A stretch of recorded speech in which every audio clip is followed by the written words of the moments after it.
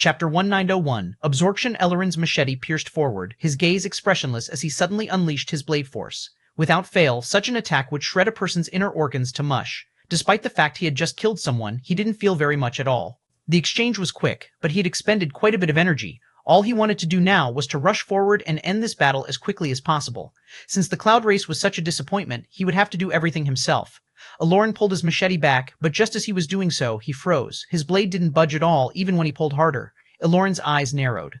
James's head was lowered, but he suddenly shook it. "Shit, that hurt," James mumbled. Aloran's heart couldn't help but stir. He hadn't felt his blade force being blocked, so where had it gone? It wasn't that easy to trick him. He wouldn't have made a foolish mistake like assuming his opponent was dead without reason. Suddenly, Aloran released a low hum, and his body seemed to vibrate, becoming blurry. Several causalities stacked atop of one another, and he pulled, finally, releasing his blade from James's shoulder as he slid backward, extending some distance between them. To his surprise, though, James's shoulder didn't gush with blood, even though the wound showed no signs of closing. If one had to describe it, it was as though he had poured epoxy into the hole in his shoulder, leaving a glistening and clear gap that stopped his blood from flowing.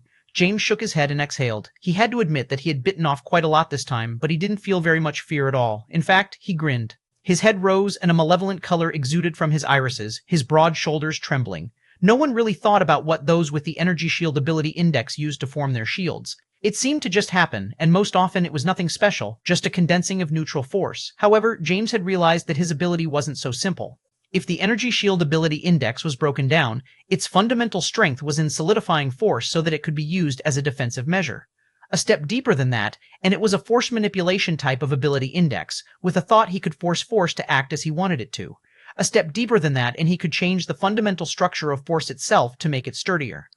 A step deeper than that, and he could change the structure of force to make it do whatever he wanted it to do. Neutral force, as Leonel had long since learned, was the perfect balance of all forces in existence. No, more accurately, the usual neutral force everyone was used to wasn't quite a perfect balance. It was rather pure neutral force that could be considered this absolute perfect balance. And it was precisely this force that James had learned to control. No matter what force it was, he could assimilate it. He had taken the tier 4 of his ability index to the absolute extreme, allowing him to. James pointed forward with a finger, and a great surge of blade force manifested and shot out in a concentrated beam. More concentrated than even Aloran himself could make it. More concentrated than maybe anyone on Earth could make it. Bang. It shattered the sound barrier no more than a centimeter from the tip of his finger, accelerating so fast that it appeared before Elloran before he could blink even once. Aloran's heart skipped a beat. He pushed his time acceleration to 3x, just barely managing to dodge to the side. However, as he did, a fist appeared before his face. Aloran realized for the first time that there was no lane to dodge, and he didn't have the time to raise his machete. Bang! Aloran's face twisted, and one of his teeth cracked. His neck spun to the side, and his body was sent flying backward, the harsh winds he experienced almost twisting his pristine white tracksuit to pieces. James landed nearby, looking down at his fist. Even in that situation, he had felt that his knuckles were on the verge of cracking. It seemed that Aloran could use his ability index even for defense despite the situation. It was versatile indeed. Aloran spun through the air, landing harshly on his feet and leaving 2 deep trenches in his wake as he was forced to retreat again and again. James shook his head, then looked down at the wound in his shoulder. "Do you think that this is enough, or do I need to let you stab me a few more times?" Elloran pupils constricted. "WS, forget it. If I let any more of this happen, they'll think I went Hollywood and forgot my roots." James looked up from his wound and stretched out a hand, and a small vortex of force formed before wildly spreading. Aloran couldn't even react before the spreading dome of energy passed through him, but when he looked down, he didn't seem to be harmed at all. There were 5 tiers of the energy shield ability index: partiality, misdirection, nullification, reflection, and amplification. As usual, the last tier was restricted to savants only. The first tier partially blocked attacks, the second could misdirect them, the third could fully nullify them, and the last could reflect them. With James's level of control, he even directly absorbed Aloran's force, only releasing it when he felt like it. He had brought reflection to its utmost limits. However, this wasn't his limit in the slightest. His ultimate defense couldn't even be called reflection any longer. Instead, it was more accurate to call it absorption. When he applied absorption on his body alone, any force attacks would be directly swallowed up by him, unable to cause any damage whatsoever, and even allowing him to use it in his next assault. When he applied absorption in a domain, well, Elloran's pupils constricted into pinholes. He suddenly couldn't sense any time force whatsoever, and without atmospheric time force to observe, there were likewise no causalities to observe. Suddenly, Elorin froze, a fist suddenly appearing before his face. Don't look distracted now. I still need you to make this look like it's difficult. Bang! Elorin was once again sent flying. Chapter 1902. Annoying Chapter 902. Annoying James unleashed a concussive barrage, his violent assault practically leaving craters all across Elorin's body. All of the force in the domain was absorbed by him, fueling his power to the point that he seemed beyond superhuman. Nothing Elorin did seemed to be good enough. Noah, who stood a distance away, breathing hard, could hardly mask the complicated look in his eyes. It felt as though he was watching another Leonel crush him in all aspects he held dear. It was just Leonel, or even now James. He also had to experience Michael surpassing him in all aspects as well. Though he didn't know where Michael was now, and he had done nothing but work hard all these years, he still knew deep inside that he had yet to catch up to him either. No matter how Noah racked his brain, he couldn't understand what the difference was. Was his will not great enough? But how much had he been willing to sacrifice for Earth? How much of his life had he dedicated to causes that were anything but selfish? It just felt frustrating. He should have felt happy that Earth seemed to have been saved, but instead he felt inferior. Jessica looked toward Noah's side profile and sighed herself. She wanted to comfort him, but she had tried many times before. This simply wasn't something that an outside force could help with. Kay Leonel's eyes flashed open, a strong vitality rippling out from him. With just a single breath, he felt as though he had been revitalized. He jumped to his feet, stretching and unleashing a roar. The leaves rustled wildly and the earth quaked, a cyclone of wind spiraling into his lungs. His body felt light and the confidence in his eyes couldn't have been sharper. Leonel turned toward a certain direction. There, on the other side of his barrier, a smiling youth with bronzed skin stood. It seemed that this youth had been watching him sleep all the while, a prospect that likely would have left most uncomfortable, but Leonel only smiled. An odd light flashed within Edrum's eyes. Of all the responses he had expected, this was the last one. However, what he didn't know was that even with his ability index sealed, Leonel's emotional intelligence was still off the charts. How could he not tell what Edrum was trying to do? Unfortunately for him, unsettling someone like Leonel wasn't so easy. With a thought, Leonel communicated with the orb and released the hold on his barrier, allowing Edrum to walk right through. Taking it as an invite, Edrum strolled in with a radiant smile. His every action seemed like he was perfectly photo-ready. It was aggravating in an almost too obvious kind of way. Almost like Edrum knew what he was doing and yet did so anyway, as though he couldn't tell that it came off as fake. I didn't expect that the anomaly this time would be a human. Quite fascinating. Color me surprised. I guess there really are a multitude of variables in the universe. Leonel's lip curled. Indeed, so it probably isn't all that surprising to find a creep who likes watching people sleep among so many variables, right? Edrum laughed. Sorry if I made you uncomfortable, but you see there's only the two of us remaining, so there really was no point in returning to my own territory. This made it more convenient for the both of us, no? That much I agree with. Leonel reached for his back and unsheathed his spear from its holster, the white fur that coated his body fluttering in the wind. He took a casual glance toward the spear in Edrum's hand and realized that it was in the gold grade, but he didn't seem surprised. He had long since expected this. Edrum's spear vibrated slightly as he sighed. I have to say, this is a bit unfortunate. This battle won't be very fair. If it was in the outside world, we could battle our heart's content. It's a shame. I was looking forward to this. Leonel yawned, expelling his last bit of fatigue as his body slowly woke all the way up. His cells thrummed, his heart pounded, and his blood gushed. He felt light on his feet, and his spear truly felt like an extension of his arm. You know, I thought I was annoying, but that seems to be a standout feature for you all. Tell you what, I doubt your recovery abilities are anywhere near as annoying as that fiend demon. If you can last 100 attacks of my spear, I'll let you get a free shot in. Edrum paused, suddenly not knowing what to say. If Leonel was going to say something like, should he have chosen a lower number? Also, what did free shot mean? Shouldn't he have said that he would willingly give up? Was he just trying to toy with him? What he didn't know was that Leonel was dead serious. Edrum didn't stand a chance against him. Leonel's figure suddenly rippled and he vanished. When he appeared again, his spear was already at Edrum's throat, causing the latter's pupils to constrict. But rather than dodging, to Leonel's surprise, Edrum didn't move at all, instead choosing to directly counter. Leonel's gaze turned fierce, swift. Edrum sensed that something was wrong and hurried change tactics, diving to the side. Sing! The sound of blade sharpening echoed through the air, but moments later a harsh ripping sound replaced it. Edrum rolled to the side, popping up to his feet and hurriedly retreating. When he came to a stop, he slowly dodged his neck. He felt something moist that caused him to freeze, not quite believing it, but when he slowly brought it to his line of sight, there was a drizzle of bronze-gold blood running down his fingers, dripping down the length of his finger and falling to the ground. Leonel flicked his wrist, and the blood that had coated his blade rushed out, tearing a hole through a nearby tree. Chapter 1903, Heart, Chapter 1903. Heart. Leonel glanced at this blood for a moment. He had felt the heft of it weighing down his spear, so he had gotten rid of it. That blood would be quite annoying to deal with. Not only was it incredibly heavy, but it was sticky and viscous, latching onto the metal of his blade and seemingly trying to corrode it as well. If not for his spear force, that would have already happened. Interesting. Leonel smiled. Edrim had long fallen into silence, the small crater his blood left in the ground resting in the periphery of his sight. Leonel hopped just once and suddenly shot forward. He didn't have the patience to wait for Edrim to think his way through this existential crisis. Human, rapax, nomad, cloud, dwarven, or spiritual, none of it mattered to him. Anyone who stood in his way would taste his blade. A radiant bronze aura formed around Edrim as he looked up, his smile vanishing, replaced by a steely, cold gaze. However, in the face of it, Leonel's smile only brightened. "Is that your real face? Show me more of it." Bang! Their spears crossed once before they separated and went at it again. Edrim's senses were sharp, and he seemed to respond to every one of Leonel's attempts in kind. When Leonel's spear separated into three, his separated into three as well. When Leonel swung the butt of his spear forward, so did he. When Leonel spun his spear and geared up his momentum, so did he. It didn't seem like he was trying to follow the path of the cloud race, but rather trying to attack Leonel's psyche. Even so, Leonel's smile never faded. Suddenly, Leonel's spear split into 4, then 5, then 6, then 7.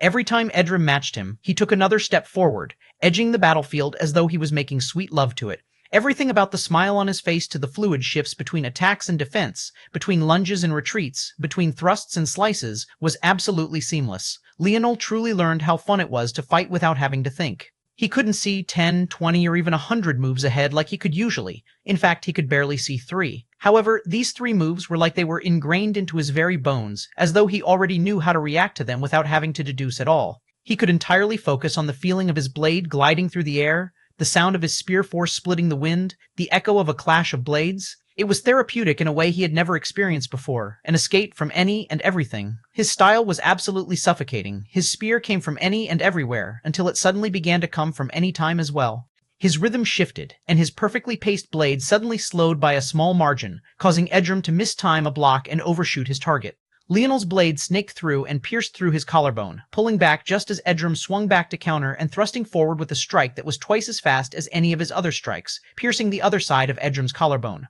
Any normal human would experience both of their arms becoming useless at this point, but Edrim only clenched his jaw, a mysterious power brandishing his spear with the same ease as he had previously. The bronze aura around him grew, and the heaviness of Leonel's spear seemed to increase. Leonel looked down at his blade. It was becoming unruly and difficult to control. He slid back, dodging out of the way of Edrim's counter and slipping it. He took a strong step forward, ducking under Edrim's thrusting blade and closing the distance. He made a move to raise his spear and end the battle, but at that moment Edrim's gaze seemed to blaze with life. The blood that coated Leonel's spear became hundreds of times heavier. Leonel had so much of his weight leaning forward to complete his attack that it was too difficult to stop the momentum, especially given its suddenness. Leonel hadn't considered the possibility that a spiritual could control their body parts outside of themselves. It was too easy to get caught off guard when you couldn't think of millions of possibilities at once. Edrim's knee drove up with an incredible amount of force, and Leonel seemed to present his jaw to him. A sickening crack echoed, and Leonel felt his brain rattle. The heaviness of Edrim's blood was nothing compared to the heaviness of his body. If it wasn't because Edrim had to hurriedly take the opportunity and couldn't grab a hold of a solid foundation, Leonel's head would have likely exploded like a watermelon with that single exchange. Leonel's teeth cracked and his jaw broke into at least 3 pieces. His head was driven upward as though Edrim was trying to rip it from his shoulders with that single knee. Edrim took a step back to stabilize himself and prepared a second attack immediately, retrieving his spear while Leonel was still in a partial daze and piercing right for his heart. Leonel's brain continued to rattle around in his head, but a faint voice in his head told him that if he didn't get a hold of himself immediately, he would die here. Falling into a daze in the middle of battle was the greatest taboo. If it wasn't for the fact their true strength was suppressed here, these last few split seconds would have already been enough for his life to be severed. However, no matter how hard he tried, he couldn't seem to. Without his ability index, he couldn't take forceful control of his body without active participation of his brain, and right now it might as well have been mush. Just move to the side, something, anything. The roaring echo of Leonel's soul seemed to reverberate through the dimensions, a burst of a violet aura pulsing to life around him. Suddenly he could see, but it wasn't through the blurriness of his eyes, but rather through the tip of his spear. As Edrim thrust forward with victory in his eyes, Leonel's spear seemed to move as though it had a mind of its own, being guided not by his hand, but rather the will that pulsed from his heart. PCHU. Edrim froze, looking down at his chest, the butt of Leonel's silver-grade spear jetting out of it. Chapter 1904, Reward.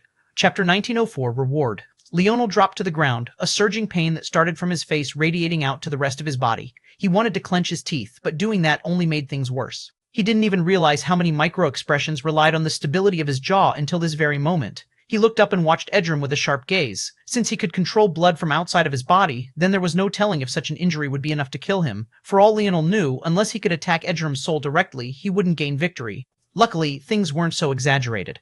This didn't seem to be Edrum's choice either. The moment the tribulation sensed his death, it was over. His body began to shimmer, his spear falling to the ground. "I haven't lost yet," Edrum suddenly roared, realizing what was happening. By now, his casual demeanor had vanished and he was absolutely furious. It wasn't to the point that he looked like a madman, but he definitely couldn't hide his real thoughts anymore. Damn it! Edrum's bronze gaze blazed as he looked toward Leonel. By now, the latter knew that he likely looked ridiculous. He couldn't even hold his own jaw up, a combination of saliva and blood pooling out under no control of his own. However, he still withstood the pain, closed his jaw, and grinned a bloody smile. "Baby, have a nice trip." Edrum's gaze turned malevolent, but Leonel's smile only grew brighter. It was only after Edrum vanished that he coughed, shaking his head. He had actually almost died in such a foolish way. Without his ability index, Edrum's speed of thought was naturally faster than his own just because of his race. That made falling into traps a troublesome eventuality. This was probably how others felt when they fought him. Being several steps ahead of your opponent meant that even if their raw strength was greater than your own, much like Leonel's was here, your chances of winning were likely greater.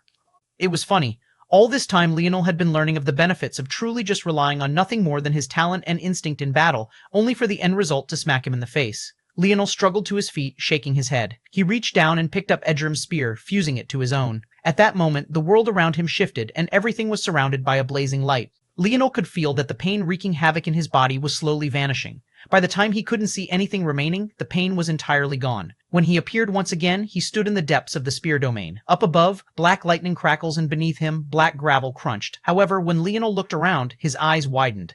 This was no normal region of the spear domain ring. It was the highest peak there was, that very same distant peak he had seen the first time he stepped foot into it. However, where there should have been a spear, there was nothing at all. In addition, on the other side of the mountain peak, there was nothing at all, a vast nothingness that branched into countless paths, all equally filled with nothing. Leonel was quite surprised by this. He was absolutely certain that whatever was at the peak of this mountain should have been the spear that suppressed all others, but there was nothing here at all. But beyond that, he was certain that there should have been spears that encircled the mountain completely, so why was there nothing on the other side at all? Leonel turned around, but just as expected, all of the spears that he was used to were still there. This was definitely his spear domain, and those empty spaces, Leonel's gaze flashed, and he suddenly realized that his thinking speed was back. No matter how he flipped the problem in his mind, it seemed that there was only one answer. The missing paths must be in the rings of those enemies he fought in the tribulation. The only way to complete it, and likely the only way to find the spear that should be on this mountain, was by fusing them all. Leonel shook his head and sighed. He had no idea where those people came from. There should only be a single spear domain ring in existence. If Leonel continued with that assumption, then it should be that the enemies he faced were displaced through time rather than displaced through space. This didn't feel impossible. After all, the spear domain ring had the ability to send his consciousness back to fuse with a primitive man's. The tribulation was the same, just a displacement of consciousness, so it seemed to fit. Also, the spear domain lineage factor itself seemed to have some faint connections with time, although Leonel had his own theories about that. He felt like any lineage factor, affinity, or ability index taken to its absolute extreme would have some influence on space and time force. But regardless of whether he was correct or not, there was not. What was of core importance was the fact that the spear domain should have the potential to do so. But the question was why? To find the best spearman across eras? That didn't seem right either because of what he had heard from Nelligan. At least in Nelligan's case, his people seemed to interact with the tribulation in a linear fashion. It felt weird that the spear domain ring would displace itself across time, just to allow it to continue to be passed on normally. What was the point of that? Leonel's frown deepened. The more he thought about it, the more entangled and nonsensical it all seemed. Forget this. Where are my rewards? Leonel was a bit worried about what might be happening back on Earth, so he wanted to take his rewards and leave as quickly as possible, but he was beginning to worry that there were no rewards at all. If there were no rewards, what was the point of the tribulation? Just for the right to keep the ring? That would be weird and more than a little annoying. Suddenly, Leonel understood something. Could the reason he was brought here to begin with be the reward itself? Altham Leonel looked toward the paths of darkness ahead of him, and he felt a mysterious feeling. I see, Chapter 1905. Regret, Chapter 1905. Regret Leonel understood. The reward was these paths. Using his placement in exchange, he had the ability to connect his spear domain to more paths. He wasn't sure what extra rewards would come with doing so, but he was sure that they couldn't be bad. Leonel didn't hurry to establish any connections, instead scanning them one by one. He realized that they weren't all created equal. In fact, the vast majority of them were what he would call dormant, as though he could have established a connection with them whenever he wanted, without having to worry about passing the tribulation first. Though, of course, he would have had to have the strength to walk to the top of this peak to begin with, something he was quite far from doing. Suddenly, something sparked within Leonel's dreamscape. Could this have something to do with the oddity that occurred in the spear domain ring before? The one that brought the tribulation forward for him? A flickering light couldn't help but dance in Leonel's eyes for a while until he eventually shook his head. It would be a waste to use his rewards on these dormant paths. Leonel had a feeling that the point of his reward, and even maybe why Edrim had been so infuriated, was because of these rewards right here. What he should be targeting weren't the dormant ones, but the paths that had some resistance to them. Leonel felt that there was a limited number that he could take under his wing. Given his performance, the amount that he could ignore the resistance of was quite high, but there were exactly 6 of them that had a great amount of resistance despite this. And beyond there were about a dozen others that Leonel felt that even with his rewards, it was absolutely impossible to budge them. His eyes couldn't help but narrow. His performance was definitely the very best it could have been. He didn't think that it was possible to do any more. In fact, Leonel was actually understating his performance. Of the 6 most resistant, aside from the dozen or so he couldn't budge at all, he had defeated 5 of them directly. Compared to others in his field, his performance wasn't just excellent, it was beyond excellent. A gold-grade evaluation simply wasn't able to cover it. That was when Leonel remembered something Uruk-hai had called him, a suppressor. That title seemed to make it quite obvious that those with different tiers of spear force were sent to different tribulations. If he had allowed his spear force to enter the 6th dimension, he would have faced off against others with 6th-dimensional spear force, and the hill he had to climb to reach this point would have been both steeper and taller. That seemed to suggest that the paths he couldn't budge at all came from those taking higher-tier tribulations. Leonel's gaze narrowed and he ignored them, turning back to the strong 6. These ones were hard to budge, but it was possible. These 6 would have to be his target, namely, this one. Leonel's gaze landed on the strongest of the 6. It wasn't by a large margin, minimal even. However, Leonel was confident in his senses. This was definitely the one, and there was a better than 80% chance that this one was Edrim's. Leonel grinned. He's gonna be pissed. Good. With a sudden sharp gaze, a radiant spear crown appeared around Leonel's head, wafting with billowing clouds of violet and sharp golden spear blades. All at once, an enormous spear blade formed above Leonel's head and pierced forward with a blazing speed. "Su-yu-yu!" The rumbling thunder above seemed to react and surged forward as well. At that moment, in the vast emptiness, the vague outline of another peak formed. What was especially odd was that Leonel had the feeling that he was looking in the mirror, but the main difference was that rather than looking at himself, he was looking at the malevolent gaze of Edrim. The latter looked as though he was trying to bore a hole through Leonel's forehead. C-R-A-C-R-A-C-Ek. A small pane of glass separating the two cracked and the image of Edrim twisted. Not enough, one more, Leonel thought to himself, gearing up for another strike. Right then, there was a sudden change. The cracked glass quickly reformed itself and Edrim's figure vanished. In his place, an older man that seemed to be about 40 or 50 years old appeared in his stead. At a single glance, Leonel could only describe him as a Greek god. The man was absolutely perfect in all aspects. Even the infrequent strands of gray hair only seemed to make him look more noble. "Child, I advise you to understand your limits." Leonel blinked. This was possible too? Wasn't this cheating? If you just switched owners of the ring at the last moment to a stronger person, then wouldn't you always be able to protect your territory from being snatched? Where was the justice? Where's that old man when I need him? Leonel mumbled. No, there shouldn't be such a blatant loophole. I don't believe it. Leonel's gaze narrowed, and an even large spear blade formed above his head, the rattling of the lightning above gathering momentum as well. It seized him. With a flash of his irises, it surged forward, completely ignoring the older gentleman. The expression of the middle-aged man turned to one of fury as well, but interestingly enough, he didn't move a single inch, and soon Leonel understood why. The spear passed right through where the shattered glass should have been, appearing before the old man and passing right through him as well. At first, Leonel thought that nothing had happened, but soon the peak the older man stood upon split into two, trembling and then collapsing entirely. The man continued to look at Leonel, his expression as dark as could be. "You will regret this," he said lightly. "Doubt it," Leonel said with a smile and wave. Chapter 1906, Obedient Puppets. Chapter 906, Obedient Puppets. The middle-aged didn't say anything as he vanished entirely. Bright light rebounded and the spear domain world trembled. One after another, paths lit up, connecting with Leonel's world and unleashing a tidal wave of spear force in all directions. Leonel's heart skipped several beats. He realized at that moment that several of the dormant paths were connecting as well. At first he was confused until it all clicked. Otham, by targeting Edrim's spear domain, he had also gained all of the domains that Edrim had conquered. No, not just Edrim, but whoever had come before him. It was no wonder that the old man was so infuriated. Leonel was basically rating all of their hard work to this point. I hope the outcome is worth it.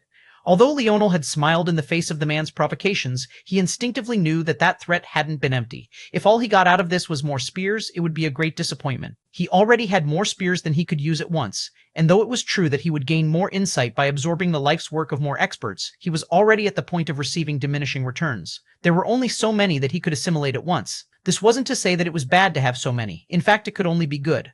The main issue was whether the trade-off was worth making such an enraged and motivated enemy or not. If spears and memories were all he received, it truly wouldn't be. In fact, all of this would have pretty much been a waste of time, honestly. The lands below solidified, and worlds of spears appeared before Leonel, their strengths radiating. Leonel took a breath, feeling a strong sense of pride that seemed to come from nowhere at all. It crept up on him as though it had always been there. It was then that Leonel understood that it came not from him, but rather the spear domain ring itself. After a while, Leonel shook his head. It seemed that this was really all there was to it. How disappointing. It didn't seem that he had enough strength left to claim another one of the main 6. From the feeling within him, his rewards were only enough to assimilate a lesser one. Leonel randomly chose a path he felt he had just enough left to grasp and targeted it. There was some faint resistance, but it was far weaker and was easily dealt with by Leonel. He couldn't even see the figure that appeared clearly. The size of this one in the end wasn't even 5% of Edrum's, but it still gave Leonel a nice boost and everything settled in. Leonel felt a rush and an energy seemed to be pulling him away. Looked like the reward accepting process was over. He didn't fight it and let the spear domain take him away. If he stayed here without approval, he would have to withstand the pressure himself. If he did something that foolish, he would end up with his consciousness being destroyed and he'd likely die on the spot. Leonel's vision blurred one more, and then something suddenly caught hold of him. It felt as though a streak of lighting had collided with his mind, but rather than filling him with pain, it instead felt as though he was wide awake, too awake. He immediately realized that something was changing. A pulsing sensation took hold of the front of his mind, an increased number of folds manifesting and being layered onto one another. Very few would be so hyper-aware of this. It was only because of his ability index that Leonel knew exactly what was happening, and only because of it that he could clearly feel the changes. Leonel understood what was happening instantly. His spear domain lineage factor was evolving. The threshold he needed to reach to display certain abilities was being exponentially lowered, and the abilities that he could already use were beginning to cost him less and less to use. Right then, Leonel suddenly understood something else. By passing the tribulation, those with several spear domain territories would also undergo this evolution. It was no wonder those few dozen territories were so sturdy. Those must be individuals who had already undergone this process and had solidified their lineage factors to an untouchable degree, at least for the past Leonel. The location was the middle of the battlefield, and all seemed to have entered a defined ending. However, at that moment, the sound of a sharpening blade echoed out in all directions. Sitting, shitting. Aina's hand lifted of its own accord, the ring on her finger levitating into the air until the golden silhouette of a nude figure appeared in the skies. He seemed to be formed entirely of spear force, his body itself exuding a majestic might capable of cutting anything in two.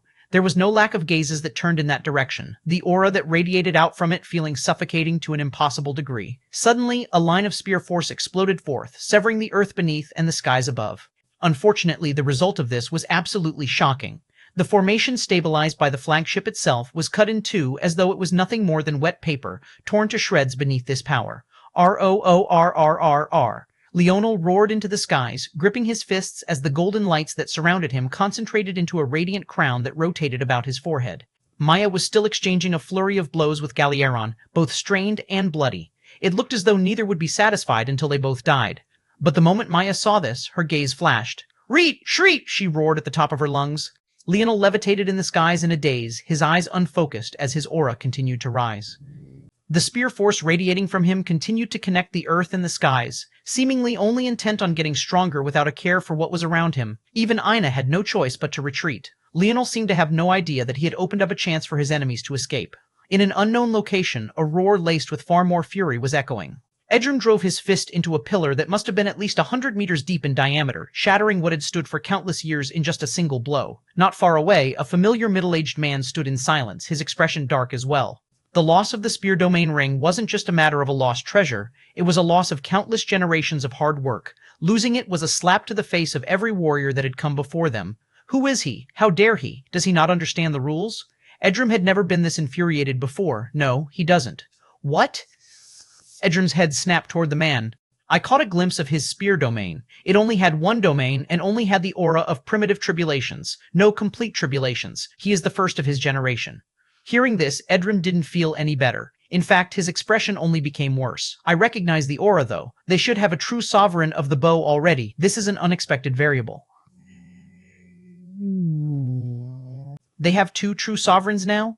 The man fell into silence. Their world once had 3 true sovereigns, but now that was obviously no longer true. This was a huge loss. Their chance of surviving now, the past cannot be changed. Focus on the future. When the time comes, your future will be decided by whether or not you can get your own revenge. The middle-aged man looked toward the skies. There's not much time left. Right now, we can only be obedient puppets. Chapter 1907, easier. Chapter 907, easier. The battlefield was entirely filled with Leonel's roar and the sound of sharpening blades. The spear was one of the most frequently used weapons, especially in such a battle, but that only made the sudden change even more exaggerated. One after another, spearmen of all shapes, sizes, genders, and even races suddenly found that they had no ability to control their weapons any longer. Some tried to struggle, but it felt entirely useless as their spears fought against them harder and harder. If things had ended at just this, it might have been fine, but suddenly those that didn't use spears at all found their weapons uncontrollably lowering as their spearmen counterparts found their weapons rising. It seemed that not only was Leonel's aura forcing the spears to go wild, but it even directly suffocating the forces of other weapons, crushing them beneath the tidal wave that was his presence. The blinding lights of Spear Force concentrated into the radiant crown around Leonel's head and two blazing torches where his eyes should have been. At that moment, just when it seemed like it was over, Leonel's aura erupted once more, his Spear Force shredding past the barrier of the fifth dimension and entering the sixth. Those that sensed this not-so-subtle change couldn't help but freeze. 1. Realizing such oppression had come from a mere fifth-dimensional weapon force, and 2. Realizing that already oppressive aura was only becoming more suffocating. The only regions the Cloud Race could use to escape were the scars that Leonel had created, but at the same time, it was those very same scars that Leonel's Spear Force was still being unleashed upon. Maya quickly realized with an exceptionally ugly expression that she was among the very few that could probably force her way through. Anyone beneath the seventh dimension couldn't even get close without being instantly shredded to pieces, and even for those that had crossed this barrier, the difficulty was not small. What made matters worse was that they didn't bring any large-scale flying treasures. They could only rely on their cloud figure movement technique to try to escape through the skies, but this left them even more vulnerable than normal. The sudden evolution of Leonel's Spear Force shredded those who were on the outskirts waiting for an opportunity to pieces. Even to this point, Leonel wasn't aware of his surroundings. The forcefulness of his breakthrough was unlike anything he had ever experienced before, as though every fiber of his being was evolving. He was becoming about as different as he could become without becoming an entirely new person. It was a feeling he had never experienced before. Leonel had broken through many times before. He had even reforged his own body from nothing but his ethereal glabella before, resetting himself to the very beginning. And yet even those experiences felt like nothing compared to this. The only way to describe it was being born. He was being birthed once again, reborn, reforged. On the ground below, the spearmen finally couldn't hold on any longer. Some of their spears directly turned to ash. The few that were somewhat better among them soared into the skies, adding to the shuddering aura of sharpening blades. At the same time, all other weapons plunged into the ground. Swords and sabers were buried to their hilts. Daggers seemed to vanish into endlessly deep pits. Polearms buried their blades, their polearms trembling above ground as though they didn't dare to show any more of themselves. The echo of Leonel's roar swallowed even though itself. He became the very center of the world, his voice resounding through Earth's territory and even beyond, causing a shudder in all living things. When his lips finally closed, his roar continued even without his input. And when his eyes snapped open, the blinding spear light coming from them finally calming, the world seemed to fall into silence. Veins pulsed all across Leonel's body, the lean muscle tissue twitching with a sheen of sweat. Every aspect of his body seemed perfectly structured and immaculately sculpted, while also carrying a sharpness that felt inhuman. A silent hum of hovering spears surrounded Leonel. They seemed to become his eyes, pervading every crevice and crack of the battlefield as it left not a single stone unturned. Leonel's almost lazy gaze turned and landed on Maya. The last echoes of his spear force still blocked the scar above and below, but it definitely didn't seem like it would last much longer. Slowly, Leonel's lazy gaze sharpened and his brows furrowed. This was troublesome. The gap between him and Maya wasn't small even after this evolution. He couldn't just casually try to stop the actions of a seventh-dimensional powerhouse. Hey, Unc, what are you doing? Galeron, who was still trying to get his breath while fixing up his clothing, couldn't help but fall into silence. Didn't you just have a big and overwhelming breakthrough? Weren't you Verve Oriat Inet a Secand Aeon? Nidn't Van Kantsthik NRN Helen with? Why were Vanakine Farhelm now? Shameless, Galeron mumbled, taking a breath and stabilizing himself. Slowly raising his palm, Galeron locked eyes with Maya and suddenly pressed out. Leonel grinned. Leave the rest to me. No one beneath the seventh dimension will escape. Maya's hair was frayed, her lips were cracked with blood, and her chest heaved as she took deep breaths. Her nerves were at their absolute end, and her fury could hardly be put into words by now. Hearing Leonel's words seemed to push her way over the edge. She was so enraged that she laughed. Leonel had no one around him, and though he floated in the skies, whatever mysterious power had allowed it was quickly dissipating. With her senses, she was sure that it wouldn't last much longer. And yet, he still had the balls to say such a thing. Hear me well, Cloud Race. Escape, but I want this boy's head severed first. Leonel blinked. Did I say something wrong? Damn, is that kind of response even warranted? Despite feigning innocence, Leonel's grin only widened as he raised his hands, the spear hovering around him trembling just once. Thanks for making my job easier, though. Chapter 1908. Palpable. Chapter 908. Palpable. Maya's eyes widened, but it was already too late. Die. The spears moved as though they had minds of their own, raining down from the skies like Armageddon. To Maya, these events could only be said to be a blur. Watching her people get slaughtered like this left her without the will to retaliate. She only managed to gather up some strength when it seemed that her sons were about to be slaughtered next, but the end result of that was all of them being captured at once. Like this, the second infiltration of the cloud race was suffocated and restrained. Put on some clothes. Look at you. Aina finally got a hold of Leonel, exasperated. Leonel laughed. It's not my fault. Do you think I have a streaking fetish? You're narcissistic enough for it. Aina rolled her eyes. Is that your way of saying, I look good? Can you say it clearer? Leonel bent down so she say it into his ear, but in return he got a light bite to his earlobe. Behave, Aina said somewhat sternly. Are you sure you're the one who should be saying that? That felt kinky, Leonel mumbled. Aina was speechless. She couldn't help but think of James at that moment. The two of them really couldn't take anything seriously. By this point, she actually felt sort of bad for Aloran. The latter was beaten to practically an inch of his life, but James's mouth was just too foul. Leonel smiled and stopped teasing Aina, looking toward the 4 pillars of black wood after he put on a pair of sweats. Their screams had been drowned out for a while, but now they were front and center once again. They were unfortunately in the 6th dimension, or else their vocal cords would have given in by this point. It seems that everything went well. I'm surprised. Was the cloud race really this incompetent? I have a feeling that they never took us seriously to begin with, and they paid for that. Using Graros as an entry point, Leonel had come to understand that the efforts of the cloud race in the human domain weren't necessarily holistic and well coordinated. They had many different factions, each with their own thoughts on how to best deal with the human domain. Graros had been one, those that had infiltrated Shield-Cross stars had been another, and Maya was yet another. Among this number, there were bound to be a few that were more incompetent than the others. Comparatively speaking, Graros's efforts and Captain Wimward's efforts weren't incompetent, they were just unlucky to have run into Leonel. Maya seemed to have been quite diligent and patient, but that was only if one used the perspective of a human. Due to the special ability of the cloud race, Maya was able to skip large amounts of time. Effectively, it was like falling into a dream for long periods of time and finding yourself to have woken up a year or two later. To the people of Earth, decades had passed, but to Maya, it may very well have only been a handful of months. She would judge the time based on how much of it she had personally experienced, not how much had actually passed. If things were framed like this, then Maya wasn't actually patient and diligent at all. She was just looking for the quickest path to victory, and she had suffered for it greatly. Leonel looked toward Maya and her 2 sons. He wondered if he could get information from them. It wasn't guaranteed due to the other ability of the cloud race to retreat into their own minds and induce a coma, but he hoped that Maya's activation of their race's trump card would hinder her ability to do so. Time will tell. Leonel's thoughts came to a pause as he suddenly looked in a certain direction. In the distance, a young man with a blade wound through his shoulder stood in silence. They must have been separated by at least a kilometer, and yet they might as well have been right in front of one another given their vision. The two didn't say a single word and silence fell. The battle had long since come to an end.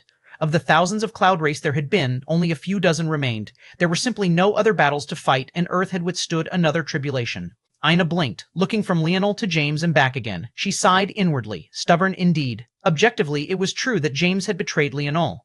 That said, Aina didn't believe that James ever wanted Leonel's death, although it was a bit naive. He likely believed that the worst thing that would have happened to Leonel back then was a period of imprisonment. Leonel likely understood this as well, or else he would have never made any plans that required trusting someone who legitimately wanted his death. No matter what James had done was wrong, and more than a little stupid. He had seen that the Royal Blue Fort was willing to use explosives against Leonel, even at the expense of the lives of innocents, and yet he still thought that Leonel would live if he was caught. That was a dangerous amount of ignorance. Ordners 14. Idem etham even so, that ignorance had stemmed from his blind trust in his father, something that Leonel was very obviously guilty of as well. In addition, on the other hand, Leonel had been aware that James was struggling with something at the time, but rather than getting a sure answer of what was going on, he did what he always did, moving those around him as though they were puzzle pieces to fit into his own worldviews. That was a frustration that had been bubbling up within James for a long time, and it had almost frothed over after the championship game, before it finally couldn't be held back any longer after their last exchange of words that day so many years ago. Suddenly, the two men began to walk toward one another at the same time. They were separated by over a kilometer, and yet it only seemed to take the both of them a few steps until they stood no more than a half-meter apart from nose to nose. The silence was palpable, and the atmosphere was even heavier. Bang! 2 fists moved at once, Leonel's landing on James's cheek and James's landing on Leonel's nose. Both spewed out a mouthful of blood, taking a single step back before they charged toward one another, butting heads and clasping palms. Bang! A concentrated blast of air rippled out in all directions. Chapter 1909, Bets. Chapter 1909, Bet's teeth and blood flew. Leonel grit his teeth. This son of a bitch really had a hard head. Hard-headed son of a bitch, James said through gritted teeth. Leonel craned his neck back in response, smashing forward again. Not to be one to lose out, James craned his own and followed suit. The sound of their foreheads clashing was akin to two slabs of metal, their brains rattling around as though jello on a plate. Even so, the two didn't seem to notice as they reeled back and smashed forward again. Leonel's knee suddenly drove up with a hop, catching James off guard and nailing him right in the chin. James's grip on Leonel's hands loosened as he stumbled back. Leonel tried to follow up with a winding kick, but James trapped it to his hip with an arm lock, roaring once as he lifted Leonel to the air and swung him toward the ground. Leonel reacted quickly, twisting the position of his knee in James's hold and rounding the latter's back. With a swift movement, he threw his other leg over James's head and over his shoulder before locking in a solid headlock. James tilted over, the momentum he had gathered while trying to throw Leonel causing him to fall to the ground. His father almost immediately went red, then purple, as Leonel's hold around his neck tightened again and again. With a slight wind-up, James drove a solid elbow into Leonel's liver as though he had eyes in the back of his head. Leonel gasped for air, his whole body threatening to shut down completely. It was just a short lapse, but James used the opportunity to reach his hands back and grab toward Leonel's shoulders. When James realized that Leonel wasn't wearing a shirt, he changed tactics and grabbed the latter's head, roaring out as he flipped Leonel over his head and smashed him toward the ground. The wind rushed out of Leonel's lungs, but he didn't have time to react as James's foot descended. Leonel flipped to his side once, dodging out of the way and palming the ground. He spun on his palm, sweeping his legs out and kicking James's own out from under him. James lost his footing, tumbling to the ground. Before he could regain his bearings, Leonel had already scrambled over, sliding into a perfect armbar that left James's joints on the verge of bending in the wrong direction. Leonel drove his hips upward, pinning down James's face and chest with his legs. The pain shot through James's body in waves, and his arm was truly about to snap in two. But right then he used his free hand to slap at the ground with such force that an enormous crater appeared beneath them as the two flew into the air. A sickening pop echoed as James dislocated his own shoulder, but he used the added flexibility to shift positions. As the two fell from the air and his elbow was on the verge of popping as well, he made sure that they fell with Leonel's head first. They rushed toward the ground like a pair of streaking meteors attached at the hip. Boom! Leonel's head collided with the ground, burrowing into it. He was immediately left in a daze. However, at the final moment, he had still managed to break James's arm at the elbow before the impact forced him to loosen his arm. "Fuck!" they both cried out at the same time. James stumbled back from the impact, cradling his dislocated shoulder and broken arm. As for Leonel, he barely managed to pull his head out of the ground, but his legs wobbled and his vision blurred. Their gazes met for just a brief moment before they charged forward again, James with one arm and Leonel like he was some sort of drunk driver on legs. Bang! They tackled one another but ended up spinning off the side and tumbling to the ground again. They quickly stood and rushed toward one another again, throwing out fists and kicks. Quite frankly, if it wasn't for the fact neither had used force or any abilities, there would be no doubt that they were trying to kill one another, at the edge of the ever-erowing crater. Ina watched, speechless love. Men? She shook her head. At this point, she preferred if they had decided to be passive-aggressive and petty instead. She had a few tips for that path. Joel and the others appeared as well, but they seemed to take things very differently. "Who you got?" Raj asked. "Cap's already on those Bambi legs, classic CTE. Milan nodded like an expert. "He won't last another dozen exchanges, James by TKO. Franco shook his head. "No way, James is only working with one arm. He's cooked, fried, sautéed, if you will. Cap's got him by the balls. What, are you willing to bet?" Milan grinned. "So I got a dozen kilograms, 7th dimensional. What is this? Do I look like a beggar to you?" "Pony up," Milan said with disdain. "Women are expensive," Franco protested. "Don't drag me down just because you're single." "Ho-ho, I didn't know that being whipped was something to brag about now," Milan laughed harder. Franco wanted to protest, but thinking about Joyce and her fists, he didn't even have the face to even try to refute. "Franco's just poor," Raj laughed. "I've got 1,000 kilograms right here on Cap. Do you dare, meathead?" Milan, who had been feeling smug, suddenly choked on his breath. His head whipped around, and he glared at Raj. Not all of them could form diamonds out of thin air. Raj laughed so hard his belly rolled in waves. Boom. A sudden collision caused all of their heads to snap over. "Sis," Milan grimaced. "Yeah, that doesn't look too good." Down below, both Leonel and James had kicked each other in the balls at the same time. It didn't look like it had been on purpose, but who knew with those two madmen? The both collapsed at the same time, writhing on the ground with tears coming out of their eyes. Chapter 1910-3. Chapter 1910-3. Leonel coughed. First, son of a bitch, he held onto his balls as though he was cradling precious porcelain. His eyes threatened to pop out of their sockets, veins writhing across his forehead. "Fuck," James gasped. "Even your balls are hard. Why does my foot hurt? Did sis put a chastity belt on you?" Damn, how whipped are you? Fuck you, Leonel wheezed, his eyes tearing. Forget your foot, what about mine? I would have thought fucking all those prostitutes finally caught up to you and your dick fell off. I swear I hit nothing but bone. Don't mention that to me, that's still a sore spot, James whimpered.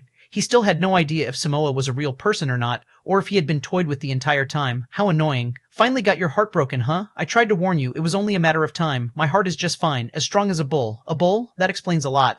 James used what strength he had left and kicked dirt toward Leonel's face, causing him to breathe it in and cough. Sorry, my bull tendencies are acting up again, James sneered. The two paused for a moment before they burst into a fit of laughter. Although it was described like this, one would have thought two lions were roaring. With their current level of strength, just their hearty laughter alone caused the earth to quake and the clouds to disperse. It could only be described as valiant. Moments later, the two struggled to their feet, ending up leaning on one another just to stand. The tenderness between their legs didn't allow them to walk normally. Bloody hell, you've gotten taller, James said speechlessly. He was used to being taller than Leonel, but only now did he realize that Leonel was actually taller than him by at least 3 inches now. Guess you didn't drink enough milk, Leonel said with a sneer. Fuck you, you grew almost an entire foot. That's not milk. Tell me the truth, what have you been pinning? Pinning? Leonel was confused for a second before he burst into a fit of laughter. Back in their royal blue days, one could imagine that steroids were rampant. For many youths who were only 3 or 4-star professionals, their positions were reliant on their performance. Plus, with the advancement in technology, only the most horrific kind of steroids actually still had poor side effects. So it was unsurprising that its abuse was everywhere. It had just been so long since Leonel heard of something so mundane that he couldn't help but burst into a fit of laughter. James rubbed his nose, his other arm still wrapped around Leonel's shoulder. I know I'm hilarious, but if you keep laughing so hard, I'm gonna think you've fallen in love with me. Leonel looked over toward James seriously, looking him up and down to the point the latter felt his spine tingling with a weird feeling. He suddenly felt the need to back away. You're not nearly handsome enough for that, Leonel said seriously, shaking his head. James was speechless. Hey, I ranked N34th on the eligible minor list. I must be way higher now. I could be a runway model if I really wanted. Leonel looked at James with no small hints of disdain. 1034th? You don't feel ashamed? Plus, how long has it been since you've been a minor? Talk about peaking in high school? James grinned. If you're jealous about only being ranked 30-20 worse back then, just say so. The have-nots always want to pretend like such things don't matter. How petty. Okay, all right, Raj roared from above. How about you two get a room? This lovey-dovey shit is making me sick. Raj, you still haven't lost any weight after all these years? James rebutted. Your bitch loves these roles. Why would I get rid of them? Excuse me? James covered his mouth, trying his best not to burst into a fit of laughter as a young woman he recognized as one of Ina's best friends appeared by Raj. Raj opened his mouth to respond, but immediately went red, not daring to look toward Yuri. He had gotten swept up in the moment and forget that they weren't in the boys' locker room any longer. That damn James did this on purpose, definitely. Yuri questioned again. James finally couldn't hold it in any longer, laughing so hard that he fell over and pulled Leonel down with him. When he saw that Leonel didn't dare to laugh and was making eye contact with Ina while pleading his innocence, he only laughed harder. Soon, Milan and Gil joined in, unable to hold back. The ambience was warmer than it had been in a long time. While Earth had just finished fighting back another calamity, the situation on planet Morales was growing more heated. While the conference had yet to begin, the number of powerhouses converging was steadily growing in number. Whether it was individual powerhouse families like the Swead family, or large networks of alliances like the Constellation families and the various craftsman guilds, not a single one missed this opportunity. Everyone had come to realize that this generation's air wars would become a flashpoint, a split road of sorts for the human domain. Its outcome, as impossible to predict as it was, would maybe become the most important event in the whole of their history. At that moment, a particular youth had recently exited his seclusion. He stood in front of the partial ruins of the Sword faction, his visage expressionless. He hadn't been present when Leonel returned, and as such he could do nothing as his Sword faction was humiliated. Even now, those scars had yet to heal. Even so, he didn't seem to care very much about this at all. He had been entirely focused on other things. The sword domain ring on his finger glowed, the sound of a sword howl filling the air. He was suddenly very interested in these air wars. If Edrum's father had been there, he would have realized that he had made quite a substantial mistake. There weren't 2 true sovereigns in this world, there were 3. 62 Psi B 29427 08 FD 12 A9 8975A, Chapter 1911. Painted Chapter 1911. Painted Leonel sat on his heels by Aloran, his sigh painted in the depth of his eyes. Seeing Aloran here like this, beaten unconscious by James, he already knew that Old Hutch was dead.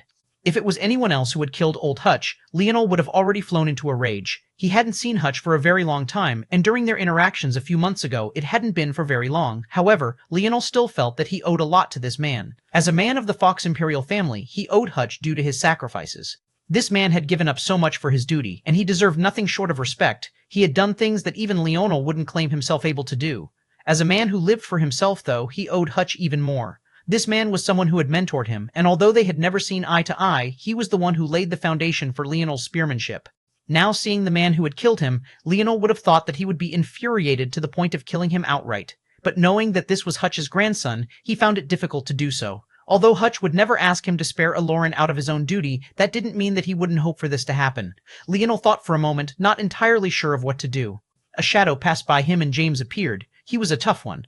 From what it sounds like, he went down pretty easily, Leonel said with a raised eyebrow. Well, that's because I'm me, James laughed before becoming serious. His ability index is very powerful. If not for the fact that I can completely counter it, things wouldn't have ended so simply.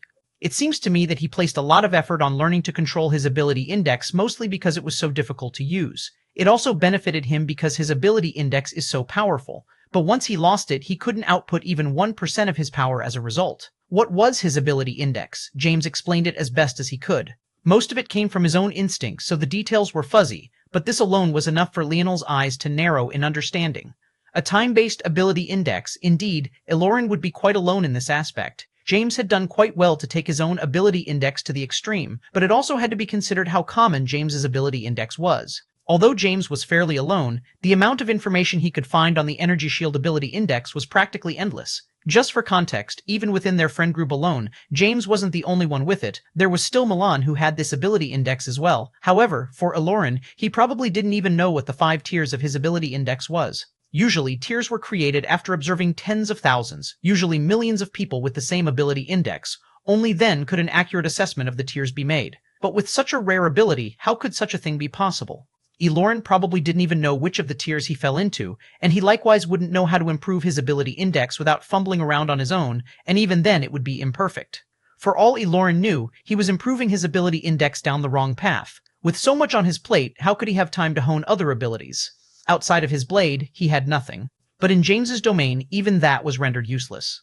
Honestly, Leonel couldn't think of many who could defeat James, but he could think of many that would have performed a lot better. The main weakness of James's domain was obvious. He could sap away atmospheric force, but that did nothing to the force inside of your body. Unfortunately for Aloran, his ability index was entirely reliant on observing outside forces and then executing his next steps based on that. When James said he perfectly countered Aloran, he wasn't lying. After a long while of silence, Leonel exhaled and pressed a finger forward, pushing it down onto Aloran's forehead. At that moment, Aloran suddenly reacted and his blade shot out with a great amount of speed. He didn't seem to be awake at all, but his body still reacted instinctually. Even so, James reacted faster, an energy shield appearing between Leonel's neck and the blade. Without any more fanfare, the blade was stopped and Leonel's finger pressed onto Aloran's forehead. A seed was formed, and Aloran was quickly bound to Leonel much like Harmony had been. Aloran's eyes struggled to open, but in doing so, he coughed up a mouthful of blood. The blurriness in his eyes were too great and he couldn't see anything above him. The sun felt far too bright. At that moment, though, a warm current passed over him and seemed to alleviate the worst of his injuries somewhat. Aloran's vision finally cleared, but when he saw that it was Leonel who was above him, his expressionless gaze turned cold. At this moment, he didn't see Leonel. He saw a member of the Fox Imperial family. The difference was subtle, and yet it made all the difference. I would retract that gaze if I were you, Leonel said coldly. Not only is your life in my hands, but a person willing to murder their own grandfather like you has no right to look at me or anyone like that for that matter. Regardless of what you think the Imperial family is guilty of, at the very least it's not patricide. Whether you want to or not, I'll make you slave for your whole life for the sake of the cause your grandfather devoted himself to. Maybe then, when you die, you'll be able to look him in the eye. Leonel's voice was cold and carried not the slightest hint of care. Even facing Aloran's hostile gaze, he was unmoved. As far as he was concerned, allowing Aloran a chance to live was already his act of mercy. He owed him nothing else. 62C5B294278FD12A9 Add 975E Chapter 1912 Necessary Chapter 912 Necessary. Leonel sat in silent meditation, trying to feel the changes to his body. The changes previously had happened far too quickly, and he wasn't sure what had actually happened to his body. He wasn't even aware of having become a so-called true sovereign. He had heard about true sovereigns before, but he knew next to nothing about them. He wasn't sure what the separation was, and even after becoming one, he only had a faint inkling. For example, when his aura had flooded outward previously, it wasn't just that spears had reacted to him, but other weapons were suppressed as well. Previously, Leonel couldn't even influence spears from a distance. They had to actually attack him for him to be able to negate them. But now, he seemed to have an area of effect on not just spears, but all weapons to a certain extent. It was a mysterious sort of feeling, and it made him see through the uniqueness of weapon forces all the more. Not only did they seem to have a strong link with his soul, but they seemed to be linked to one another in a special sort of way as well. Of course, this was the case for all forces. After all, due to his fire affinity, Leonel could somewhat suppress and control all other fires, though not to such an exaggerated effect. If weapons forces were forces, as was natural, then it only made sense for a high affinity in one to have such an impact. But the oddity of this lied in its connection with the soul. Weapon forces almost seemed unique to the person.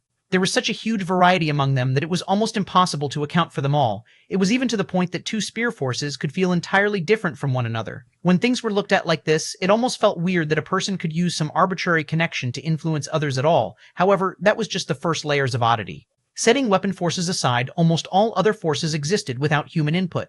Whether or not there were conscious beings alive, fire force, water force, wind force, etc., would have to exist no matter what. Beyond that, the likes of spatial force and time force were tied into the very fabric of reality itself.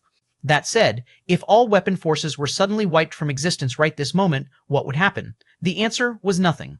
Interestingly enough, there was one other force that was exactly like that as well, Dream Force, or more accurately, its root, Soul Force. Ultimately, Dream Force was just the root of human consciousness. It didn't need to exist for the universe to exist, right? Something about that conclusion just didn't sit right with Leonel, but it somehow felt logically sound.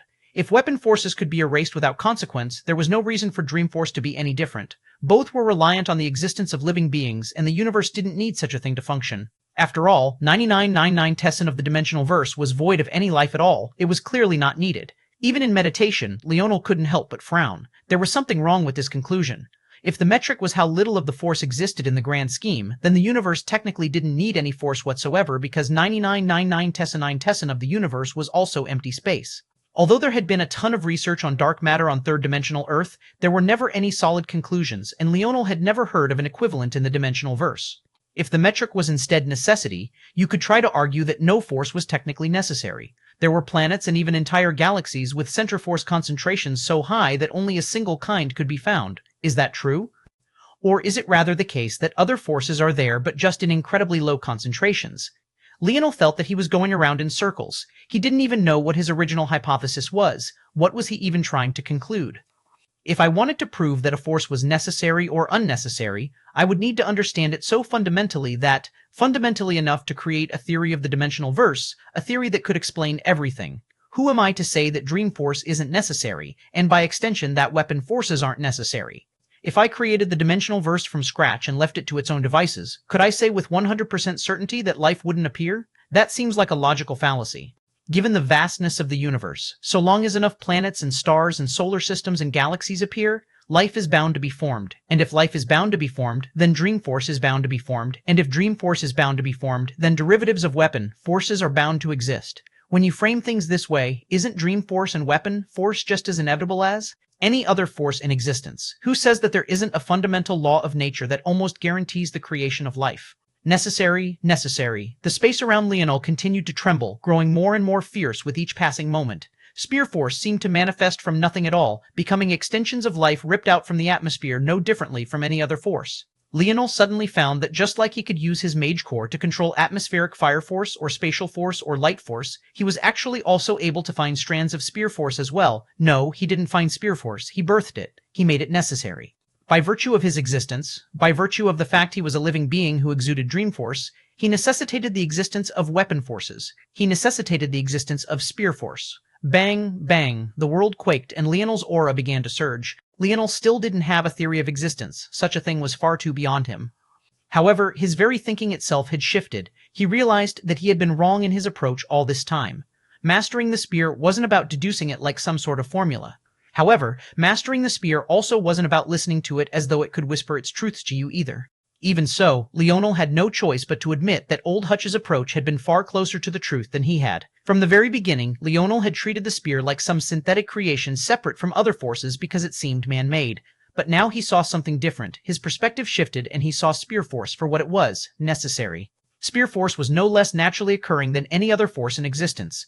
In that instant, led along the door to the seventh dimension, Leonel sensed the door to the eighth. Whether it was his spear force or his bow force, the blows to both felt like they had been blown wide open. Leonel's body trembled and a shocking pulse of bow force radiated out from his body. His bow force, which had always been a delicate white color, began to shimmer and change, becoming more and more gold with every passing second until it suddenly became no less resplendent than his spear force. The barrier to Tier 5 shattered, and then the barrier to Tier 6 shattered right after it.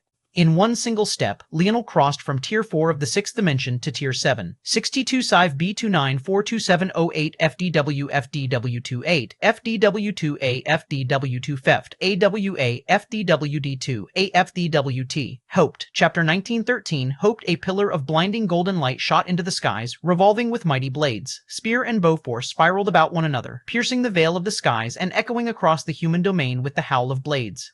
Leonel's gaze flashed open, a sharp golden light echoing in countless ripples before they slowly calmed. Sitting in silence, Leonel didn't move immediately. Inwardly, he felt as though there was a natural flow to his breakthroughs, one that made them seamlessly stack on top of one another and stream from one to the next effortlessly. This sounded ridiculous.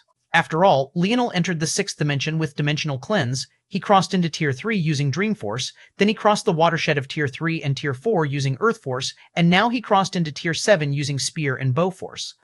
It was nonsensical to think that he was flowing from one to the next smoothly, and in fact, it felt quite ridiculous. However, the more Leonel thought about it, the more beautiful he felt it was. To Tier 3, he had expanded his views on Dream Force. The demoness had such a grasp of Dream Force that others just thinking about her existence would alert her. It was a level of control and comprehension that even the current Leonel couldn't hope to fathom, and he couldn't even quite see the road to reaching such a level just yet. To enter Tier 4, he expanded his views on Earth Force. He realized that Earth Force wasn't some intangible object, and it was actually a fundamental part of life. The human body couldn't survive with the perfect balance of minerals within it, and this was something that could only be carried on by Earth Force. On the surface, Earth Force and its constituents could simply be classified as inorganic, and this would fundamentally be true. However, at a deeper layer, it was more than just that, and now there was Spear Force and Bow Force. Ironically, much like he had with Earth Force, he realized now that weapon forces weren't as inorganic as he had once thought, and from a certain perspective, they were necessary. The flow from Dream Force, the foundation of life, and then subsequently toward the comprehension of forces he hadn't given enough credit in the past, he seemed to be moving toward the extremities of creation and the secret of life, something that left him fascinated, especially since his most fundamental ability was apparently as a destruction sovereign. He didn't believe it was a coincidence, and things were flowing as they pleased. Once the time came, he would relay his foundation by going through Dimensional Cleanse as he had before, then he would need to go and get the 7th dimensional layer. He hadn't expected to reach Tier 7 before the Air Wars even began, but now that he had, this would make things far easier. I hope you guys will make things interesting, Leonel chuckled to himself, standing to his feet. Everyone, Leonel's voice echoed, let's go set the world on fire. Leonel walked out of his room with a booming laughter, but when he looked outside, he found everyone lazing around. James, who was snoring on the couch, opened an eye and waved a hand. Morales territory is how many light years from here? What are you yelling for? Let me sleep.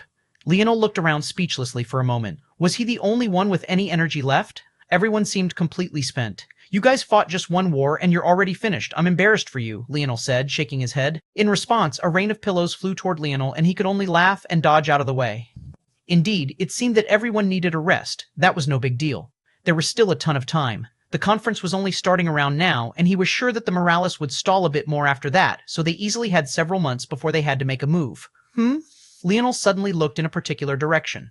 With a wave of his hand, the doors of the flagship opened up, and Noah appeared with Jessica by his side. The two landed on the bow of the ship, and though they were a hint surprised by the sudden opening of the doors, they strolled in nonetheless.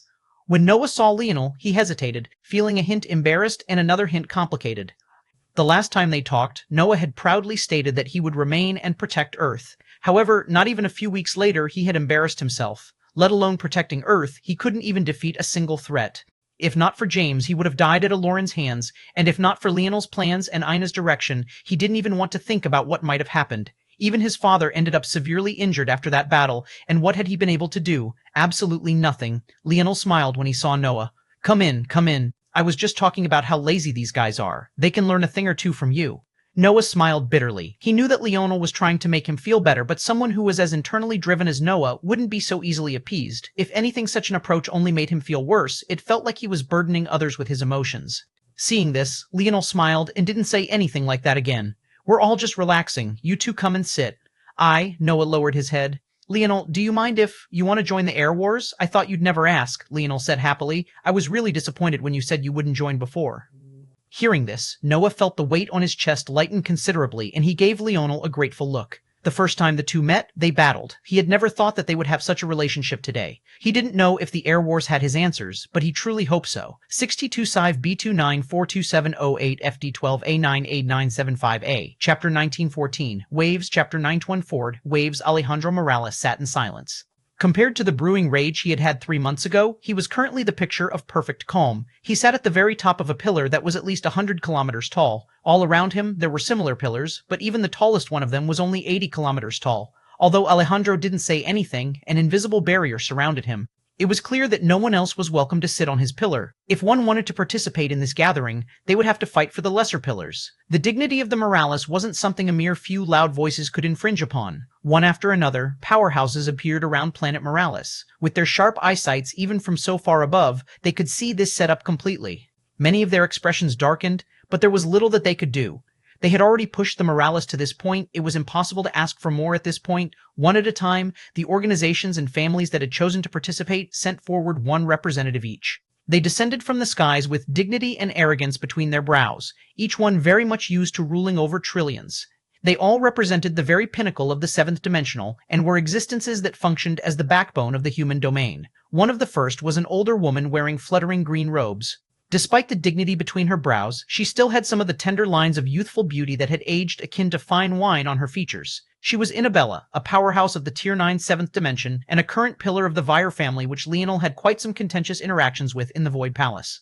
The fact that she wasn't the matriarch of her family, but rather an elder with even higher status than that, spoke volumes.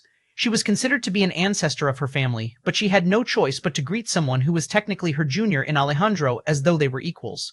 But the unfortunate truth was that in this situation, they were. The moment she entered the region of the pillars that pierced the skies like spears, her flight wavered and she nearly fell from the skies. She teetered, clenching her jaw in silence as she tried to maintain her steady flight, taking a breath and walking through the air with her best feigned attempt. From start to finish, Alejandro never opened his eyes even a single time. After a while of struggling, Inabella finally managed to land on a pillar that was 60 kilometers tall, landing stably. Although she looked up toward Alejandro with a hint of coldness in her eyes, she didn't say anything as she sat and crossed her legs and began to recuperate. Those that were waiting on the outside watched this with solemn expressions. Inabella was quite famous in her day, and she had also been a domain-ranked disciple of the Void Palace. And yet, she had only been able to claim a 60-kilometer-tall pillar. The worst part was that the lowest pillar there stood at 50 kilometers tall. In this context, 10 kilometers was too small of a gap. Those families that were substantially weaker than the Vire family had on especially ugly expressions. If even the Vire family was like this, what chance did they stand? They realized that riding the wave to condemn the Morales family wouldn't be as easy as they thought it would be in the beginning. Numbers were quite useless in the face of absolute strength. After some hesitation, dozens of families chose to withdraw, while some became even more selective with who they sent forward.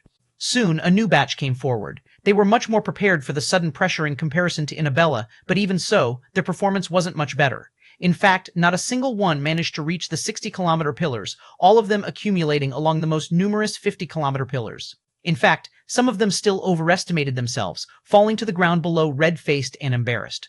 While none of the failures died, they had no choice but to walk at the pace of a mortal to leave the area of the suppression, only to become the scrutiny of everyone above. Witnessing others being embarrassed to such an extent only made others less and less likely to participate. It took a very long while before the next 60-kilometer pillar was filled, this time by an older man. This was a gentleman that would be very familiar to Leonel. He was an elder of the thrusting skies sector, Malstar skies. However, to everyone's shock, Malstar's toes only tapped the 60-kilometer pillar for a split second, being he pierced forward like a streaking arc of lightning, appearing on a 70-kilometer pillar and exhaling a slight breath. Inabella's eyes snapped open and her pupils constricted. Malstar and her should have been on the same level. How could he possibly land on a pillar higher than herself? Although he had used a lower pillar for leverage, Inabella had experienced that pressure herself. If it was so easy, she would have done it herself. The only explanation was that Malstar was stronger than her now, at least in movement technique. Malstar didn't seem to notice the expressions of everyone else, landing on the pillar with a calm expression and sitting in silence. Inabella frowned, but she could do nothing. Trying to reach the 70-kilometer pillar now, and likely failing, would only make her lose face. She had no choice but to swallow this. There were enough that had failed that while Malstar's performance was shocking, it wasn't enough for attention to be turned to her inadequacies. As for Alejandro, he likewise said nothing, not even opening his eyes. There weren't any rules. If you could figure out a loophole, more power to you. He couldn't be bothered to give a damn. At that moment, several powerful pressures came from above, new groups descending in waves. 62 Sive B2942708FDWFDWF WAFDWAFDWAFD.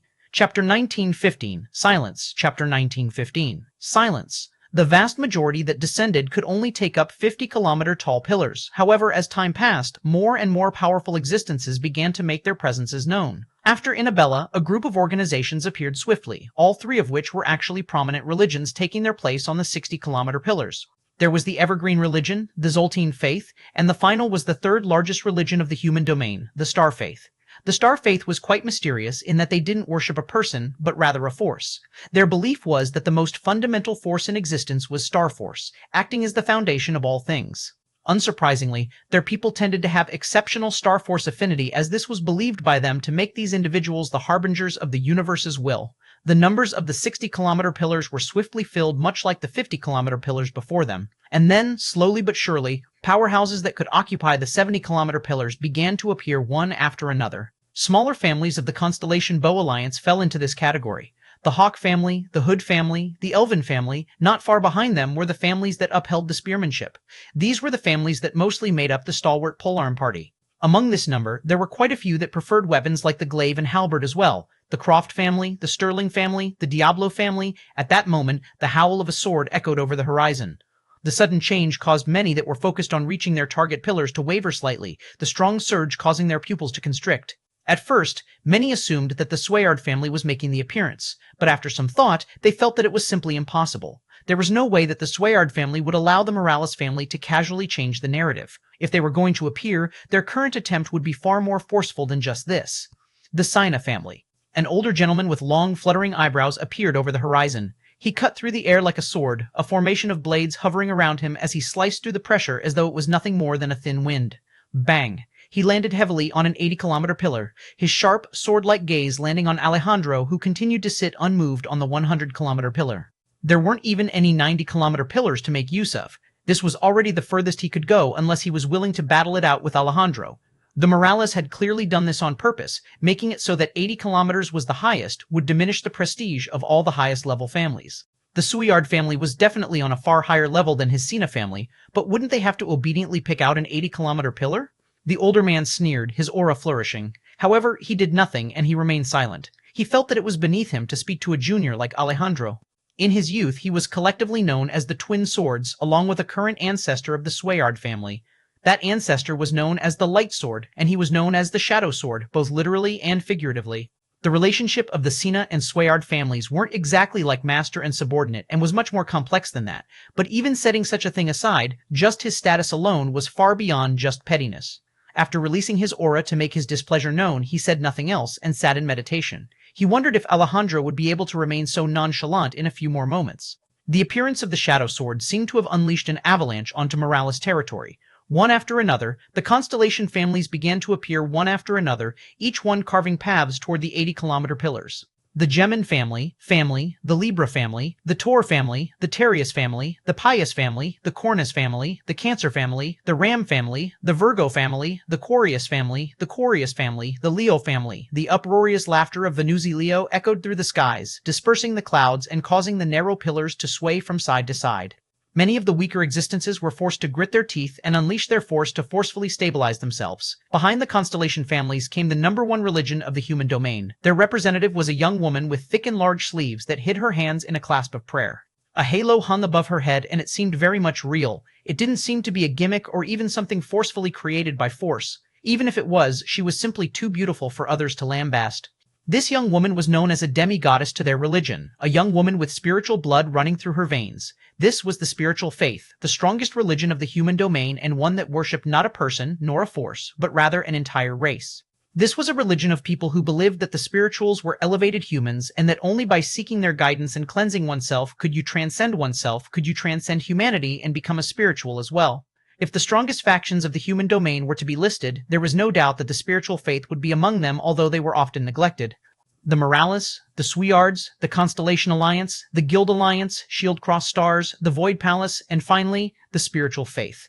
Of these powerhouses, 3 had arrived. But in keeping with the humble nature necessitated by her religion, the demigoddess didn't fight for a higher place, simply gliding to a position on an 80-kilometer pillar.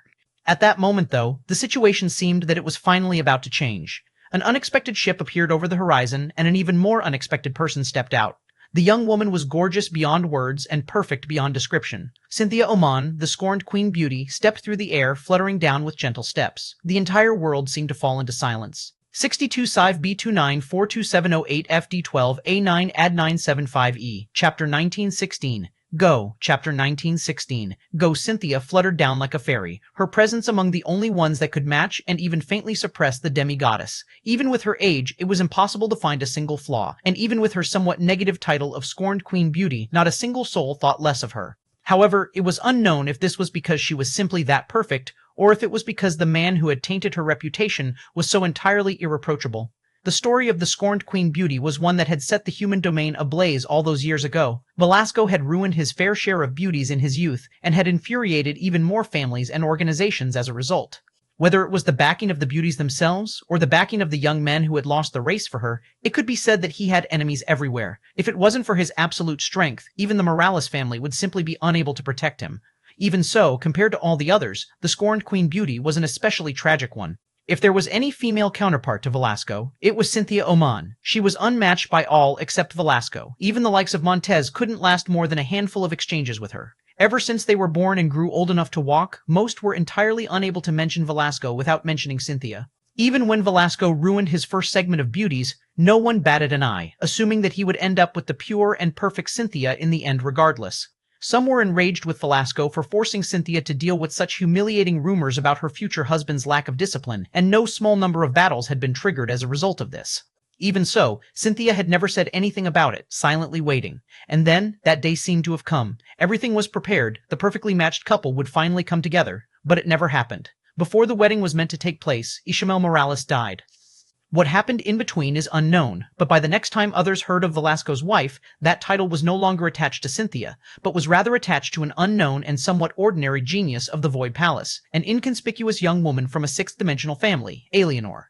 The human domain entered a state of uproar, and the title of Scorned Queen Beauty was born. Seeing her fluttering down now, though, no one thought that this was a tragic beauty. This was a woman half the powerhouses of the human domain wanted, a beauty that most didn't even dare to have such thoughts of. Cynthia's body came to a pause in the air, her lovely blue eyes scanning the region for a moment. Her expression didn't seem to give anything away, and despite the fact she was already within the range of the suppression, her body didn't so much as sway. If it was not for the fact her robes clung to her curves just the slightest hint more, it would have been impossible to guess that she had entered range at all. Suddenly, Cynthia extended a slender finger and tapped at the air. Whoosh! Whoosh! Alejandro's eyes snapped open instantly, but it was already too late. A complex formation that had once been invisible suddenly appeared before the eyes of everyone. Cynthia pressed a finger down and touched a rune. At that moment, all iterations of that rune shone with a bright light, shimmering like miniature suns. A surging aura rose from Cynthia's lithe body, causing harsh winds to pick up. Those still sitting on their pillars, and even many spaceships hovering around planet Morales trembled. Countless faces paled, and even Alejandro's brows shot up. This wasn't the aura of a seventh-dimensional expert. She had already entered the eighth dimension. Cynthia dragged her finger across, shifting the position of the runes ever so slightly. Bang! The formation crumbled, bursting into a rain of shards of light. In that instant, the pressure everyone had been experiencing vanished. Cynthia floated forward through the shards as though she hadn't done a thing, landing on an 80-kilometer pillar without a word and taking a seat. Alejandro's lip couldn't help but twitch. She could have taken an 80-kilometer pillar just as easily with or without destroying the pressurizing formation, and yet she had chosen this path anyway. The wrath and pettiness of a scorned woman knew no bounds, and Alejandro knew better than to say anything. Even Venuzilio, who would usually be laughing at the Morales family's misfortune at this point, didn't dare to say a single thing. Alejandro exhaled a breath, and here he thought that the only one of that generation who could have possibly reached that level already was Velasco.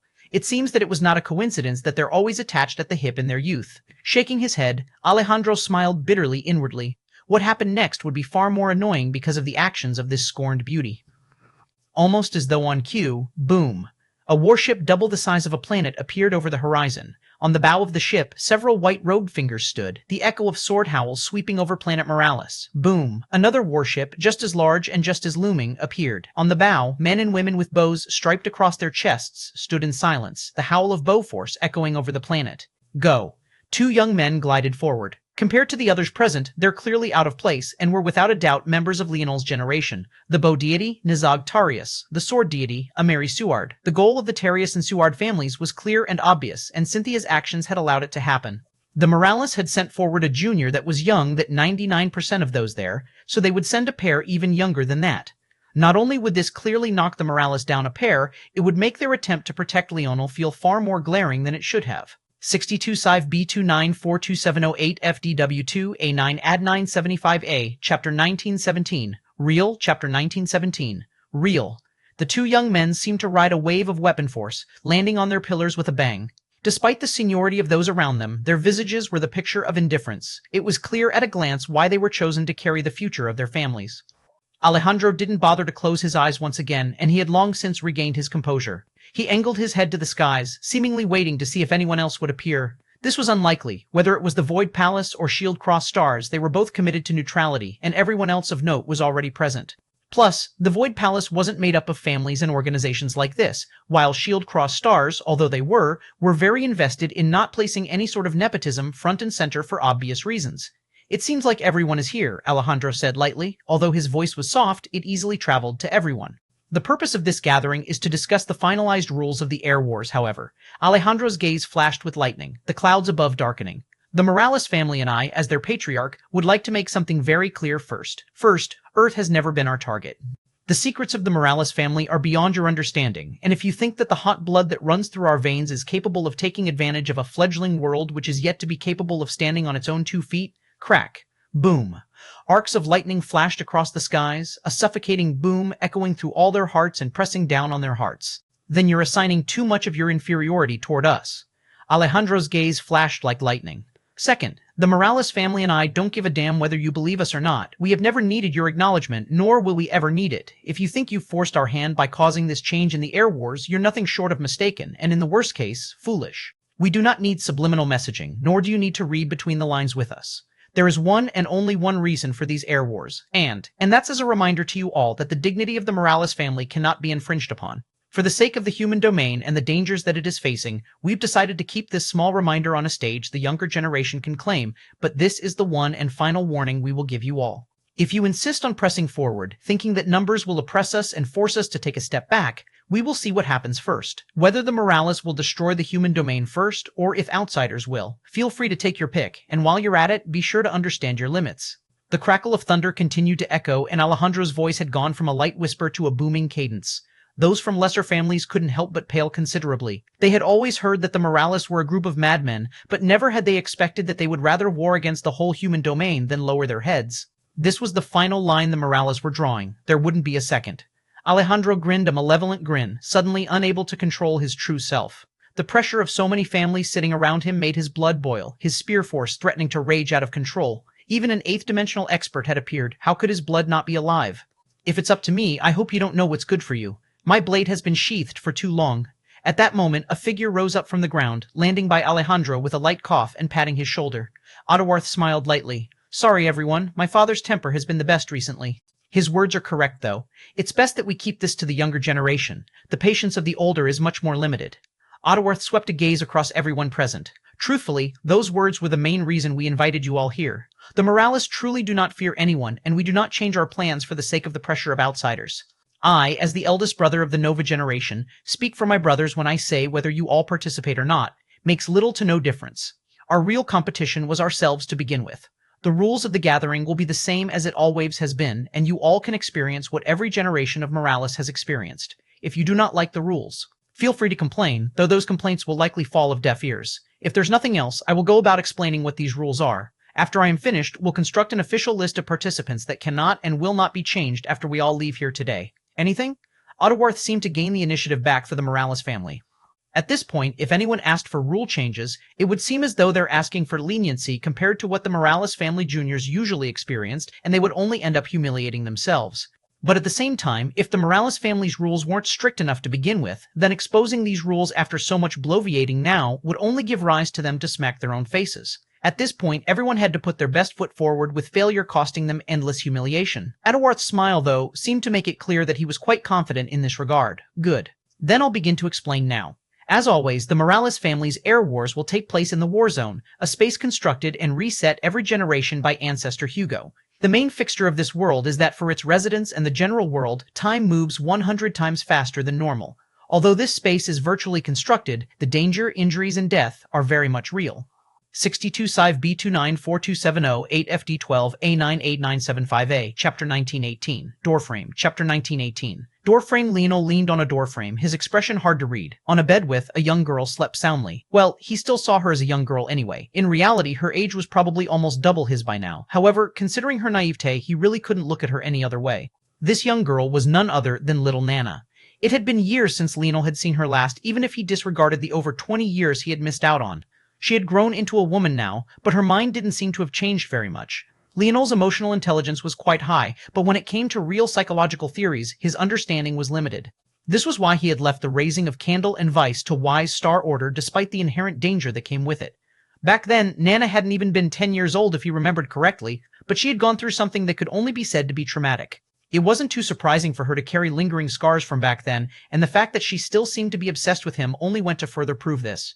Yes, he had saved her life when all hope had seemed lost, but that didn't seem like enough for a woman who was almost 40 years old now to still be clinging to him, especially when he was certain that little Nana's life was filled with blood and carnage. It was just odd.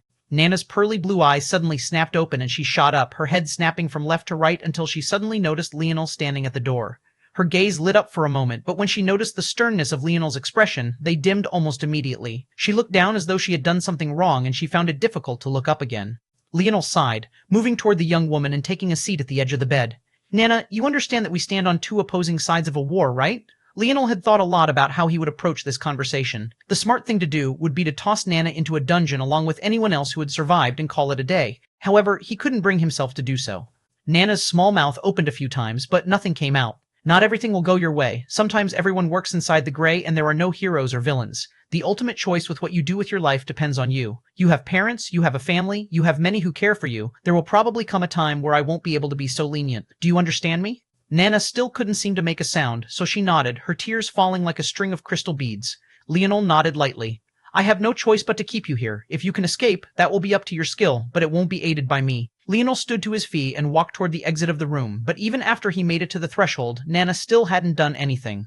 He sighed and shook his head. That could be considered to be Nana's last chance of escaping. Here, with just the two of them, overpowering him wouldn't be all that difficult for her, especially considering her ability index. But she was still too indecisive to act. Leonel left and closed the door behind him, sealing it with a powerful force art. His current morality was hard to pin down, maybe even for him. But he simply acted as he pleased. He felt gross taking advantage of a little girl's trauma to gain an advantage over her, so he had given her a chance. Since she didn't want to take it, his conscience was clear and his heart was light. With long strides, Leonel entered the dungeon of the flagship. As a war machine designed to be used by the highest echelons of the 7th dimension, it was unsurprising that their dungeons were incredibly robust. It would probably be difficult even for an expert of the 8th dimension to escape, though very much possible. As for those beneath that realm, there was likely no chance at all. Soon, Leonel stood across from a chained Adrin. He was in a much less comfortable position than his little sister, but Leonel did not feel the need to treat him very well just because of who he was related to. The two of them owed each other nothing. In fact, if there was anyone who owed the other anything, it was Adrin who owed him. Leonel pulled up a stool. Why don't you tell me what you know about the 4 great families? Leonel uttered with a smile. Adrin looked toward Leonel with a pair of piercing blue eyes. His wrists were chained above his head, and basically the only thing keeping him alive was the steady stream of force being pumped into him through them. Even if he wanted to starve to death, he couldn't. On the bright side, these dungeons were so rarely used that they're practically spotless. No answer? Leonel chuckled and didn't seem to mind. The souls of the 4 Brazingers that Ina was torturing were still there. He could go and retrieve them any time, and there would be no escaping for them. This meant that he would get information he wanted one way or another.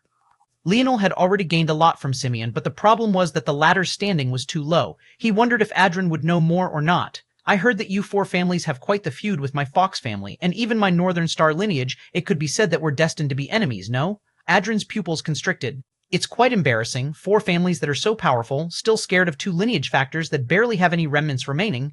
Do not you think it's a bit embarrassing? 62 Civ B29427008FD12 A9 Ad 975 E Chapter 19.9. What do you know? Chapter 19.9. What do you know? Adrin's expression darkened. You have no idea what you're talking about. You have no idea how cruel those 2 lineage factors are, how much harm they've caused to the world. They don't deserve to exist. Adrian realized that his emotions were more easily agitated than they should have been, but he shrugged this feeling off quite quickly. His people had died, the status of his sister was unknown, he had been chained like a beast, and now he was being interrogated by someone with the most annoying smile he had seen in his life. He had the right to be pissed off.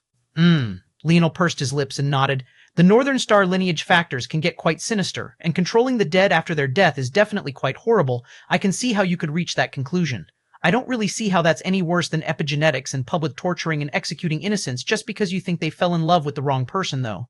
If you ask me, the tools of those lineage factors might seem cruel on the surface, but their evil is ultimately decided by the person controlling them. But for you all, what's your excuse exactly? You just really like your blue hair? God forbid you end up with black hair. That would make you far too normal. Adrian grit his teeth, his eyes going red, but he didn't know how to respond. He knew that Leonel was referring to what happened to Ina's parents, but the Brazinger family wasn't the only one that had done such cruel things. In order to keep their bloodlines pure and within their control, all four families had done horrible things in the past. Nothing to say?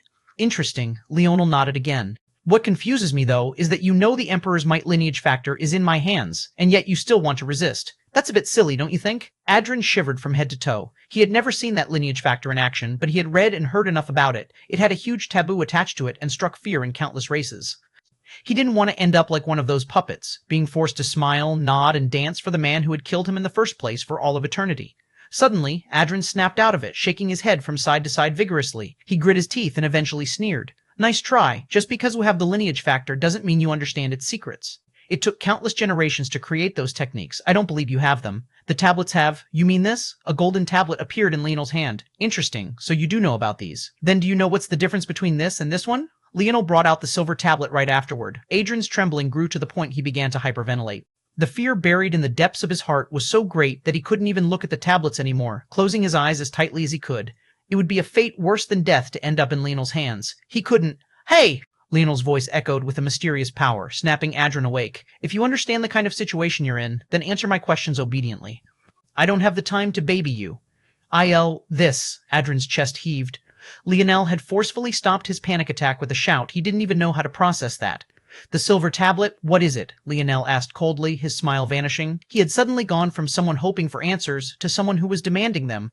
The change caused the air to be caught in Adrian's throat, and the pressure forced him to answer almost immediately. I don't know. You don't know? Leonel raised an eyebrow. I only know that it's an opportunity that happens here. Here? Leonel frowned. What's that supposed to mean? I don't know. I really don't know. My standing in the Aderna family is lower than you think. Even Simeon has a higher standing than I do. It's just that his needy talent placed him near my level. If not for my sister, I would not even be as powerful as I am now, at least not so quickly. No, they're keys. I'm not sure. It's one or the other, or both. Gateways? Keys? They're shortcuts, right? Shortcuts. All I know is that they're created with a strong concentration of Time Force and Dream Force. Time Force and Dream Force? Yes, it's the strongest force in all of existence. Infinity Force, the only force that can match it, is Anarchic Force. Leonel fell into silence. How does Infinity Force relate to Breaking Force? Infinity Force is all forces, and all forces are Infinity Force, just the same way Anarchic Force swallows all forces. So this silver tablet gives access to Infinity Force? It's silver, so it only gives a portion. There are gold shortcuts? I'm not sure, but even if it was gold, it would not give perfect access to Infinity Force. Infinity Force is too powerful to be used by any creature. What are the abilities of this silver tablet, then? It should be able to help you to progress faster, it breaks bottlenecks for you, and can give you enlightenment in exchange for energy. However, the silver tablet only works up to the perfection of the 7th dimension. It can also act as a second life so long as you are beneath the 8th dimension. Leonel looked down at the silver tablet. It seemed that Shortcut was, indeed, an appropriate name. He had known about this ability of the silver tablet. In fact, he had made use of it before. It was thanks to it that he went from Tier 1 to Tier 9 of the 5th dimension of his metal body back then. Without it, he would not have been able to win that fight against those 6th-dimensional powerhouses that were targeting Earth. However, he hadn't used it since then because relying on it made future breakthroughs much more difficult. Luckily, absorbing those Demon Force pills had allowed him to perfect his foundation and deal with the lingering issues. He was hesitant to use it again for those reasons. What do you know about force manipulation? 62C5 B29 42CC Vo 8F D12 A9 8975A, Chapter 1920. Tell me Chapter 920. Tell me. Adrian trembled when he heard this question, looking toward Leonel with a wide gaze. Force manipulation wasn't something widely spoken about. It was a secret even more closely held than the existences of the Emperor's Might and Northern Star lineage factors. Of course, the reason for this was because those two lineage factors were considered taboos, and as such the legend of them was spread only for the sake of disparaging the families that had once used them. But even so, this was the reality. Most beneath a certain standard only stumbled onto force manipulation through anecdotes and countless years of training. However, the true and systematic methods were only held in the hands of a very select few, and maybe only the spirituals could boast having any sort of methods that was anywhere near complete. Leonel's gaze narrowed when he saw Adrin's reaction. In truth, he had guessed much of what Adrin was thinking of right now, and there was a very simple reason for that. In the Cataclysm Zone, he had seen all sorts of treasures that could be exchanged for, even to the point of laying eyes on the Emperor's Might Golden Tablet, but not once had he seen anything even remotely refer to force manipulation. On the one hand, it was possible that the zone was just incomplete. It was a zone after all, so it was possible that it wasn't a supremely perfect representation of reality. With something as hard to emulate as force manipulation, it made sense if it wasn't all that easy for it to be replicated. If zones relied on Dreamforce to build everything, it would eventually have a limit. It had to be remembered that Dreamforce was a force itself, obviously. It was one thing to emulate other forces at lower resolutions or weaker states, but if it was tasked with emulating other forces at their very best, which is exactly what force manipulation represented, it would no doubt reach a bottleneck it couldn't pass through, a bottleneck that would only become more stringent the more powerful the force was. This explanation had been good enough for Leonel to accept back then, good enough that it didn't bother him too much. However, there had always been a second explanation lingering in the back of his mind, and that was that force manipulation was a secret.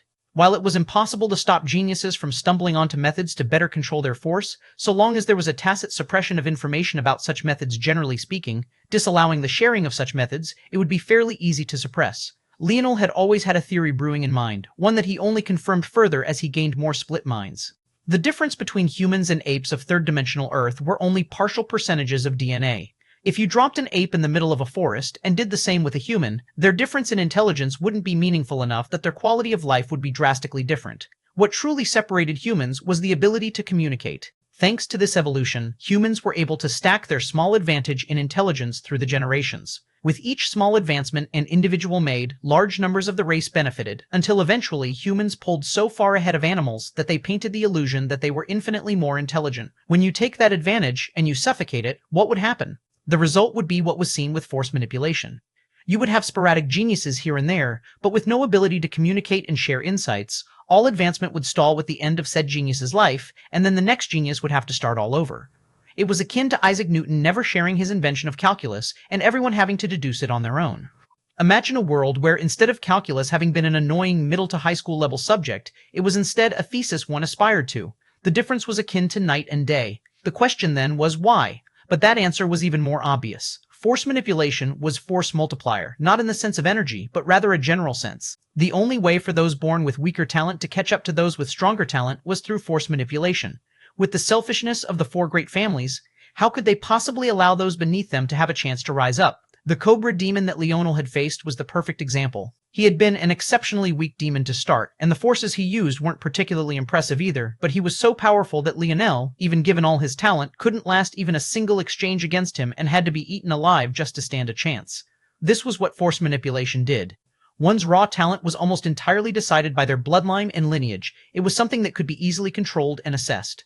While ability indexes were a potential variable, it was likewise difficult to maximize them without force manipulation and could have their effects dampened as a result. The obsession the four great families had over maintaining their lineage and purity was clear and obvious, and now there seemed to be a more tangible reason why. The trouble was that force manipulation relied on inspiration and intelligence, two things that were far more difficult to control for. Even for families at this level, accounting for the complexity of the human brain was almost impossible. Suddenly, Leonel's gaze flickered as a spark flew in his dreamscape. He suddenly remembered how cheap the Dreamforce items were in the treasure exchange. Could that be a coincidence? If there was one variable that perfectly correlated with intelligence, it was Dreamforce affinity. Could there be a power that was attempting to undermine the four great families through the use of Dreamforce? Leonel's finger tapped at his knee as he fell into deep thought. Things were rarely ever so simple. It would be foolish to draw such a conclusion now. With that thought, he looked up. You clearly know something, so let's not waste time, okay? Tell me what you know. 62C5 B29 42C5 DW8 FDW8 FDWW8 FDWWA FDW8 FDWA Chapter 1921 Even Chapter 921 Even the beads of sweat poured down Adrin's brow. If others learned that he told outsiders about this, his death would be practically guaranteed. He wasn't even worthy of having this information, but his little sister had reached a level of status where it was tacitly allowed for her to bring this information back to her bloodline. Due to this, he had benefited. The reality was that the true name of this principle wasn't even force manipulation. It was just that the moment Leonel had said those words, he understood exactly what he was referring to. This was inevitable. Leonel had deduced the existence of force manipulation himself, so he had also, of course, named it himself. He originally hadn't expected Adrian to know what he was talking about at all, but it seemed that he was right to ask. Leonel leaned back in his chair, patient. Adrian wasn't going anywhere, and there was only one path forward for him. There was nothing that the latter could say to get out of this. Adrian took a deep breath. They call it dimensional layering or dimensional folding. According to what I know, the true reason we call our progress dimensions is because of the existence of dimensional layering and the principles behind it. It's said that worlds fundamentally change after crossing into the fourth heaven and gain force, which fundamentally changes the laws of physics, but the reality is that even in its infancy and before a metamorphosis, force exists. The trouble is that it exists in folds of reality that aren't perceptible. With the way they layer, they can't interact with the real world, and worlds at and below the third dimension are water to their oil. Leonel frowned. There are worlds beneath the third dimension? Yes. The first dimension is known as the impetus of creation. Some believe it's God, some believe that it's the Big Bang, some others have any number of other theories and explanations for what it might be.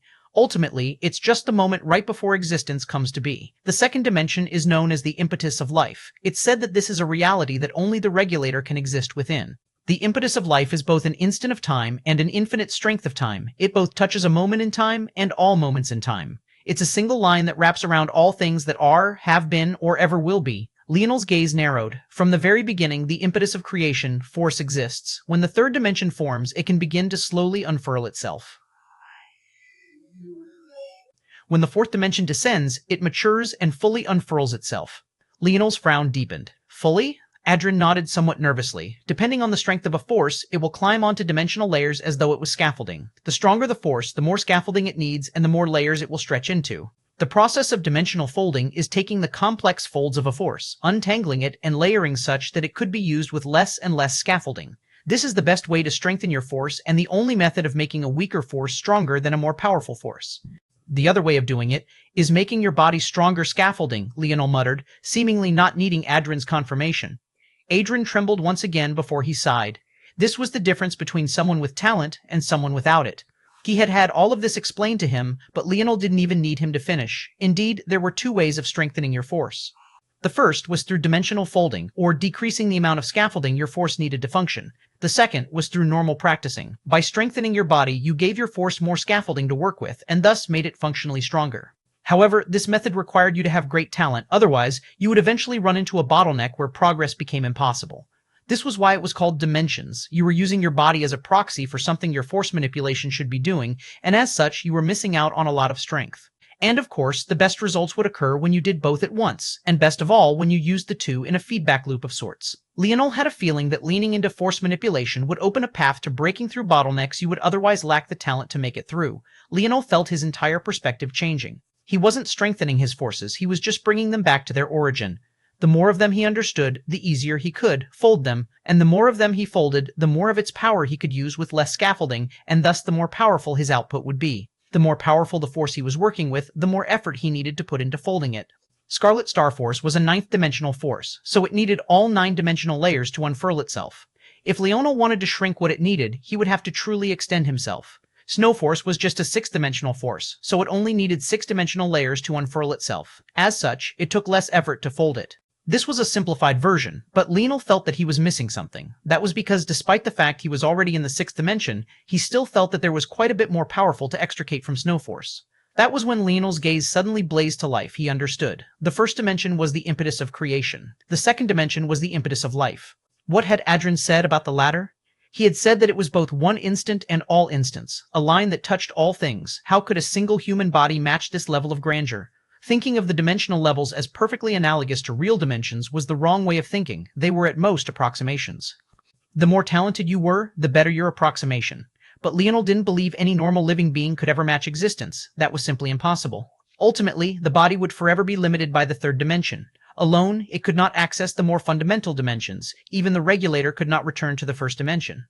While you could rely on your body and affinities as an approximation, the only way to truly match the grandeur of the dimensional verse was to fold your force, was to reach a point where your force manipulation reached this untouchable level, a level only the regulator could exist within, and maybe, ultimately, a level even the regulator could not reach. 62 Civ B2942708 FDW FDWA FDWA FDW75A, Chapter 1922, States Chapter 1922, States 1922. States Adrian fell into silence. The glow in Leonel's gaze was almost blinding. He could practically see the thoughts flying behind it. Currently, Leonel was doing something most couldn't fathom. He was restricting his entire thought process and flipping his former ideologies on their heads. While it was possible that Adrian's explanations were limited and incomplete, Leonel felt that they were very close to the reality, so much so that he acted on them almost immediately. With the shift in ideology, Leonel could almost feel his body becoming lighter and stronger. Even without new comprehensions, he felt that the road forward was clearer and his comprehension of the runes he had grasped shifted and changed, becoming stronger. The ninth-dimensional complete runes that were within his innate node now only represented superficial scaffolding. If he really wanted to make perfect use of them, he had to comprehend them and then shrink them until only one simple rune remained, the very rune that would have been the impetus of creation for this force. The glow in Leonel's eyes slowly faded, but the sharpness within them didn't vanish entirely. His gaze shifted, landing on Adrian. Tell me what else you know. I only know the general path, but it's all very vague and I don't have in-depth information about any of it. That's fine, just explain. The first dimensional fold level is the unfurled state.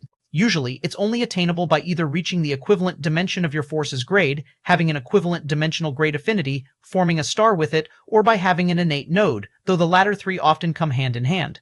Only when you have full access to your force can the next step begin. Leonel listened intently, his gaze focused. It seemed that even if you wanted to take the route of force manipulation to make up for your lack of talent, you still had to reach a certain level first. But then again, there was nothing stopping you from choosing to focus on a fourth-dimensional force in the beginning and then switching to a related force in the future. That way, you would always be able to keep up with those in your generation.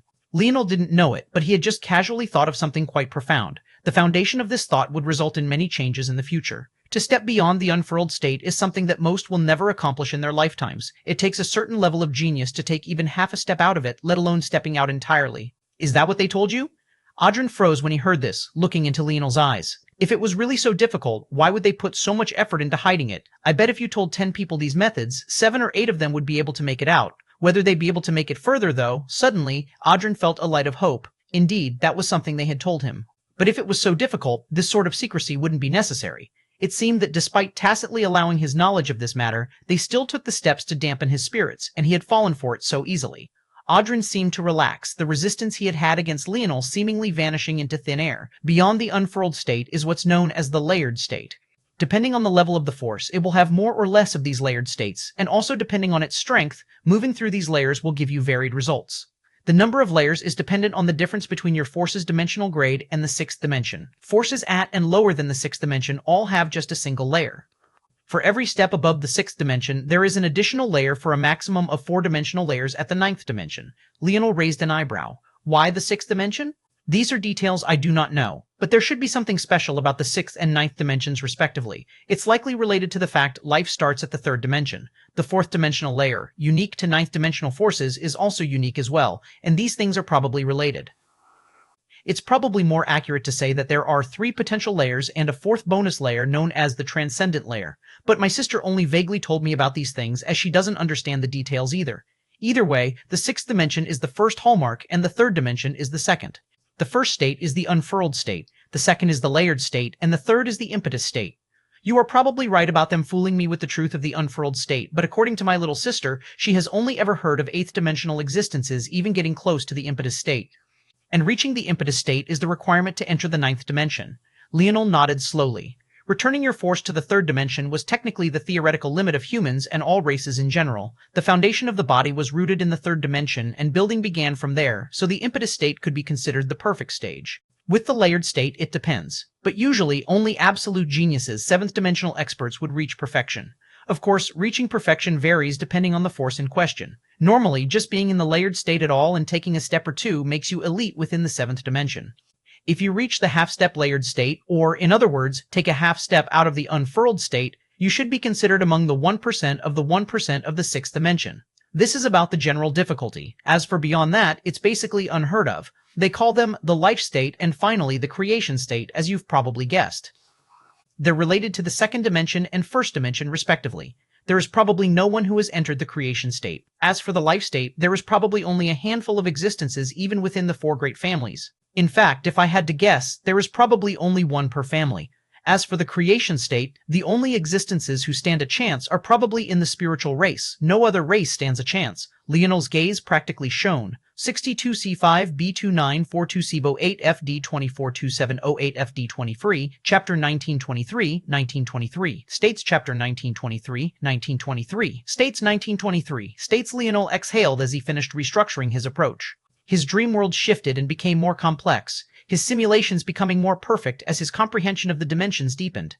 At that moment, a surge of star force rotated around Leonel, although it seemed like he was still talking to Adren. With every moment he seemed to improve by leaps and bounds. Although this didn't cause huge fundamental changes to his overall strength, the bottlenecks that lay ahead of him seemed to unlock one after another, loosening as though a zipper being separated. A sense of enlightenment hovered above Leonel's head, and his comprehension of the sixth-dimensional layer of dimensional cleanse accelerated until suddenly he grasped it all. He had yet to even practice the sixth-dimensional layer, and yet it was suddenly all so clear to him. At the same time, he caught a faint look at the seventh-dimensional layer, deducing its earlier portions vaguely despite having never laid eyes on it before. Leonel's hair fluttered. Despite sitting in place and never moving, Adren suddenly found it difficult to focus on his figure. Leonel seemed both there and not there at all, as though he had entirely fused into the world. The cognitive dissonance between what his eyes were seeing and what his senses could track made him dizzy. He was forced to blink several times, but even then he couldn't seem to get rid of that feeling. Leonel didn't notice Adren's oddity at all, or rather, he was simply not paying attention to it as he continued to deduce. Vital star force should be in the unfurled state. Leonel felt that he was close to taking a half step out of the unfurled state with his vital star force, but he wasn't quite there yet. This somewhat surprised him. He thought he had made great progress with it, especially after scanning the mantra and rebuilding his divine armor. But it seemed that he had made an incorrect assumption. He still had a small way to go. If he had to pin it down, if the unfurled state was separated into lower, middle, perfect, and finally half step, he was currently at perfect. His fire force, in general, was at a half-step layered state, a step above his vital star force. However, his scarlet star force was, once again, at the perfect unfurled state. This had little to do with his own advancement and was entirely related to his innate nodes. With them, he had practically always been at this level. Of course, that was if he circulated his scarlet star force through his innate nodes first. This went to show just how difficult it was to dimensional fold ninth-dimensional forces. But now that his approach had changed, Leonel felt that the path forward was much clearer. What surprised him even further was that his void star force was also in a perfect unfurled state. He had formed two stars with them, so this made sense according to the information that Adren had given him. But something felt off. The Scarlet Star Force when used from my innate nodes is far more powerful than the Void Star Force when used from my stars, so how are they at the same level? Leonel's gaze narrowed as he looked toward his Emulation Spatial Force innate node, and he noticed the same thing. First layered state. I see, Leonel suddenly understood. The abilities of an innate node were more than he had known previously, but this made sense. Not only did innate nodes give him high affinity, but they also gave a boost to force manipulation. Without his innate node, his Emulation Spatial Force was at half-step layered state, but with it, it crossed the barrier. As for his Scarlet Star Force, it was at the perfect unfurled state, and it inched toward half-step layered state thanks to his innate nodes. And if I, Leonel, circulated the force from his much larger innate node and he felt like he was almost burned up. As expected, not just first layered state, but second layered state. It's actually so much more powerful, if only it didn't also want to kill me. The gap between unfurled and layered was so large that his smaller innate node couldn't help his Scarlet Star Force cross even a half step. However, his larger innate node was such an anomaly that it crossed not just a half step, but 2 complete steps. As for his Emulation Spatial Force, the reason it was at the first layered state was because Leonel could naturally enter the half-step layered state on his own, and the reason for that was because my Dream Force, first layered state, already approaching the second layered state of 4, Dream Force was a 9th dimensional force, and Leonel's comprehension of it had greatly deepened in recent. If it wasn't for the fact that Dream Force was only a small portion of Emulation Spatial Force, with the help of his innate node, he wouldn't just be at the first layered state, he might already be able to use it at the second layered state, and unlike his Scarlet Star Force, it wouldn't be trying to kill him. It seemed that the runes on his innate nodes weren't useless. They served a real purpose, but in the end he would still have to ultimately rely on himself.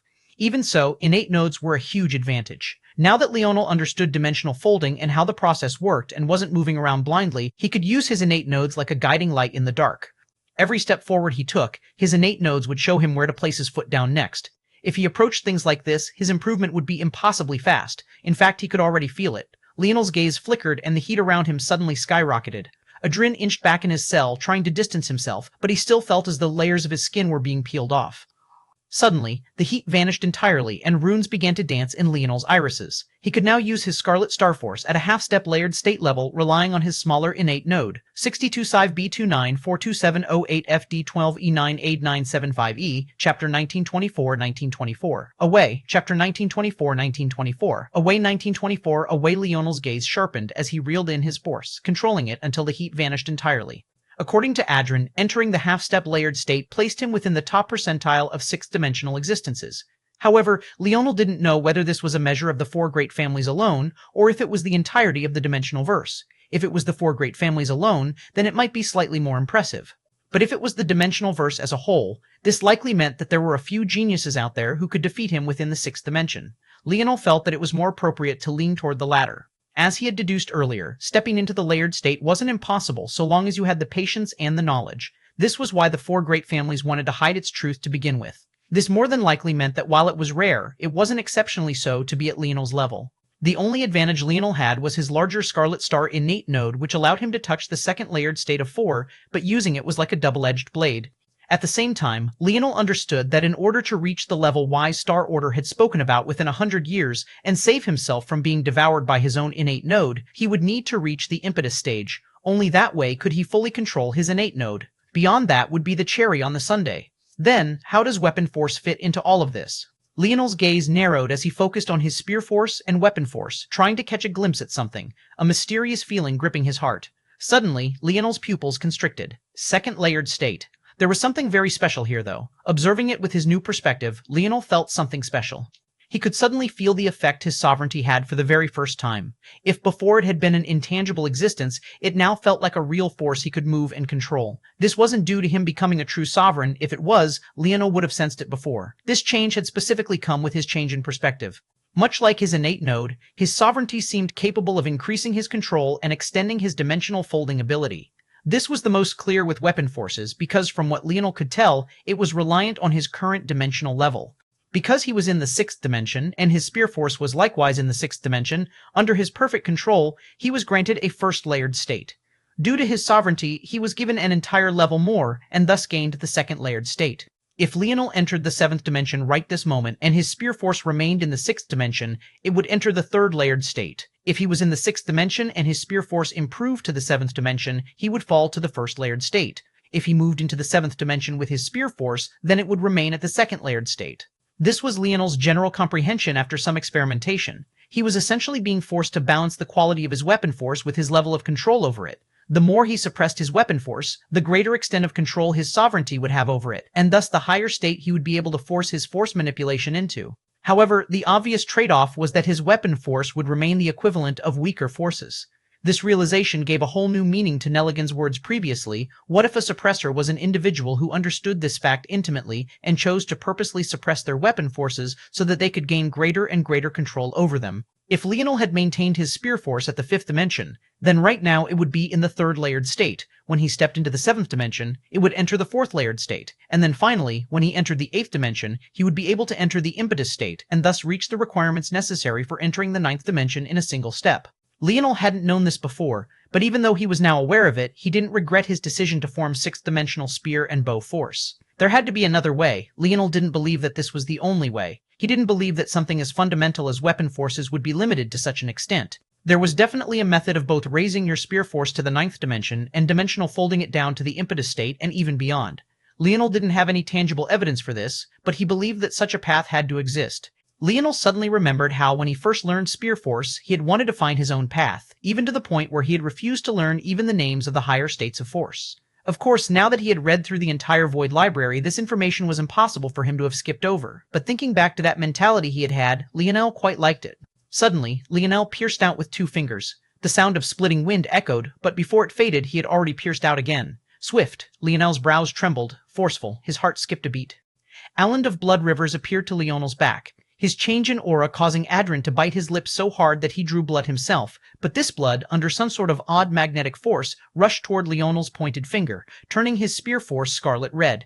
But this only lasted for a moment before the world fell into complete silence, a melody played by the beating of Adrin's heart being all that remained. Leonel went through all 3 stages of his grandfather's spear mastery until the final, ultimate step. In that final moment, pushing everything to the limit, his spear force crossed that barrier, transcending the second layered state and entering the third. As expected, there really was a way. 62-5 B29 42708 FDW FDWA FDW2A9 Ad 975 A Chapter 1925 Choice Chapter 925 1925 Choice 1925 Choice. A combination of Leonel's personal skill, his personal affinity, and likely his lineage factor gave him access to the first layered state. His sovereignty gave him a step above that, allowing him to enter the second layered state.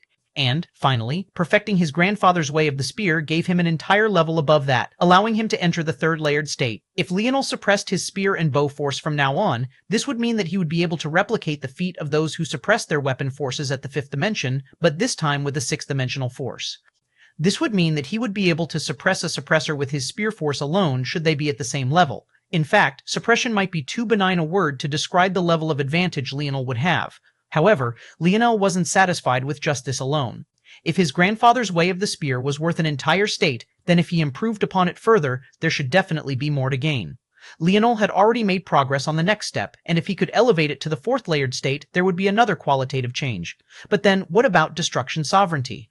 Leonel tried to access it like he had with his spear and bow force, but for some reason, no matter how much he tried, it was all useless. He couldn't seem to sense it at all, even with the changed state of his mind. He simply didn't have an explanation for it. Leonel sat in silence for a while before he threw it to the back of his mind, beginning to test his weapon, forces, in other ways. He began to fuse his other forces into it, testing its limits and trying out what differences there might be. He realized quickly that fusing his spear force with forces he had less control over lowered his ability to dimensional fold. Even when he circulated his grandfather's methods, it was impossible to maintain the third layered state. However, it wasn't all bad. Using a higher dimensional force like his Scarlet Star Force elevated his spear force that it mitigated the loss in control. The ultimate result was comparable and sometimes even faintly stronger than just relying on a third layered state. This made Leonel even more determined to refine his own way of the spear. A higher force manipulation didn't always make you invincible, though it did go a long way. If you faced someone in a higher dimension, using higher dimensional forces, you could still lose.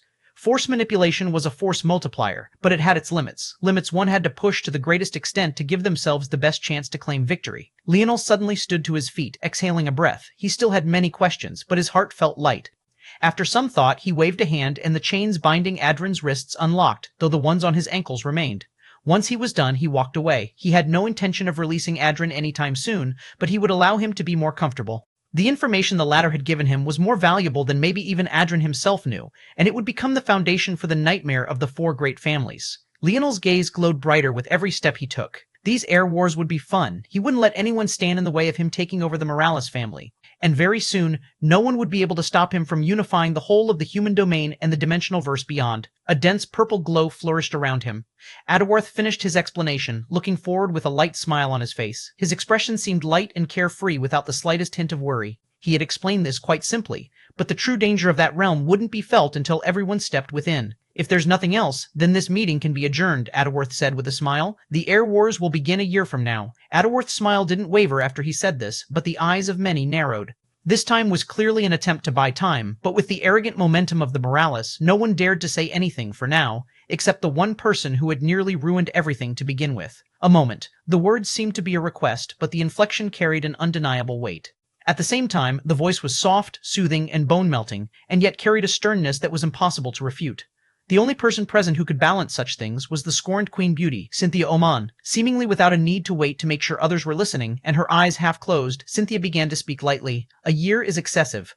The air wars will decide the direction of the human domain as it faces threats from all sides. Too much can happen in this time. A month is already too long, but I feel that it's the most appropriate given the circumstances. Second, you are free to feel indignant for your treatment, but your indignance is irrelevant to me. The facts as they are laid out seem to bear out that the Morales want a monopoly on Earth. Whether you claim this isn't your intention doesn't matter, this will be functionally the case. I can only speak for myself, but I will be sending participants with the sole purpose of ensuring that one Leonel Morales does not gain control of the Morales family, and should I sense the Morales family pulling strings to ensure his victory, I will act with the appropriate swiftness. I see these air wars as the only method of maintaining the decorum of the human domain and not crippling a family that has existed since our beginning. I hope you can see those efforts and respond in kind. If the Morales family is truly sincere, you would remove the child's right to participate in the first place. If you do that, the Oman family and the Guild Alliance will withdraw from this affair. If you insist on your ways, however, then we can only press forward with this farce and the Morales will lose a young genius. The choice is yours. After she said these words, Cynthia floated into the skies. She didn't seem to move very fast, and yet after a single blink, she had already appeared on her own flagship, disappearing a few moments later. When an eighth-dimensional existence spoke, the agreement of others wasn't needed. Her meaning was very clear. Accept her demands, or the Oman family and their alliance would declare war. A cloud of dancing lightning began to slowly manifest above Alejandro's head, his temper threatening to flare out of control. 62 Civ B29 4270 8 FD12 A9 Ad 975E Chapter 1926 Escalation Chapter 926 Escalation. The rumbling thunder above Alejandro's head suddenly expanded as he slowly stood to his feet. Arcs of lightning rushed through his pupils, the pillar beneath his suddenly cracking and nearly fracturing. Good, good, good, good. Alejandro raised his hands and the skies darkened instantly. Cynthia, who had just stepped on her flagship, paused, though she didn't turn back. Her dress fluttered in the wind, oddly peaceful compared to the raging storm rising around her. If you want the Morales family to lower their heads, you're all more foolish than I thought. Alejandro's voice crackled and boomed, the weather itself echoing his words across the horizon. It felt like, in that moment, everyone in the solar system could hear his voice. Then wait for war, Cynthia said lightly, prepared to continue moving. Wait? Alejandro raised his head to the skies, his laughter causing the rumbling black clouds to thicken. Since you all dare to come here in an attempt to humiliate my Morales family, why should you ever think of leaving? Warriors of the Morales family. Alejandro's voice boomed so loud that even the elders representing exceptional families winced, their ears bleeding beneath the sound and pressure. Their hearts trembled as they realized that the Morales family wasn't all talk. Roars echoed from the planet below. Alejandro closed his palm, a mighty spear spiraling with rainbow lightning appearing in his hand. At the same time, the sound of clinking armor echoed and a surge of rainbow lightning seemed to form around his body, forming a radiant armor that sparkled both like rainbow crystals and streaking lightning. One after another, thousands began to rise into the skies, the clinking of armor filling the skies as divine armors of all kinds manifested. Some rumbled like volcanoes, others howled like wind. Some were as tall as giants, and others stepped through the air as though it was solid ground, radiating dense earth force that steadily increased the gravity of the surroundings. Ha! The mixture of those that could rise into the skies and those that couldn't roared out. The white clouds that had clung to the bottom of the pillars dispersed, revealing a land below filled with men and women rushing to heed Alejandro's call. It was clear at a glance that the Morales family hadn't planned this in advance. Their gathering army lacked any sort of organization or forethought, but it was precisely this that made the hearts of so many tremble so fiercely. They didn't ask why, they didn't seek understanding, they didn't even seem to care if there was a reason at all. The moment they heard their patriarch's call, they came out in droves, bloodthirsty lights in their eyes. What was even more shocking was the fact that even though they should have known that so many powerhouses were coming today, they hadn't been on their guard at all. It was as though they had never regarded the rest of the human domain as something to take seriously in the first place. Their faith in their Morales family was completely infallible. It was disregard, complete and utter disregard. Compared to any words that Alejandro could speak, this spoke far louder than anything else could have. This was the spirit of the Morales family, and the actions they all had taken in the previous generation to suppress Velasco didn't seem to have had any effect on the culture of the Morales family at all. Since you all want war, you can have your war right now. Cynthia's gaze narrowed as she turned back, a hint of surprise in her eyes. She was intimately familiar with the Morales family, but it was easy to be madmen when you had the definite upper hand. The fact that they still dared to act like this despite the circumstances made her want to reevaluate them once again. However, she didn't get the chance to think about this even more, because a moment later the Morales family surprised her once again. An old man with a fluttering off-white robe appeared high in the skies. His white beard fluttered while his head had not a single strand on it, shimmering almost as bright as the lightning that was still flickering about in the dark clouds. He cast an indifferent glance over the region before his gaze landed on Cynthia, causing her expression to become serious for the first time. The instant he appeared, two more old men seemed to tear through the void to appear, one appearing behind Amory and the other appearing behind Nazag. Even so, the Morales elder in the skies didn't even glance in their direction. "It's you who wants my Morales family to remove one of our heirs from contention?" Cynthia turned and looked up. Her brows smoothed out and her gaze, as placid as a lake, met that of the Morales elder.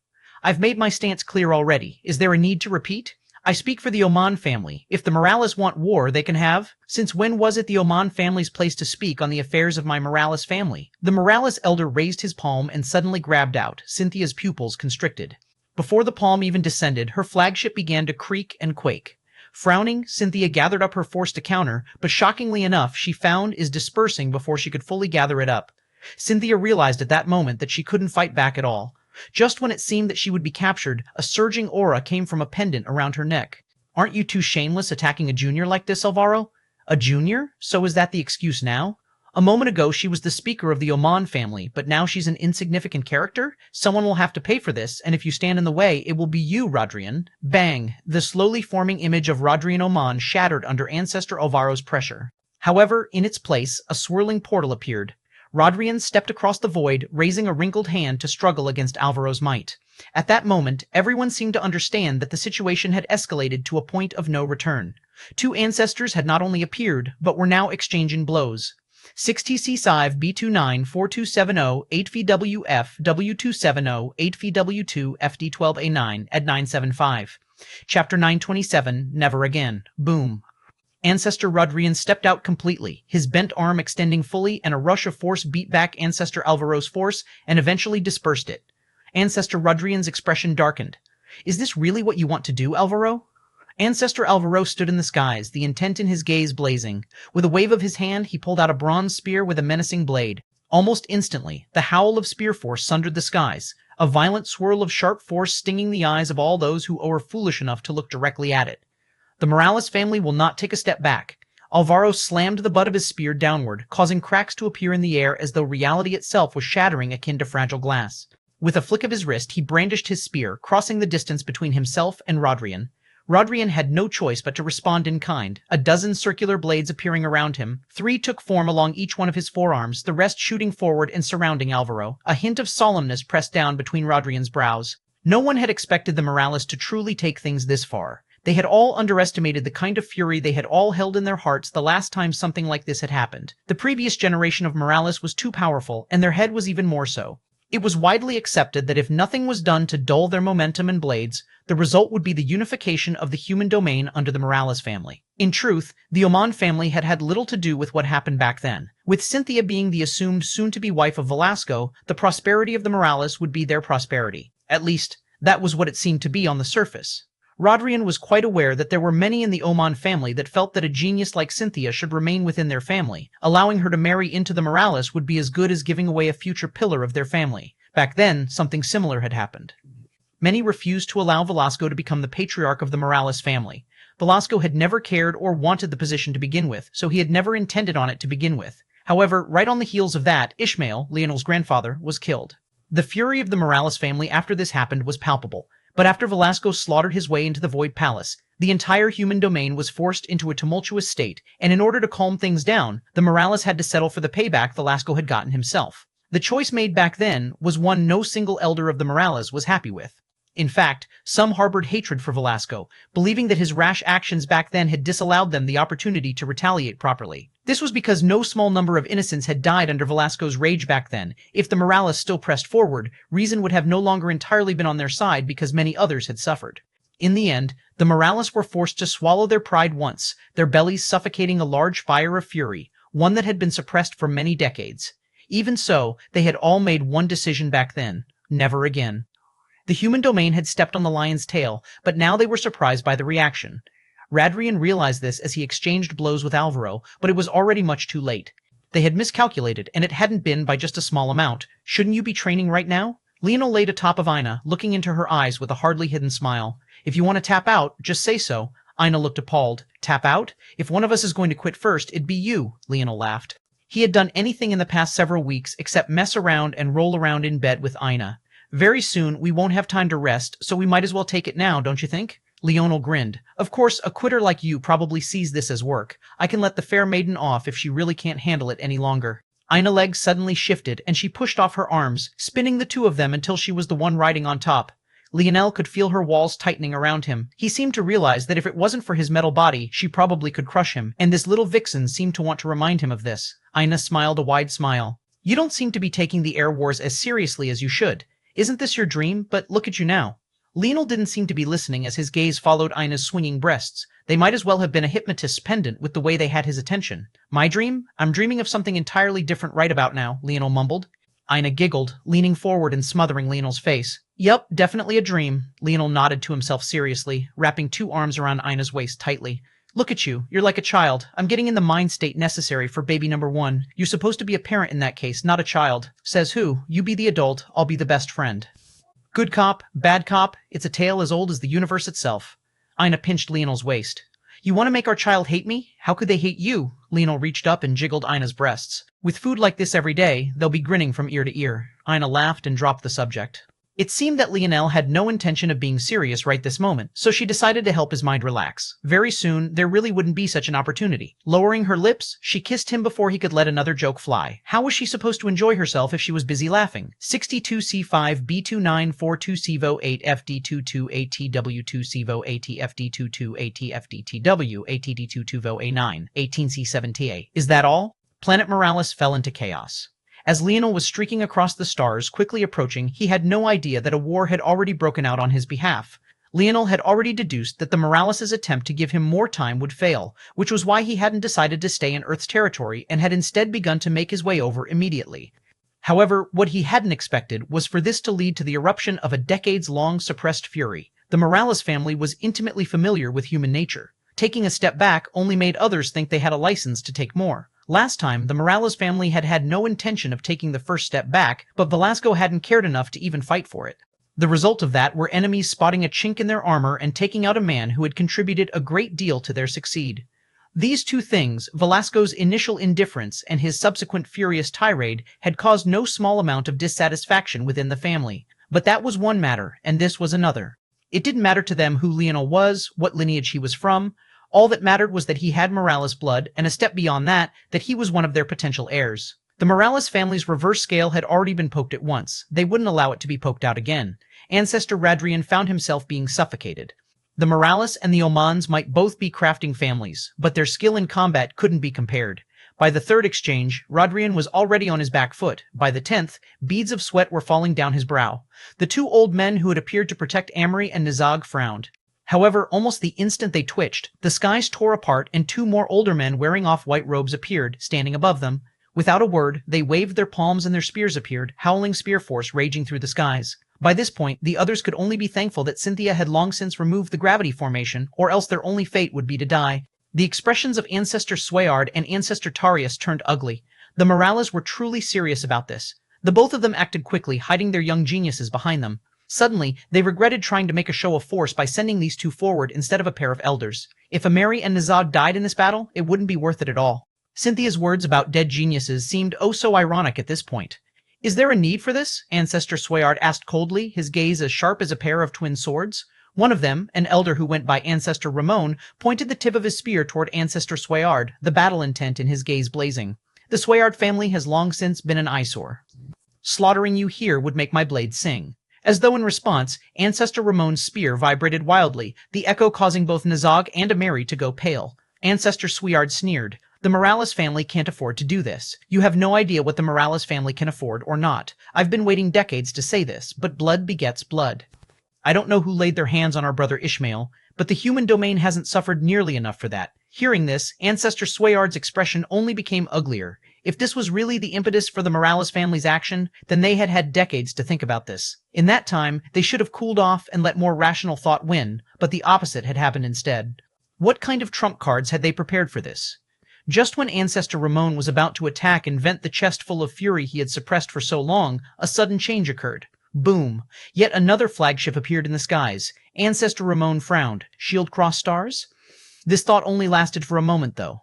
That was because on the bow of the ship, there was a boy sitting with his feet dangling among the stars, a boy whose face was recognizable to many by now. That was just an inevitable result when you were a Tier 1 fugitive. Leonel blinked, clearly not having expected to see such a shit show. This wasn't even his real body, it was just a clone he was using to direct the flagship.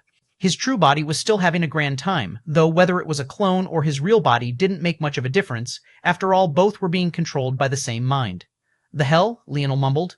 The current Leonel really looked out of place. He was shirtless, wearing nothing but a comfortable pair of sweatpants. He couldn't be bothered to conjure up anything more complicated for a clone, but this only made things all the more shocking. Leonel's appearance, however, especially for those who thought that he had every intention of stalling and buying as much time as possible, caught many off guard, almost more than the fact he dared to appear with a stolen flagship of shield-crossed stars. Cynthia's gaze drifted over, her expression unreadable. Alejandro, who stood in the skies among crackling lightning, also turned over. In fact, even the various ancestors looked over. After all, this young man was the spark that had started all of this. Leonel blinked. He wasn't one to be shy, but this situation was truly quite weird to him. Coughing lightly, he smiled. Did I come at a bad time? The expressions of many became weird. Of all the responses they had expected, this was definitely the last. Leonel looked slightly uncomfortable, but outside of that, he didn't seem to feel the pressure of the situation at all. Adawarth smiled bitterly. Little bro, you really did come at a poor time. Oh, what happened?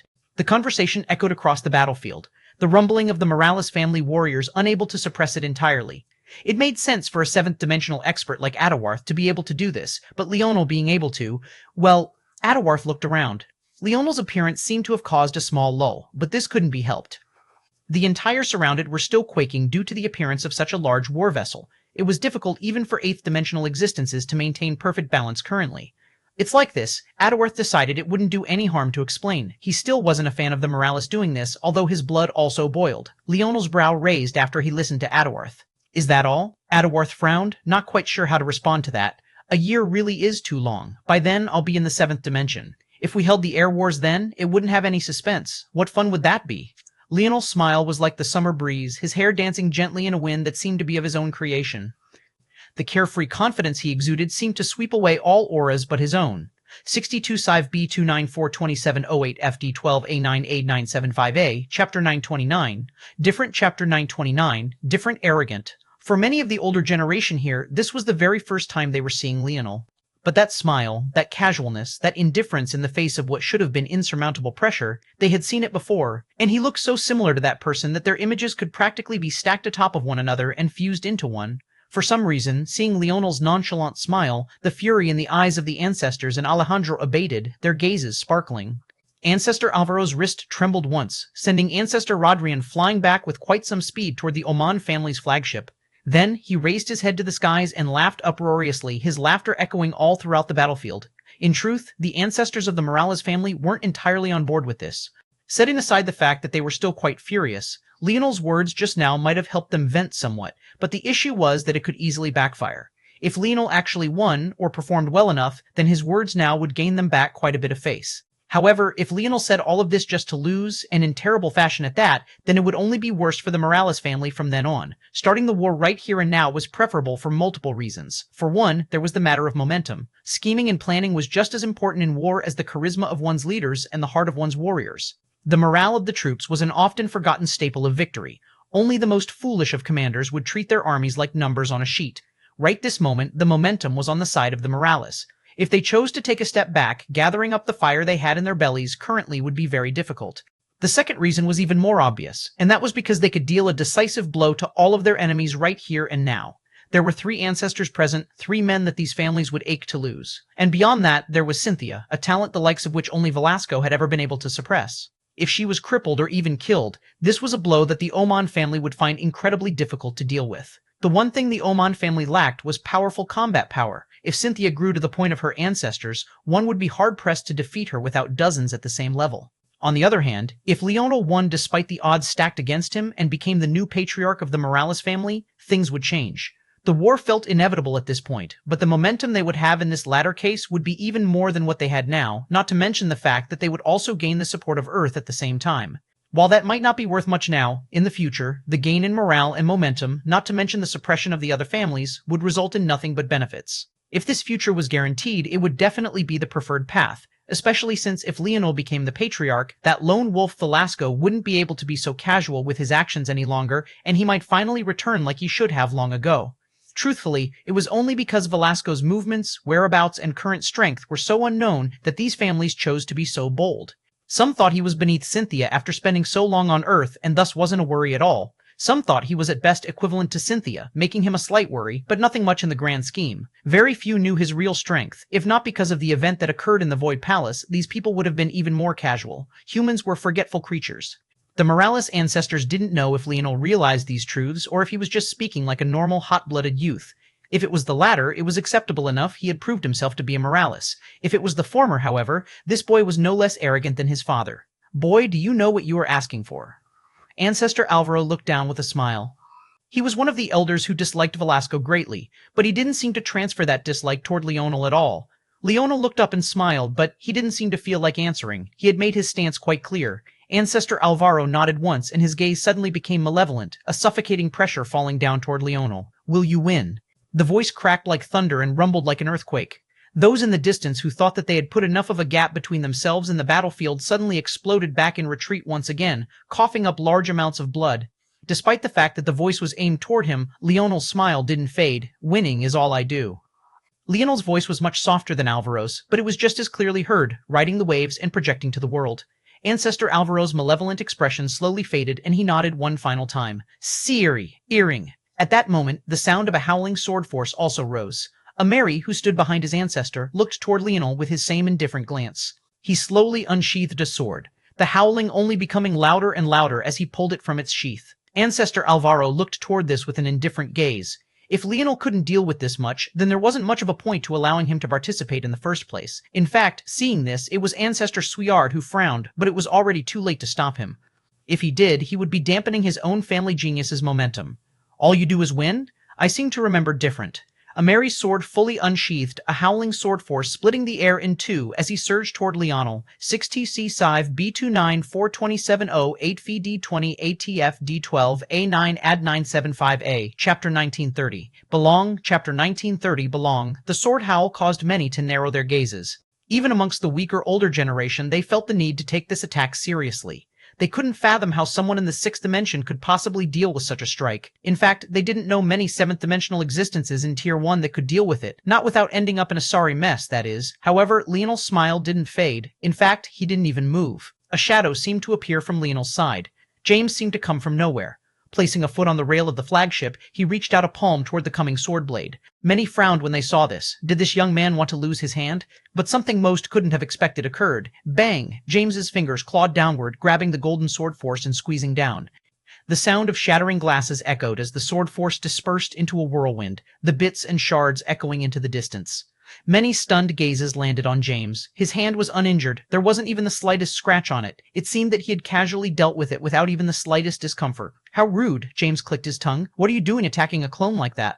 If you're mad, wait till you're face to face. Doing things like this just makes you seem petty. It was only after James said it that everyone seemed to realize that the current Leonel lacked something. This wasn't something others could normally see through, but with the number of eighth-dimensional existences here, there were no small number of them that could see the difference.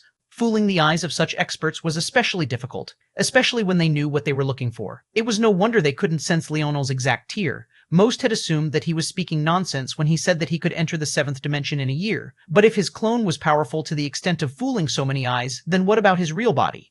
But even more importantly than that, Amory was a genius that many knew of. In fact, he was well known as the first since Velasco and Cynthia to be at such a level. So who was this young man who could resolve his attack with a hand? Just as many were lost in thought, another figure suddenly appeared. It was a young woman with a body filled with hidden and explosive muscles. She appeared by Leonel's side with a hint of fury in her eyes, her hair fluttering with blade force. Emna reached a finger forward and tapped at the air. At that moment, a blade howl, the likes of which didn't seem to lose out to Ameri in the slightest, appeared, concentrating on her fingertip with a radiant golden light. Ameri's eyes narrowed, however an instant later his pupils constricted. Without hesitation, he unsheathed his second blade, taking a step forward and swinging. Bang, bang. Ameri's arms trembled and he was forced to take a step back. His eyes widened and released a low roar, his aura flourishing as he resolved the attack. Even so, he was forced to take yet another step back. James winced. Oof, that's a little bit embarrassing. Ameri had attacked Leonel, and yet the result was one of Leonel's men resolving it with ease, and a second one of Leonel's men forcing him back. For someone who had such an undefeated legend, if this wasn't embarrassing, then nothing else could be. The worst part was that no one seemed to recognize who these two people were. They were complete unknowns, and only one of them seemed to have the aura of Earth, something the powerhouses were only now becoming familiar with. That meant that using Earth as an excuse didn't seem to be enough. Emna didn't seem satisfied and wanted to attack again, but before she could, Leonel raised a hand. Seeing this, Emna didn't hesitate to take a step back, her obedience making the striking difference all the more obvious. Ancestor Alvaro nodded inwardly. It seemed that there was a difference between Leonel and his father after all. While they were both extremely arrogant, Velasco was not a leader and never had an interest in it. Leonel, however, it seemed that he was quite capable. You remember different, Leonel smiled. Funny words coming from someone who couldn't withstand a few arrows. Ameri stabilized himself, his gaze still tranquil as he looked up toward Leonel. But I don't really feel like rehashing the past. Since everyone is here, I think that there's something far more important to talk about, don't you think? What compensation do you all plan to give me? The eyes of many narrowed, the atmosphere falling into silence. Nothing? Leonel chuckled. Feigning ignorance is fine if your goal is to only seem more like a worthless bunch of elitists, even more so than your actions today would suggest. None of you find it funny that the geniuses you're sending forward to participate in the heirs wars wouldn't even be here to participate if not for me? The Morales family shares my blood, and they don't hesitate to step out to protect me. But what are the rest of you worth to me? By this point, it was all too obvious what Leonel was referring to. Faced with this, there was little they could say. It's funny. I should have returned to Hero, but the first thing that happened to me when I returned to the Void Palace was an interrogation and pressure to hand in a method that was mine to begin with. Fine, that much is fine. My research and results could be game-changing for the human domain. I might be inclined to help out if the feeling was reciprocated. But not long after that, Shield Cross Stars came to arrest me as though I truly was a fugitive. As though that wasn't enough, I'm also now suddenly a ticking time bomb that needs to be dealt with just because I have Fox and Morales blood coursing within me. Leonel's smile suddenly faded, a dense violet fog exuding from him and enveloping the flagship. My patience is very limited, and my temper isn't good. I'll tell you all right now, since you don't want to acknowledge the fact so many of you owe your lives to me, I'll keep count of the debt myself. I don't have a need for your pity. I'll collect those debts back one by one. If you dare to send your geniuses in, I'll dare to kill them. If you send in one, I will kill one.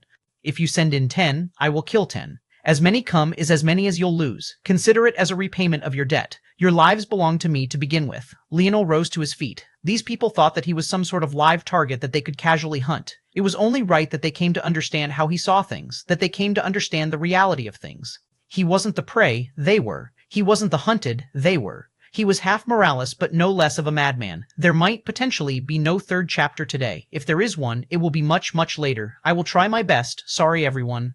This month and next month will be quite hectic for me. 62-5 B2942708 FDW2 A98975AF Chapter 1931. Question. Chapter 1931. Question. Leonel stood up with a calm expression on his face. He hadn't said these words for the sake of these people feeling remorse. That would be nothing short of naive. He didn't want anything from these people. In fact, if they folded now and acquiesced to such a demand, it would only disappoint him.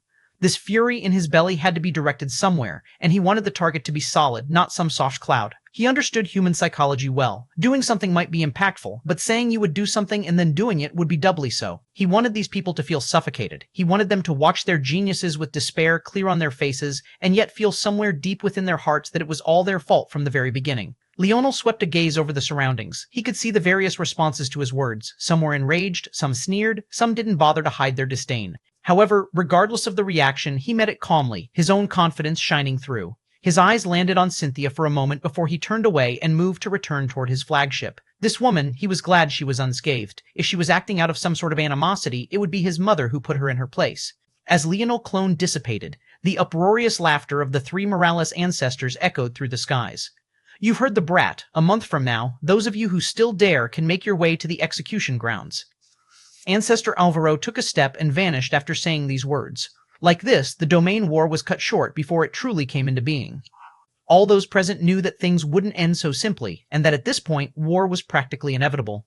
These heirs wars had suddenly gone from a method of potentially avoiding war to a fight for momentum. Whoever came out on top would have an upper hand when the pot finally began to boil over. A day later, Leonel walked into a grand hall holding Ina's hand. He looked up, craning his neck just to catch a glimpse of a ceiling that must have been at least 100 meters up. He had never been in such a grand place, and he had to admit that the crafting specialty of the Morales family truly shone here. He smiled lightly and looked forward, meeting Patriarch Alejandro's gaze. Alejandro smiled widely, and he seemed to be in a very good mood, a far cry from the mood he had been in recent months. There was a point where he just wanted to leave and start a massacre of his own, but duty and responsibility weighed him down quite heavily. Littlest Nova, you wanted to see me? Alejandro asked. Ah, and this is Ina Brazinger, I gather? Look at this, Adawarth. Leonel has already found his life partner. And what about you? You're almost double his age by now and still single. What am I going to do with you? Adawarth coughed. It wasn't that he didn't like women, but the one he wanted a bit, stubborn. There wasn't much he could do about this. He wasn't as lucky as Leonel. Seeing that he had done his parental duty of embarrassing his son in front of company, Alejandro laughed heartily and invited Leonel and Ina forward.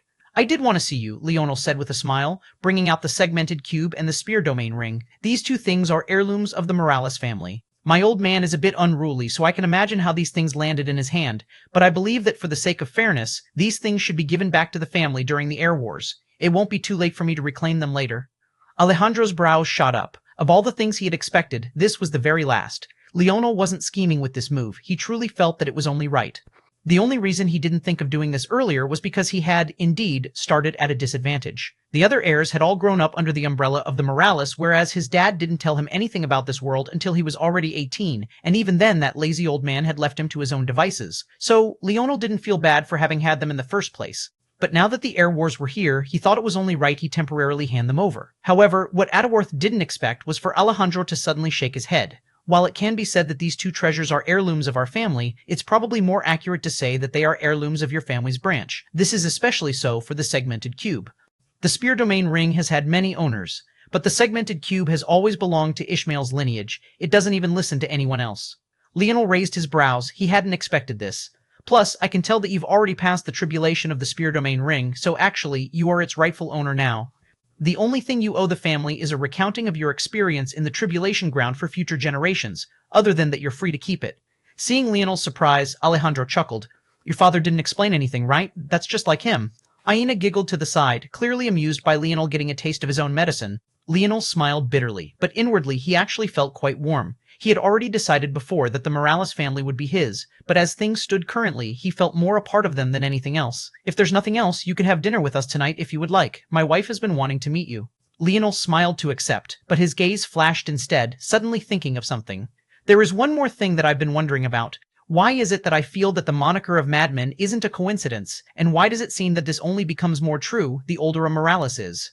Leonel had very few data points to reach this conclusion. He had interacted with too few Morales, but everything he did know seemed to point to this one conclusion. For one, the Morales tended to have very young patriarchs. If the air wars had occurred at the proper time, they would have been less than 35 years old. In the dimensional verse, this was exceptionally young considering even fifth-dimensional existences in their 70s looked as though they were in their 20s. There was logically no reason to rush this. Secondly, on the battlefield just a day ago, Leonel had sensed a certain fury coming from the Morales ancestors and Alejandro that, while could be considered reasonable, also felt somewhat irrational. It was incredibly difficult to maintain such fury for such extended periods of time, but the Morales didn't seem to have any issues with this. And finally, maybe the reason Leonel thought there might be such a possibility, there was the crimson energy that had seeped into his body the day he awakened his metal synergy lineage factor. Hearing this question, Alejandro's brows shot up, looking toward Leonel with a deep gaze. 62-5B29-42708FD12A9 AD975E, Chapter 1932, Only Time, Chapter 1932, Only Time. Alejandro stayed silent for a long while. It would be one thing if Leonel asked this question based on something Velasco had said, but he knew that man too well. And considering Leonel had just tried to give over something he shouldn't have, it was safe to say that his level of understanding toward the family was nearly zero. This meant that Leonel had deduced this on his own from the outside. Alejandro wasn't sure if this was impressive or maybe even a bit said. It is true that the Morales have a bit of a temper problem, but it's usually not much of a problem. It used to be much worse, but after a certain age, the elders and ancestors of the family enter the Holy Land where the incense can calm their minds and soothe their soul.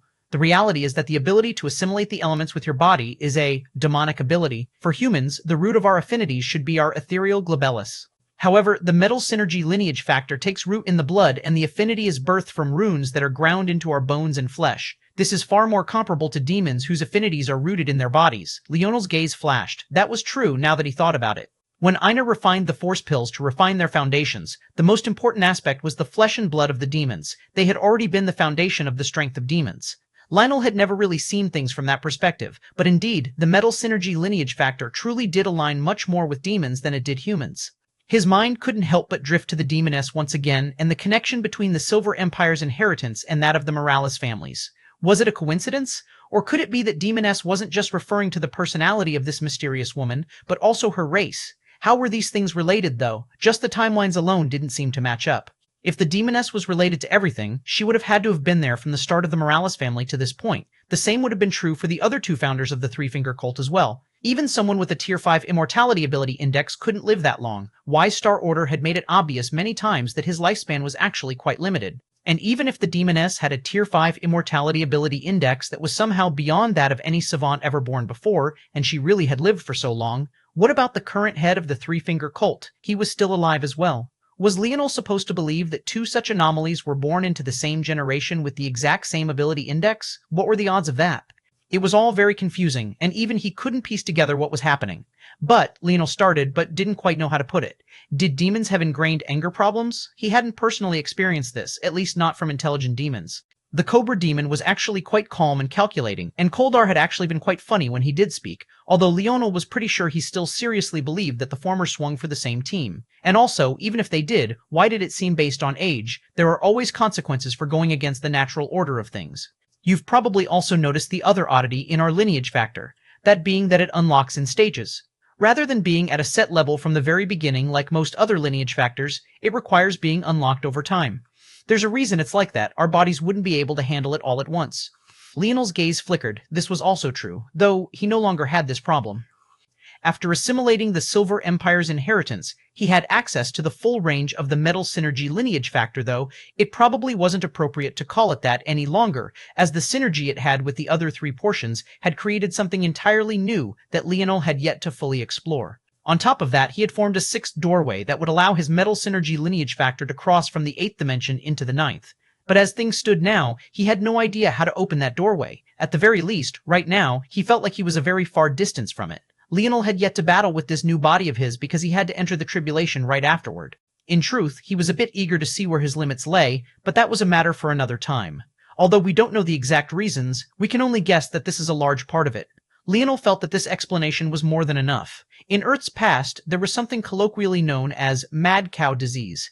This was a disease caused when humans ingested cow brain, but more accurately, it was caused by a particular fold of protein found within the meat. This disease was named as such because of all of the cognitive changes it could cause in both cows and humans, even to the point of changing one's personality entirely.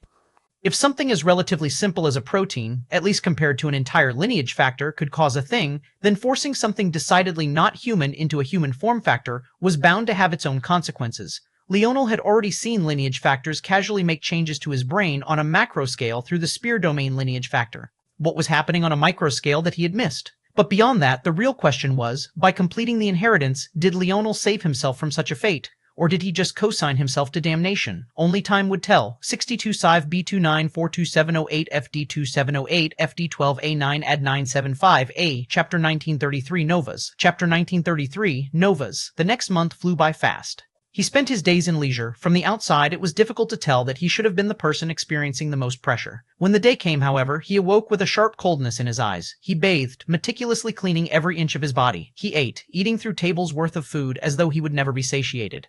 Then he dressed himself, wrapping himself in robes of violet and gold. When he stepped out of the segmented cube, he found his queen with a dignified expression on her face. Aina wore a long violet and gold dress that clung to her curves and had just a single slit down its right side, revealing a creamy smooth thigh wrapped with a delicate lace garter. Aina smiled lightly, stepping forward and smoothing out Leonel's chest. Her hair and eyes seemed to sparkle on their own, emitting a gentle light. When she seemed satisfied, she took his arm, and they stepped out together. The atmosphere was incomparably solemn. Not a single sound could be heard despite the seemingly endless pair of eyes paying attention to the situation. The location was a space above a seemingly barren planet. There wasn't a single blade of grass on its gray body, nor was there a single sign of life. Above it, there was a platform formed entirely of glass. On this clear platform, a large number of youths stood in pairs. One would have thought that Leonel's threat had fallen entirely on deaf ears. Surrounding this clear platform, several flagship-level ships were in attendance. Any power of the human domain worth much of anything was present, even if they had no intention of participating. There were no doubt powerhouses of the Void Palace and Shield Cross stars present. As for those that couldn't make it, the Morales had made certain that they had a chance to watch. They wanted the entire human domain to witness this event. It might be surprising that the participating youths were only standing in pairs rather than having their entire entourages with them, but this was how every air war began. Only by completing tasks would one gain access to more of their allies, and if you failed too soon, you may never get to display your full strength at all. In the center of these participants, 6 of the 7 heirs stood, each one with a pre-selected target. There wasn't a single one of them that didn't look prepared for battle, their gazes sharp and their aurasa piercing. Adawarth, First Nova. A bronzed armor covered his body, the maturity between his brows clear for all to see. In these years, he had managed to rein in much of the stalwart polearm legacy faction under his control. If he had been given some more time, there was no doubt that he would have returned it to the status of a party and maybe even a leading majority. Surprisingly, though, to his side, there wasn't a member of this faction, his supposed strongest backing. Rather, there was a young woman that was recognizable by all, a young beauty that was most definitely on the Queen Beauty list, and someone that Ina would recognize quite intimately. This young woman was none other than Vega Quarius. The appearance of this woman by Atawarth's side was a huge surprise. The Quarius family was a constellation family, and as such had sent geniuses to represent them. But rather than siding with her family, Vega had actually made such a decision. Orin, Second Nova. He seemed to stand in the shadows along with his partner, whose face was entirely obscured. In fact, even Orin's face itself seemed impossible to see. He was without a doubt the most mysterious of the six, but this only made sense as he was known to have the widest information network. Covertness was the name of his game. Exavnik, Third Nova. Although his gaze was sharp, there was a confident smile on his face. That interaction he had had with Second Nova all those years ago felt like a lifetime ago. Only he understood his reason for working with the Unfettered Blade Party back then.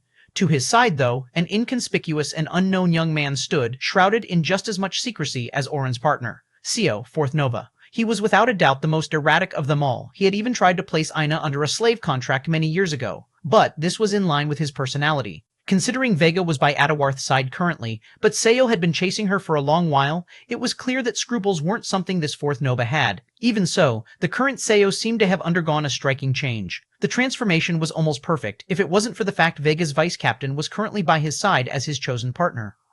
With that, the Morales heirs had already monopolized two queen beauties for themselves. Ramon, Fifth Nova. If Second Nova was the most covert, Ramon was the most silent and also the only one of the six that Leonel had never heard of. Ramon wore a pair of glasses and his appearance was the least confident of the six.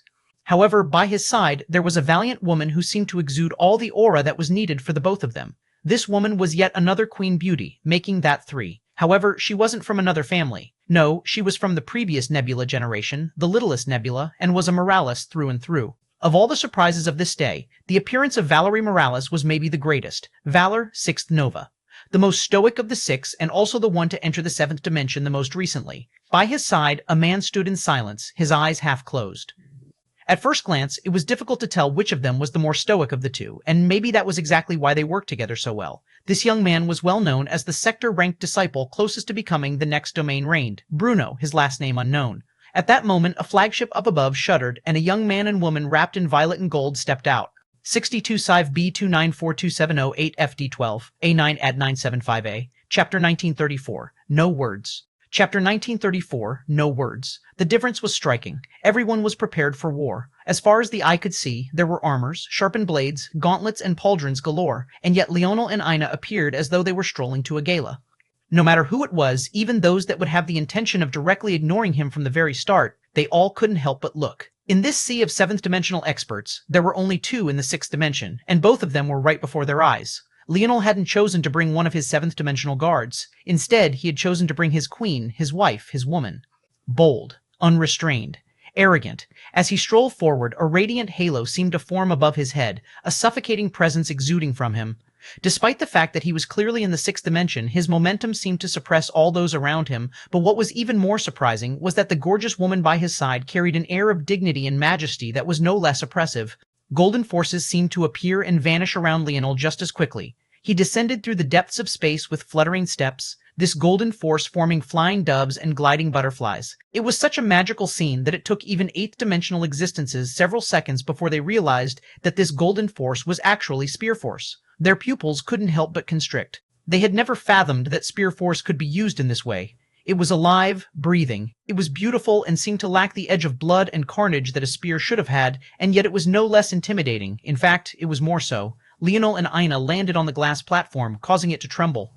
Any thoughts of obstructing their path forward seemed to vanish into the air. The geniuses that should have been here to participate and compete with them flowing out of the way one after another. Neither Leonel nor Ina seemed to spare them a single glance, as though their actions only made sense. At this moment, Leonel's Tier 7 aura had flourished completely, entering the senses of those in the surroundings. However, rather than sneering at such a thing, their hearts could only leap into their throats. A year really is too long. By then, I'll be in the seventh dimension. Those words should have been nonsense. They should have been something that could be dismissed with the wave of a hand, but the reality made this far from the case. Not even a year ago, Leonel was only at Tier 1, and yet he was already at Tier 7 now. Leonel appeared within the central circle of novas. There wasn't a single hint of a smile on his face, his king's might flourishing in all directions. He had never been more focused in his life, and the result was a pressure more suffocating than anything he had ever exuded before. A pressure which, just like always, seemed to be something only Aina was entirely indifferent to. In fact, Aina's own presence seemed to fuse and multiply Leonel's own, the resonance between the two of them causing the force in the air to fluctuate and disperse. The weaker parties suddenly found that controlling their force, even within their bodies, had become extraordinarily difficult. The appearance of two sovereigns was more than what they could handle. The eyes of the elders and various ancestors standing on their ships narrowed. Leonel's words from just a month ago seemed to echo in their ears once more. The Morales ancestors looked down with sparkling gazes, their blood rushing through their veins and their bronze skin flushing red like melting metal. Oh, how they wished to be young once more. Leonel's statement couldn't have been more clear. His attire spoke volumes, and it was a statement that was ringing throughout the entire human domain. The others were warriors. He was a king. The others had come to fight. He had come for glory. The others hoped for victory. He had come to pass judgment. To him, the outcome was already clear. Hugo, Ancestor Alvaro said lightly. There was no need for any more words. Seeing the look in Leonel's eyes, it was clear that he was finished talking. He hadn't even looked toward his fellow Nova brothers even a single time. As his spear force continued to form life around him, it seemed that he was all too eager for his blade to taste blood. Ancestor Hugo stepped forward, spreading his hands out wide as his aura flourished. He was a man who looked like he had a foot in the grave. Even his balding head was covered in dark age spots. Even so, when he moved, the world seemed to move with him, the momentum of an eighth-dimensional powerhouse flowing out like a tsunami. A dense dream force pervaded the region and descended upon the glass platform. Leonel stood in silence, closing his eyes lightly. Even when closed, he could sense the countless gazes on him. Many were filled with apprehension and fear, but there was a good number who had unwillingness, rage, and fury in their eyes. Without even using his internal sight, he could feel the changes in their emotions as though they were being imprinted on his very soul. Leonel slowly opened his eyes once more, a rippling ring of violet sweeping out from him. When these air wars concluded, no one in his generation would dare to look at him with such a gaze. Whoosh! All of the youth vanished at once. When Leonel opened his eyes, he found himself in a wilderness, but the region was quite poor. The soil wasn't rich, and was in fact quite cracked and lifeless. The air was dry and hot, with a sun beating down from above. It didn't seem like there had been any rain in months. Looking down at his clothes, he wore nothing but a simple linen shirt and pants. If he wanted access to what he had been wearing previously, he would have to likewise complete tasks. Leonel looked toward Aina, who was by his side, wearing clothes just as simple and yet looking just as beautiful. "Let's go," he said lightly. 62-5 B29 42708 FDWD12 A9 Ad 975E, Chapter 1935, Village, Chapter 1935. Village. Aina nodded and followed after Leonel, who shot into the distance. He didn't hold back on his speed at all, leaving trails of spatial force, light force, and star force in his wake. The Air Wars was the final test of the Morales, and it was treated and designed as such. Not only were your preparations being tested, but your skill was being tested. In the beginning, what you had done in the outside world was almost meaningless and would only begin to snowball as the Air Wars continued. The only thing you would have access to is your original and raw strength. Leonel suddenly reached out a hand. At that moment, a bow began to appear in his hands. At the same time, a golden battle axe appeared before Aina, one that she didn't hesitate to grab. The linen clothing fluttered in the wind as they appeared before a small village. The walls that protected the small village were made of bundled wood that looked as though they would be better used in a small fire. It was barely 30 or so meters across in diameter, and it seemed to already be in a state of lockdown, as though the appearance of Leonel and Alna had already been expected. Leonel exerted strength in his feet and shot into the skies, appearing high in the trees and surpassing them. Just when it seemed that he would fall back down, a spatial platform appeared beneath his feet and he pulled back the string of his bow. At the same time, barefoot and all, Aina whipped by an afterimage of his that was still on the ground. In a blink, she had already appeared by the gates of the small village, her gaze cold. On the outside of the Air Wars, everything seemed to have changed. The barren moon below had become lush and vibrant. At the same time, the glass platform began to flicker, subtly moving. At that moment, it became obvious that it wasn't a platform, but rather a perfectly glass cube that one could see through perfectly. At that moment, however, the glass cube flickered, images of all sorts appearing. An odd force art seemed to make it possible for the glass cube to function as any individual's personal entertainment station. Even so, almost everyone focused on the exact same thing at the first sign of choice, Leonel. Watching him break out into a sprint immediately, the silence was loud. There was nothing wrong with this choice, but there was nothing right about it either. In addition, it was oddly confident for someone who was in the sixth dimension. The challenges and enemies of the Air Wars were all set to a seventh-dimensional standard. They had all felt that Leonel was foolish to begin with. Taking another sixth-dimensional existence in with him instead of a seventh-dimensional one was the pinnacle of foolishness. That said, if he could leverage the statement, he could come out on top, but he would have to target the appropriate challenges first.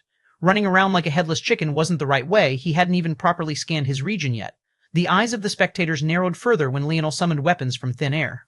He shouldn't have any treasures on him right now, which meant he manifested those. The cube transmitted all information, including auras. Sensing the emulation spatial force Leonel was using, their gazes narrowed. A coincidence? Someone mumbled. Leonel and Ina had barely crossed 10 kilometers when they came across the village. But those that were sharp realized that Leonel had run in a perfectly straight line without even the slightest deviation. This realization was shocking. In order to take into consideration the larger number of participants and the relatively small arena, internal sight and abilities of the like were extremely suppressed. A normal seventh-dimensional existence would barely be able to sense around 20 meters around themselves. Someone who specialized in sensory perception could probably hit around 100 meters, and only an absolute genius in the field would be able to approach half a kilometer to a kilometer. This was only proven by the state the others were in. They were entirely focused on slowly scouting out their territory and feeling out their surroundings. The only one who had acted as Leonel had was, well, Leonel. He can't be, many frowned. All challenges were set to the level of the seventh dimension. Leonel and Ina rushing toward the village like this and not taking a detour, it was clear and obvious. This was their goal from the very beginning. Ina swung her battle axe with a naked abandon. From the skies above, Leonel had already released his arrow. In perfect sync, her blade and his arrow descended at once. The gate was shattered into a fluttering mass of raining wood chips. By the time this happened, Leonel had already released his second arrow, and then the third. Two troll-like beasts, standing at 2 meters tall, appeared to the left and right of Ina instantly, each one exuding the aura of a Tier 1 seventh-dimensional existence. Ina's feet pivoted, her hips torquing as he battle-axe descended from the skies and toward the head of the first. Leonel's arrow appeared in that instant. Their forces resonated, and the attack strength suddenly exploded forth. The troll couldn't even react before it was split in two. The two halves of its body seemingly imploded as they were crushed to pieces by the residual strength. The blood seemed to avoid Ina entirely, almost as though it was too scared to blemish her. Her second swing flowed from the first one, and Leonel's third arrow appeared just as quickly. The two, blade and arrow, seemed to become attached to one another by a mysterious force, amplifying and strengthening one another. PCHU. The second troll beast was shredded to pieces. Ina and Leonel were entirely in sync. From start to finish, not even 5 minutes passed, but the village had already been cleared. The human domain fell into silence. 62 Civ B29 42708 FDW FDWF DWF DWA FDWF A FDWF. Chapter 1936, Headquarters. Chapter 1936, Headquarters. Leonel descended from the skies, landing by Ina. The two walked into the central building of the village and found a floating cube. Leonel grabbed forward and claimed the cube. A ripple spread out. In order to summon people you needed to kill. Ina and he had cleared about exactly 37 people, not having allowed even a single one of them to escape. However, these 37 people, or rather trolls, were also worth points. This was to say that kills could always summon people or be used as points, but points could not. Leonel gained an additional point total for claiming the village, an additional multiplier for being the first, and yet another multiplier for difficulty and speed. For this lowest level primitive village, he went from 10 points to 100 points instantly. Or set as headquarters, Leonel confirmed without hesitation, this region actually wasn't all the great. It lacked resources, the trees were quite sparse, the land was dry, but he didn't seem to give a damn. He gained another 100 points for being the first to establish his headquarters. Then, without even taking a pause, he converted all of their kills to points. Calling the trolls Tier 1 existences was incorrect. Rather, it was more accurate to call them subgrade threats. The ranking system for the air wars went subgrade, bronze grade, silver grade, gold grade, air threat. The rewards were 10, 100, 1000, 10W0 and 100 respectively, not including any multipliers. Simply put, this allowed Leonel to gain an extra 370 points instantly. Like this, he now had 570 points, and he needed exactly 500 to upgrade this village from subgrade to bronze grade. No one even had time to react to his absolutely insane choice before the village flashed with a blinding light and expanded. Ready? Leonel turned to Ina. Ina nodded. She didn't seem to have shed even a single bead of sweat. The two moved at once and then appeared on the growing walls of the now bronze-grade village. Rather than being formed of the bundles of wood, they instead became strong mud walls dug into deep trenches. But at that moment, enemies began to appear over the horizon, charging over. Every one of them was a bronze-grade threat. However, to even more surprise, rather than working together like they had before, Leonel and Ina separated, Leonel taking the north and Ina taking the south. Ina appeared by the pile of 37 troll bits and pieces. With a raise of her hand, the blood rose into the skies and began to burn with a blinding light. At that moment, all the energy and potential the trolls had ever had were forced out all at once, 37 phantoms appearing to her back. At the same time, without even looking, Leonel raised his own hands, the souls of the trolls being plucked out of the air outside of their control. In that instant, the king and queen duo had turned 37 subgrade threats into 74. To make matters more shocking, in Ina's hands, although they would only last a short while, they could now output bronze-grade strength with explosive power. Silence reigned.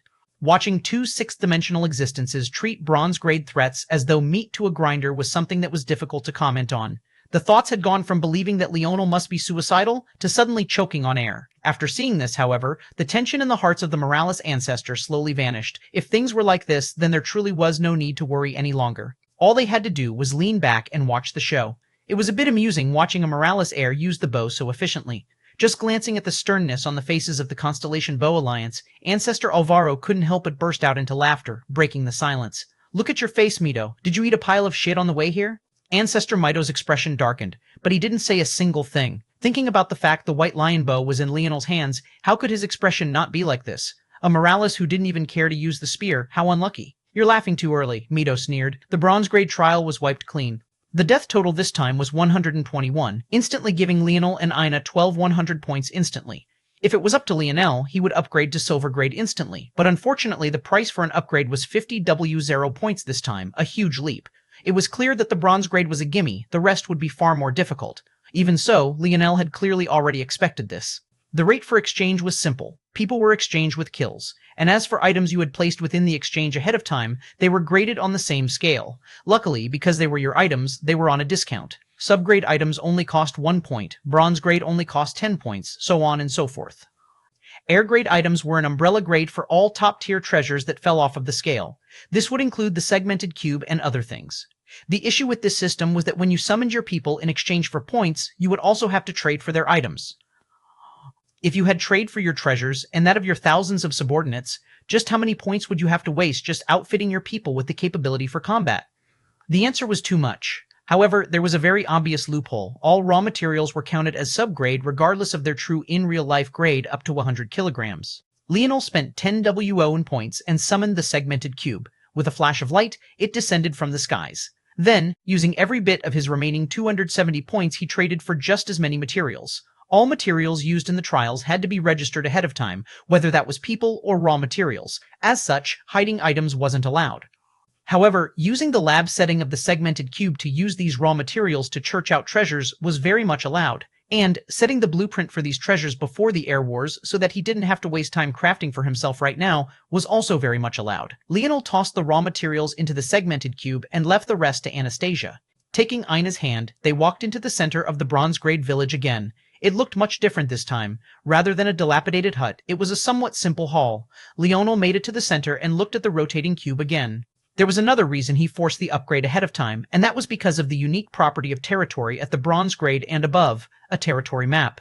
Even Leonel's internal sight was greatly suppressed here. 10 kilometers was about his limit.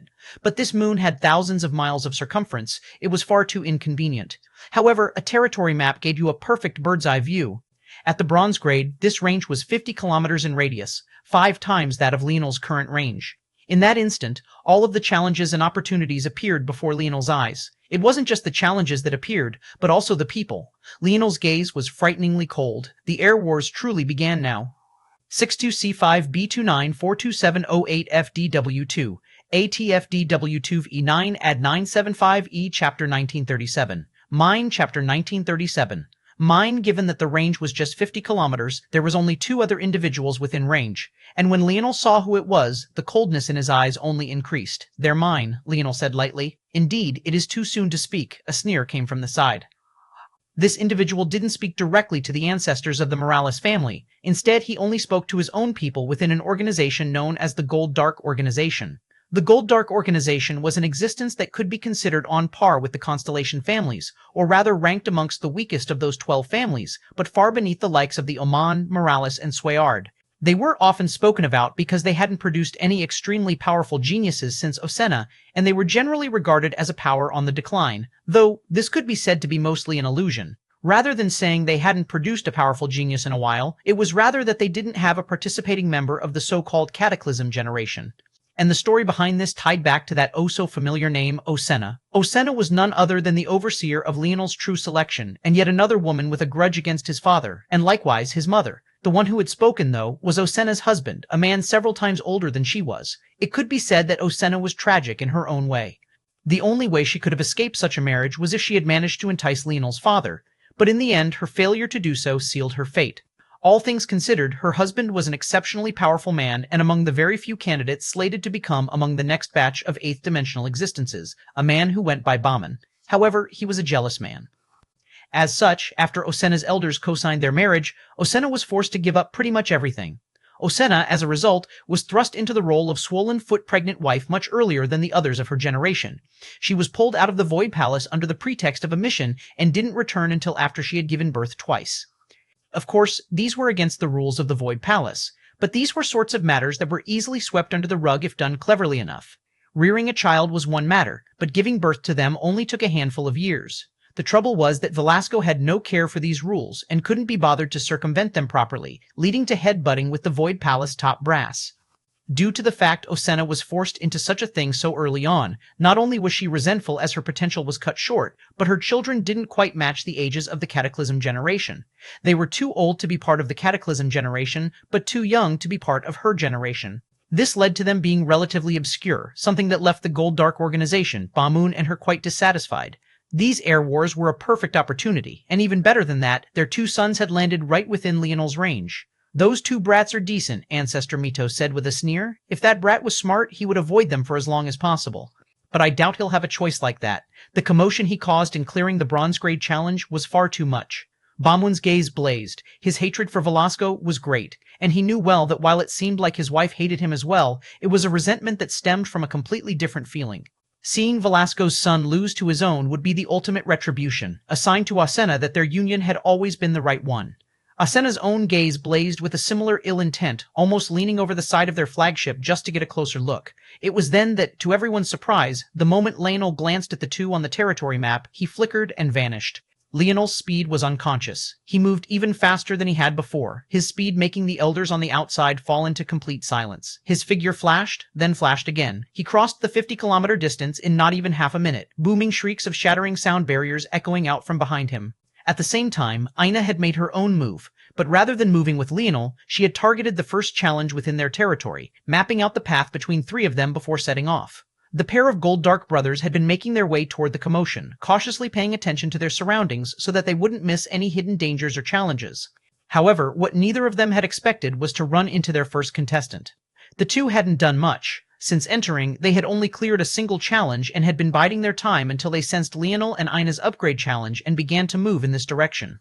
However, the two didn't know what an upgrade challenge would be like just yet, so they had yet to confirm. Plus, it was so early on that they didn't believe that anyone would be undergoing such a challenge already. Before they could tell what was happening, though, someone had already appeared over the horizon. The two instantly recognized Leonel and looked toward one another. The faint excitement and eagerness in their eyes was clear. "He's mine. Fuck off, he's mine." The two didn't get to finish their little song and dance, nor did they have the time to think of why Leonel was alone rather than with his partner. Leonel unleashed a roar, 3 sapphire blue Vital Star Force stars appearing to his back as his body erupted with a bronze aura. His halo expanded and descended down the length of his body, revealing a divine armor of jade green and pearly white that exuded a vitality that caused even the cracked and dried grounds in the surroundings to grow rapidly. The final piece of his armor had just clinked into place when he appeared before the two, dense blue nebulae-like fog coming from the vents of his divine armor. All at once, the Morales family ancestors and elders stood to their feet. Sorry for the uber-late chapters, everyone. Hectic 2 months ahead, like I've said previously. Chapter 2 coming ASAP 62, Side B29 4270 8FD22 812 A9 8975, Chapter 1938, Gold Dark Chapter 1938, Gold Dark Leonel punched out with the momentum of the world to his back. The Gold Dark brothers reacted instantly, setting aside their disagreement and punching out in unison to meet Leonel's. Their fists never even connected. The sheer pressure of Leonel's punch snapped their wrists and broke their forearms in 3. Pain twisted their features as they were blown backward. Leonel reached out a palm to his side, forming a spear of Emulation Starforce, Bronze Aura, and Ethereal Starforce. The two brothers spiraled through the air, their hearts leaping into their throats. As geniuses of the Void Palace, they made their decision instantly. They had to bring out everything. They roared in unison, their skin beginning to glow with a dark gold glow as a twin pair of dark golden rivers took shape. The manifestation of the gold dark lineage factor roared like snaking dragons, the crashing waves causing the ground to rumble. The two coated their broken arms in a layer of this molten dark gold and landed heavily on the ground at once.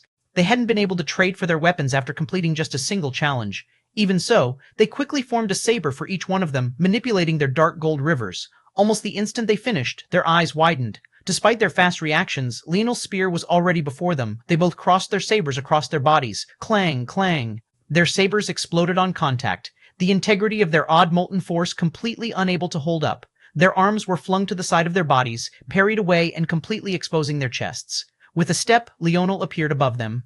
The two could barely see his eyes through the visor of his armor, but they felt a strong tide of helplessness take hold of their hearts. The tip of Leonel's spear trembled just once and he pierced downward. PCHU, PCHU. Two throats were skewered through. Leonel didn't show the slightest hesitation, not the slightest hint of mercy, not the slightest pause. He had already given his warning. From this moment onward, every contestant that crossed his path would taste his blade. Since they dared to ignore his threat, he would show them the consequences for doing so. He landed on the aura, billowing vital star force jetting out in all directions. A towering pressure exuded from him, one that the human domain would maybe never forget. The first geniuses had fallen so soon. It suddenly dawned on them that this would truly be a bloodbath. "I-N-O!" Asena shrieked. She nearly flew down from the railing toward the glass cube as though she would be able to enter the air war ground like this. If it wasn't because Bauman caught her and held her back, she may very well have succeeded. However, in return for such a thing, Asena seemed to have completely lost her mind, lashing out at Bauman with what could only be said to be an intent to kill. She lashed out with everything she had, and Bauman's clothing was matted in blood instantly. Although he wasn't anywhere near dead or even threatened, as an expert deep within the seventh dimension herself, if Asena wanted to, she could definitely cause harm to him. Bauman's expression was already dark, but seeing that Asena didn't seem to have any intention of stopping anytime soon, he only became gloomier. At that moment, an ancestor of the Gold Dark organization stepped forward, tapping the back of Asena's neck. Her vision went white and she collapsed, but her shrieks still echoed in the silence. The divine armor, life grade, the Morales ancestors couldn't take their lives off of it. To put this ridiculous matter into context, the only people in their family that had life grade divine armors were them. Only ancestors who had stepped into the 8th dimension could possibly have such a thing. The only person who had formed a life grade divine armor at the 7th dimension was Velasco. He was the one and only anomaly. There had never been another. He was the first and the last. However, Leonel was in the 6th dimension. If others could just forge your divine armor for you, this wouldn't be so surprising. They would all just assume that Velasco had been a madman and forged Leonel's divine armors for him. In that case, what would be impressive wasn't Leonel's skill, but rather the fact that his body could withstand a life-grade divine armor in the first place. However, in order to fuse with a divine armor, one had to have intimate familiarity with it. This was why you had to forge your own divine armor. Even if you could fuse with a supremely powerful divine armor, whether or not you could control it and have the stamina to summon it in the first place was a completely different matter. In truth, Leonel wasn't even aware of this. If he was, he would have known that his father's suggestion to fuse evolution ores into his divine armor was completely insane. That was because all this time, Leonel had to sustain a divine armor a dimensional level above his own. What these ancestors didn't know was that this was only the tip of the iceberg. This was just one of Leonel's 3 divine armors, and it also happened to be the weakest one by no small measure. Even so, they were so shocked by the divine armor that they didn't even take notice of the 3 blue stars until several moments later. Those stars, why do I sense the aura of the heavenly body realm? This brat sure has a lot of secrets. Before they could discuss any more, the agitation of the crowd couldn't seem to be held back any longer. The Morales family is too vicious, Ancestor Goldark said slowly but with power. Alvaro and the others turned over with a sneer, but before they could say anything, Leonel's voice echoed. The atmosphere froze. How didn't Leonel's voice reach them so clearly through so many layers of dream force? Ancestor Hito, who was resting his eyes by the side, suddenly sat up, his wrinkles smoothing out as his eyes brightened. However many come is as many as you will lose. 60C5 B29 42708 FD12 A9 A975A Chapter 1939 Final Challenge Chapter 1939 Final Challenge Leonel seemed to stare into each one of their souls as he spoke. His eyes were almost entirely invisible beneath his visor, and yet just as piercing. The Morales might have been the first to notice, but one after another, the sharp senses of the other ancestors caught up, and they also realized that Leonel was, in fact, wearing a life-grade divine armor. Their pupils constricted one by one, their hearts freezing over. He wasn't just as monstrous as his father, he was a step beyond. No matter how big of a fuss the 4 great families made over bloodlines, it was simply impossible to guarantee the talent of an offspring. More often, what was important was having a large pool of descendants with a similar concentration of blood. By maximizing the number of such individuals, you would always be bound to have talented disciples. This was why, despite the fact Nana wasn't from a strong family branch of the Aderna, she was still given the treatment of one of their supreme geniuses. Even those families had a limit to their nepotism and disdain for those of lower stature, although said limit didn't extend beyond those with the same eye and hair color as them. This was all to say that the power of the parents didn't always guarantee the power of the child. Although there was a correlation, the more powerful the parent, the less likely the child would be able to reach their level even when given sufficient time and more than enough resources. If such a thing was guaranteed, who would have dared to look down on Leonel? They would have all treated him like a little monster they needed to veer away from. However, not only was this unlikely, Leonel's mother was an unknown variable that could very easily result in a lower bloodline overall. There was also one more matter, the key to all of this. The Velasco line had already produced 3 such geniuses in quick succession. Although Montez was considered to be a tier below Velasco and Cynthia, he was still someone that wasn't to be trifled with. Then there was Velasco himself, and more importantly, the father of the two of them. The odds that this would continue and produce another genius in Leonel should have been next to zero. Every family line went through peaks and troughs. One could just indefinitely extend into infinity. And yet, that seemed to be exactly what had happened here. They had made a mistake. Leonel flicked his wrist, dispersing his spear and allowing his divine armor to sink into his body. He looked down at the 2 corpses before him, and his gaze flickered. With a swipe of his hand, he stored the 2 kills they represented, but didn't use them immediately. He seemed to have other thoughts in mind. In addition, he gained an additional 100 points. Unlike the spear domain tribulation, after kills in the Air Wars, Leonel gained the points or progress of his fallen enemies in this regard. These 1,000 points should have been from the challenge that the 2 had cleared, but they had stored it rather than using it on anything. Leonel assumed that many who entered without a plan would make this sort of choice, but in his eyes, it was the epitome of foolishness. It was akin to sealing away hard cash in a safe in your basement rather than properly investing it. As the Air Wars continued, the value of your points would only continue to plummet. The only thing that would maintain the same value were kill exchanges. The points you had now would never be worth as much again, so hoarding them, waiting for some perfect pie-in-the-sky moment, was nothing short of foolish. After this, Leonel shot back toward the Bronze Grade village. He had already memorized the map and knew where all the challenges were, so returning wasn't a pressing need, or so many thoughts. But he had his own reasons. Leonel immediately swapped in the 1,000 points he had just gained for more raw materials and tossed them all to Anastasia. At that moment, Ina had displayed her own speed, already returning with 3 challenges completed. She appeared before Leonel in a flicker and began speaking without delay. 2 challenges were a simple battle with a Bronze Grade threat. Both gave 1,000 points each, 10 times more than what you would receive for battling them in the wild and killing them there. However, they don't count for a kill, so they can't be used to exchange for subordinates. Leonel nodded and let Ina continue. The final challenge was a city upgrade challenge. It allows us to double the size of our territory and gain silver grade walls without upgrading to the silver grade first. I didn't challenge it because it would take me too long to finish on my own, not worth it unless we do it together. Leonel nodded again. Then, he took the 2,000 points Ina had come with and exchanged them for yet more raw materials. Let's go, that's a worthwhile challenge. Ina was already moving. Leonel swiftly appeared by her side, the 2 shooting through their territory with great speed. Soon, up ahead, the 2 saw a floating glass orb. Within it, there was a floating wall of what looked like concrete, a silver grade upgrade. However, it was likewise a silver grade difficulty challenge. Without hesitation, the 2 entered together, appearing before a village with silver grade walls but bronze grade threats. With a tacit understanding, Leonel leapt into the air and brandished his bow while Ina rushed forward with the axe he had created for her out of emulation spatial force. They both took a deep breath at the same time and suddenly roared, a heavenly resonance of force forming between the 2. Leonel's gaze sharpened as he pulled his bowstring back. 1 arrow to connect the earth and skies. He released, a streaking heat piercing down and leaving a blinding pillar of golden light in its wake. 62 Sive B29 42708 FD12 A98975E, Chapter 1940. Well-oiled. Chapter 1940, well-oiled.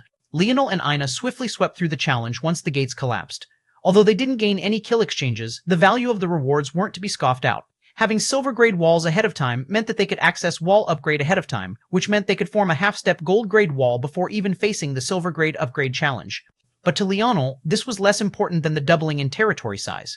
Although it was said to be double, mathematically, it was much more than that.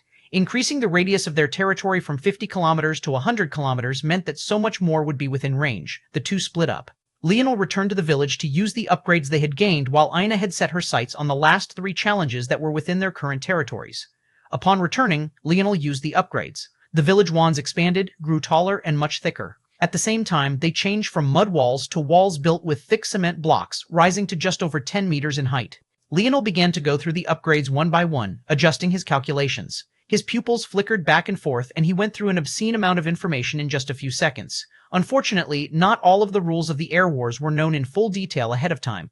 Well, the rules themselves were, but some small details like these and upgrades weren't hashed out ahead of time, otherwise Leonel would have long memorized them and not even wasted time. Most valuable upgrades are double height, double thickness, and the addition of the moat. Of these, the moat is most important because this region has no water whatsoever and the land is especially dry. It's also very flat and doesn't have many terrain advantages. One might wonder why Leonel was worrying about water. At this stage, he could last months even without food, water, or sleep, normally anyway. Unfortunately, much like how he felt the need to sleep regularly in the Cataclysm Zone, this region had an added suppression that forced others into a similar state. Soon, food and the like would become necessary. For now, the speed of choosing a barren land trumped the future potential troubles that it could bring. However, this wouldn't last forever, so Leonel was already thinking of methods to deal with the issue. And, as he had deduced, because of the gamified nature of the Air Wars, there would be plenty of methods of dealing with this. The total needed for these upgrades is about 20 zeroed, plus what we'll need for the silver grade upgrade, and that places our needs at around 70 zeroed points right now. There's no easy way to gather that quickly. We'll have to change our strategy after clearing out the region and look for some dungeons or bosses. If we're lucky, silver grade challenges were rare at the start of the Air Wars.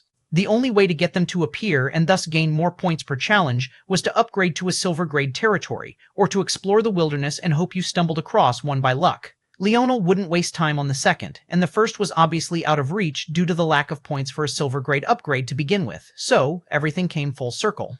Leonel shifted his attention from the upgrade list and scanned the new territory map. Excellent. With a flicker, Leonel vanished and used the same strategy as Ina. He picked out 3 challenges and carved out a path between them. He would start with the simple ones first and leave the more complex ones to last. If the more complex challenges could be completed quickly by him alone, he would move forward and do so. If it required the 2 of them, he would return to the territory and work together with Ina to clear the challenge. If the both of them ran into such a challenge, they would clear both before rinsing and repeating. The silence in the human domain while watching this scene was palpable. Leonel and Ina's movements weren't even the most entertaining, but they were so precise and well-oiled that it was suffocating in its own right. In just half a day, the two had cleared 24 challenges while the next closest group didn't even have a dozen, despite the fact many were working in groups larger than just a pair by now. Leonel and Ina were supposedly the weakest, they were in the smallest group, and yet they were leagues beyond. After all the challenges in their territory were cleared, Leonel and Ina gained 22 W0 points and several other rewards. The many rewards were mostly related to territory upgrades, including irrigation systems, farms, carefully bred animals, and the like. Leonel's favorite, however, were the 3 outposts they had gained. Outposts could be placed on the outskirts of their territory, and they gain an additional 10 kilometers of range to their territory map. Leonel planted 2 and took the 3rd with him as he and Ina headed toward the final challenge within their territory. As for the points, rather than using it on the village, Leonel used 10-0-0 to trade for Ina's battle axe and another 10-0-0 to trade for the White Lion bow, and finally the remaining 2,000 points on more raw materials. The members of the Constellation Bow Alliance could only seethe when they saw this. There was nothing they could do. Ancestor Mito's gaze turned malevolent, but he calmed himself. Soon, the bow would return to where it was meant to be. Now that he had brought it out and set such a challenge, it was only a matter of time. Nearby the dungeon Leonel and Ina were headed toward, 3 members of the Constellation Bow Alliance had already appeared and scouted out before preparing to return with the information to the main group. But how could Leonel not know what was happening within his own territory? 62 Civ B29 42708 FDW2 FD12 A9 Ad 975A, Chapter 1941, Long Lost. Chapter 1941, Long Lost. Leonel and Ina's appearance caught the attention of the 3 archers almost instantly. As bowmen, it wasn't a surprise that they had sharp vision. However, what they didn't know was that compared to Leonel, their sight wasn't worth much at all. Although Leonel hadn't magically gained the bow domain lineage factor after becoming a bow sovereign as the 2 existences seemed to be separate, the bits and pieces of it that he did have were perfectly intact, and his deeper comprehension of bow force seemed to have a positive impact on them. Since he knew their location, he had maintained an eye on them from the moment he and Ina left their village for the final time. The eyes of the 3 narrowed. They were only scouts of the Constellation Bow Alliance. Their only job was to scout the region and find challenges. If they could be cleared, they would do so and return with the rewards. If they couldn't be cleared, they would return with a report. Given that this was a dungeon, it had to be reported no matter what. It was of the silver grade and had a 4-person entry specification, but they only had 3. They were supposed to mimic the zones a real territory would have to deal with in real life, albeit more streamlined and less involved. The three looked toward one another and seemed to make the decision at the same time. There was no other choice. The moment they saw the white lion bow in Leonel's hands, there was always only a single choice. However, they didn't seem to have realized that the choice was never theirs to begin with. Aina seemed to flicker and vanished. All three reacted extremely quickly, pulling out their bows. However, maybe the greatest weakness for the archers in the air wars was that they couldn't bring their normal set of arrows with them. They had no choice but to use force in place of them. What they hadn't expected, though, was for their bow force to suddenly stop responding to them at all. They pulled their bowstrings back, ready to attack, only to realize that absolutely nothing appeared. Their bow force fizzled out like the last fumes of a dying flame. They were so shocked that they almost couldn't react in time to Aina appearing in their midst, swinging her battle axe with the moment of a dying sun. Crimson force blazed, their blood boiled out of their control, and fear took hold of their throats. All three of them placed their bows out in an attempt to block, but Aina with her battle axe seemed to be on an entirely different level. Whether it was their bows or their bodies, they didn't last even a single strike. All three of them found their bodies severed at the waist, their eyes still widened in shock even as they dimmed. Leonel appeared to Aina's side, looking down coldly. Trying to use bow force in his presence? Wasn't that too foolish? With a thought, Leonel planted the third outpost 10 kilometers out from the dungeon and returned swiftly. After this, he placed a hand over the three and extracted their souls just like he had for every other. But rather than using them, he simply stored them without the intent to use them. After a moment, 3 kill exchanges appeared in the form of 3 red orbs. This time, Leonel didn't ignore them and immediately used all 3. James, Emna, and Alan appeared. Even after landing, the 3 didn't say anything, waiting for Leonel's orders. Alan, this is yours. Leonel brought forward a railgun, an enormous one with a barrel that must have been at least 3 meters long. However, any engineer who had ever seen such a thing would notice the decided lack of engineering. In fact, it was overly simple, but that was because it could be. The magnetic ability index that would make it run would all come from Alan. There's an output 10 kilometers from here in that direction. It has the ability to sense anything within 10 kilometers of it. Any enemy that appears is yours to handle. Alan looked down at the railgun. It looked under-engineered, but the number of force arts backed into it that could help his accuracy and sight were mind-numbing. He was the only one of Leonel's brothers who had followed the Force Crafter's path, so he knew well what he was seeing. Leave it to me, Alan said lightly, accepting another small device from Leonel. He raised one hand, and the railgun raised into the air under a mysterious magnetic force. With a jump, he landed on the enormous mechanism's back and shot into the distance with wind-tearing speed. Leonel nodded and turned toward James and Emna. The two of you head out. Leonel tossed a pair of devices toward the two. The segmented cube hadn't been working all this time for nothing. Clear as many challenges as you can, kill as many as you can. If you find any other territories in the surroundings aside from in that direction, report it back to me. The direction Leonel pointed to was the direction Alan had gone in. That was the direction he speculated the 3 Constellation Bow Alliance members had come from, and that should be where the rest of the number lied. It wasn't that Leonel was scared Emna and James couldn't deal with them. It was instead a waste of resources because he alone was enough. Emna nodded. Working alone was what she did best. As for James, he too had gotten used to lone missions. At the same time, these two were among the 2 strongest under Leonel's charge. He could trust them to protect themselves and work alone. In addition, Emna and James were 2 who didn't need weapons to be exchanged for them. Emna's weapon was her body, and James had always relied on his energy shield ability index. They were the perfect 2 to bring out first.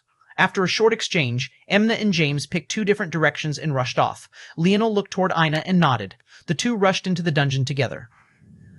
From start to finish, the exchange had taken not even a single minute. Even now, as he pulled the distance between himself and others further and further, Leonel didn't have the time to waste. Well, there was one small moment of time wasted, and that was when he looked up into the skies with a cold glint in his eyes. He didn't need to say it again, as his previous words were only continuously echoing in their ears by now. The Constellation Bow Alliance ancestors had all stood to their feet, their fists clenched and their hearts stuck in their throats. If they had denied it before, there was no denying it now. They had hoped it to be a trick of the eye, a combination of bow force and light force, maybe the influence of the spear domain ring, but now there was nothing before them and the truth. How? How did Leonel have access to that level of bow force? That long-lost bow force? That bow force no human had had access to since the loss of the bow domain ring? 62 Civ B2942708 FDW FDWF DWF WFDWF Chapter 942 Earth Dragon Chapter 1942 Earth Dragon Leonel and Aina sped into the dungeon. Dark cave walls loomed over them, and an almost suffocating stench of earth filled their nostrils. The dampness and humidity made it difficult to breathe, the ventilation of the dungeon not seeming great at all. Leonel could immediately tell that their target weren't humans. However, he didn't seem capable of pinpointing the exact race either, something that made him narrow his eyes. It seemed that Ancestor Hito had gone out of his way to pick more obscure targets just for the sake of maintaining the usual randomness associated with zones. First there were the trolls they had faced earlier while claiming the village. Now this. Thick, earthy smell, high humidity, low visibility. Leonel thought of several possibilities before he narrowed it down to one. 76% possibility, this is an Earth Dragon den. Earth Dragon, while was the official name of this species, wasn't to be taken literally. Most accurately, they were a type of Earth affinity centipede with the legendary ferociousness of dragons, and they were notoriously difficult to handle. They were adept at causing land fissures and earthquakes. They could easily collapse a cave of this caliber, and they could chew through most metals as though they were nothing but thin films of paper. In addition to this, they could hold their breath for weeks at a time even as newborns, and their body temperatures ran so hot that their roars gave off the illusion of fire breath. In reality, though, it was just that their digestive system was so powerful after countless evolution cycles of burrowing through the earth that if they opened their mouths up to the world, everything in their path would be scorched. The good news was that Leonel had an excellent earth force affinity that could somewhat counter these beasts. The bad news, however, was that their breath had nothing to do with fire force despite the heat, making it difficult for him to counter unless he had some sort of cooling measure. Of course, Leonel would still be resistant to the heat itself, but there was little he could do from an actual preventative standpoint. In addition, even his Earth Force affinity might not prove to be as beneficial as one might hope, because the Earth Dragons were less focused on manipulating Earth as opposed to devouring it. Earth Dragons, Leonel said lightly. Aina didn't need any more explanations after this. While it had seemed that the two had been in here for a long while already, the reality was that they had only taken a single step. Before their second steps even landed, Leonel had already spoken his conclusion. His mind was simply that fast. In response, their roles shifted. Rather than taking the vanguard, Aina fell back and allowed Leonel to cross in front of her. She strapped her battle axe to her back and took out a twin pair of silk cloths that danced up her wrists and forearms as though they had minds of their own. At the same time, two gourds she had by her waist opened up and large amounts of blood began to pool out from her sides. At the same time, Leonel's body glowed with an earthly, menacing air. A 3-meter-tall panda construct took form around him, but just as quickly as it appeared, a divine armor appeared and slid into place. By the time Leonel had taken his fifth step into the cave, an enormous 3-headed, 6-armed, armor-covered behemoth had begun to stomp forward. Leonel's new comprehensions in Earth Force hadn't just come with mental changes, they also manifested physically. For example, he could now use his dark gold panda construct and his divine armors at the same time. Earth Force was an extension of his life. His panda construct was just as much a part of his as his divine armors were. Why did they have to be used separately? Leonel unleashed a roar as his 3 vital stars appeared to his back. Aina was completely obscured, but that was exactly the point. He stomped down on the ground once, and the earth trembled. The Earth Dragons had yet to be alerted, as they had hardly moved very far into the cave. In fact, it was only now that the entrance vanished behind them, locking them into seeing this dungeon all the way through. But before that, the two took the initiative. Leonel's 6 arms punched into the ground beneath him, roaring as he lifted as though he wouldn't be satisfied until the whole world was above his head. However, it very quickly became obvious that this wasn't a piece of earth at all, and what Leonel had grabbed was actually the head of an enormous beast that must have been at least 20 meters long. Even so, Aina didn't seem surprised. She reacted just as quickly, the twin silk cloths on her wrists suddenly becoming coated by blood as she launched them both forward. The head of the Earth Dragon was pierced through, and its blood was quickly drained. Leonel tossed it to the side and charged forward. He punched walls, ceiling, and the ground. Every time he did, he ripped out another Earth Dragon, stunning them into place while Aina finished the job. Despite the fact that this wasn't the normal mode of their teamwork, their efficiency was no less great. With a combination of his Earth Force affinity and sensory abilities, Leonel was able to find the Earth Dragon before they could launch their usual sneak attacks. At the same time, he clamped their mouths shut, stopping them from using their strongest ability while also crushing the antennas that worked as their sensory organs. When that was done, it was child's play for Aina to sever their lives, and it only got easier and easier as she accumulated more and more of their powerful blood. They tore through the levels of the dungeon and eventually reached the final ground floor. Steam billowed toward their faces, the sheer heat making what should have been the hard ground around them feeling gooey and soft to the touch. Every step they took left another sizzle as an Earth Dragon that must have been at least 50 meters tall snaked into the air, its hundreds of legs shimmering like steel blades. 62 Civ B2942708 FD12 A9 AD 975E Chapter 943 3 Chapter 943 3 PCHU. Leonel roared, grabbing 2 sides of a large wound Aina had caused in the BOSS Earth Dragon's head with all 6 hands. Vital Star Force rushed out from his divine armor as he flexed, pulling with all the force he could muster. Blood and bone flew as the Earth Dragon was torn in two from head to tail. Bang! Leonel landed heavily on the almost molten ground, exhaling a breath with a sharp and cold gaze. He dispersed his panda construct and his divine armor, his breath turbid and steaming. Aina appeared by his side and he placed a hand on her shoulder, causing a bubble of cool air to descend and envelop her. The steam increased, but Leonel had already moved forward, reaching the final altar of the dungeon and waving a hand. O clear time, O 1038, 588 CCC clear condition, perfect to clear condition, perfect to clear reward. Air grade Leonel waved another hand, accepting the rewards. For a dungeon like this one, a perfect clear condition would probably relate to clearing all of the Earth Dragons in addition to finishing within a certain time. This was a silver grade dungeon, so although the clear reward was air grade, it probably wouldn't be too exaggerated. The reward was twofold. The first was the point reward, which was 270 W0 points. The second reward was a one-time use item that came in the form of a glass orb with the phantom of an Earth Dragon within it. From Leonel's understanding, it was a terrain shift reward. He could change one thing about the landscape of his territory within certain limits. He did a few calculations in his head when he saw this, comparing and contrasting his ideas with the limitations stipulated in the fine print. After a moment, he nodded to himself. It was feasible, though only in part. What was more important, though, was the added effect that came with implementing this change in the first place. The shaking of the earth that supplemented the change could be both a negative and a positive depending on how it was used. Leonel thought of some possibilities before storing it away. With a nod toward Ina, the two left the dungeon together. Where is it, Alvaro? Explain yourself. The fury of the Constellation Bow Alliance ancestors seemed to have reached a fever pitch. The only conclusion they could come to after all this time was that the Morales family had somehow gotten their hands on the Bow Domain ring. Nothing else seemed to make sense to them. They had never heard of the so-called sovereign moniker, at least not in regards to weapons. This was a relatively new concept that had only been introduced by some who had heard of it in the Cataclysm Zone. This conclusion seemed to make sense to them as well. Velasco spent a lot of time venturing outside of the human domain. If there was anyone who could reclaim that treasure under their noses, it was him. And if he had done so, who else would he give it to if not Leonel? Wouldn't that also explain why the White Lion Bow had never followed any one of them but so obediently followed Leonel?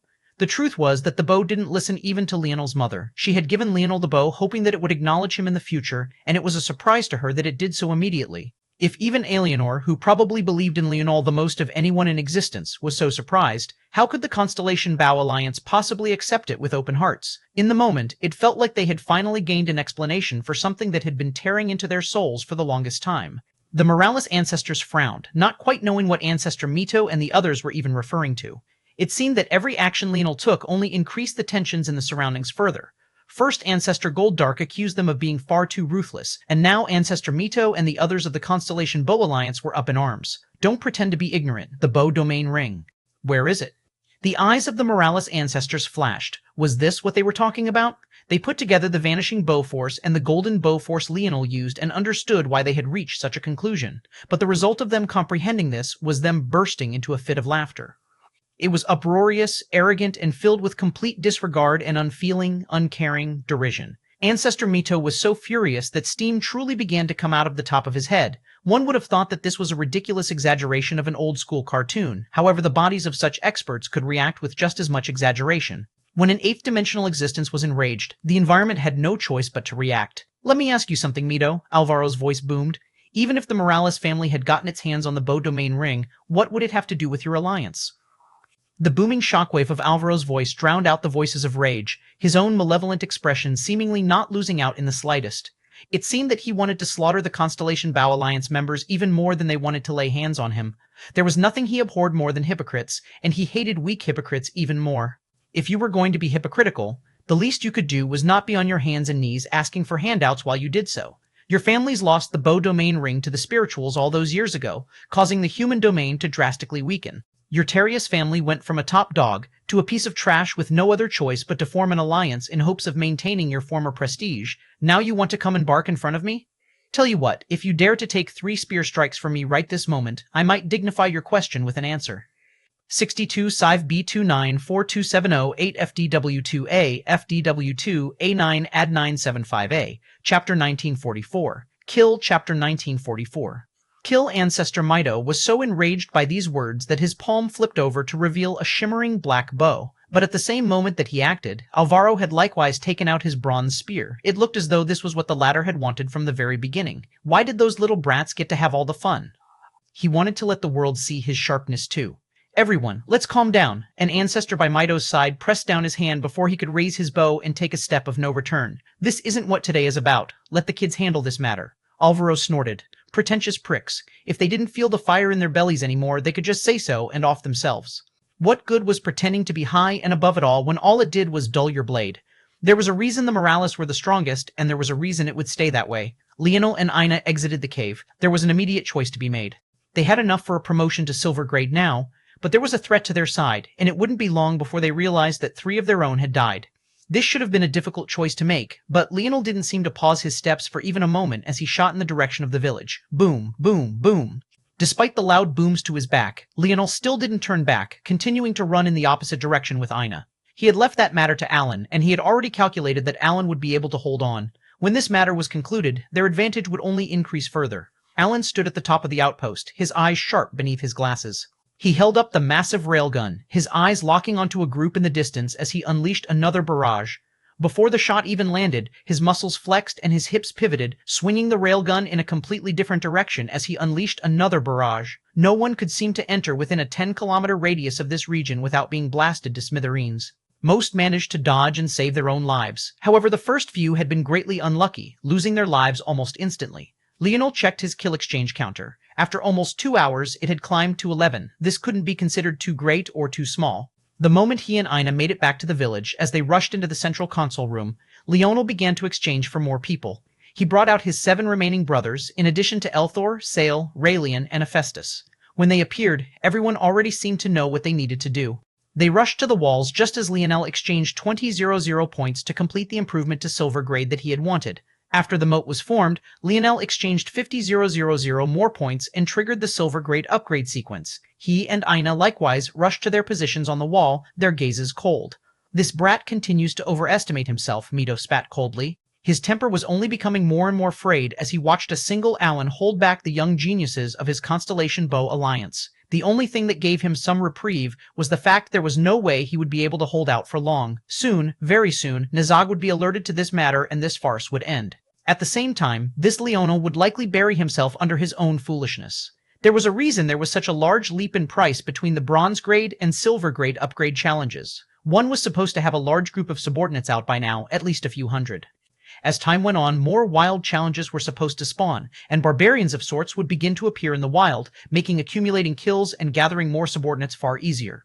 Right now, they were just at the beginning of heirs claiming their first territories. Leonel was the only one with a bronze grade territory in the first place. Being greedy and trying to push for a silver grade now was the epitome of foolishness.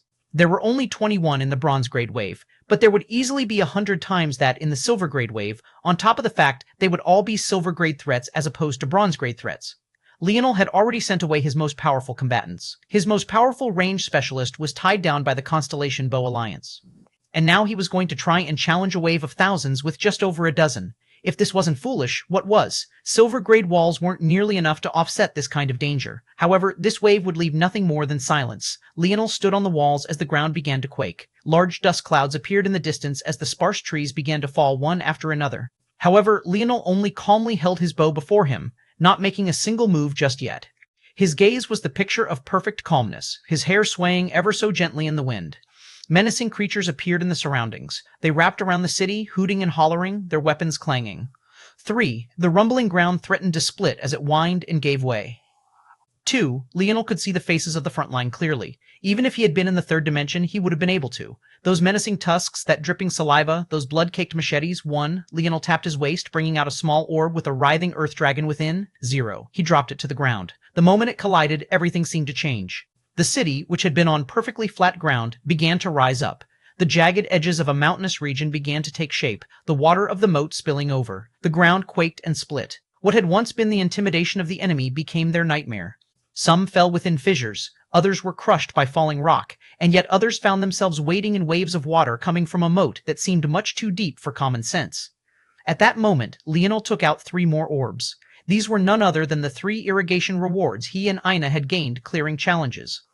As their village rose on the back of a growing mountain, lines of rivers began to appear, flooding the region with more and more water. The creatures that weren't crushed by rock suddenly found themselves being drowned one after another. The result was absolutely devastating. By the time Leonel and the others stopped rising into the air, the army of thousands had been reduced to a few hundred.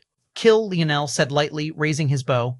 Silence fell over the human domain once more. There was nothing to be said, nothing that could be said. It was a sweeping victory. Leonel, however, didn't seem to care very much. The next order of business, crushing the Constellation Bow Alliance. 62 Sive B29 42708 FDW FDWA FDW FDW AW FDWA Chapter 945 10,000 Chapter 945 ch1901. The now silver-grade village sat atop of a mountain, hidden deep within its sharp canopies. This mountain wasn't of exaggerated size. This made sense considering it was a reward from a silver-grade dungeon, although it was granted as the highest level prize. As such, the mountain itself was only about 500 meters tall at its greatest point, which was relatively short even for a third-dimensional world. Even so, it had become a nightmare to attack. The pathways of the mountain were a combination of crisscrossing rivers and narrow walkways. Attack in large numbers was almost impossible. It was probably easier to just try to raise the mountain to the ground first, but even getting into position to do so was a nightmare as well. Because Leonel had activated the Earth Dragon dungeon reward before the trial was completed, there was the added benefit of the silver-grade walls being reconstructed with the new terrain in mind.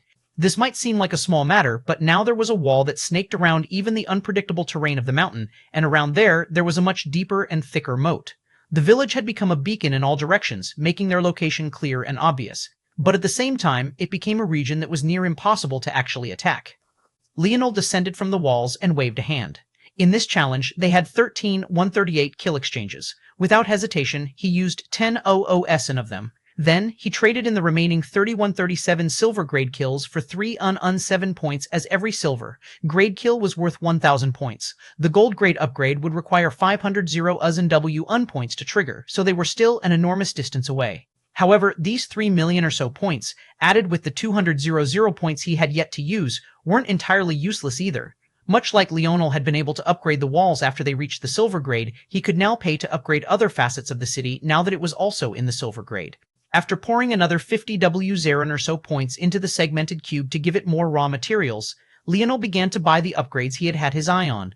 By now, he had already cleared away all of the raw materials he had bought ahead of time and could outfit everyone with what they needed given another half day or so. As for the upgrades, he focused on two main things: more outposts and larger territory. After reaching the silver grade, the range of the city went from a radius of 50 kilometers to 100 kilometers. Leonel doubled that for 500 points, then doubled it again for 1,000,000 points, giving them a 400 kilometers, which was already a 100 away from the range of a gold grade city, which was probably why he wasn't allowed to double it again. Finally, he bought the highest grade outpost that he could, spending the rest of the over 15 million swiftly. Each cost about 100 points each. He bought 16 and dotted them around the territory. The difference between the 50 point model and the 100 point model was nothing on paper. However, in the fine print, it made it clear that the highest upgrade was linked with the city, meaning when the city entered the gold grade, so would they. This would allow teleportation function between the outposts, making the doubled price more than worth it. Of course, for most others, they wouldn't be able to swallow this cost so early on, and by the time they could, they wouldn't want to lag behind and waste time accumulating more points just to have upgradable outposts. Lights began to flash, and one after another, thousands of Leonel's warriors began to appear. Very quickly, it became obvious that not a single one of them was human. They were the Oryx. Much like everyone else, the moment the Oryx appeared, they were perfectly organized. They didn't say anything, they didn't waste time looking around, they simply filed themselves in an orderly line and waited as Leonel handed them their equipment one by one. Even with the sheer number of them, in just a single hour, they were already finished. Each Oryx was outfitted with their weapon and armor, shimmering with a black luster beneath the slowly setting sun. The more the elders on the outside saw, the more sure they were. Leonel had truly planned everything out from the very beginning. He had never left a single thing to chance, and his people were just as prepared as he was. Watching him as he steadily pulled away, the solemnness of the others only became more and more obvious. Leonel waved a hand, and motes of force arts formed in the skies, snaking around until they formed a roaring violet-scaled dragon that soared into the skies. By his side, there was no one else but Ina, the only one worthy of standing by his side. On the ground below, Elthor stood at the helm of the Oryx army, a massive black saber resting menacingly on his shoulder. Leonel's brothers and the others stood on the city walls. They wouldn't be participating in this expedition. The city had reached a point where it needed others to stay back and protect it now. However, they didn't seem worried in the slightest, and why would they be? Leonel strapped the white lion bow to his back. We move. The silence of the human domain was heavy. It felt like Leonel wasn't marching toward the Constellation Bow Alliance, but rather toward them, their own homes, their worlds, ready to snatch their hearts. Looking toward the cobbled-together resistance of the Constellation's Bow Alliance, the hearts of Ancestor Mito and the others sank. Leonel had gone from having the fewest subordinates present to suddenly having the most by far. What chance did they even stand? Ancestor Mito gripped the railings of his flagship, twisting the tough metal as though it was made of thin aluminum. Nizag, we can only rely on you. 62-5 B29-42708 FD12 A98975E, Chapter 1946. Fireflies, Chapter 1946. Fireflies. The Constellation Bow Alliance was quite spread out. Although they had sent many, they could only enter in pairs of 2, and each family only sent a single representative. However, among the devices they prepared to exchange for once they entered, there were communication devices that would make their coming together much simpler and easier. As such, by the time the first day of the air wars began to wane, there were quite a number that had come together. When this number was combined with the number they had exchanged for through their kills, they were slowly approaching nearly 1,000 members. However, what was especially ridiculous was that they couldn't cross into a certain territory. In the beginning, they had only sent 1 or 2 at a time, trying to see if there was a path to sneak in. However, those that were luckier were quickly forced to retreat under a barrage. Those that were unlucky, however, directly lost their lives. The only option seemed to be to move forward with a larger group, but it was difficult to organize such a thing without a sure leader, and there was only one person who would take up such a role. As the day waned, Nazag finally appeared. A group of elites of the Terius family followed close behind him. They seemed to have already been outfitted with all of their equipment, and among this equipment there was what they had lacked the most, quivers and arrows. Nazag frowned when he saw the state of his people. Leonel wasn't the only one who could plan ahead. The original intention of the people of the Constellation Bow Alliance was to gather together as quickly as possible. In the meantime, Nazag would form an elite team and clear as many challenges and gather as many points as he could. In his absence, his people were meant to capture a village and then quickly clear out the territory, so that when he came with enough points, they could directly challenge the bronze grade and take a step into it as swiftly as possible. Nazag's strategy wasn't bad. Not wasting his time finding and claiming a territory maximized his skill set, and after a day, he had already accumulated several 10,000 points, and he was already close to having enough to trigger the silver grade challenge.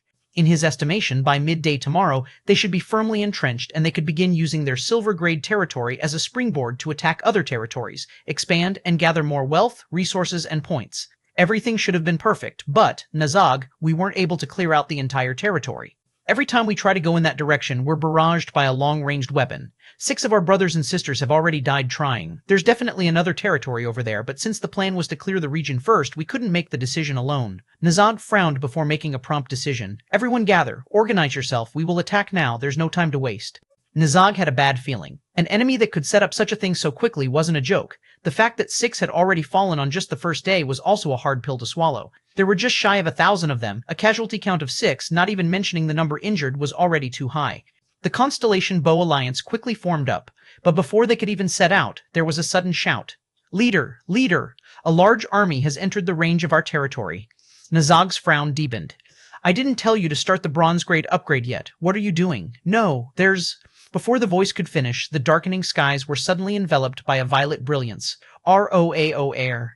A streaking arrow of fire descended from the skies. It was just a single line of red, splintering the black skies in 2. Even so, it felt tiny and insignificant until it hit the ground. Boom. The fires raged, shooting up into the skies and forming a pillar of devastation before a rain of flames fell from above, immediately turning the surroundings into a hellscape of heat and agony. Nazag's pupils constricted, and his vision sharpened, streaking across the skies until it landed on Leonel's face. His heart skipped a beat, his gaze shifting down to land on the army of 10,000. No matter how hard he thought, he couldn't fathom out. Leonel had already gathered so many subordinates. But even more importantly than that, how were they all wearing such armors already? All of those armors were silver grade at worst.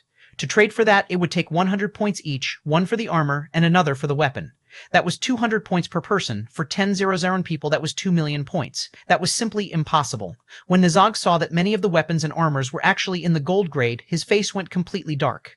Could it be that the Morales were cheating so boldly under the eyes of everyone? There was already no more time to think. Ready your bows. We must use our advantage while we can. Ready and aim. Fire. Nazag had already organized his people for battle. In this relatively flat and dry terrain, there weren't any obstructions to worry about. Even if their village was burning to the ground, so what? So long as they could get off 3 or 4 volleys, this battle would quickly become manageable. The Oryx were on foot, so their charging speed was relatively slow. In addition, there didn't seem to be any shield warriors, or more importantly, platoons among them. Without a collective effort to shield against their arrows, they would have to fend for themselves.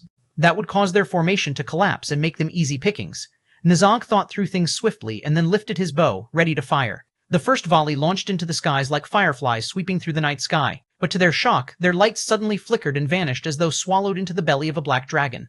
62 Psi B2942708 FDW Toof A9 Ad 975E, Chapter 1947, Not Worth Anything. Chapter 1947, Not Worth Anything.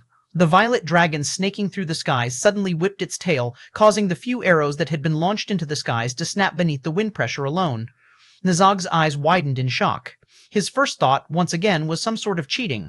This was a world created by a Morales ancestor after all, and it was designed to distort their senses from the very beginning. Maybe it could mess with their attacks as well. However, somewhere deep inside, Nazog knew that this wasn't the case. He raised his bow into the skies, his heartbeat slowing. After the first volley failed, leaving him and his people stunned, the Oryx were still quickly closing the gap. In just a few more moments, they would be upon them. Nazog realized that maybe the only way to salvage this situation was to kill Leonel. He's about 100 meters up and 3 kilometers away. This is a routine shot. Nazog took a breath. Reaching into his quiver, he pulled out a radiant white arrow and pulled. His bow trembled once, and ancient runes began to light up across its body. A white bow force erupted from him, spiraling around his arrow and shifting his hair like the wind. Die, Nazog released with an exhale. It whistled through the sky with a harsh sound, gathering momentum as it moved until it seemed to become 2 arrows spiraling around one another. This was Nazog's most powerful single-shot technique, at least the most powerful one he frequently used. It could be considered an excellent probing shot.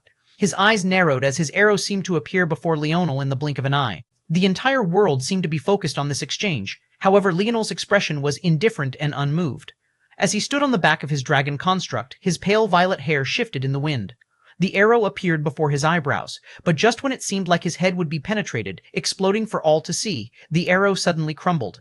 The bow force vanished, and the arrow that was left fluttered away in a rain of ash.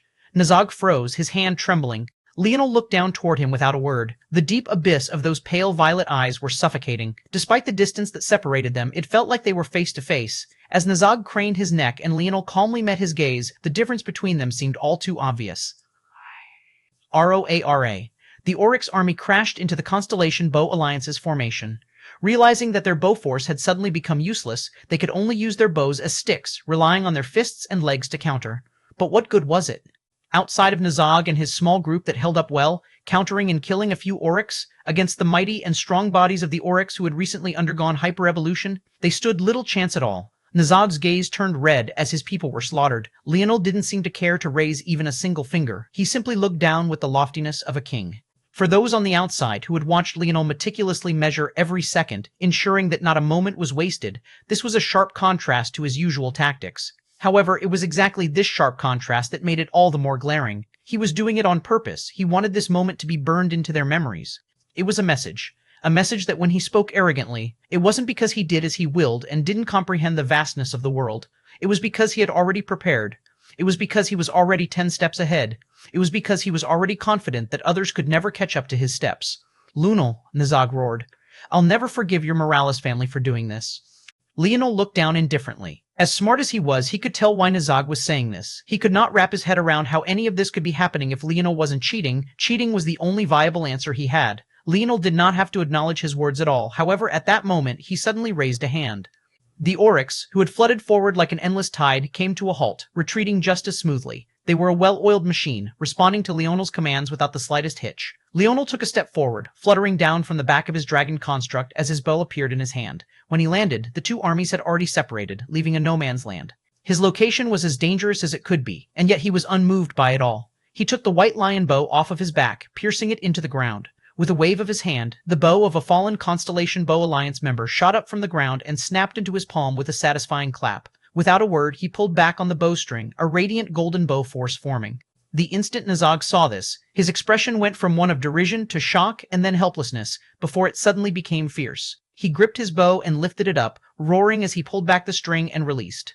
Twang! Leonel shot an arrow at the same time, meeting Nazog's and dispelling it. Nazog shot again. But Leonel's arrow crossed the halfway mark even faster this time, colliding with its tip perfectly and shattering it. Nazog shot again and again, but every time, Leonel's arrow would meet it. It didn't seem to matter how it twisted, how it curved, or which direction it came from. The aerial assault between the two formed a net of white and gold in the skies, illuminating the dark skies. But as time passed, the golden arc quickly suppressed the white arcs. Leonel didn't move an inch, and his firing speed didn't seem to increase, and yet Nazog was quickly being suppressed and suffocated. Soon, his arrow could barely travel a few meters before they're destroyed. Then they could not even travel a meter. Then not even half a meter. Nazog pulled back his bow to fire again, but a golden arrow whizzed forward, shredding his bow apart and snapping it into two. The arrow shot into his shoulder, leaving a hold so large that half of his mangled, beating heart could still be seen. Leonel did not even look at Nazog, tossing the random bow he had picked up to the side and picking up the white lion bow. At that moment, the white lions of the bow unleashed a mighty roar that shocked the skies. It swallowed up Leonel's bow force, emitting a mightier and mightier aura until it finally unshackled the last of its chains. The aura of the gold grade crumbled, and the aura of the true life grade weapon burst forth. Leonel calmly strapped the bow to his back as Nazag looked forward, blood spilling from his mouth. "I'm not sure why you all thought you were worthy of this bow," Leonel uttered lightly. "Kill the rest of them. They're not worth anything."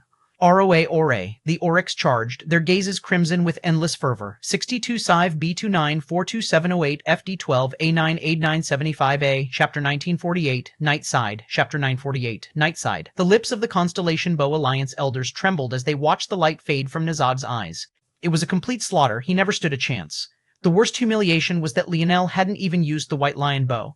All the while, it was stuck in the ground by his side, and he suffocated Nazag with nothing more than sheer skill. If he had wanted, Nazag wouldn't have been able to gather up any bow force at all. This was the fundamental difference between a fake sovereign and a true sovereign.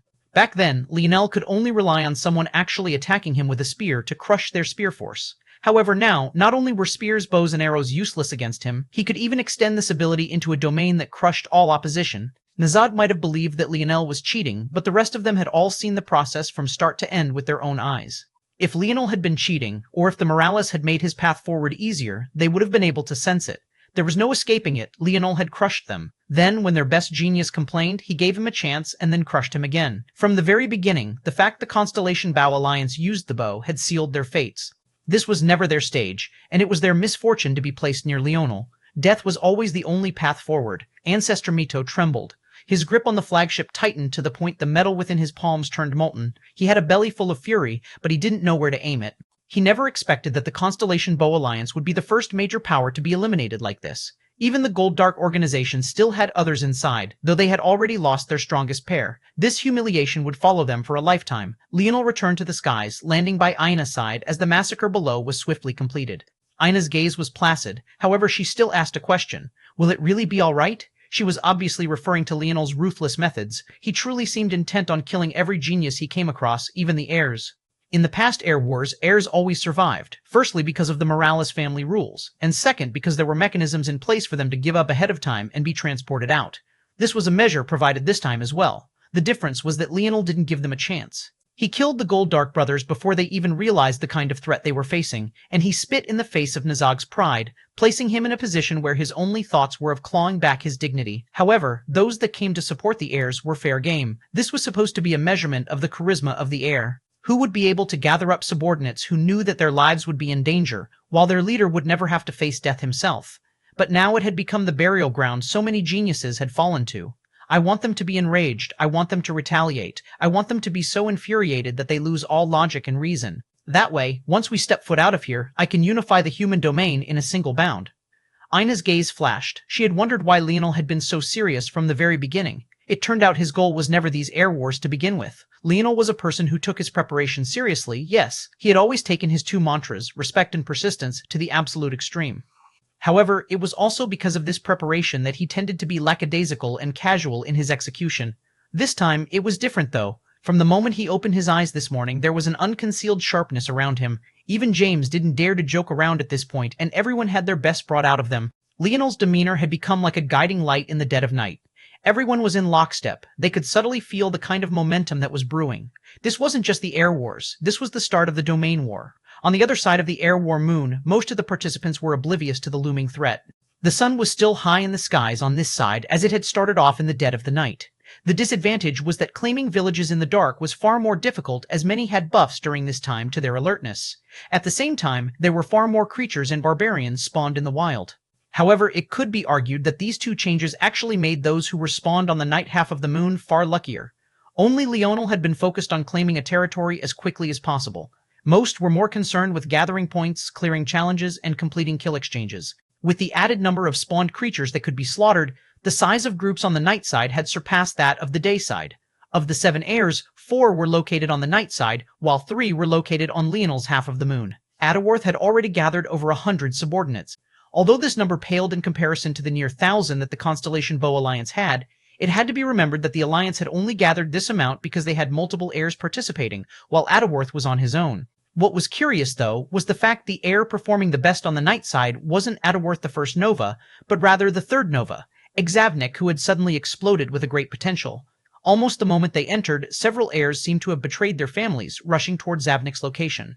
By the end of the first day, they had already built a coalition of over 2,000. 62 Sive B29 42708 FDW2A FDW2 A FDW2 A9 Ad 975A Chapter 1949 Loopholes Chapter 949 Loopholes. Zavnik's actions should have gotten far more praise than they did. He, almost rightfully, thought himself to be leading the pack. He had taken advantage of an obvious loophole in the rules, but taking advantage of this loophole wasn't simple. Those that participated needed to come from prominent families, and he also had to convince not just the participants themselves to follow him, but even the powerful elders behind them that following his steps was in their best interest.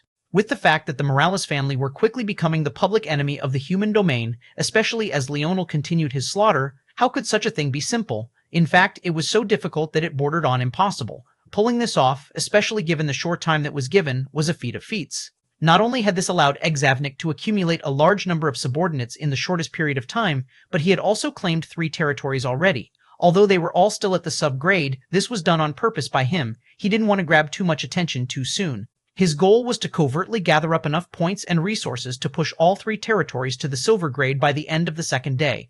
By then, he would be leagues beyond anyone else. In fact, the only ones aware that he had gathered such an army beneath him already were those who were watching from the outside.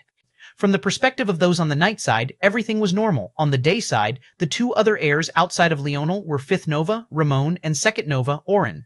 Interestingly enough, Ramon had taken a very similar approach to Leonel, just much slower. When he found a village, he and his partner, Valerie, got to work. After clearing the village, work that Valerie seemed to take charge of practically alone, Ramon entered the center console of the village and brought out a workbench and a force crafting quill. He had made the same decision as Leonel. Trading for individual treasures was too expensive. He would craft his way out. While he worked, Valerie used the territory map to find challenges and clear them quickly, even entering a dungeon on her own. This valiant woman seemed to have a spear that was unstoppable. Nothing could seem to last even a single strike, and she swept through everything she came across. By the end of the first day, they had nearly 100 subordinates as well, and each and every one was outfitted with gold-grade armors and weapons. Then, in the dead of night, they directly challenged the bronze-grade upgrade. As for Oren, his approach seemed to be the oddest of them all. He completely ignored the villages despite the fact that he had come across 2 unclaimed ones on the first day. He and his partner seemed to vanish into the shadows, making their position hard to lock on even for those watching. In fact, if it wasn't for the fact you could find whichever candidate you wanted to check on with just a thought, even they might have already lost track of him. However, it was also due to this that Oren was easy to forget, especially with all of the other fireworks. As such, many only checked on him every few hours, not having the patience to give him their full attention. And it was because of this that no one seemed to have a grasp of what he was doing. The heirs weren't the only ones of the day side. Half of the Constellation families were also present. Of them, the Leo family and the Gemin families were performing the best. The Leo family were entirely focused on the brute force method. They had placed their 2 best geniuses, Conan and Gunter, on the same team. Both had only recently entered the 7th dimension, but their strength made many veterans shrink, their power output splitting and trembling the earth. They had by far the smallest group at not even a dozen, but this wasn't due to their lack of kills. Outside of Leonel, Adaworth, and the cumulative efforts of Zavnik's coalition, they likely had the most. However, they had converted all of these kills directly to points, first outfitting themselves with their best weapons and armors long since prepared, and then, strangely, pairing themselves with beast companions. Beast companions fell under a unique category. They could be exchanged for using both kill exchanges or like treasures. It depended on the individual's choice. But what was interesting was the Leo family first traded in all of their kills for points, then traded for their beasts. This move was clever because the cost of their beasts was less than that of what they received for the kills. However, the question was, why would the Leo family be trading for such weak beasts to begin with? Obviously, the more talented the beast, the more it cost. For their beasts to cost so little, they couldn't be very talented at all, but when the elders on the outside saw these beasts, their eyes widened. These beasts were indeed not talented, they could even be said to be inferior. The amount of effort it would have taken to raise them to the 7th dimension simply wasn't worth the return, and yet, each and every one of them was the middle 7th dimensional tier, tier 4 at worst, tier 6 at best. Even the strongest participating heir was only at tier 2. The 100-year limit on age was devastating, and each step taken in the 7th dimension could be counted as its own watershed, let alone if you were crossing tier 3 to tier 4 or tier 6 to tier 7. These gaps were enormous, but now the Leo family had taken advantage of their own loophole in the rules to bring out such powerhouses for cheap. It was clear and obvious that they had invested a great deal. For the cost it would have taken to raise beasts of such poor talent, they could have raised dozens of geniuses with just decent talent to that level, hundreds maybe. The approach of the Gemin family, though, was just as clever and resourceful. 62 Sive B29 42708 FD12 A9 Ad 975E Chapter 1950 Fusion Chapter 1950 Fusion. The Leal family's methods were already excellent. While the age limit of humans was 100 years, the age limit of beasts was the exact same. If they weren't, then wouldn't that mean that these families could just send any 8th dimensional beasts they had in? They had obviously planned for this long ago. Just looking at the beasts, it was clear that they wouldn't be able to live much longer than another 2 or 3 years, a price paid for such fast improvement, which was also likely why they hadn't used such methods on humans. As for the Gemin family, they paired themselves quite oddly. Usually, the Gemin family geniuses would be born in pairs. When their women released eggs, their special bloodlines, once said egg was fertilized, would cause them to split into a yin and a yang. This would produce twins that were almost identical in every aspect, but not quite identical. These twins would be the perfect battle partners and could communicate across exaggerated distances. This was why it was so weird, initially, that rather than pairing these yin and yang twins together, the Gemin family had sent in 2 pairs of geniuses, pairing 2 yangs and 2 yins. One pair of these twins were ones that Leonel had intimate familiarity with, as they had entered the same selection village as him back then, Huan and Droet, Huan being the white-haired and dark-skinned yin twin, and Droet being the black-haired and white-skinned yang twin. However, in this case, they were separated, matching with Hulot, a yin twin, and Druid, a yang twin. Hulot and Druid were a pair of sisters, while Huan and Droet were a pair of brothers. The two could be considered cousins, with Hulot and Druid being in a middle generation between the Cataclysm generation and Velasco's generation. When the 2 pairs entered, they split once again. But rather than meeting up with their partners, they picked a point and fanned out. Using their communication abilities, they built territory maps between the 2 of them larger than any city, far larger than even Leonel's one.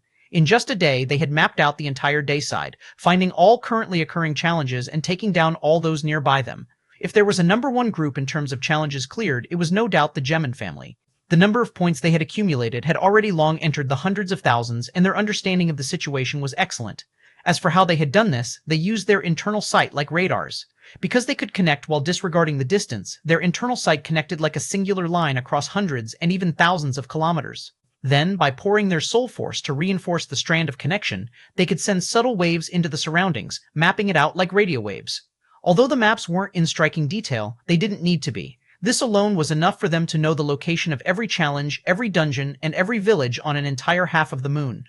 After this, they picked the most prime location on the day side, a village with the best natural resources and defenses. In addition, this was a village that started at the bronze grade from the very beginning. After claiming it, they used the kill exchanges they had gathered to gather up dozens of subordinates. Then, giving them the location of the dungeons they had already mapped out, they sent them out, only leaving a small number to protect their territory. The most shocking part about their strategy was that as they brought forward more and more of their family methods, their ability to scan the region got faster and faster, even having teams dedicated to updating them with the new spawns. Although their start was relatively slow, their efforts seemed to be quickly snowballing, and it was only increasing in speed. It was safe to say that there were others performing quite excellently, although Leonel was still in first place. If he couldn't continue pushing forward at this pace, he would be quickly surpassed before he could take advantage of the lead he currently had. But knowing Leonel, how could he allow such a thing to happen?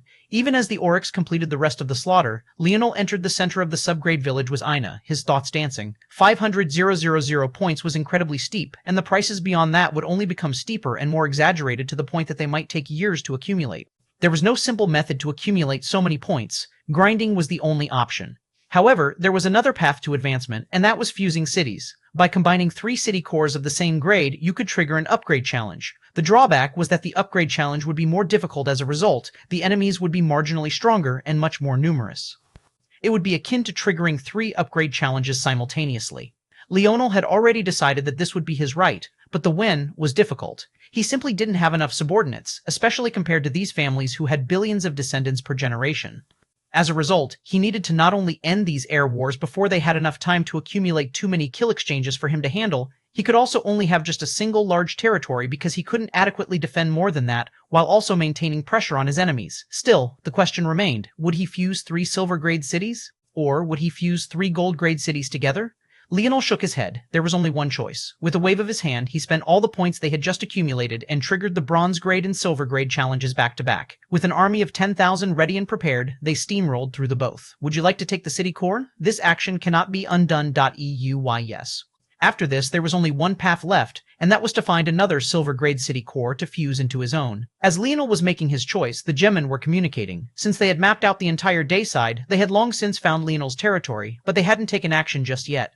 Their original plan, after seeing how close the Constellation Bow Alliance and Leonel were, was to allow the two of them to fight it out and let them reap the rewards as they focused on other things.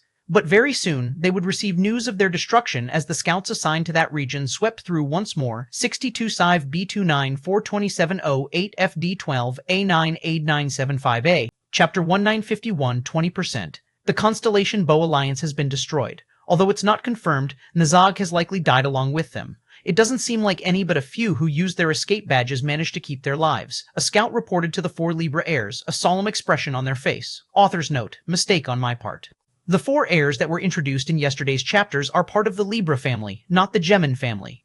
Apparently I can't keep my own story straight, cries in corner. The Gemin and Libra family have a very close relationship with one another, something mentioned back in Vol 7. Apparently, that relationship is close enough that I mixed them up. It was obvious that after learning of the claiming of 2 territories, they would pay a great amount of attention to them. The commotion caused by Leonel wasn't small in the slightest, and it was too difficult to hide an army of 10,000. In addition, there's been a change to Leonel Morales' territory as well. A mountain seems to have appeared out of nowhere, and it's gone from a territory that's difficult to defend to one that has an incredible terrain advantage. We aren't sure of how this happened. The 4 heirs frowned, looking toward one another. They had only just returned, prepared to press their advantage. They wouldn't be together considering the advantage they had when separated if it wasn't for something extremely important, and that important thing was obviously upgrading their territory. However, what they didn't expect was that the moment they returned, they would receive what could only be said to be bad news. They weren't exactly close to Leonel's territory. In fact, they were quite far. The land Leonel had chosen was quite barren and could only be salvaged with the help of several terrain-changing rewards. However, their territory was lush and vibrant. There was a huge climate change between there and here. Even so, because of the way the air wars seemed to be shaping up, there would likely be a victor decided between the 2 hemispheres before an overall was chosen between the 2 behemoths that remained on their feet. This was almost guaranteed because the moon was currently separated into 2 supercontinents, one on the night side and the other on the day side. It wasn't worthwhile to invest in seafaring vessels and the like to cross to the other side if it wasn't absolutely necessary. It would only slow their progress, all for what? To end up in a land they had no information about? It wasn't worth it. Mountain? It should be a dungeon reward. There was a dungeon located between Leonel Morales' territory and the Constellation Bow Alliance's. It was closer to the Constellation Bow Alliance's territory, so it's surprising that Leonel Morales got his hands on it first, Hulot said slowly. Juan and Drouet were silent. They were the 2 with the most understanding of Leonel. They could still remember the first time they met him. He had started off with quite a disadvantage in the true selection as well, but what had happened in the end? Since then, they had been quite wary of him. For him to end up with the dungeon first, is it a coincidence? From our most recent scan, he seemed to have been alone with his partner for a very long time. That's very much unlike the Constellation Bow Alliance, which spread out with numerous groups covering a large area, Druid supplemented. According to the new map, he now has several new outposts in the region, but their placement is odd. They're placed very far from the boundaries of a bronze-grade village, the scout said. The gazes of the 4 Libra heirs sharpened all at once, causing the scout to go quite pale. How far? It should be 420 kilometers from his village? The 4 Libra heirs all stood. As Leonel has said previously, the details of the upgrades available at the silver grade were kept in the dark.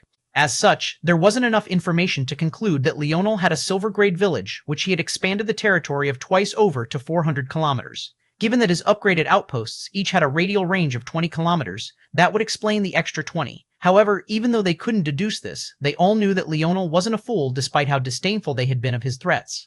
There seemed to be only 2 explanations for this.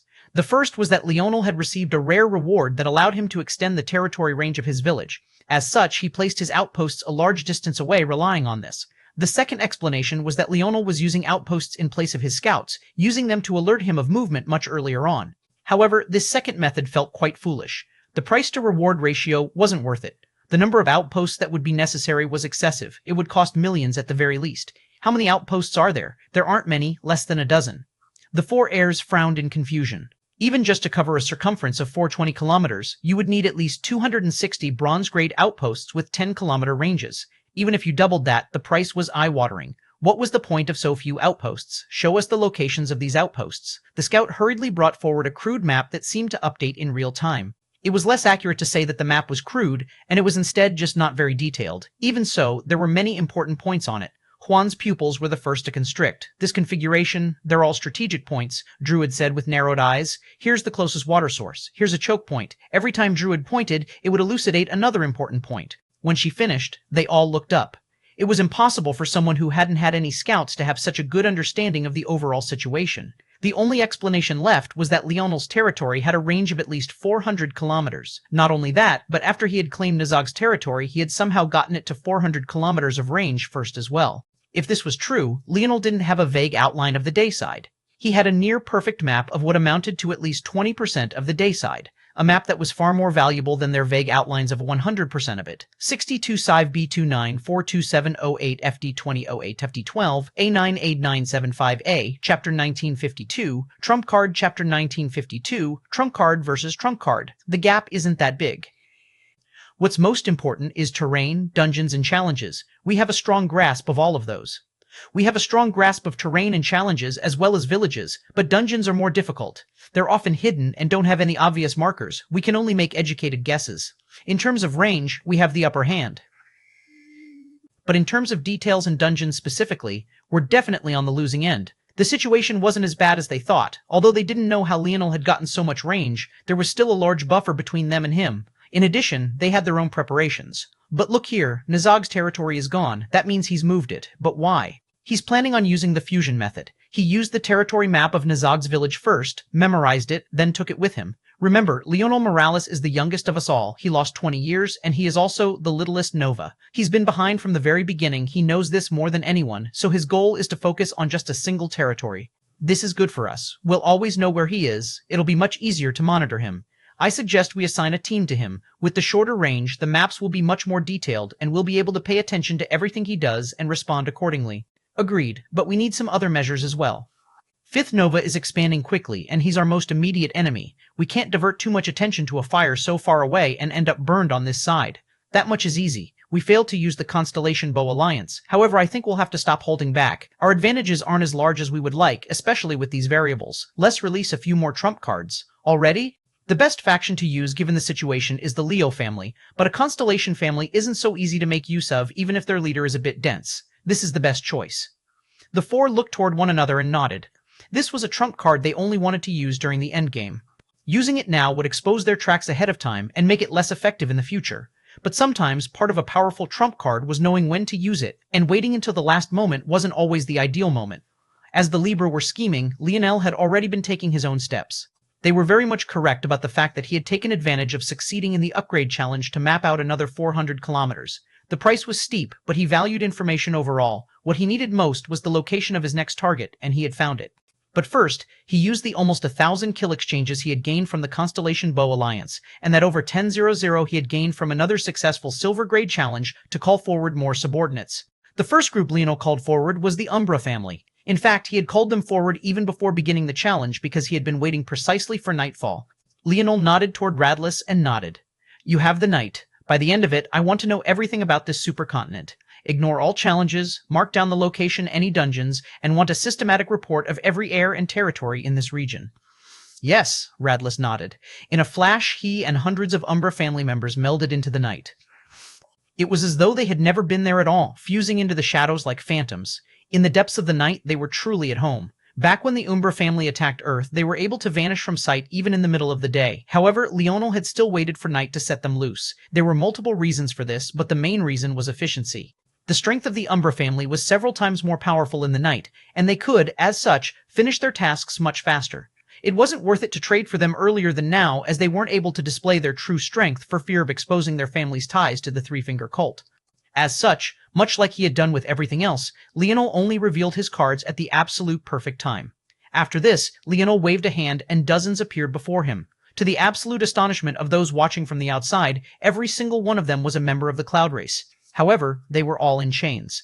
Leonel had long since bound their wills to him, with the thought he could kill them. So long as they refused to follow his orders, their death was inevitable. Of course, Leonel had done all of this long ago. He wouldn't waste precious time here torturing and convincing. Leonel waved a hand and removed their chains. He flipped a palm, revealing a communication device. His gaze flickered through it as he read with great speed. This information was none other than what Emna and James had already sent back to him after their half-day's effort. Within it, there were a few territories already marked. Of course, Leonel couldn't rely on the information given by just two people, especially since their original job was only to clear as many challenges and dungeons as possible. Information was secondary. This was why he had sent out the Umbra family as well. That said, this advanced information, as crude as it was good enough to send out a few teams of Cloud Race members. You few will go here. As for you, here, Leonel quickly assigned them. Without many words, the Cloud Race dispersed. After activating their race's movement technique, they were like wisps of silvery gray in the night, fast and imperceptible. 60C5 B2942708 FDW FDWF DW FDWA FDWAF WA FDWAWF Chapter 1953. Most neglected. Chapter 1953. Most neglected. Leonel's asks of them weren't as detailed as he would like, but the rest would have to wait until the Umbra family returned. For now, this would have to do. They would know to infiltrate to the highest level of management they could. Although it didn't feel like it, there were, quite literally, hundreds of heirs participating. With the sheer number of families there were, and how many had completely disregarded his words, this number was actually on the lower end. However, the moon was small, only about half to three-quarters the size of Earth. Of course, a few thousand people versus a moon of this size still made looking for people like looking for a needle in a haystack. As such, Leonel knew he didn't just need to care for the bigwigs, he also needed to find and crush the smaller players before they could get a foothold. The reason for this was obvious. As he improved his lead, he would eventually become a threat, and because of his abrasive words, he would become a target, not that he wasn't already a target to begin with. Even if Leonel was nothing more than a smiling face and spread nothing but niceties, they would still want to deal with him. In that case, Leonel had an obvious ticking time bomb strapped to his ankle, and that was the obvious ending where he was swarmed from all sides. He had a numbers problem to face to begin with. If he had to face so many at once, it would be hard to come out victorious. In that case, Leonel needed to start placing certain countermeasures in place now. The outposts were only the beginning. He would begin systematically grinding away at all of these enemies one by one. The Umbra would deal with any small groups they ran into that could be casually dealt with. They were a family of assassins after all. This first group of Cloud Race would infiltrate the few that could be considered to be at a middle range and destroy them from the inside out. Once the Umbra returned with a full detailed report, he would send out another group of Cloud Race with the purpose of targeting the largest groups and waiting for the opportune moment to crush them. Leonel finished assigning the Cloud Race swiftly. He turned toward the Oryx. Return to the village, enter the segmented cubes pods and rest. There are 1,000 total pods. Take turns. After each group finishes, head to the north, east, west, south, and their in-between cardinal directions respectively. The remaining 2,000 of you will say to guard the village. With the segmented cube, Leonel had a measure to deal with the fatigue pushed onto them by the environment. 15 minutes in the pod was worth a day of rest, but by the time they came out, they would be in pristine condition. Although he only had 1,000 of them, or more accurately could only spare the energy to use 1,000 at a time, it would only take 2 hours and a half for all 10,000 of the Oryx to be rejuvenated to their full strength. As for the first 8 groups, I will leave it to your commanders to decide when to retreat and when to advance. Do not die needless deaths. Leave it to me, Elthor said boldly. Leonel nodded and sent them away. Then, he used the remaining more than 10 WSN kill exchanges he had gained from the second Silver Grade upgrade challenge and summoned a large army of Sky's family members. If the number of Leonel's subordinates were to be counted, the largest number without a doubt came from the Sky's family. But as a family that wasn't necessarily the strongest, they obviously didn't have too many 7th dimensional experts younger than 100 years old. Even so, for a family of that scale, while producing 10 UWs such individuals who had entered with the God Path was impossible, they had more than enough of such individuals who had done so with the conventional path, and that was all Leonel needed. This was yet another loophole to take advantage of. While it was true that fatigue worked more luck, it would for third-dimensional existences in this world, that was only after they stepped foot into this world. This meant that from the moment they were summoned, a subordinate would have a fresh pair of legs and eyes. A fresh pair of legs and eyes perfect for war. Leonel soared into the skies. Although he could feel the fatigue settling in already, his gaze was still cold and sharp. Before daybreak, he would claim his 3rd Silver Grade territory. Tomorrow, the Air Wars would introduce its 1st Gold Grade territory. As Leonel marched, a group of individuals quickly caught up. With the village soon to be protected by the Oryx, Leonel's brothers had already caught up. Leonel wasn't taking any chances on this. He would kill 2 birds with 1 stone on this expedition. Not only would he claim his 3rd territory, he would take down his 2nd constellation family. The Tor family and Armand had entered his line of sight. He would conveniently deal with a small grudge at the same time. In an unknown corner of the Air Wars moon, a familiar trio had gathered. They stood by the ocean that separated the 2 supercontinents, cold air blowing by. They seemed close to one of the poles, but the water didn't seem intent on freezing over. Despite the fact it was clearly salted, it moved like a rushing river. These 3 were none other than Orinic, Richard, and Montero. This will be the most neglected region of the Air Wars, but I believe the ancestor of Morales will be quite thorough. If we claim the seas before anyone else, Anyone who wants victory will have to come through us, Orinic said lightly. That sounds nice, Montero said somewhat skeptically, but the question is how. We won't be the only ones. The Pisk and Corius families will definitely have the same idea. Also, one of them is tied to the First Nova as well. Hearing this, Orinic's smile only widened. 62 Sive B2942708 FD12 A9 Ad 975A Chapter 1954. Never stop Chapter 954. Never stop 1954. Never stop. Stop being mysterious. This is serious, Montero pressed. However, to Montero's surprise, rather than explaining, Orinic looked toward Richard. Richard stepped to the edge of the rushing tide, his expression unreadable as he looked forward. It was difficult to tell what he was thinking, but he suddenly began to speak a moment later. Many people think that the Viola family's lineage factor is just related to heaviness. Our violet force is indeed quite heavy to everyone but us. It allows us to use less effort to explode with a great amount of strength. The more of our violet force we use, the greater the difference between our effort output and the strength resulting from it. However, this isn't the true secret of the Viola family. Do you know how old I'll be this year? Montero frowned. They had all been checked before entering. They should all be less than 100 years old. Beneath 100 years old, one's age didn't really matter very much unless you were still stuck at a low-dimensional tier. But Richard obviously didn't have this problem. Richard shook his head. I'm already almost 1,000 years old. It took me a lot of effort to reach this point. I was still in Tier 9 of the 5th dimension when I was into my 70s. How could make it to the 7th dimension before I turned 100 years old? In fact, with my talent, it probably should have been impossible to ever take that step. Montero's frown deepened. What was Richard trying to get at, and why was he saying all of this? The true ability of violet force isn't heaviness. The description is much simpler but far more profound. It can be summarized in just a single line, increasing output. Whatever you give, you will always receive more in. The true ability of violet force isn't heaviness. The description is much simpler but far more profound. It can be summarized in just a single line, increasing output. Whatever you give, you will always receive more in return for. If I want to run at 10 miles an hour, my violet force will allow me to run at 12 with no added effort. If I swing to 100 pounds of force, my violet force will produce a swing of 150 pounds with no added effort on my part. If I exchange dozens of years of life, I'll receive the equivalent of hundreds of years of training results. Montero's heart skipped a beat. If what Richard was saying was true, how could anyone ever defeat the Viola family? Just what kind of force was this violet force, and why was it that he had never heard anything about it before? And with such a force backing them, why was the Viola family so weak? No, even more importantly than that, why was Richard so weak? Richard wasn't even comparable to the geniuses of the Cataclysm generation who had stepped into the 7th dimension, but the way he spoke about his lineage factor, it would be hard to say that any lineage factor in all of existence could be said to be better. He was quite vague with his numbers, and there didn't seem to be any consistency between them, but even if he only gained the smaller 20% boost he mentioned first, that was game-changing. A 20% change in strength, especially in the 7th dimension, was huge. Nothing seemed to make sense about this. I understand all your questions already. Why are we so weak? Why am I so weak? Why was my family destroyed not just once, but twice? It's quite pathetic when you think about it. Richard looked toward Montero. If I gave you access to a powerful force right now, how well would you be able to use it? Take what you have the highest affinity in right now, and imagine I gave you the #1 force in that category. What would you be able to do with it? Montero's creased brows slowly loosened. Indeed, he wouldn't be able to do much with it at all. Just because you had high fire affinity didn't mean Scarlet Star Force would listen to you. In fact, it might try to kill you instead. Leonel had the highest Scarlet Star Force affinity a person could possibly have, and it was still trying to kill him. Richard looked away. Sometimes I think that some god was playing games with our family, rather than a blessing. This lineage factor has been more like a curse. Every step is labor-intensive. Whenever I have a small breakthrough and sense an increase in my life, I have no choice but to gamble it away in hopes that I can take another. That's how I've made it here to this point.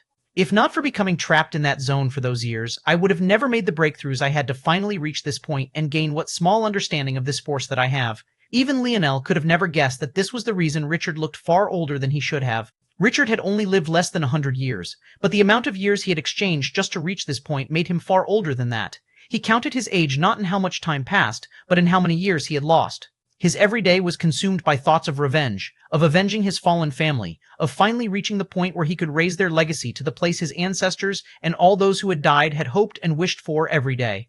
The price was heavy, but he didn't plan to stop. He would never stop. These air wars were the perfect opportunity. If they could win, not only would they be able to get revenge on Leonel, but they would also be able to partake in the rewards the various families and organizations had pooled together. If they could take first place, then the losses his family had suffered would be returned 100-fold, and when the time came, the Viola family would rise to the height it was always meant to be at. He had started from 0 before, he would just have to do it again. 62-5 B29-42708 FD12 A98975A, Chapter 1955, Demand, Chapter 1955, Demand 1955, Demand 1955, Demand. Then what is your plan? Montero calmed his heart. He realized that things were spinning out of his control, and he didn't like it very much. But what allowed him to maintain his composure was the fact that although Richard had such hidden means, and Orenic was somehow privy to it all, was the fact that neither one of them felt outside of his ability to control. Of course, the three of them were allies, but such alliances only worked when all three had something equal to contribute. If that balance ever changed, it would quickly slip into a master-servant relationship. He couldn't allow his Aemon family to fall into such a situation after they had finally shed the label of sixth-dimensional family. At the same time, Montero needed to make sure that his inner thoughts didn't leak out. There was no need to strain the current relationship needlessly. One of the discoveries I've made is the fact that my violet force isn't just useful on myself and only myself. If I extend it to others, I can trigger sacrifices within them to force changes. Of course, such parties have to be willing or far weaker than me, but this has some interesting applications, especially when you learn to hone on the exchange point.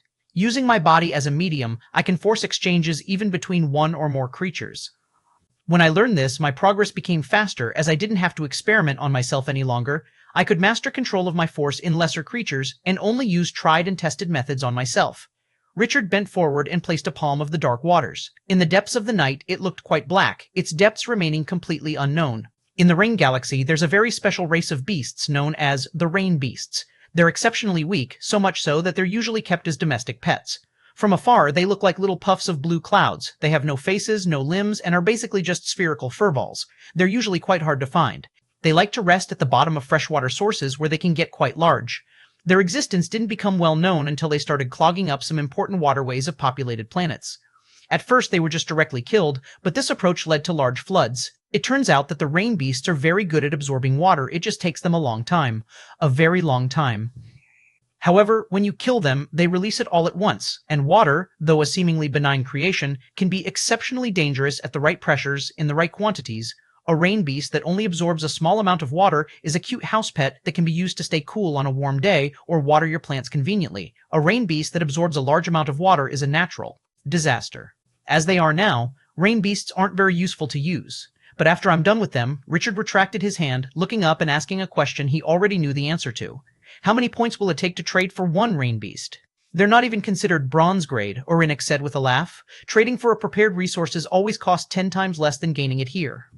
Killing an air-grade threat would provide 100 points here, so it only costs 10 points to trade for a prepared air-grade treasure. A sub-grade threat provides 10 points. A sub-grade treasure exchange, just 1 point. How many rain beasts do we have? Orenic's smile grew wider, more than we can use. Richard's, Orenic's, and Montero's gazes all burned frighteningly bright as they looked toward the ocean. Indeed, they could make these seas theirs. And the irony of it all? Richard wouldn't even have these beasts, if not for Leonel forcing him to attack the Rain Galaxy back then in his scheme. Originally, Richard had gathered as many as he could, prepared to counter the chaotic water sector he believed had betrayed him, and now they would lead to Leonel's downfall. To Richard, he felt that this was all too poetic. The conversation of these three went completely unnoticed. With all the excitement going on, not a single soul cared to pay attention to three relative unknowns. The heirs of the human domain's strongest families were fighting it out. How could they have time to care about three families that had only recently entered the seventh dimension? It also didn't help that it felt like every one of Leonel's actions was taking the attention of the elders by storm. The choice to challenge the Silver Grade immediately once again, especially right after the Oryx had fought such a large battle, was baffling. Many couldn't help but comment on the fact that he was pushing his men too far. It would only be a matter of time before they collapsed. But before this thought could even be properly formed, the sleeping pawns of the segmented cube left them in complete and utter silence. After 15 minutes, the Oryx exited as though they had rested for weeks, their auras as towering and powerful as when they first began their march. Many didn't get much time to spend being surprised about this, because the appearance of the Umbra family left those of Shield Cross Stars watching with narrowed gazes. Cross Elder Avon, who was also in attendance, couldn't help but watch with a frown. He had never seen such perfect assassin's techniques. Even with his eyes, he couldn't quite keep up with their movements, and after they scattered, because none of them were heirs, there was no easy method of finding them again. Just where had Leonel gotten such a force? But in very Leonel fashion, even this shock didn't have much time to settle down before Cross Elder Avon and many others stood to their feet, their eyes widened in shock. 1, 2, 12, 24, 100, Cross Elder Avon stopped counting. It no longer seemed to matter. He slapped his palm down, his rage echoing through the silence. Shield Cross Stars demands an explanation. Where did so many cloud rays come from? 62 Sive B2942708 FD12 A9A975E, Chapter 1956, Single 1, Chapter 1956, Single 1, 1956, Single 1. From the beginning, Cross Elder Avon had been silent. He was supposed to be a neutral party, and though he had a belly full of both doubt and fury revolving around the matters of Earth, he had suppressed it. For the same reason he had to retreat from Earth's territory, maintaining the facade of neutrality Shield Cross Stars had, he also had to maintain proper decorum here. However, the moment he gained a chance to apply pressure, the suppressed fury and doubt erupted forth and he questioned the Morales loudly. By this point, Ancestor Alvaro's patience was wearing thin. It felt like an hour couldn't pass by without another jumping clown trying to apply pressure on his Morales family. When did they become an easy target seemingly anyone could step onto? Of course, Alvaro was exaggerating by no small amount. Whether it was Ancestor Goldark, Ancestor Mito of the Constellation Bow Alliance, or Cross Elder Avon, not only were they all 8th-dimensional monsters, each one of them was the leader of a powerhouse faction of great strength. While they weren't seen to be on the same level as the Morales family, they also couldn't be easily ignored, and this was especially so for Shield Cross Stars. Even so, Ancestor Alvaro didn't seem to give a damn. "What kind of tone are you trying to use with me?" he practically growled. Avon's temper was no less fiery. When he heard these words, he reacted like a tiger who had just gotten its tail stepped on. Fire quite literally blazed in his eyes, and the surrounding metal of his flagship began to turn red. Just earlier, when Leonel had arrived with their stolen flagship and descended to the air wars, he had already been stifling his words and actions. But now it seemed the Morales didn't care about poking the bear. "Do you think the likes of you are capable of policing my tone? Do you think I won't sanction the whole Morales family for colluding with the Cloud Race? Last I checked, Cloud Race scum were gallivanting amidst your ranks. Didn't see any of them in chains until Littlest Nova exposed them. Does Shield Cross Stars have the right to sanction anyone?" Cross Elder Avon had been ready for a spar of words, but his next volley was immediately cut off by these words. He felt stifled, so much so that his face turned beet red and his mustache bristled beneath his heaving breaths. However, unfortunately for him, the Morales weren't finished. Littlest Nova had to register all of these Cloud Race people before they were allowed to be used. Do you think we don't know where they came from? They were all in Earth's territory. Shield Cross Stars was present all the while, and yet it wasn't until you were kicked out that they were exposed. Police force of the human domain? What a joke. You can't even do your jobs as well as a junior. Avon's chest heaved. So you expect me to believe that just because you say so? Just like you wanted the human domain to believe that an heir of the Morales was a Tier 1 fugitive just because you said so? I still haven't sought an account about that matter. How dare you? You think I'm afraid of you? Come seek your account. The bluster and billowing of the two old men made the starry skies quake. If not for the fact that most other families and organizations had sent their ancestors as well, the surrounding flagships would have already been blown to bits by this point. However, that was all, bluster and billowing. Alvaro seemed to be daring Avon to do something more than just talk, but Avon seemed to be doing the same thing. Shield Cross Stars still needed to maintain their neutrality, while Alvaro had already won their spar of words. By this point, Avon's responses were nothing more than the whining of a baby. The two barked back and forth, but quite quickly, their argument had no choice but to come to a pause as Leonel's army had already appeared in Armand Taurus's territory. In that moment, the Tor Constellation family gripped their fists. Leonel was truly ruthless. In the dead of night, he marched. By this point, the fatigue of the first batch of Enterers was already setting in. For Leonel, it was no different. If there was any advantage he had, it was that his dream force was especially dense, so it took quite a lot to fatigue his mind, and his vitality was especially great, making it quite difficult to fatigue his body. Even so, he was reaching the end of his limits as well. He had used his mind to an extreme today, pushing his calculation abilities to the limit to ensure that every step was as perfect as possible. As for his body, it was in relatively better condition. However, he knew he had to do this. The Tor family was performing well, although not as well as the leaders. They had claimed a village that was currently still at the subgrade. However, other than this, their approach was a bit unique due to their size, or more accurately, the village had adjusted due to this. The Tor family was a family of giant-like humans. For them, being 2 meters tall was considered short, and most would be taller than 3 meters tall by the time they reached the 7th dimension. For the sake of fairness, the walls of the Tower family wouldn't possibly be the same size as that of other families. They would naturally build their structures much taller. As such, the Tower family had gained an advantage only similar giant families gained. After claiming their territory, the height of the walls doubled, as did their thickness. While they were still marginally weaker than the Bronze grade, it wasn't by a large amount. As such, the Tor family wasn't obsessed with upgrades just yet and focused on using their territory map to quickly find and clear challenges and dungeons. Thanks to this approach, they not only had villages with defenses comparable to the Bronze grade, they had 2 of them in relatively close distance. Even so, Leonel didn't split his forces. He charged on just a single one. 62 Sive B29 42708 FD12 E9 Ad 975 E Chapter 1957. Blazing Battle Intent. Chapter 1957. Blazing Battle Intent 1957. Blazing Battle Intent. Leonel sat in silence for a long while. He took deep breaths as 3 silver stars appeared to his back. They rotated slowly, large amounts of dream force seeping into his body. The recovery of his mind was especially so, but it was just enough. His eyes snapped open and he jumped, fluttering down from the skies amidst the stars. Attack! The appearance of Leonel and the others had already been noted, but far too late for the Tor to make large, advanced preparations. Among those that were still awake, many were simply scouts. As this was the first day and their nerves were sharp, they were relatively quick to react. But the range of a subgrade village was too short, and not everyone had the capital to spend on outposts like Leonel. At best, their warning was just enough for the Tor that were resting to jump from their beds, rushing forward in preparation for battle. Unsurprisingly, Armand was among them. With every step he took, the ground quaked. A twin pair of battle axes crossed on his back. He stood at just over 4 meters tall, and his muscles rippled like steel cords beneath his tough skin. The veins that protruded along his body were vibrant and a colorful bluish purple with just the tiniest hints of golden flakes.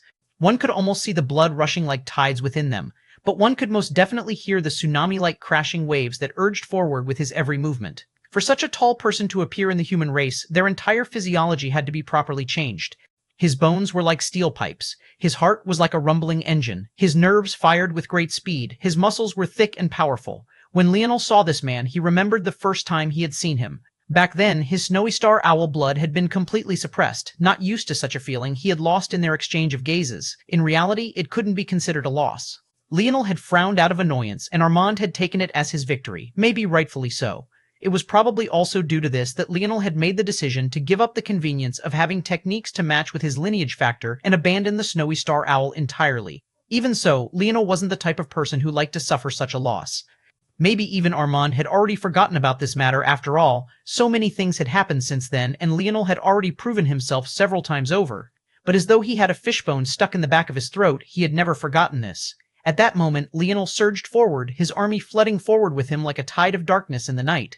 But very quickly, they lit up the battlefield as though it was midday, sharp flashes of lightning echoing through the skies like ripples of sound waves. Leonel's 3 stars flickered and vanished, only to be replaced by 3 blue stars that were just as vibrant and shocking. His panda construct covered his body and his divine armor snapped into place. He landed before Armand, the ground quaking as he punched out with 6 fists. Armand's expression was not good at this moment. He realized that he was outnumbered in a ratio worse than 10 to 1, and now Leonel was appearing before him when he and the few behind him were the only ones capable of changing the situation. Although Leonel had great numbers, there were no great geniuses among them. Armand could easily face 100 of them or more at a time alone, and that was only assuming that the rest would try to fight other battles. If there were no other burdens, he was confident in fighting all 10-0-0 on his own and killing them all. However, if Leonel blocked him, "You 4 go forward. I will deal with him as quickly as possible. Don't let our brothers die." Armand punched forward, expecting a strong fight, but the moment his fists connected with Leonel's, he frowned. Even when the other 2 pairs of fists landed on his torso, his frown only deepened. Too weak. Leonel's fists crackled and his forward momentum came to a stop. Even as the vital star force pumped through his veins, he was forced 2 steps back. If not for the protection of his divine armor, his panda construct would have definitely lost at least 2 arms. Even his divine armor had hairline fractures on it. Although his divine armor was technically of the life grade, a grade that was noted to be the equivalent of the 8th dimension, it wasn't truly at this level. Leonel had simply comprehended a new state of crafting, allowing him to use lower dimensional materials to display strength of treasures far beyond. As such, when Leonel saw this, he wasn't surprised. Armand's gaze flashed, his expression turning ferocious as Leonel's 8 brothers and several other experts rushed forward to block his strongest backers. He could end his battle with Leonel quickly. In fact, he was a bit slow, now that he thought about it. As long as Leonel died or was forced to retreat, this victory would be theirs, and they would gain over 10-0-0 in kill exchanges on top of that. However, what Armand couldn't see was that Leonel's expression was absolutely calm. He could practically feel the excitement of the Tar and other families watching, believing that he had overestimated himself. A smirk curled his lips. He had crushed Nazog because the latter was an expert of the bow, and he was a bow sovereign. What chance did he stand? Armand, however, was not only a genius at Nazog's level, but he had no obvious weaknesses against Leonel. It could be said that this would be Leonel's first true test since stepping into the Air Wars. The gap between the 6th and 7th dimensions was indeed obscenely large, but he had only used his fists just now.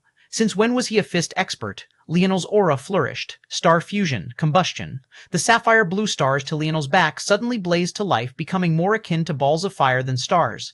At the same time, the vital star force rushing out from the joints and valves of his divine armor turned from royal blue to deep crimson as he grasped at the air, a large black rod appearing in his hands. Show me why they call you all the Cataclysm generation. The last time I fought one of you, I was greatly disappointed. Leonel's battle intent blazed. 62 Civ B29 4270 8 FDW FDW2 A9 AD 975A Chapter 1958 Aura Chapter 1958 Aura 1958 Aura. Two giants stood across from one another, their auras blazing. Leonel's black spear pulsed with dense black fog, rising like a tide and forming a twin pair of menacing blades. At the same time, Armand pulled his twin axes from his back, the veins along his forearms pulsing. Leonel's force rippled with a dense crimson. Armand's skin seemed to redden, a white steam coming off of him as his heart seemed to rev up like an engine. The two moved at once. Bang! The ground cracked, rippling force spreading out in all directions. Despite their size, they moved like wisps of wind. For most, the only way to keep track of them was to follow the trail of white and red.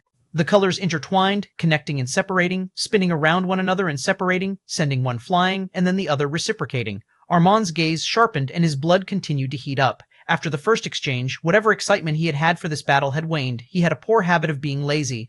He couldn't seem to get up to do things unless there was a great battle in store for him. Not only his actions, but his face seemed to reflect this. He cared too little about many things. However, after the second exchange, and the third, and the fourth, his eyes began to slowly redden, his muscles grew a size, and a pair of horns began to slowly manifest from his head. It seemed that with every exchange, they would grow another inch, and with them, his strength would rise explosively. By the time they had grown to just over 2 feet, Leonel's combustion was being quickly suppressed. Even so, in that moment, the two of them suddenly laughed, a booming laughter that rumbled like thunder and struck like lightning. Bang! Leonel was sent reeling backward as Armand spread out his arms, his aura towering. The shimmering but faint image of a creature loomed behind him. When it appeared, his body expanded by double its original size, his aura continuing to climb. On the outside, the Tower family elders sighed a breath of relief. In truth, they were quite helpless.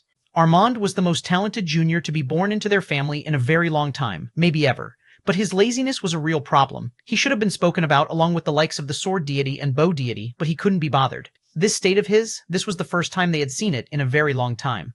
They were surprised that it was Leonel who could bring this out of him, especially since, with their sharp eyes, they could tell that Leonel wasn't nearly enough to threaten him, at least not with the power he was using currently. However, Armand could sense something familiar from Leonel, a familiar sort of arrogance. It wasn't that Armand was lazy, it was rather that he didn't feel much was worth his effort. He wasn't interested in recognition, nor was he interested in accolades. His position in the Tor family had already stabilized the day he was born, so what was there to strive for?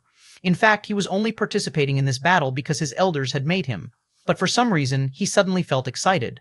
Leonel clapped his second and third pair of hands together, causing a resonating shockwave to spread out in all directions.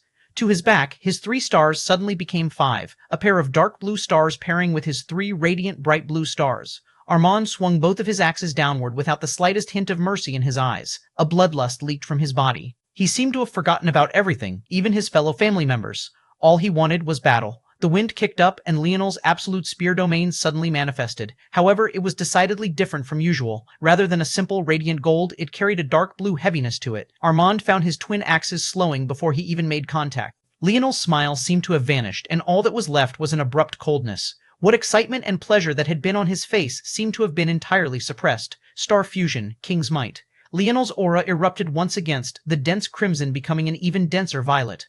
It felt as though a king had descended, the spear crown on his panda construct's 3 heads growing in size and magnificence.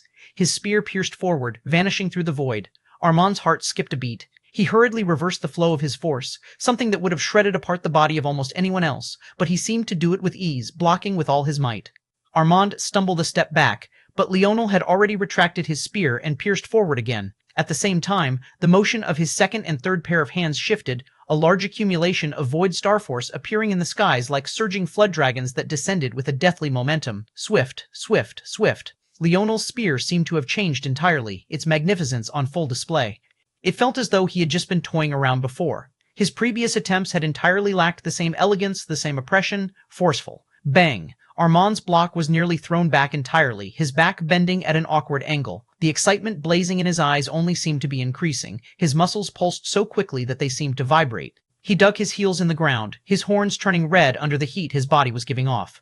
ROAR, holding his axes, he punched out, meeting the twin flood dragons of Void Starforce.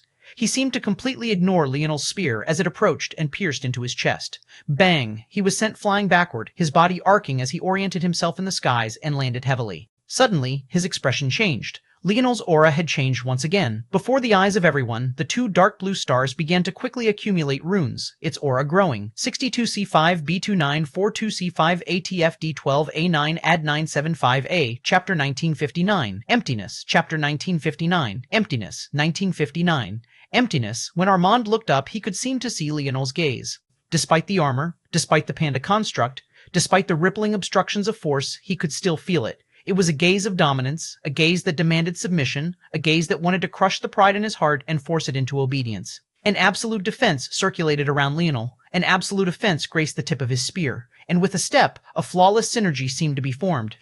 The blade of his black spear grew and dwarfed Armand's blades in the blink of an eye. Kneel. It was just a single word, just a single syllable, just a single breath. However, the world seemed to change colors. When the tip of Leonel's spear appeared before him this time, Armand saw that it was bathed in a violet light as well. Sometimes the essence of a spear technique didn't need a long phrase behind. Often an emotion didn't need a long explanation attached to it. Leonel's spear seemed to embody this, and it demanded surrender. The unwillingness bubbled up from deep with Armand, and his battle intent quickly turned to fury. Bang! At that moment, the shimmering image behind him solidified and grew with a towering majesty. The form of a golden minotaur stood. Its horns shimmered like two gems, its body looking as though it was carved of the most precious gems. All at once, the Tor ancestors rose to their feet, the excitement in their eyes practically boiling over. Armand's body grew yet another size, the veins coursing throughout his body pumping. In the past, there were only faint flecks of gold, but now they radiated a dense golden energy as though liquid gold was coursing through his body. Armand roared and swung to meet Leonel's blade. Their weapons collided, and the world fell into silence for just a moment before everything seemed to be unleashed all at once. The ground beneath and around them was blasted apart, a large crater spreading out. The air snapped and crackled, and the region for countless kilometers was lit up by colors of gold and violet. Leonel felt a powerful resistance, but so too did Armand. The faces of his panda construct and Armand were practically nose to nose. They leaned forward, even somewhat crossing over their own weapons, as if they would rather headbutt than exchange blows with their blades. However, at that moment, Armand's blades gave way. Leonel's spear descended, slashing across his chest as though it was nothing more than wet paper. He severed flesh and bone as one, cutting into his lungs and heart. Armand collapsed to a knee, coughing up a mouthful of blood and then another. The intent to battle was still blazing in his eyes, the golden idol to his back making that intent clear. But even with his usual healing factor, the wound refused to close. Leonel looked down toward the cracked battle axes in Armand's hands. They were excellent weapons, but unfortunately, they were only of the gold grade. After their first few exchanges, they had already shown signs of cracking and fracture. Although Armand had tried to protect them with his battle axe force, how could his weapon force be superior to Leonel's despite being in the 7th dimension? Leonel felt that it was a bit unfortunate. He could have stopped when he sensed Armand's axes giving way, or he could have used a weaker spear from the beginning, but he had refused to do so. These air wars weren't about his own selfish desires to do battle. His goal here was bigger. He was already indulging enough by fighting Armand alone and not teaming up with Ina to finish it quickly in the first place. He couldn't indulge any more than that. There was a moment of silence as Leonel met Armand's gaze. "Good battle," he said plainly. Armand looked up without a word. Even though he was on a knee, he barely had to, his increase in size having been enough that even while down, he was almost the height of Leonel's panda construct. At that moment, he could have crushed his badge and escaped, but seeing the slaughter of his clansmen around him, his eyes dimmed. For the first time, his battle intent waned somewhat. The tip of Leonel's spear trembled once, and Armand's head was severed from his shoulders. The Tor family fell into silence. Veins popped across their forearms and foreheads, the heat in their surroundings rising as their bloodlines thumped. The sound of their hearts, especially as they resonated as one, felt like rumbling and collapsing earth. Unlike the others, they took deep breaths and didn't say a word, but the red in their eyes, their growing horns, and the quaking of their flagship painted a completely different picture. The echo of Leonel's words seemed to descend once more. The words of a king couldn't be retracted, and exceptions couldn't be made for them. Others might have thought that Leonel might spare Armand for the sake of a good battle, or because he had never wanted to be there in the first place, or because he felt a sort of resonance with him. But Leonel had never had any intention of doing that. As many came is as many as he would kill. He looked up into the skies as though he could see the gazes of those that must have been paying attention to him right this moment. His momentum was undying. If it wasn't obvious already, it was as clear as day now. He had come with the intention of fighting against the world. On just the first day, Leonel had killed not just one genius of the Cataclysm generation, but two of them. These geniuses that should have been fighting it out for the final, ultimate glory were unceremoniously slaughtered with the human domain as witness. The words of Leonel Morales were never and would never be spoken with any sort of emptiness. 60C5B2942708FDW2ATW2A9 AD 975EA, Chapter 1960. Interesting Chapter 960. Interesting 1960. Interesting every action Leonel took seemed to remind him of the words he had spoken back then. Every genius that fell caused another pang of regret to light their hearts, another surging pain and unwillingness coursing through their veins. It was at that moment that some began to realize that Leonel had done this on purpose. Every time he killed, they would be reminded of their words, reminded of what could have been, reminded that everything that was happening now was their fault. Whether they acknowledged that in the future and didn't blame Leonel himself was entirely unknown. However, what was certain was that they would know the truth in their hearts. Armand had never wanted to enter the air wars to begin with. It was they who had made him, they who had ignored his wishes. He could have been home right this moment, lounging as he normally did, but now he was lying in a pool of his own blood. Ruthless, too ruthless. Ancestor Golddark said coldly. This time, he didn't bother to seek an answer from the Morales family. He only said this to stoke the flames. His Golddark family wouldn't be the only one to suffer, and if there was an opportunity to retaliate, they also wouldn't be alone. However, when he glanced over at the Morales ancestor, all he saw was pride in their eyes and sneers on their lips. This group of madmen didn't seem to give a damn. "Gather up," Leonel's voice called out as he lowered his gaze from the skies. "We'll begin the silver grade upgrade now." Yes. The Sky's family members took deep breaths, but they weren't nearly at the end of their ropes yet. They had had overwhelming numbers, and though they had to team up for victory, this had helped them to save quite a lot of energy as well. They were prepared. They reformed their teams and gathered up. With silver-grade threats on the horizon, they would once again have a tough challenge ahead of them, and this time, Leonel didn't have any terrain changers to use to his advantage. Even so, their numbers, with the support of his brothers, him and Ina, should be enough. The upgrade challenge was triggered and the battle ensued. As expected, it was far more challenging than the first time around. The Sky's family members, at least the majority of them, were only about as strong as bronze-grade threats, as if they could fight such an existence one-on-one. Only about 10% of them were as good as a silver-grade threat. The Oryx were different in this regard, which was why they were such a surprise to the people of the human domain. This relatively unknown race of people were mostly silver-grade threats, with about 10% of them being gold-grade threats. This aside, given the circumstances, it was unsurprising that the challenge was tough. This time, it was Leonel and his group that was at a disadvantage in number. Not only were they disadvantaged in terms of numbers, but they were also weaker overall. If Leonel's earlier actions had seemed insane, this was even beyond just that. His eagerness to gather a third city to complete the fusion was excessive. This was especially so given the fact that if he was struggling so much with a silver-grade upgrade, there was absolutely no way he would be able to deal with the gold-grade upgrade challenge anyway. Not only would the numbers they faced in the gold grade upgrade challenge be at least 100 times more than the around 1000 of the silver grade, because it was a fusion path he was taking, it would be 3 times more than even that. On top of that, they would all be gold grade threats. By this logic, it made no sense for Leonel to be pushing the limits like this. He shouldn't be able to enter the gold grade anytime soon anyway. However, at that moment, Leonel took a deep breath and closed his eyes. When they opened again, the fatigue within them was clear, but the determination was even clearer. These next few steps would be the ultimate deciding factor. 3 silver stars appeared to Leonel's back once more, and he roared into the skies. If one was standing to his back, it would be possible to see a silvery gold glow shimmering through the back of his neck. At that moment, one after another, countless troll beasts appeared in the skies, each valiantly wearing a coat of violet armor. Dozens, then hundreds, then thousands, then over 10,000. They had hardly settled down when Leonel's aura rose again. Roars echoed across the skies as one earth dragon after another began to appear, their enormous bodies blotting out the skies. They, too, looked exceptionally valiant, donning their own violet armor, their presences menacing as their hundreds of blade-like legs pierced down from the skies above. Leonel huffed and puffed, veins popping up across his forehead. At that moment, he used a kill exchange and summoned Little Blackstar. The little guy was only about 3 feet long, but he seemed to instantly become the center of the battlefield. "Crush them," Leonel said lightly. He threw everything he had forward. It was maybe only now that those watching understood that Leonel hadn't run out of trump cards just yet. In fact, the only new ability he had displayed just now was the summoning of a beast creature they had never seen before. The little mink looked unremarkable, but the moment he entered the fray, he didn't kill in batches any smaller than 10. Under the control of Leonel, silver-grade spirit constructs crashed against silver-grade beasts, monsters, and trolls. The pressure against the Sky's family members was alleviated instantly. With Leonel's spirit constructs taking the front lines, their job couldn't have been easier. They looked for vulnerable creatures and killed them while they were occupied. Strikes of lightning spread across the battlefield, and the battle soon came to an end. Leonel took deep breaths, his body seemingly reaching its limits as well. His mind couldn't help but wonder. This sort of feeling was created using nothing but dream force, that he was certain of. What was the secret behind it, and could he replicate it? Leonel claimed the city after spending millions to expand its region to 400 kilometers as well. His gaze flickered for a moment when he saw what the territory map had to offer. Interesting. 62 Psi B2942708 FDW FDW FDWA FDW FDWAF DW FDW 78 FDW 75E Chapter 1961 Fairy Tale 1961 Fairy Tale. Leonel didn't move, standing in silence for a long while. His eyes were getting heavier, but he still pushed his mind to the absolute limit. After a moment, he waved a hand. This time, another wave of about 200 or so Cloud Race members appeared. Among them, there was even the former secretary Marquisette Maya.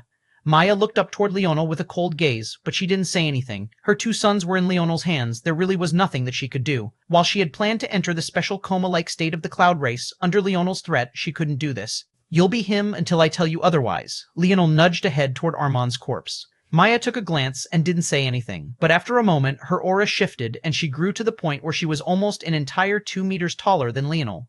At a glance, even with further inspection, she looked exactly like Armand without the slightest deviation in look or aura. Even her demeanor had become similar to his. Leonel hadn't expected this sort of accuracy from a corpse. There was definitely something special about the Cloud Race's ability to replicate others, more special than he knew. Disregarding this matter for now, Leonel sent the Cloud Race members away. They came as Cloud Race individuals and left as giants of the human race. A plan brewed in Leonel's mind as he watched them leave. The moment he had noticed that the Tar family had not just one, but 2 villages, another idea began to formulate in his mind.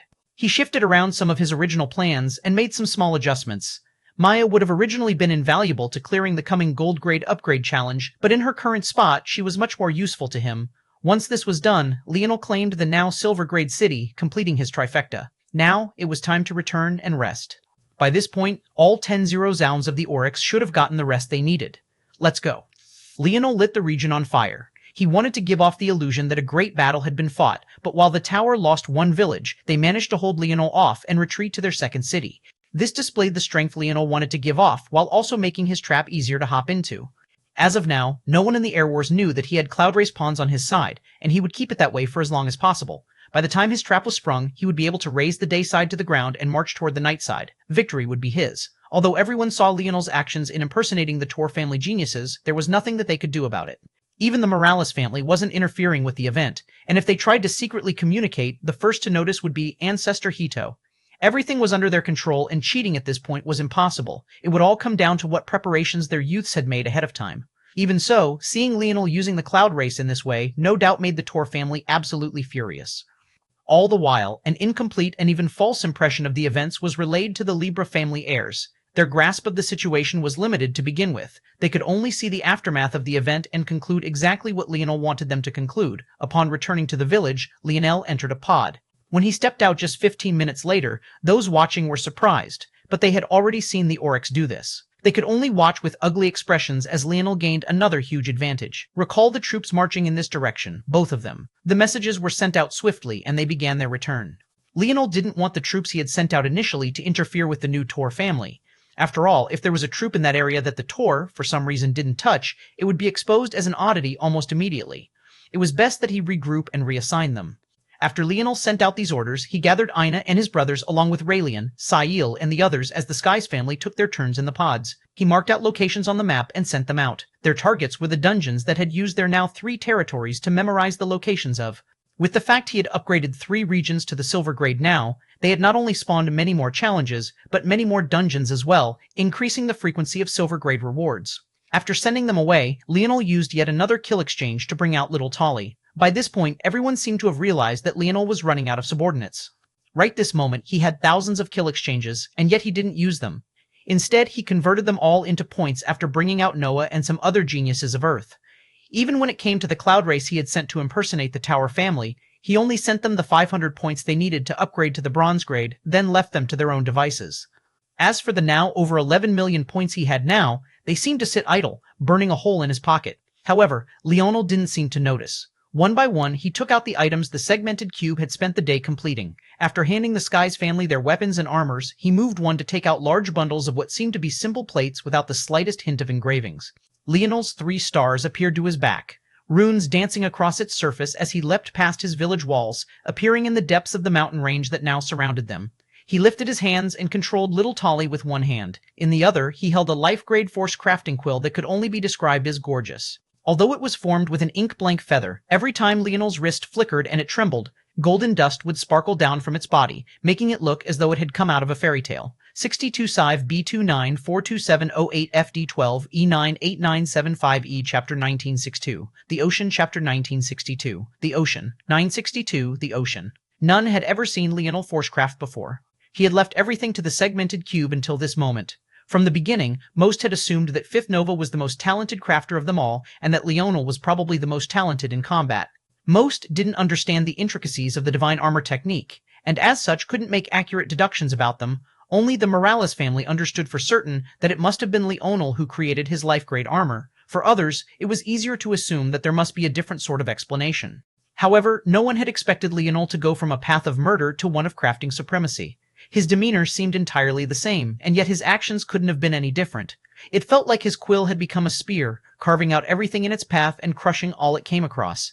Leonel's drawn force arts could only be said to be perfect. His finger designation left after images in the air as his hands danced across the skies. Leonel tossed a plain plate of silver metal into the air. Little Tolly snaked forward, enveloping it as Leonel's fingers tapped at the air. The crushing sound of the sound barrier shattering again and again resounded as Leonel's fingers only seemed to become faster and faster. Little Tolly responded in kind, the plate of metal becoming long and wiry before folding over itself and stretching out again.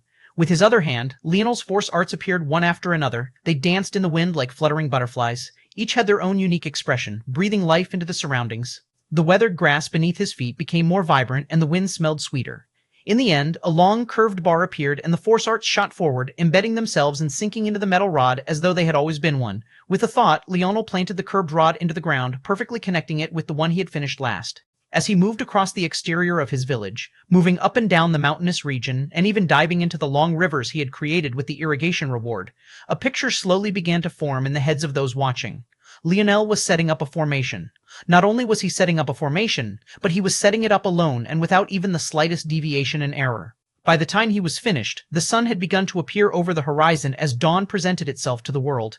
As Leonel set down the last bar, a ripple spread out in all directions. The formation solidified just as the Umber family began to return one after another. Leonel listened to their reports one by one, building up a solid understanding of the day side of the formation. However, there was something that he was quite interested in, so he looked toward Radlis for an explanation. No one seems to have stepped foot into the water on the surface. There are no signs of any waterfront villages being claimed. Even the Waterforce prominent families are taking their time. Leonel's gaze narrowed. The water was difficult to deal with. It was hard to tell what might be down there. Leonel had thought about expanding in that way specifically because it was difficult, but he changed his mind in the end. It wasn't worth it. The effort it would take didn't end up being worthwhile according to his simulations. However, Leonel knew that there would be others who had similar thoughts. Controlling the waterways might become a huge pitfall in the future. In that case, that means there are only small groups dealing in the waters currently. I also assume that the Pisk and Corius families are expanding in that direction. Radlis nodded. Yes, although they didn't start there, they are definitely making a move toward it. It also seems that they've sent small groups, just like you've said. However, their targets are clearing the challenges and dungeons no one else can reach. Leonel nodded. The air wars were meant to reflect the challenges in the real world. One only needed to look toward Earth to understand how difficult it was for fledgling worlds to deal with oceanic creatures and territories. If Earth hadn't terraformed and built a supercontinent, their trouble after the metamorphosis would have been countless times worse. Now, that trouble was being reflected here. One might wonder why the ocean was so much more trouble than land, and there were multiple reasons. The first was the obvious fact. Humans couldn't breathe in water. Although force could replace it for a time, that wouldn't be indefinite. It also didn't help that the density of water force in the ocean meant that it was practically the only force available to absorb, and you would need special affinity with water force to separate out the forces you wanted from its special brand of neutral force. The second was the vastness and the relative secrecy. It was far too large, and there were too many secret corners and crevices. Even Emperor Fox hadn't managed to find an easy way to deal with the ocean. The third was strength. Creatures that could withstand the water pressure of the ocean, especially after the metamorphosis, were all bound to be exceptional. There was no great change in gravity in the beginning, and any changes were slight and gradual. However, such slight changes could result in exponential changes in water pressure in the deepest reaches of the ocean. In addition, there was another glaring issue that fit into this third category: invalids. Emperor Fox had wiped almost all invalids in a single move, invalids on the surface, that is. Falling Paradise Islands might have caused devastating effects on the land, but in the ocean, given its depth, there was only so much their falls could have done. This made the ocean a prime location for the fostering of beast invalids, and more shockingly than that, beast variant invalids. It was unknown whether or not Ancestor Hito would actually use invalids. It was doubtful. But he would make the difficulty of the ocean reflect real life. That much was certain. Leonel knew this, and as such, it was on his list of things to monitor despite the difficulty in doing so. Author's note: bad news looms over the horizon. Potentially just 2 chapters today. As always, will do my best to get no 3 out. 62 Sive B29 42708 FDWF DWF DWAF DWA FDWF DWAF. Chapter 1963, too late. Chapter 1963, too late. 1963, too late. There was nothing much that could be done about the ocean for now. The only method forward was patience and prudence. That said, when it came to the other tidbits of information that he could do something about, Leonel summons another wave of Cloud Race members. This time, his orders were hyper-specific and targeted. In fact, they felt even more detailed than even the information the Umbra family had given him. Radlis, however, was slowly getting used to working with Leonel. He understood that this man was one who didn't like to explain things. In all likelihood, he had already had an idea of what he wanted to do even before sending the Cloud Race members out. Go and rest. After you've recovered, you and the others will head to the other supercontinent. Ignore the ocean for now, but note anything out of the ordinary, Leonel said before looking up. It's about time. With the sun rising on this side, it could be night on the opposing side of the moon now. This was the perfect time for the Umbra family to take action. Even if Leonel was on this half, he had no intention of neglecting the other. He had eyes on complete supremacy. While it was true that his performance until now was already enough to justify his arrogance and boldness, giving the Morales family quite a bit of momentum, he wasn't nearly satisfied enough. As he had said, this was nothing more than the precursor. Leonel's figure flickered, appearing in the core region of the village. His gaze was sharp and his heart calm. The fatigue was already beginning to accumulate between his brows once again, but it wasn't nearly as bad as it had been previously. It seemed that he almost took crafting as a time of leisure rather than an intrusively difficult activity. Many had begun to pay attention to other things while Leonel was crafting the formation. There were too few who understood force crafting truly. It was only those of the Oman family and the Morales family who couldn't take their eyes away, but even then, their relative reactions were far different. A deep frown marred Ancestor Rodrian's brows. The skill that Leonel was displaying didn't make any sense to him. The precision, the meticulousness, even the faint inklings he had grasped toward his potential intentions, they all didn't seem to be something a junior of the 6th dimension should have been capable of. He would just barely be able to accept it if Leonel was the same age as the others. But if his information was correct, Leonel wasn't even 30 years old yet. In fact, he was quite a number of years from that age. How could he do this? As for the Morales family, they saw things on an even deeper layer. One would have thought that Leonel had allowed the segmented to only forge the more complicated treasures like armors and weapons. But hours ago, when he first took out those plates, the eyes of the Morales ancestors couldn't help but light up. Those plates weren't just forged of a single metal, they were instead a composite of them, a beautifully refined alloy. But what was especially shocking was that even with their sharp eyes, it took them several hours of observation to realize this. Of course, they had known that it had to be something special because it was a metal they didn't recognize. With their wisdom and years of experience, how could there possibly be an ore they didn't recognize? But it was also because of that confusion that they realized how beautifully forged this alloy was, so perfect that it made them doubt themselves. This metal alloy, without a doubt, had reached the level of the life grade. It had reached a level where it seemed that nature itself had created it. When the ancestors realized this, they also came to understand just what Leonel had planned. He was using a self-created alloy as the foundation for this formation he was creating, which also meant that this formation, whatever it was also self-created. However, even with this being the case, when they saw Leonel enter the central core of the village, their hearts couldn't help but skip several beats. This was insane. That was all they could describe it as. Although Leonel's choice to challenge the bronze and silver grades were crazy to the majority, that was mostly because many still saw him as a 6th-dimensional existence back then. If it had been Armand, or the Sword Deity, or Adawarth who had forced through such challenges, they could still accept it. That was because, in the worst scenario, these geniuses could take center stage and force victory using their own power. But when it came to the gold grade, no matter how you looked at it, it was simply impossible for one to do that on their own, and there was no sudden landscape change that could help now either, and even if there were, given the sheer number of enemies that could be coming, even if Leonel could somehow manifest another mountain from thin air, it simply wouldn't be enough to deal with them all. There were already over 12 0-0 enemies in the silver grade upgrade challenge. The number to face in the gold grade upgrade challenge would be 100 times that at over 1,000,000. To make matters worse, Leonel would have to face 3 times that amount. Right now, even after recalling 2 troops of Oryx, Leonel only had 4,000 subordinates. If he included the Sky's family who had recovered by now, that was 14,000, and even if he included the 10,000 so souls he had claimed from, that was still not even 1% of the number of enemies he would be facing soon. As though that wasn't enough, on top of that, he had sent his strongest individual combatants away. Whether it was Ina, James, Elthor, Noah, or the others, they were currently away on the tasks Leonel had set aside from them. At this point, even the Morales ancestors wanted to reach through the screen and tell him to stop, but it was already too late. Leonel brought out his other 2 city cores and threw them forward. 62 Civ B29 427 08 FDW FDW FDW FDWA FDWT FDWF Chapter 1964 Worries. Chapter 1964 Worries 1964 Worries. The ground began to rumble. The near immediate commotion was so great that it made Leonel's ears ring. Even so, he walked out from the core of the village calmly. Take your positions on the wall. The rest will be left up to me, Leonel said lightly. The Sky's family and the Oryx were already in position. However, the way they took up their positions could only be said to be odd. Along the walls there were only enough positions for a few hundred of them. With what could only be described as precise organization, they formed lines behind these positions, only one stepping up and onto the wall at a time. At the same time, at the end of the line, a sleeping pod was lined up. These first few hundred in the first batch positioned themselves behind railguns that reminded them eerily of the one Alan had used previously to hold off the Constellation Bow Alliance. However, these somehow seemed more complete. Despite seeing this, the worry on the brows of the Morales family elders only deepened. What were a few hundred railguns going to do? Even if it was thousands, it wouldn't be enough. These beasts were created to not have consciences. They didn't care about how many of their allies were dying, and they only felt bloodlust. Their only thoughts were of rushing forward as quickly as possible and reaping as many lives as they could.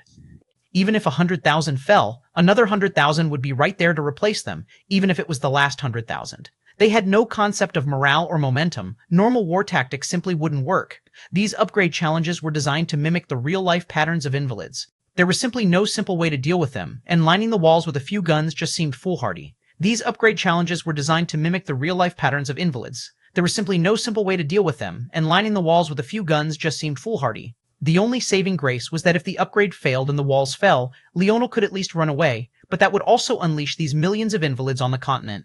At the same time, that would ruin all of Leonel's progress and his advantages would vanish into thin air. At this point, even those who wanted Leonel to fail didn't say anything.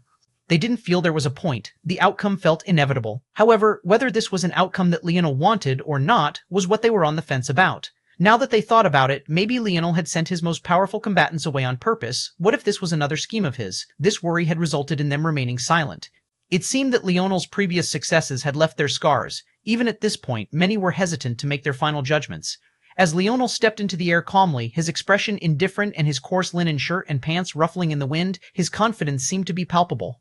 The ground continued to rumble as Leonel continued to rise into the air, a simple silver-gold platform of emulation spatial force becoming his seat as he flew several hundred meters into the air. He closed his eyes, seemingly unable to sense the rumbling ground at all. However, his lips slightly parted. "Fire," Leonel said lightly. His voice was soft amidst the rumbling, and yet it traveled to each one of their ears. The few hundred on the walls gripped the handles of their railguns tight, swinging them forward. A black sea of enemies appeared not even a kilometer away. Their roars and clanging weapons grated on the ears, a suffocating heat and bloody scent quickly rising through the air. They seemed endless, felt boundless, and then the first railguns fired. Sparking lightning howled and solid rays of golden yellow lasers streaked across the air, their projectiles hidden within. The first volley connected with the front line, causing a rain of blood and gore to surge into the skies. Just a single ray seemed to take out dozens before it was eventually blocked. After a collective volley, thousands had fallen. The railguns swung once more, lightning sparking once again as they fired. The loading process seemed smooth and seamless. Once again, another few thousand died. However, what was a few thousand to several million? And to make matters worse, after just 2 volleys, the marksmen were already pale. Most would only be able to withstand just a single more volley, while all of them only have a maximum of 4 to give. The situation seemed helpless, and yet Leonel's voice descended calmly. Swap. The lines shifted forward. The first group fell back and rushed to enter the resting pods, and a new marksman stepped in on each railgun. Renewed and rejuvenated, the firing continued at the same rhythm. Not a single beat was missed. By the time the army had closed the distance by half, almost 10 volleys had been sent and over 50 0-0 had died. There was no doubt that Leonel's approach was effective, but it still felt like it wasn't nearly enough. But it was at this moment that Leonel slowly opened his eyes. They didn't seem sharp. In fact, they seemed almost dull and lifeless, almost as though his attention was elsewhere. Down below, the army was only 100 or so meters away from crossing the first line of his formation, and he was ready and prepared. 3 silver stars appeared to Leonel's back, slowly rotating as large amounts of dream force rushed into his body, replenishing his mind and soothing his soul. Then, one after another, familiar valiant souls began to appear on the battlefield. Donned in violet battle armor, they seemed prepared to face the world. Even so, when they appeared, the hearts of the Morales family elders sank. If Leonel had done something else, anything else, they would have still had some hope. But they had already seen this trick before. It had already been pushed to the limits when Leonel had to take on his most recent silver grade upgrade. What good would it be here? Despite this, Leonel couldn't seem to sense the worries of anyone else. 2 more stars appeared to his back, runes beginning to dance across its surface. The temperature sky rocketed as the twin pair of red-gold balls of fire appeared. At that moment, one after another, the eyes of the soul constructs below suddenly began to blaze with fire as well. Scarlet Star Force. 62C5B29 42708 FD12 A9 Ad 975E Chapter 965 Real Chapter 965 Real 1965 Real 1965 Real. At that moment, the demeanor of the soul constructs completely changed. No, it was more accurate to say that it felt as though 10-0-0 and Leonel's had appeared at once, all powerful and all equally as real. All at once they raised their palms and 10-0-0 bows appeared. These weren't soul constructs or creations of emulation spatial force. They were real, tangible bows that could have only been forged by the segmented cube. Although each one only exuded the aura of the bronze grade, when they entered the palms of the soul constructs, they suddenly became the weapons of a king. They drew their bowstrings back at once, their backs straight and their gazes sharp. The instant the first line of army crossed the formation line, they fired. The speed of firing for Leonel and his soul constructs was far faster than any volleys the human domain had seen until now. Scarlet Star Force tore through everything in its path, burning everything it touched. The violent destruction made any previous carnage look like nothing more than a joke. Every time another troll fell, a slight ripple would pass through the formation, resurrecting their soul. After a small moment, 2 balls of fire would flicker to life in their eyes, and they would suddenly become completely different people. It very quickly became obvious that Leonel wasn't using his soul constructs as usual. As time passed, the worry that weighed down the hearts of the Morales ancestor was slowly becoming lighter and lighter. They stood in a daze, their eyes locked onto the youth sitting cross-legged in the skies. Very few knew that Leonel had Scarlet Star Force. The matters that happened that day in the Rapac's nest had been practically ignored by the members of the Cataclysm generation, and not much of this had spread. Coupling this with the fact that Leonel had been within the Void Palace when he displayed much of these abilities, and the wider human domain was even more in the dark. It was impossible to see even a top 3 force in any given category, but Leonel had already made use of the number 1 water force and the number 1 fire force. What was even more shocking than that was the fact that this Scarlet Star Force was on a level that made even the hearts of the ancestors tremble. Was this power a 6th-dimensional existence should have? Eventually, the line of defense was overwhelmed. The flood of enemies was simply too many. Leonel's bows alone, even 10,000 of them, couldn't counter them completely. However, Leonel's expression didn't change in the slightest, the same dull, glass-like look remaining. In that moment, his soul constructs tossed their bows to the side and flipped their palms to reveal spears. Each one of these spears was of a different caliber, and yet revealed absolutely shocking auras one after another. Not a single one of them was short of the life grade. So many powerful spears could only come from one place, and that was when a shocking realization shook the human domain. No matter how powerful the spear domain ring, one could only use a single spear at a time. However, somehow, Leonel had completely shattered this concept. The resonating howls of thousands of life-grade spears shook the earth and dispersed the clouds above. It felt like the army of millions wasn't the coming tide, but rather the group of soul constructs standing in silence, Engthar Myers Cian Rad. The Morales ancestors looked toward the old and wrinkled man, and were stunned to see a bright smile on his face. Even amongst the ancestors there were hierarchies, and Ancestor Hito was without a doubt amongst the most senior and most respected. Ancestor Alvaro had been a toddler when he first saw this man, and he was already an ancestor back then. He was simply on a completely different level. Not once had they ever seen this old man smile, and here he was, grinning from ear to ear. This formation is a stroke of genius. We will probably never understand its intricacies without also comprehending the lineage factor that Littlest Nova is using to give it such strength, but the general gist of it is clear. It disperses and amplifies Dream Force. Its function is that simple and can be summarized in just those few words. However, what's especially ingenious about it is the fact that this dream force isn't casually constructed dream force, nor does it come from the atmosphere. If I am correct, Littlest Nova's original ability index doesn't allow him to project dream force. Instead, he's using this formation as a proxy for his mind and his soul, blanketing the entire region and treating the entire region as his limbs. Dreamforce seems like an enigmatic concept to most, but that's only to those who had no affinity for it.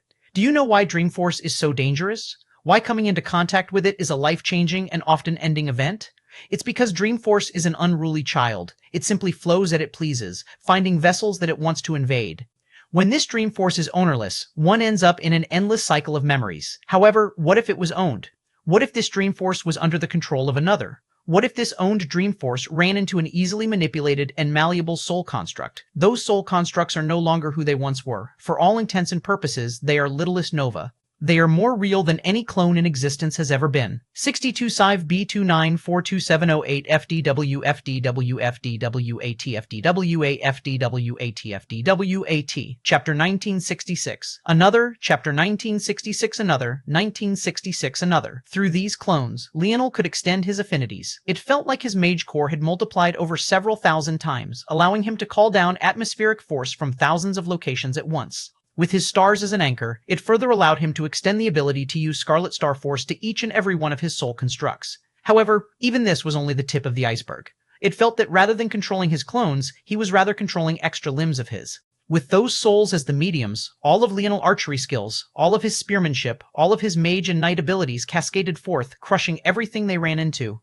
Every time another enemy fell, yet another warrior would be added to the total. They rose up with flickering crimson flames in their eyes, marching forth with a deathly momentum. From time to time, hundreds of railguns would fire at once, taking out dozens more each. Even when Leonel's clones were enveloped by a strike, they would ripple once and collapse, only to reform and begin their slaughter once again. Without having to worry about crushing allies, the Skies family and the Oryx released volley after volley, draining themselves and then retreating to the back of the line before the process started all over again. Any projectile that could drain a seventh-dimensional existence in just 3 attempts was bound to be supremely powerful. Because Leonel wasn't worried about their recovery, he had gone all out. Even the current him could only fire those railguns a dozen or so times before he had nothing left. That was why he hadn't bothered to execute the crafting of more than a few hundred. All of a sudden, it wasn't Leonel's combat prowess that was on full display, but rather his crafting. The danger he posed to those of the human domain skyrocketed. This was an individual who was not only highly intelligent, he was likewise highly talented and powerful. On top of that, unlike his father who could only be described as a headstrong loner, Leonel seemed to be an exceptional leader who was willing to rely on others to execute his orders. He was nothing short of a monster. Leonel gasped for breath, his dull gaze regaining its sharpness as his platform of emulation spatial force wavered. He truly looked like he had nothing left to give, but by now, there were only a few thousand gold-grade threats remaining, and his army of soul constructs had already grown to millions. Even if Leonel could no longer control them, dealing with the rest was like using a steamroller to crush an egg.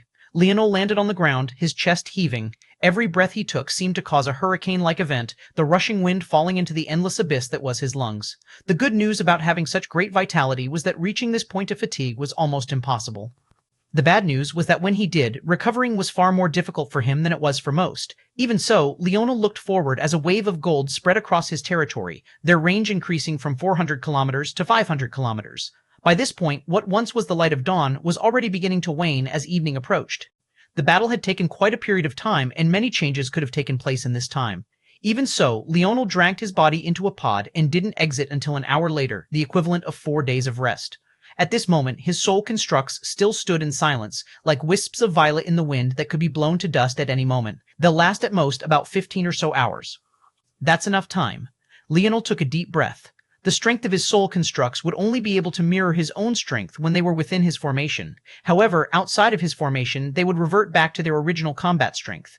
That said, this wasn't terrible for multiple reasons. Firstly, that majority of them were gold grade now, making them quite effective and powerful. Although they couldn't match up to the heirs, they were stronger than many subordinates, or at least on par with many of them.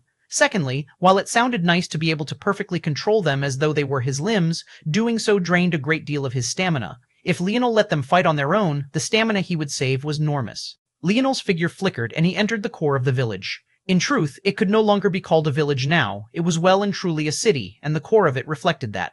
The ceilings were tall, the pillars were thick, and now Leonel could sit upon a throne to investigate the changes to the core. As expected, his outposts had upgraded and now had the added function of instant teleportation. This would save them a great deal of time and effort. Leonel now had over 3 million kill exchanges burning a hole in his pocket. That many gold-grade kill exchanges were worth 30 billion points. Though this was short of the 500 billion points he would need to upgrade this city into an air grade 1, it was still a substantial sum. Without hesitation, Leonel attempted to use 1 billion points to expand his city limits from 500 kilometers to 2,000. However, he realized instantly that there was a blockage. The first blockage was to his back. About 600 or so kilometers away, or about 100 kilometers from his border, there was the ocean. According to this system, he wasn't allowed to expand his territory limits into the ocean without an underwater territory. The other blockages, to his sides and toward the front, were other territories. It turned out that the reason he had been able to see the location of the second tower territory was because its owner, Armand, had already died. As such, it had been ownerless at the time. But he couldn't just steamroll territories with his own by buying more. Even so, Leonel grinned. He had found another loophole. Comment VIEW, all 62 5 B do 94270 FDW do W2 A98975E, Chapter 1967, 80%, Chapter 1967, 80%, 1967. 80% during that attempt to expand territory, the failure points were clearly noted. Although it was only for a brief moment, and the option to expand had already been grayed out, just how good was Leonel's memory exactly? Although the Umbra family had already given him the location of the most important territories, they happened to be the largest and most prominent. In the end, there were only a few hundred Umbra family members that had come, given the scope of the air wars. It was difficult for them to get everything. Of course, the Umbra family had far from just this many seventh-dimensional existence beneath 100 years old, but convincing them to bring out a few hundred in the first place already took quite a bit of convincing. One had to remember that the Umbra family was meant to be a weak sixth-dimensional family. Having just a single seventh-dimensional existence was already a big deal, let alone a few hundred. It had to be remembered that back then, even their patriarch, Silum Umbra, wasn't even at Tier 4 of the 6th dimension yet. This meant that Leonel could only work with what he had, which was also why it had felt to Radless that Leonel was working with information they hadn't even given him. That was because all this time, Leonel had been piecing together a picture of the day side based on several sources. The Umbra family was only one of those sources, and now he had gained another. There was another matter to consider as well. The Umbra family was already currently on the night side, gathering up intel. It had been over a quarter day since Leonel saw them last. With how fast things were moving, there had most definitely already been changes to the information they had given him. This was a huge boon. Excellent. Expand to the greatest limit, Leonel confirmed. At that moment, a whooshing sound extended, and Leonel's territory expanded an extra 100 kilometers toward his back, an extra 200 to the east and west, and finally, the largest change, an extra 600 to the north. It was unsurprising that there was such a large gap to the north, as that was the direction of both the former Constellation Bow Alliance and the Tower family. It was ironically his own territory, the one he had sent the Cloud Race to impersonate, that had stopped him from expanding forward. That said, it was also because he had sent the Oryx to clear out several regions in all locations that he had this much room to his left, right, and back as well. His preparations had given and taken to them. In addition to this, Leonel had learned something else. Apparently, it was only by upgrading to the air grade could he forcefully assimilate territory. However, that wouldn't help with the ocean. Essentially, he would be able to claim the entire supercontinent if he reached the air grade. But even for Leonel, he knew that this was pushing it. He had just given everything he had to clear the gold grade. Although he could rely on his more powerful people like Ina, James, and the others, it would truly be a tall mountain to climb. The air challenge was different. Firstly, the enemies would still mostly be at the gold grade, however there would be around 10 million of them rather than just over 1 million like before. In addition, rather than being a random tidal wave, they would be led by 100 air-grade generals designed to mimic variant invalids. They would be an organized army and threat, and their commanders would be at an air level. It wasn't something that Leonel could take casually even if he made great preparations. It should be, about now, the timing is right.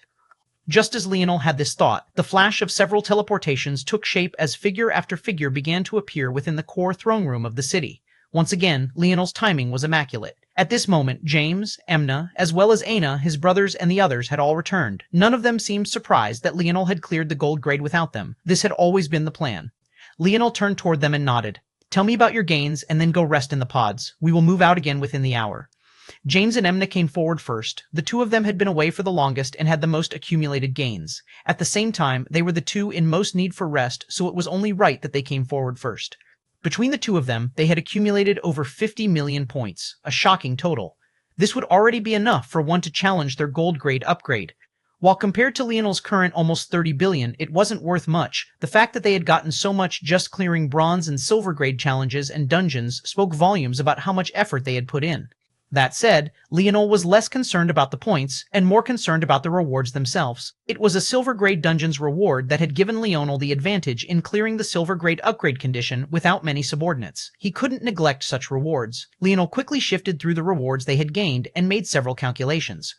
Between the two, they had cleared about a dozen dungeons each, most of which were silver grade. Although they didn't always get the air grade reward due to various circumstances unrelated to their combat strength, they had gotten it the majority of the time as well. A tunnel reward, a silver grade instant pass reward, a territory protector reward, a wall collapsing reward, a territory masking reward. Suddenly, Leonel's eyes lit up.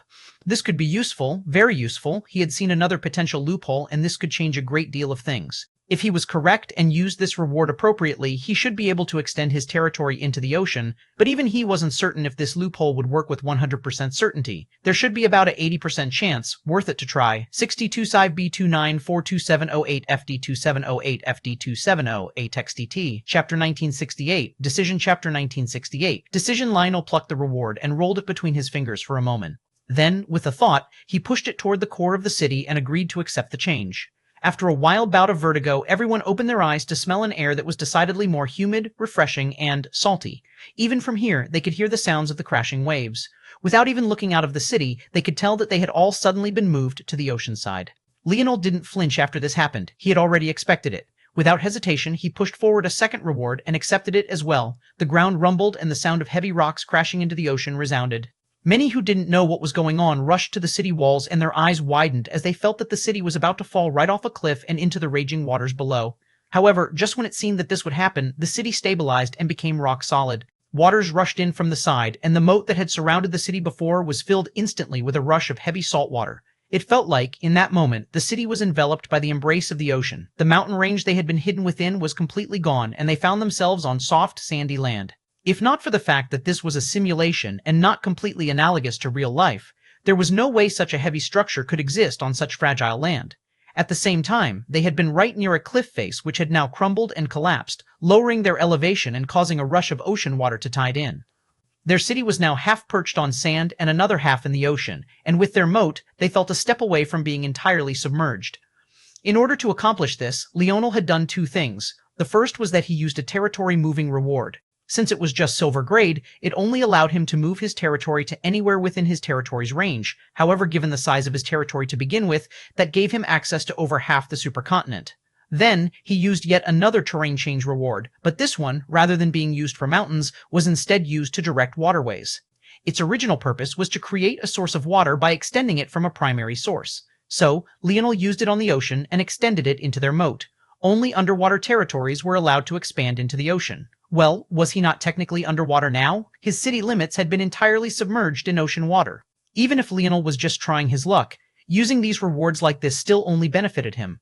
Although he had abandoned the mountain range, attacking his territory like this was even more difficult because you could only send an army from a single direction now, in addition to the fact the moat was even heavier. But it seemed that Leonel wouldn't have to worry about only having this to gain. When he saw that his territory map now extended into the depths of the ocean, he almost couldn't refrain from grinning ear to ear. The ocean was vast, just as vast as any one of the supercontinents, so Leonel wasn't anywhere near close to mapping it all out. His territory should have extended 2,000 kilometers from his city now, or rather, however far it could go before it ran into other territories. But territory distance was counted differently within the ocean. There seemed to be a 100 times reduction. Leonel wasn't surprised by this. On land, territory only had to account for 2 dimensions, but with the water, depth had become very important.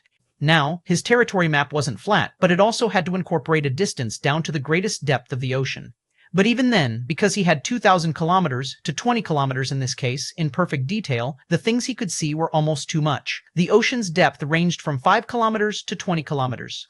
This was far deeper than a moon of this size should have had, but it was likely that Ancestor Hito had done this on purpose. Challenges and dungeons appeared at all depths, and because of the difficulty in reaching them, they were far more tightly packed. In just this 20-kilometer range that Leonel could see, there were already over 200 challenges and over 4 dozen dungeons. Half of those were bronze grade, about a quarter were silver grade. However, there were over 40 gold grade challenges and almost 10 were air grade. At the same time, there were over 15 gold grade dungeons and 5 air grade ones. To put this into perspective, the land had yet to even spawn gold grade challenges and dungeons. Only now that Leonel's territory had become gold grade would it start to. This was completely game-changing. As though this wasn't enough, Leonel had also spotted the territory of several air-grade oceanic beasts as well. Each one of them was worth 100,000 points so long as they were killed. This is a huge treasure trove. If others tapped into this, all of the effort I put into getting ahead would be completely crushed. I expected this possibility, but it's even more exaggerated than I assumed. Leonel narrowed his eyes. He was very much correct. Right now, the Pisk and Quarius families were behind, but once they entered the ocean, their advantages would skyrocket with great speed. In just a few steps, they would go from the bottom ranks of Constellation families to amongst the top ranks. Even so, the advantage that Leonel had was even greater. Who could afford to buy 2,000 kilometers worth of territory right now in exchange for 20 kilometers worth of information?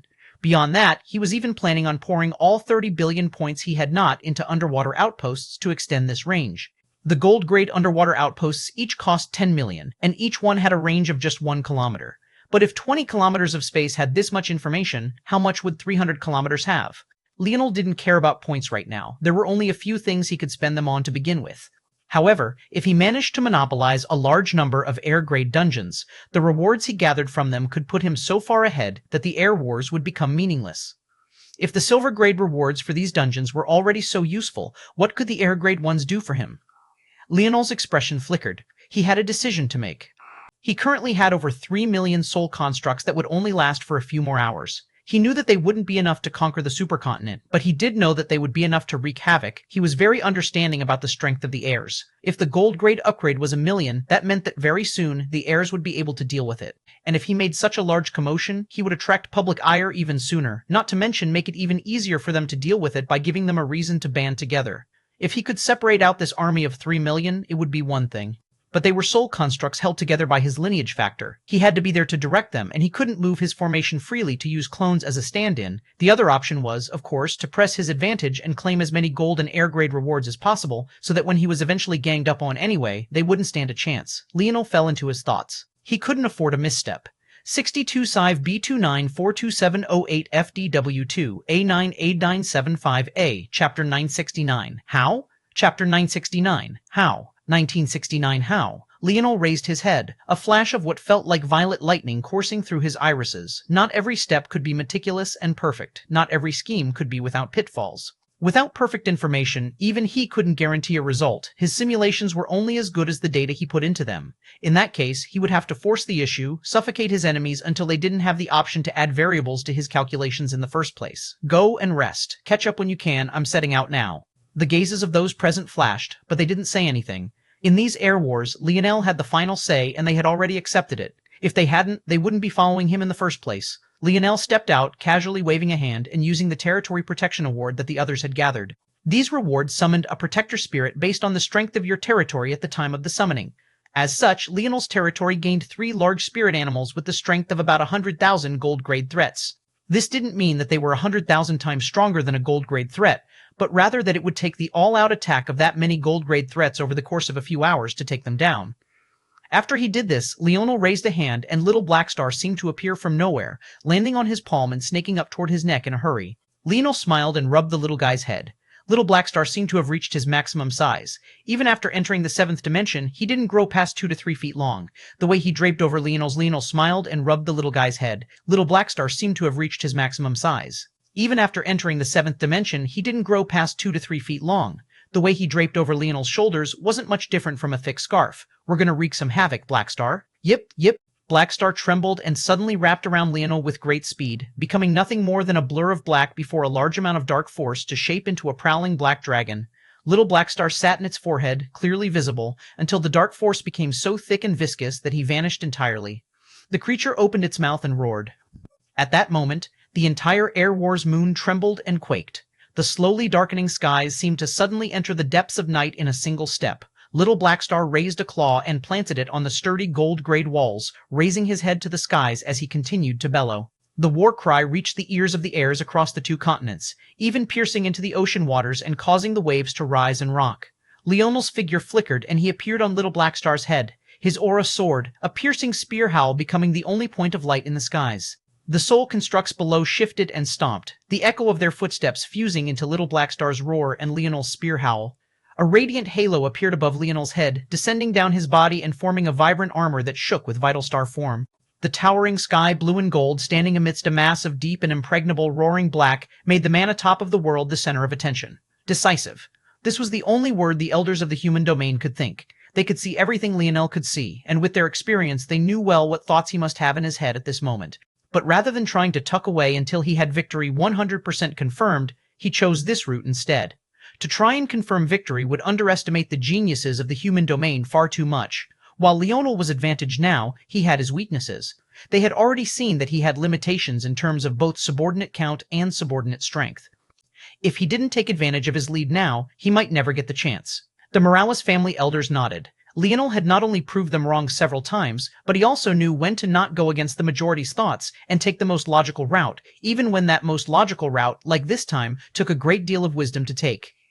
At the same time, the worry on the brows of the other elders deepened. However, no matter how much they wanted to reach into the glass cube and put a stop to it, Leonel's army began to march, their momentum stifling. They didn't try to hide themselves in the slightest. No amount of preparation on their enemy's part would matter. Their only outcome would be to be steamrolled. To the west, the Pisk and Quarius families looked up. Just as Leonel had expected, they were already making their move into the ocean, claiming several seaside territories as they began to look for their first underwater territory. What was surprising, though, was that these two constellation families were actually working together. But when one thought about it, this was less surprising in reality. The best genius of the Quarius family, Queen Beauty Vega Quarius, had joined First Nova. Without anyone to take up the reins, the Quarius family was reeling. Rather than simply not participating, though, they preferred to team up with the Pisk family. Together, as the two prominent Waterforce families, they made a plan to conquer the oceans. However, hearing the roar, their gazes couldn't help but narrow. The leader of the Pisk, Marina, and the current leader of the Quarius, Vega's younger sister Pearl, both seemed to react at the same time, their expressions solemn. They began to gather up their subordinates, sending out calls for returns as well, shoring up their defenses and looking toward the towering spear howl in the distance as a mass of violet moved toward them swiftly.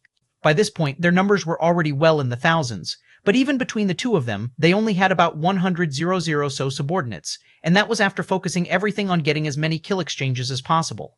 This mass of enemies, how would they deal with this? 62 Sci B2942708 FD12 A9 Ad 975A, Chapter 970 Humans, Chapter 1970 Humans, 1970 Humans, 1970 Humans. Seeing their numbers, Leonel knew that he had made the right decision. As he had expected, after a certain point, the heirs and the others could accumulate would only increase exponentially. It was just simple math. A single person could only get one kill exchange at the same time, multiplying themselves to 2. But 2 people could get 4, and 4 could get 8. Of course, the Quarius and Pisk families were still a bit of an anomaly. They had focused entirely on gathering up as many people as possible because their goal was the ocean. With the depth and vastness, they needed numbers to explore and press their advantage. Leonel felt that this was the wrong approach, and he would likely be proved right by those who had focused on other things having numbers that were comparable enough. But their mistakes had nothing to do with him. Within an hour, I'll crush them. Leonel had steamrolled over every small faction on the way here, sending the Oryx he came across back to rest and ordering them to circle around and support the Tor family. His momentum was already at its peak when he waved a hand and gripped his black rod, raising it into the skies. Right then, a wall destruction reward surged forward. The others had accumulated 3 of these total, and though they could only be used against silver-grade territories and below, who other than Leonel had a gold-grade territory? The expressions of Marina and Pearl changed immediately, but there was nothing they could do. They leapt into the air, dodging out of the way of the crumbling walls as their city was exposed to the masses. Leonel's spear raised its apex, and Little Blackstar opened his jaws, his chest expanding. The latter's head stretched over 100 meters into the skies, his preparation causing the air to shake and quake. Suddenly, ROAR, a billowing cyclone of darkness surged out from his gaping mouth, tearing a path toward the crumbling wall. Marina and Pearl's expressions changed once again. They had vaguely felt that the creature beneath Leonel should have just been a construct, but when it attacked, they were taken completely off guard. Was that really a dragon?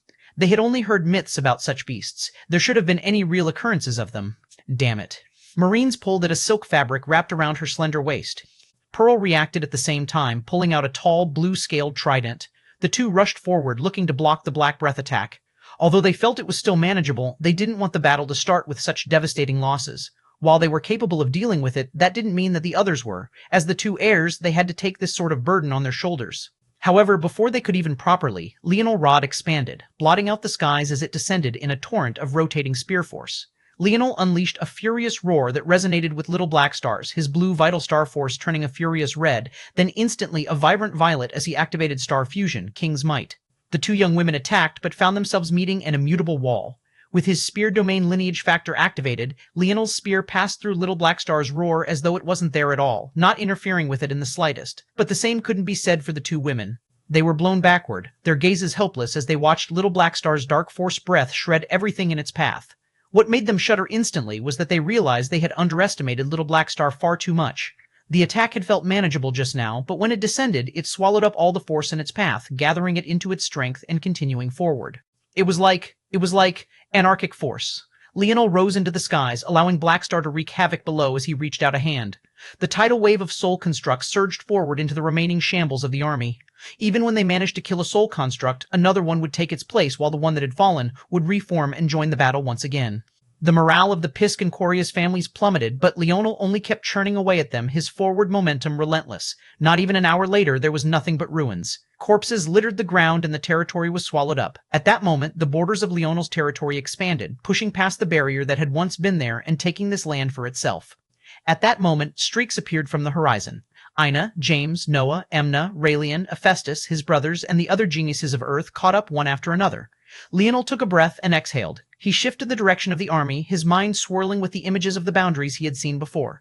After settling the direction, he began to press forward with an even faster pace. He had 13 hours left to maximize these 3 million troops. He would destroy everything he could. Dancing red-gold flames lit his pupils. The commotion that Leonel had caused wasn't small. However, there was a reason he didn't try to hide his tracks. Firstly, the commotion of his gold-grade upgrade wasn't small. Million charging with 7th dimensional strength was bound to cause a great tidal wave across the moon. Secondly, he wanted to impose his will. This was precisely what had happened.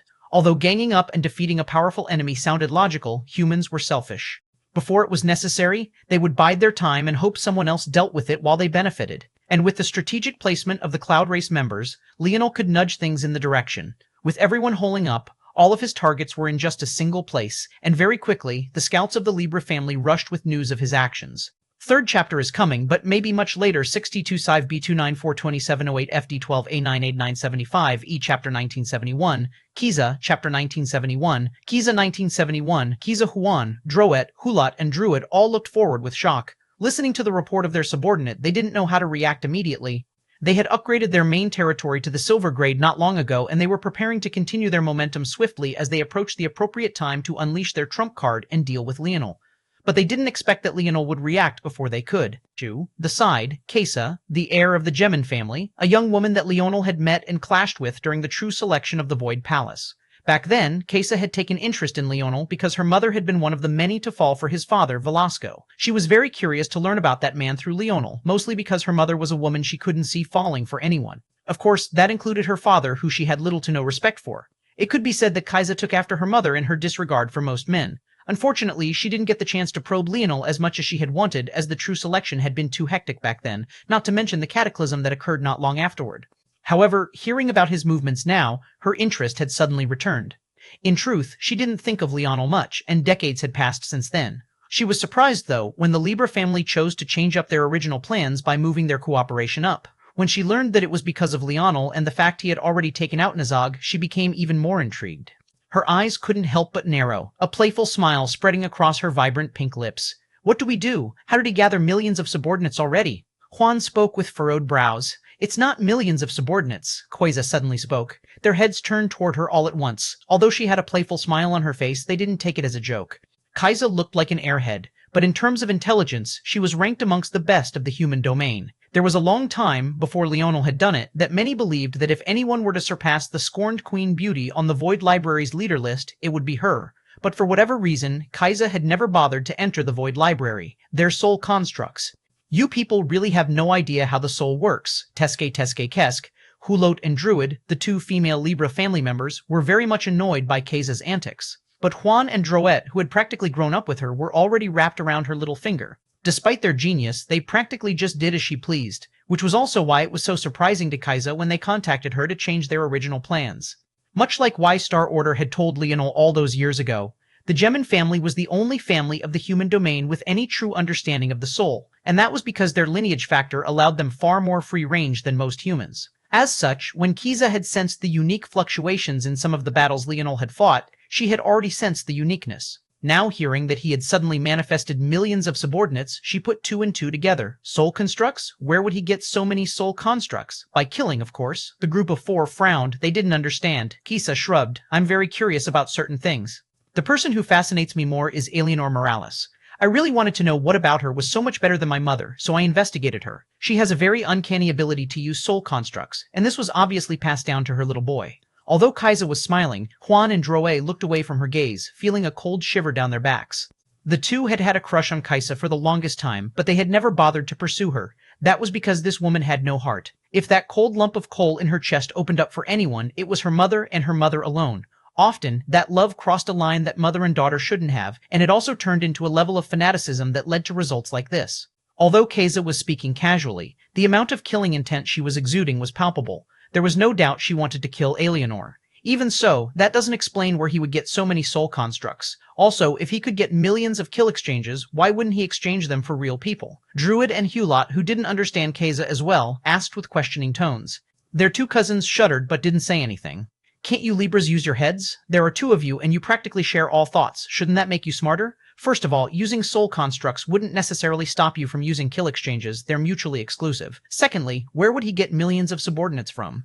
He entered the Air War games later than anyone. Earth is still too weak to produce so many seventh-dimensional experts, while the Morales wouldn't provide him with such support for the sake of fairness. If I'm correct, he's probably already converted all of his kills into points by now. As for where he would get millions of kill exchanges, that's even more obvious. What is the easiest way to gain kill exchanges? Their eyes suddenly widened and they stood to their feet. Gold grade? Already? How is that possible? The hearts of the Libra family shook. To clear the gold grade, one had to have the equivalent of millions of subordinates. Even if they were soul constructs, didn't gaining those soul constructs mean that Leonel had such means already? Why was Kisa so casual about this? How do we deal with this? Kisa leaned back and reclined. What do you mean, how do we deal with this? We don't. We are on opposite sides of the supercontinent. His soul constructs won't last the trip all the way over here. Don't you think it's about time the Nova brothers clashed? Let them wear each other down.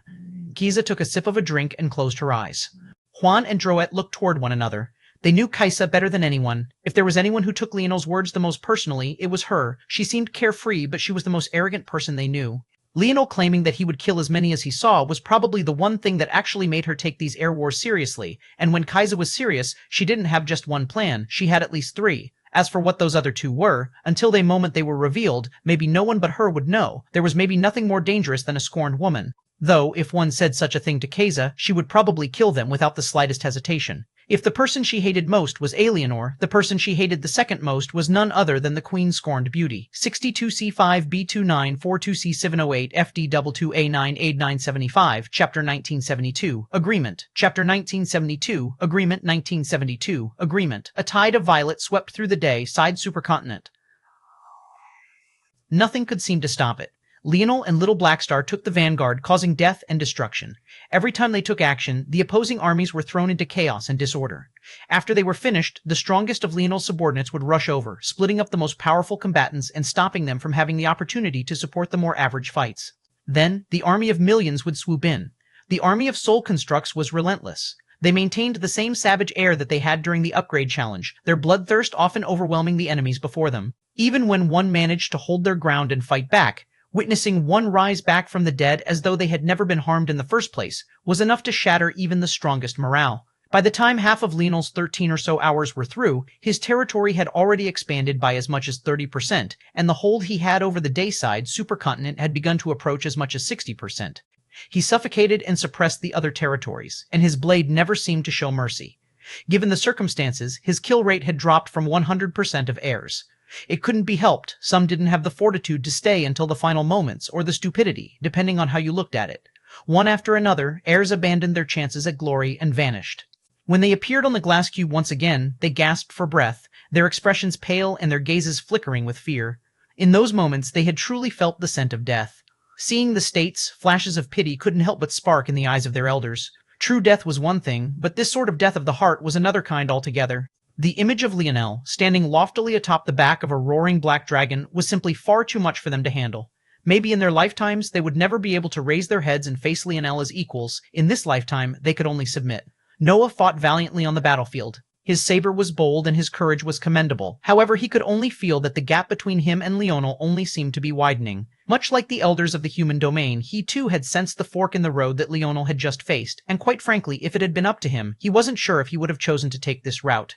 Things seemed to be going smoothly now, but Leonel's current actions, his boldness, his trumpeting victories, was only provoking others. It seemed like a simple choice to use an army of millions to face off against groups that were only a few 10,000 at most, but that was only surface-level analysis from those with little understanding of military affairs and war. Noah had spent much of his life on the battlefield, and he knew Leonel wasn't a fool. One of the worst things a military commander could do was to overextend themselves, and there were very strong arguments for the fact that this was what Leonel was doing right this moment. Even so, he stood in the skies with a cold expression. Every time they conquered a territory, he would snatch its city core and leave it ruins. Then, as though it was an adequate replacement, he would leave behind an outpost and move on without a word. He continued to grind away at his enemies, making bold move after bold move. Noah could see that some fatigue was already accumulating along Leonel's brow, but the latter didn't seem to notice. It wasn't a simple task to just reform the destroyed soul constructs. Every time he did so, another bit of his stamina would be sapped away. Although his stars could quickly replenish it, he was wasting more than he was recovering. Even so, the fact that Leonel could sustain millions of soul constructs at all was a great shock. A slight fatigue after what should have been doing something impossible for most was far too difficult to fathom, and yet it was happening right before them all. Seeing Leonel crush the dreams of one heir after another, though, the conflict within Noah's heart only continued to grow. He truly couldn't understand the difference. Were some people simply born better? He knew about Leonel's life. He knew that Leonel was a normal teen of the entertainment stream for most of his life. Other than being a 5-star professional, there was nothing special about him. Whereas he had been a prince of the empire from the day he was born. He had the best teachers, the best resources, the best training. So why was he so inferior? The harsh reality was that Noah knew that Leonel agreed with him as well. Not just Leonel, but even his own grandfather. Leonel had always thought he was better than others. The difference was that he felt this. Betterness was superficial and not enough to calculate the worth of a person. As such, he was determined to use the fact he was simply born better than others to help those around him and create a world where such heartache wasn't necessary. This was why he had always taken these burdens on his shoulders, why he had wanted to be a king and not an emperor. Although his ruthlessness had increased in recent times and his views had shifted somewhat, this was still the very foundation of his being. Emperor Fox, however, was a bit more difficult to read. Even so, his actions seemed to state that he didn't care much about the world at all. He got rid of the useless, slaughtering them en masse. His true goals and aspirations were unknown, but it was safe to say that he wanted to maximize the growth of his empire, even if it meant sacrificing innocence. As for whether there was a deeper layer to that story, only he would know. The irony to Noah, though, was that these two men that he respected greatly, both of them agreed on a fundamental level. There were simply certain barriers one couldn't overcome without being born with a certain advantage others didn't have. The army came to a slow halt. In the distance, the flag of a silver-grade city with walls even taller than Leonel's gold-grade city appeared. 5th Nova's territory. 62C5B29427008 FDW FDW FDW FDW FDWF Chapter 1973 Only as Good Chapter 1973 Only as Good 1973 Only as Good. The armies of 5th Nova had long since prepared, but it wasn't the armies that had made Leonel pause. His eyes narrowed as he looked at the tall walls. He still had 2 wall-collapsing exchanges that he hadn't used yet. He simply hadn't run into any enemies that were worth the effort. The Pisk and Quarius families had been the only ones that made the loss worthwhile, but now he realized, even without trying, that the remaining 2 that he had wouldn't work now. These walls weren't built by a mysterious system. They were almost certainly built by 5th Nova and his subordinates. They were several times more powerful than a gold-grade wall, and were probably more powerful than even the air-grade walls would be. One shouldn't take the pre-generated walls lightly. Even the subgrade wall had taken a combined effort of Leonel and Ina resonating their attacks to take it down in one strike. The difference between each subsequent grade of wall was only more exaggerated. During Leonel's battle with Nazag, his territory had been too small to accommodate everyone, and as such they had gathered outside, plus their walls had only been at the subgrade and not very useful. When he fought with Armand, their village had only been at the bronze grade, and they faced a similar problem with Nazag. Plus, Leonel had descended from the skies back then, making it difficult for even those walls to have much use. However, upon reaching the silver grade, dropping down from the skies was already an impossible workaround as the walls came formulated with a built-in formation that protected both around and above. At the gold grade, this formation was obviously even stronger, and as such, Ramon's self-created walls were even more devastating on the defensive front. Leonel stopped the army because he knew no amount of forward momentum would be able to crush what was before him. He would only waste stamina going headlong without thinking. He couldn't help but silently nod to himself. Indeed, he wasn't the only person in the air wars with such grand methods. He didn't have a monopoly on force crafting or scheming. His 5th cousin was the most silent of the bunch, allowing Valerie to take the reins. But as a man born with both the metal synergy and spear domain lineage factor, he had his own strengths. At that moment, atop the tall silver walls, a young woman, wearing bronze armor and wielding a spear that looked a lot more like a glaive with a blade half the size of her body, appeared. Leonel recognized her at a glance as Valerie. From what Leonel understood, she was one of the last to be born in his father's generation. But in reality, she only counted as such because she was born to parents of his grandfather's generation. The truth was that she couldn't be considered to be a part of the Nebula or Nova generation. Leonel knew very little about her, but of what he did know, he understood that she was very unsatisfied with the current Air Wars system. She had only been born with the spear domain lineage factor and as such hadn't had the right to participate. It also didn't help that she was born sort of in between generations, making the logistics even more difficult on her. Members of the Morales family weren't technically allowed to participate in the Air Wars, so that it didn't seem that the family was supporting one over the other. In addition, this rule minimized infighting and maximized the cohesiveness of the group. Even if a few heirs butted heads, there would be no deaths, and because their family branches wouldn't be involved, the grudges would be at a minimum. However, Valerie had become Ramon's wife, and as a result, she was granted a unique exception. Even amongst the Morales family, rumors couldn't help but spread. A strong woman like Valerie was obviously well known, and her fierce personality was even more so. Everyone had thought that she would end up with a man even more headstrong than she was, but to end up with the silent Ramon of all people, no one could have expected such a result, until they suddenly understood. If Valerie was going to fulfill her dream of becoming the heir apparent of the Morales family, who would be a better puppet than Ramon, he was silent, closed off, and even his own family knew very little about him. From the thoughts of others, Valerie strong-arming Ramon into marriage was an easy feat. Valerie being Valerie, though, never cared to address those rumors. Anyone she caught talking about such things would just taste her blade, and that would be the end of it. Now, however, Valerie stood on top of the walls, her gaze narrowed and sharp. She had been expecting to see a Nova on the other side, but she hadn't expected it to be 7th Nova. If Valerie was honest, she quite liked Leonel. He had given the Morales family a great deal of face with his attitude. Although she was worried that he had spoken a bit too arrogantly and might end up falling hard because of that, the fact that he was here seemed to mean that he had backed up a lot of what he had to say. Even so, seeing that they were enemies now, it didn't dull her blade in the slightest. In fact, it made it stronger. Little Blackstar moved forward until his shadow loomed over the city. By this point, the moon was looming high in the skies, but with Blackstar's appearance, his head overshadowed it, casting a mighty darkness over the city. At this moment, many of 5th Nova's subordinates had been resting, but upon hearing the commotion, they immediately lined up. They had known that something was coming, but even so, they had slept like babies. With a single glance, Leonel could see just how well trained these warriors were, and the look of respect they gave toward Valerie was an even more striking sign. Archers lined the walls and prepared for battle. They all held real bows and powerful arrows. Leonel knew that even if he crushed their bow force, the power of the crafts backing them would be enough to do some real damage. A single one of those arrows could kill a gold-grade threat if they sent volley after volley. Within a few minutes he would be drained of dream force even if he revived them all. Leonel analyzed the situation quite quickly. There was no doubt that this would be his greatest challenge since stepping foot into the Air Wars. Even so, his gaze was calm.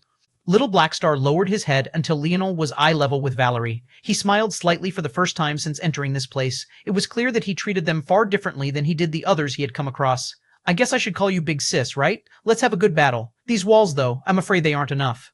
Valerie's gaze softened somewhat before they sharpened once again into a sneer. She raised her spear and pointed it at Leonel's head, but at the same time, Leonel had raised his arms, his left kidney beginning to shine with a burning glow. A formation is only as good as its weaknesses, Leonel said softly. Within the core of the city, Ramon's eyes suddenly snapped open.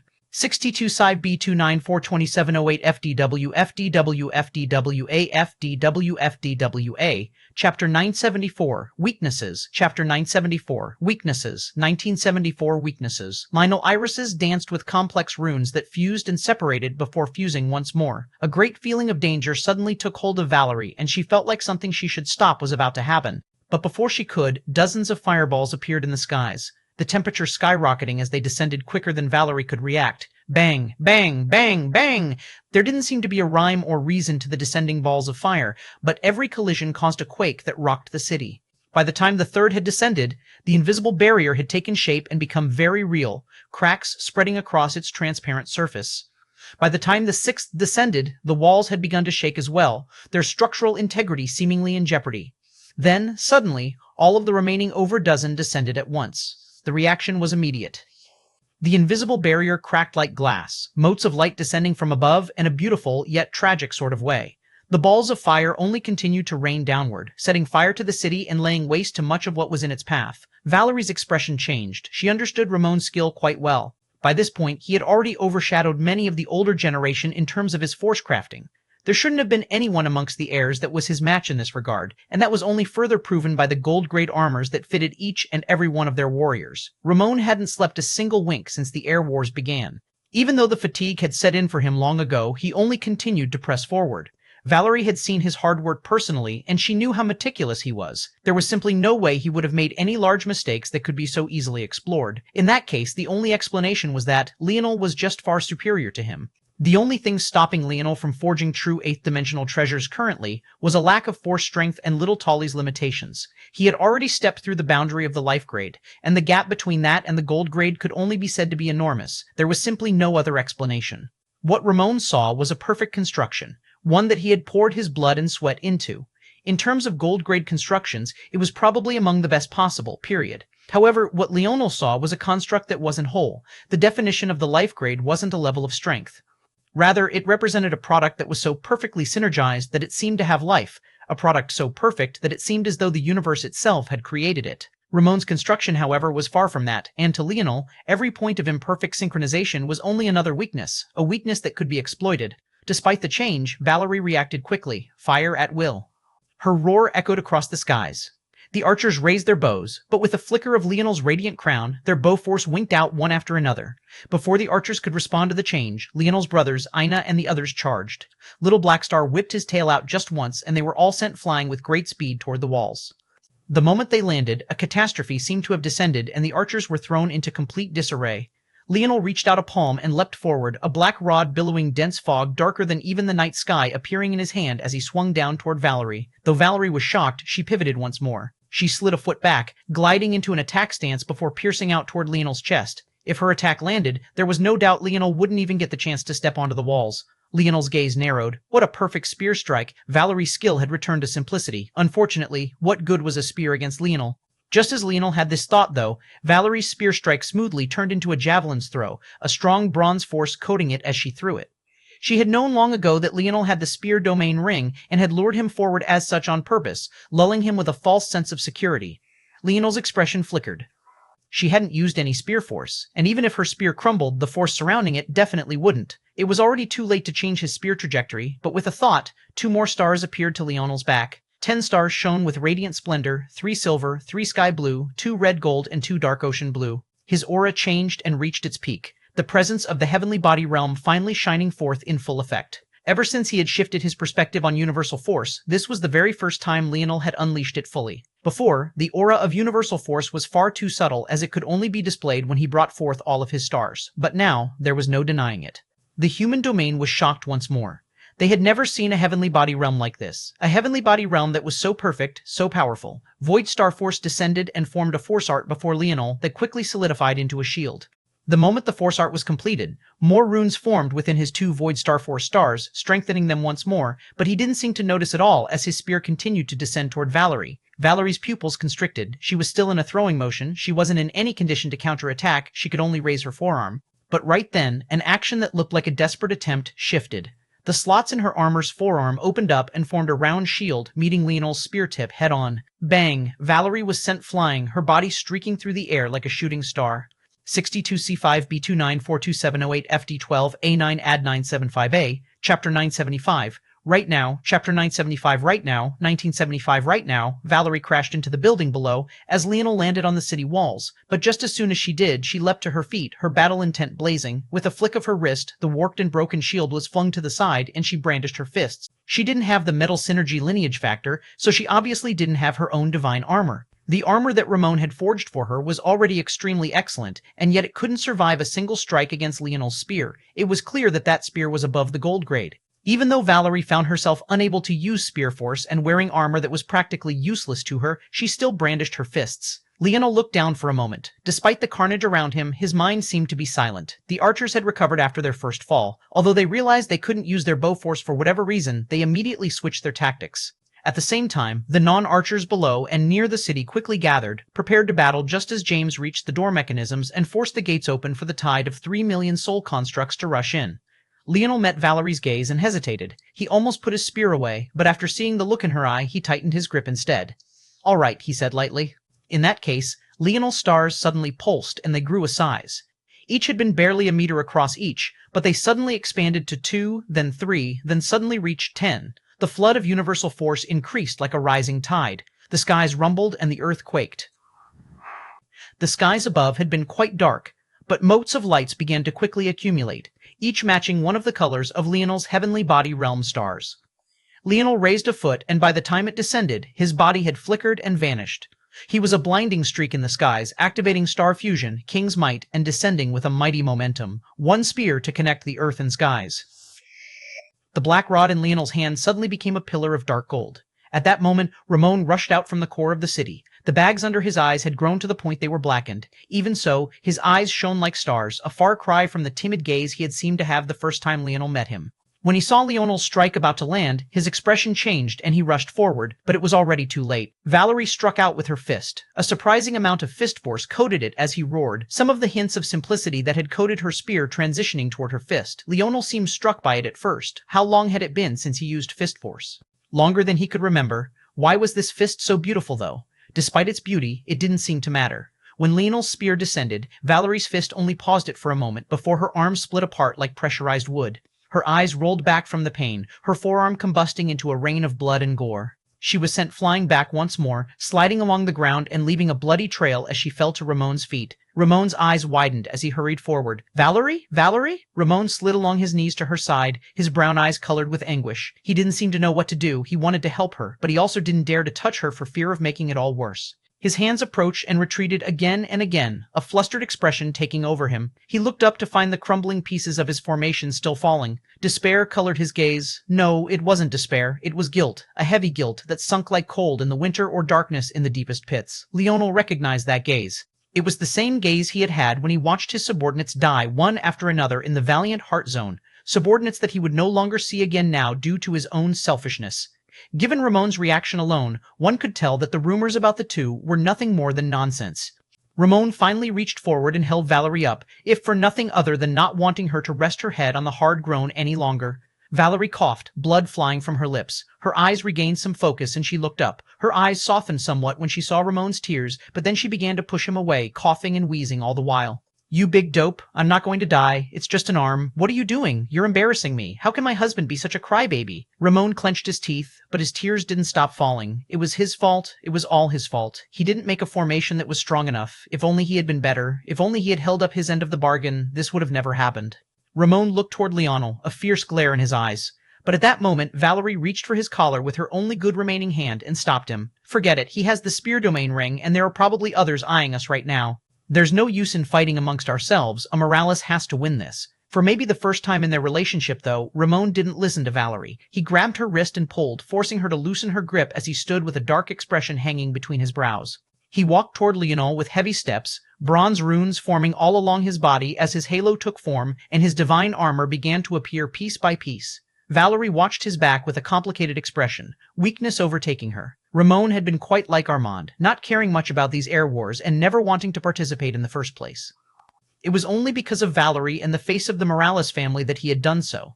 But right now, he wasn't a Morales, nor was he an heir or a genius fighting for glory. Right now, he was nothing more than an enraged husband. 62 Sive B29 42708 FDW FDWF WFDWA FDWA FDWA FDWWA Chapter 1976 Third, Chapter 1976 Third 1976 Third Leonel and Ramon's gazes met, the latter filled with rage and the former as cool as an iceberg. Internally, though, Leonel sighed. He couldn't say that he hadn't expected something like this to happen, but this also made the situation 100 times more complicated to handle. He hadn't wanted to harm Valerie so much, but there were two reasons he had no choice but to. The first was time. He didn't have the time to be soft-hearted and battle it out with his fists. The second reason was because not going all out would only be an insult to her. While to outsiders it seemed that he was relying on the spear domain ring, he himself knew quite well that even if he took the ring off right this moment, it wouldn't change anything. His sovereignty had transcended the need for the spear domain ring. Now, however, he was faced with another choice once again. Would he go easy on Ramon? Suddenly, Leonel's heart skipped a beat. Ramon's fist had appeared right before his face and he hadn't sensed it until it was too late. Bang! Leonel's head snapped to the side and he took a heavy step back. His divine armor quaked once and dispersed the damage, but his pupils were still constricted. What was that just now? Ramon's fist appeared before Leonel again, but Leonel took a light step on the ground, retreating and expanding the distance between them, but somehow, Ramon's fist remained before him. Leonel raised his spear to block, but Ramon's fist flickered past it, landing heavily on his chest. Bang, bang, bang, bang! Leonel's feet slammed into the ground 3 times in succession, each one driving him back further and cracking the earth beneath him. The amount of force that his armor was dispersing even caused the ground to seem to implode, as though a pressurized geyser was erupting from within. My senses are being distorted. No, they aren't being distorted. It's as though he's using blind spots to take advantage of me. But how could my internal sight have blind spots? More importantly, how could my vision have blind spots? Leonel's gaze flickered, his eyes landing on Ramon's armor. He realized after just a split moment of deduction that it was Ramon's armor. It was definitely his divine armor doing it. If Leonel was correct, the core piece of his armor should be a Dreamforce domain type ore, but he couldn't sense the exact ore, which meant that just like he had with his self-created formation, Ramon had self-created an alloy for his divine armor. Leonel had done this before, so he knew exactly how difficult it was to fuse unruly 7th-dimensional ores into a single holistic piece. To do so with Dreamforce-type ores was even more obscene. It was less accurate to say that Ramon was wearing a gold-grade armor, and far more accurate to say that he had taken a half-step into the life-grade as well. There was no doubt that if it wasn't for Leonel, Ramon would be the strongest crafter of the Nova generation. There's only one way, Leonel deduced. Leonel crossed his spear over his body again, but it was fruitless. Ramon's strikes were becoming harder to handle and more powerful. Leonel could sense that Ramon's fatigue was slowly fading as he pumped more and more Dreamforce into his body. As his fatigue faded, his strikes became more precise and more powerful. The jarring feeling of his organs being displaced shook Leonel awake.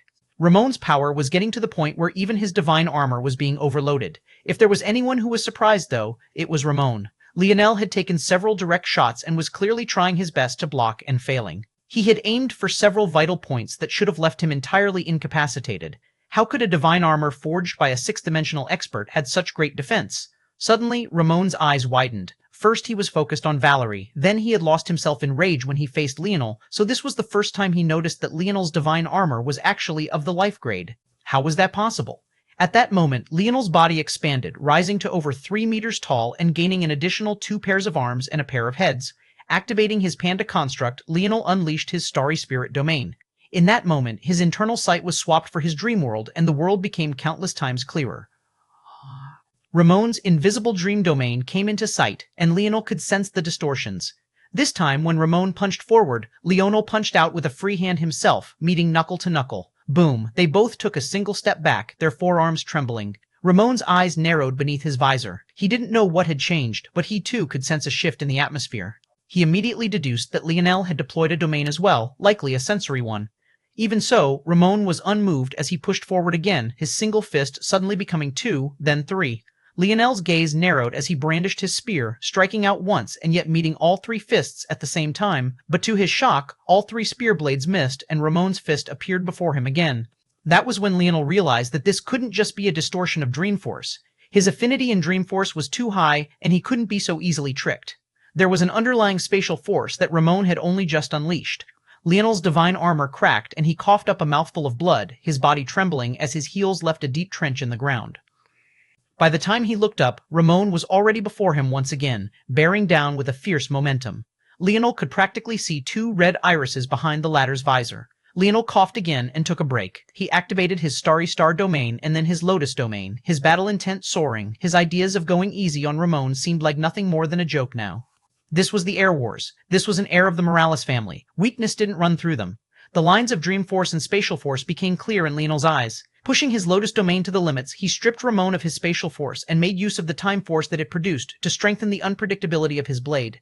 But at that moment, a third force descended from Ramon's domain. 62 Sive B29 42708 FD12 A9 Ad 975A Chapter 977. A Genius, Chapter 977. A Genius 1977.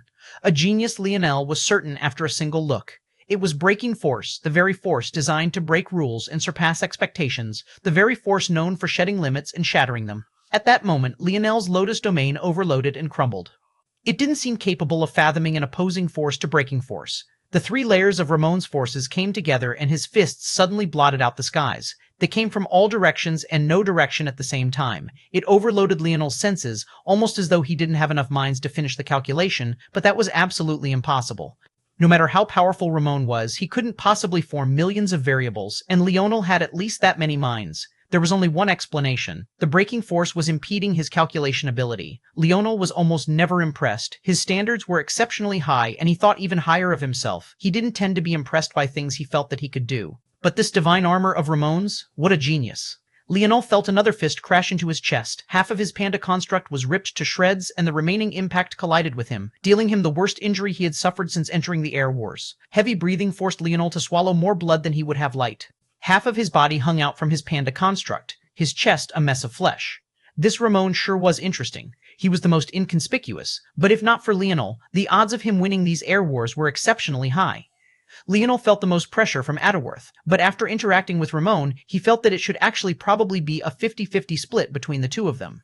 He had really run into a buzzing chainsaw this time. Let alone Leonel, even Valerie was very much surprised. She didn't know much about Ramon's combat strength because he never fought. He was famously still a galaxy-ranked disciple despite being in the 7th dimension because he refused to battle to this extent. However, it could be said that this wasn't a display of combat strength per se. This was a display of his magnum opus, the craft he had poured the most blood, sweat, and tears into, his divine armor. "Crush your badge and apologize to my wife later, and I will let you go," Ramon said coldly. Leonel couldn't help but laugh inwardly. The whole apology to his wife later was clearly Ramon's attempt to save some face for Leonel. He knew that Human Domain was watching and forcing Leonel to apologize for what was effectively him doing. What he should be doing was too much.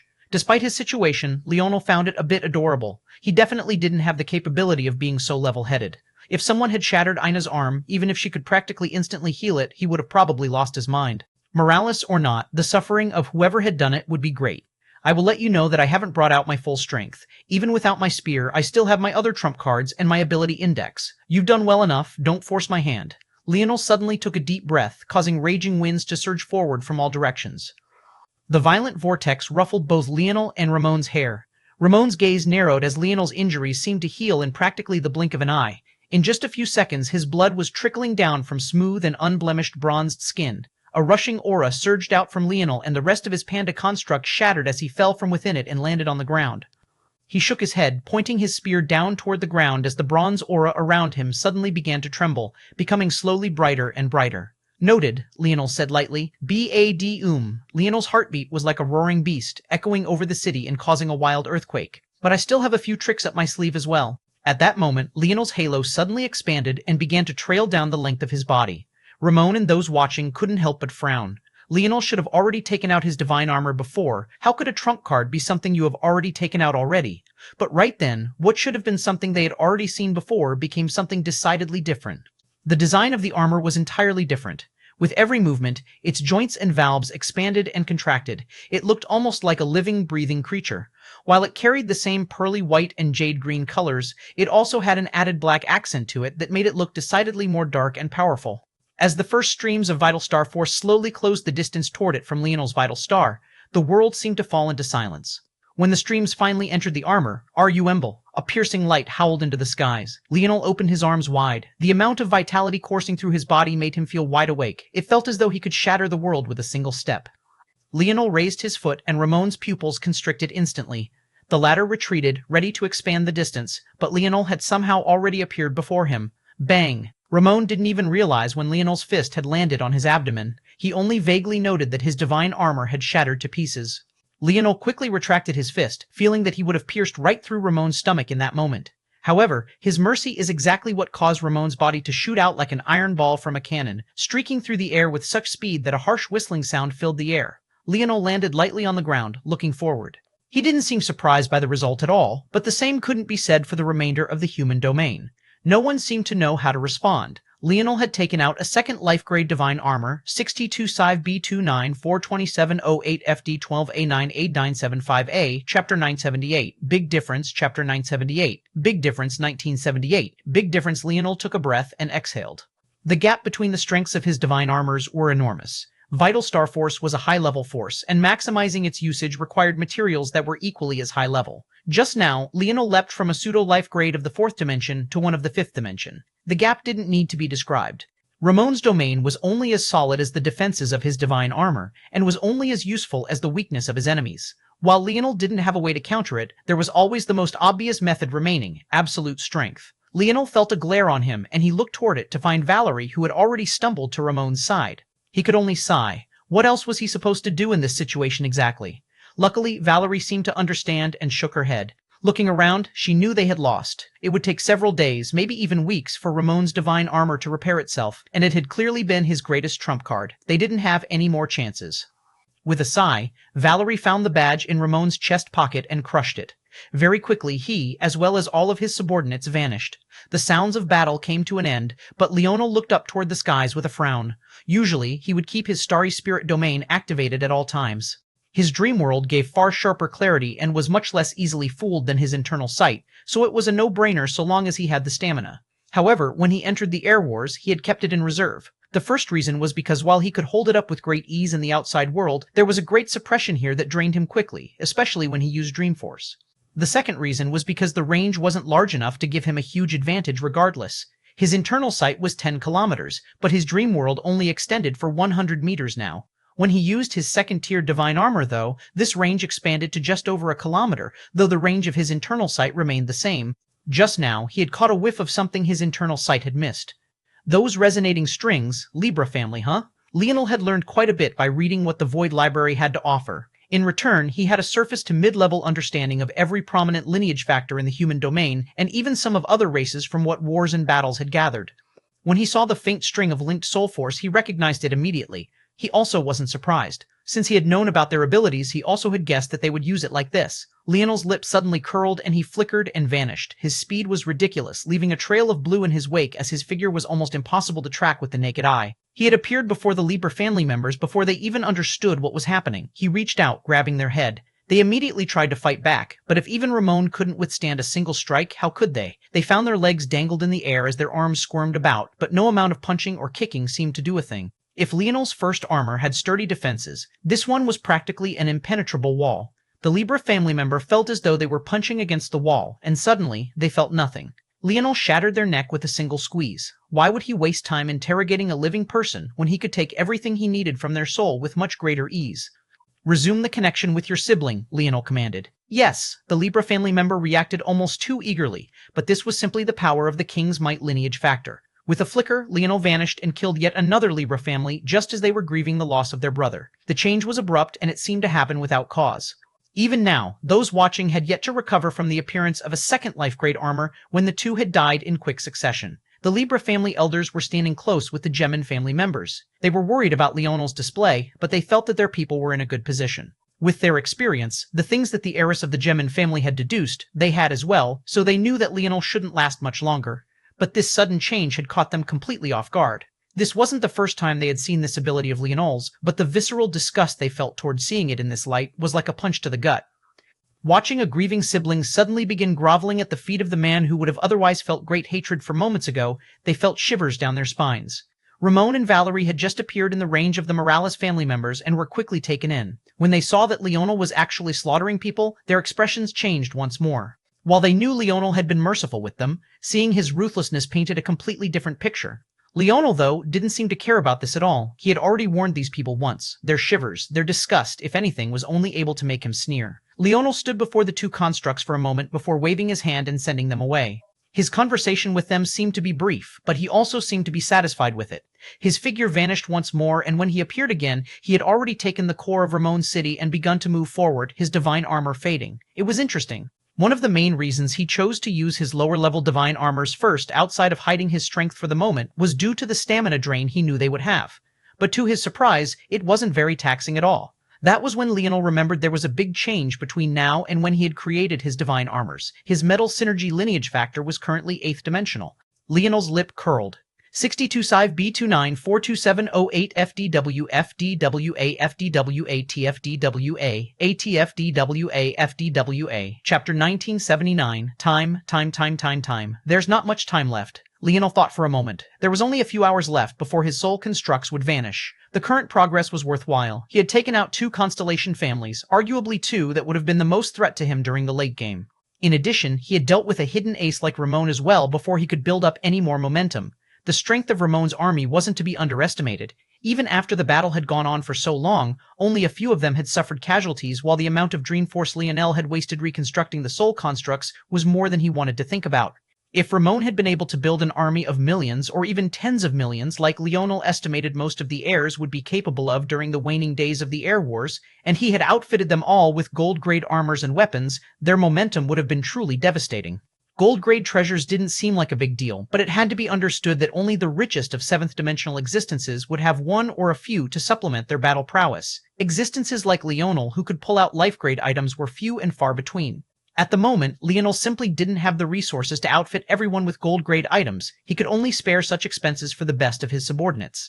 And, unfortunately, the segmented cube couldn't create life-grade items in his stead either. Its current limit, despite being in the 8th grade, was the gold grade. As for why this was, Leonel was actually sure of the details. There was likely something special about the life grade that required a human touch or an extreme level of precision the segmented cube couldn't seem to match. This was all to say that Ramon would have been a true problem if he was given any more time. If it wasn't for James and the others, even Leonel's Soul Construct army would have been run over. However, that begged another question. Was Ramon the only heir here?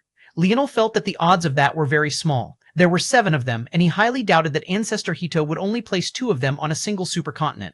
Of course, there was the possibility that with random placement, things had just ended up that way, but Leonel still felt a hint of caution. He had a vague map of the supercontinent in his mind. After he had tried to claim the entire continent through expanding his territory, he had picked out several strongholds. From his numbers, there should only be 2 such strongholds left, along with dozens of others, much smaller territories. The issue was that the 2 strongholds should already be accounted for. One, as he had just found out, should be the Libra family. As for the other, it should be the Gemin family, as he had also just found out. With his scope of understanding, there shouldn't be a third force hiding on the supercontinent. There simply wasn't enough land for a third to appear, especially when the Gemin and Libra, as he had once again just found out, were in cahoots with one another. All the territory between them was practically a no man's land. In fact, they had only separated their territories as such for the sake of keeping up appearances and not letting the cat out of the bag too soon. Leonel didn't seem to be spending much thinking power on the Libra and Gemin families at all. He was entirely focused on where the next Morales would appear from, and maybe that was because of the impact Ramon had had on him. There were only 2 explanations for the lack of Morales here. Either he was wrong, and the other 5 Novas had truly appeared on the other continent, or, from the very start, there was someone bold enough to head directly into the ocean. As for whether there was a third possibility or not, Leonel didn't have enough information to make a claim. There's another failure up ahead. James's voice drifted to Leonel's ears. As James had said, not long later, the group came across a barren village that had failed in the midst of its bronze grade upgrade challenge. They had come across quite a few of these. It was possible to tell they had failed because the bronze grade walls had formed, but had collapsed. In addition, their city core was cracked. These cracked city cores had a bit of value. You could fuse 3 cracked city cores into one to form a complete territory. It was an almost useless secondary rule, as it was probably only useful to those who had failed 3 times in a row and wanted a 4th opportunity. But by that point, they would have already been out of the race, so there was no point. Another option would be to repair it, but it cost double the upgrade challenge you had failed. There were no corpses to find in failed territories like this one, since the heir in charge of it had probably already crushed their badge when they saw that the situation was bad. What needed to be questioned, though, was why such weak people would enter the Air Wars to begin with. If Leonel was correct, they were probably from fringe 7th-dimensional families. They probably even had 6th-dimensional individuals in the midst as well. What needed to be questioned, though, was why such weak people would enter the Air Wars to begin with. If Leonel was correct, they were probably from fringe 7th-dimensional families. They probably even had 6th-dimensional individuals in the midst as well. Leonel might have made it look easy, but even geniuses at Tier 9 of the 6th dimension weren't supposed to be able to fight against even the weakest 7th-dimensional existence. These people had truly overestimated themselves by participating at all. Leonel casually swiped the cracked territory core before moving onward. We won't be able to make it to the Libra and Gemin families. There's not enough time. This has been fruitful enough. It's time to turn back, Leonel suddenly said. The others nodded. They were beginning to feel a bit of fatigue as well. It had already been a near half day since they set out, and they had been battling and marching since. The suppression of these air wars was truly unforgiving. The army of Soul Constructs and Leonel, along with his brothers and subordinates, prepared to turn back. However, at that moment, the ground began to rumble.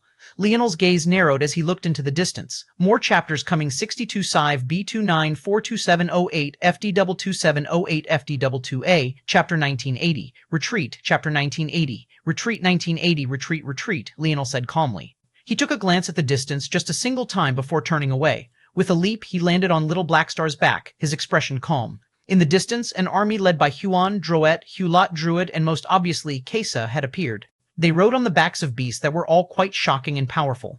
So much so that although he had long since looked away, Leonel's eyes couldn't help but narrow. Leonel didn't recognize those beasts, but the people of the human domain most definitely did. Those were the very beasts that the Leo family had prepared beforehand, beasts that had given them a great advantage previously, but had suddenly now come under the control of the Gemini and Libra families. The Leo family's only choice was to be quite devastated about this. They were among the rare few that had two members of the Cataclysm generation with both Conan and Gunter, but neither of them were strategists, and they were both quite simple-minded. In order to defeat them and claim their beasts, Kaisa and the Libra twins only needed to defeat Conan. So long as Conan's badge was shattered, his beasts would be left behind. This was the difference between using a kill exchange for a beast and using points. If these beasts had been exchanged with kill exchanges, then they would have disappeared along with Conan and Gunter when they exited the Air Wars following their loss. The Leo family had used a loophole to gather a large amount of beast subordinates for just 1 point each. By the time Kaisa had gotten to them, they had already gathered over 100,000 in this way. Normally, it should have been impossible for these beasts to so easily follow a new master like this, but the Gemini family had an advantage that the others didn't, and that was their comprehension of the soul. Controlling such low-talent beasts was actually extremely easy for them. Now, a great horde was charging after Leonel and the others. Leonel had thought that something like this might happen after he ran into the Libra twins. The two of them already had his general location, and they also had methods of relaying this information back, so that meant for as long as Leonel didn't notice, those two had probably been monitoring his movements. After they died and the connection was severed, the Libra and Gemini families had probably decided it was time to press forward. Those beasts, their constitutions are weak, but they're all in the 7th dimension. It must have taken quite a bit of investment to do that. That's also a decent loophole to exploit as well. But those beasts shouldn't be native to the Gemini or Libra territories, so it must have been claimed from another family. The only families or organizations with enough capital to use this method have to be among the few most powerful. It could only be one of the constellation families. Why are you running, Great Emperor Leonel? You've seen me. Are you not going to kill me? Leonel's expression flickered. He recognized this voice. It was one of the Libra family twins that he had met during the true selection. His gaze became colder, but he didn't respond. The speed of the beasts the coming army charged with were not slow. They had just appeared over the horizon, but they were already rapidly closing the distance. Although it was true that if it wasn't for their inhuman abilities, even seeing or hearing one another would be impossible right this moment, this distance was still close enough for them to close within a quarter hour. The only reason Leonel had been able to cover so many hundreds of kilometers of territory to begin with was because of the speed of the 7th dimension. But now that very speed was coming back to bite him. There was no way for him to make it back to his own territory in that time. If he abandoned the soul constructs, their speed would be much faster, but they would still be caught. And if they were caught without the soul constructs present, well, that ending could be imagined. Little Blackstar was especially fast, but that was in his normal form. In this form, where he used his mimicry to imagine a much larger, more powerful creature, he wasn't even a tenth as fast. The best option seemed to be to stop and fight. Their army was just shy of 200,000 strong, and Leonel still outnumbered them greatly with things the way they were.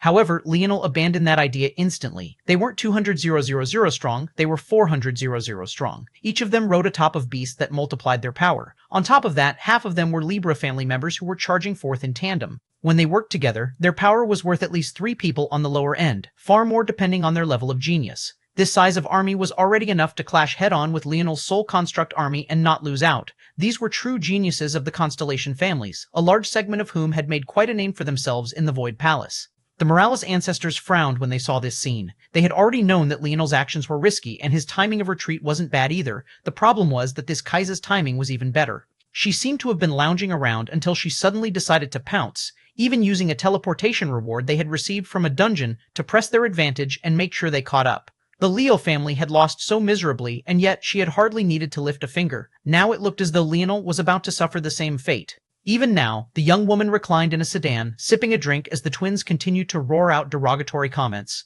It seemed that the Libra and Gemini family were intent on ripping down all of the shock and awe Leonel's actions had brought to this moment. If he ended up falling this way, running in his final moments, everything else would seem to have become meaningless. The man in question, though, continued to look forward, his gaze sharp. 62 Sive B2942708 FDWT FD12 A98975A, Chapter 1981, Monster in Pretty Flesh. Chapter 1981, Monster in Pretty Flesh. 1981, Monster in Pretty Flesh. The distance between the group only continued to close. Leonel took a different direction, his mind flickering with several thoughts. It would be the end of the road if his group was pincered into 2 directions, so he was constantly ensuring that there wasn't a territory in the direction he was heading. But just as he expected, within a quarter hour, they had caught up. His calculations were too precise to get something so simple wrong, something that was quite unfortunate in this case. Leonel had already restructured his army. The moment they caught up, he sent out 100,000 to block. But to his surprise, Kaiser waved a fan and the formation suddenly changed. The tide of beasts, Libra, and Gemin family members split. 500 from the left and right surged forward, surrounding the group of 100,000 from the front and back, engaging in a battle 1,000 against 100 times their number, 2,000 if the beasts were counted as well. The reaction was swift and strong. Leonel's eyes narrowed. It was clear that Kaiser had prepared for this possibility long ahead of time. 1,000 wouldn't be able to hold back the entire tide of 100,000, obviously, but they were strong enough to protect themselves even against such numbers, and they didn't need to delay for long. The maneuverability this group had with the help of these beasts was far beyond what Leonel had. This was proven by how easily they had changed formation and swallowed up the 100,000 Leonel had sent out. They didn't have to stop them for long, they only needed to outrun them. As expected, after delaying the soul constructs, the 1,000 who had blocked them rushed out, swiftly catching up with the rest of the Libra army and leaving the constructs in their dust. At the same time, the archers turned on the backs of their beasts, raising their bows high and firing volley after volley. There was already too big of a gap for Leonel's bow domain to suppress their bow force. But even if he was close enough, they were using real bows and arrows. Unless they had been aiming for him directly, he wouldn't be able to do anything to them. Leonel's soul constructs were mowed down one after another and quickly lost 1/10 of their number. Leonel hesitated for a moment, but in the end decided not to use the stamina necessary to reconstruct them. Although they continued to run forward and dodge to the best of their ability, they were limited in what they could do against so many archers. It looked like even those not skilled in the bow were firing, something that could only mean one thing. Kaiser had outfitted them with bows and arrows just for this occasion. The army swiftly caught up again. Leonel had no choice but to send out another 100,000 as a delaying tactic. However, this time, they were prepared for the separation, splitting into two as well and rushing toward the front line. Kaiser waved her fan again, and the army that had just split into two split once again, dividing into four and curving around, repeating the very same action. Leonel's change in formation, although he could control the constructs with his mind whereas Kaiser had to control them with singles, was simply not as fast. These beasts were relatively normal in strength in comparison to their tiers, but their speed was exceptional. In addition, while none of the heirs Leonel had come across were above tier 3, these beasts all seemed to be.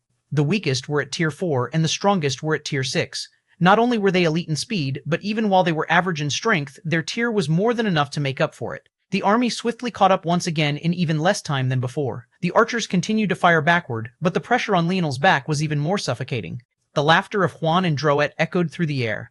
They were told by Kesa to make this process as humiliating as possible, but even without her words, they would have done so anyway.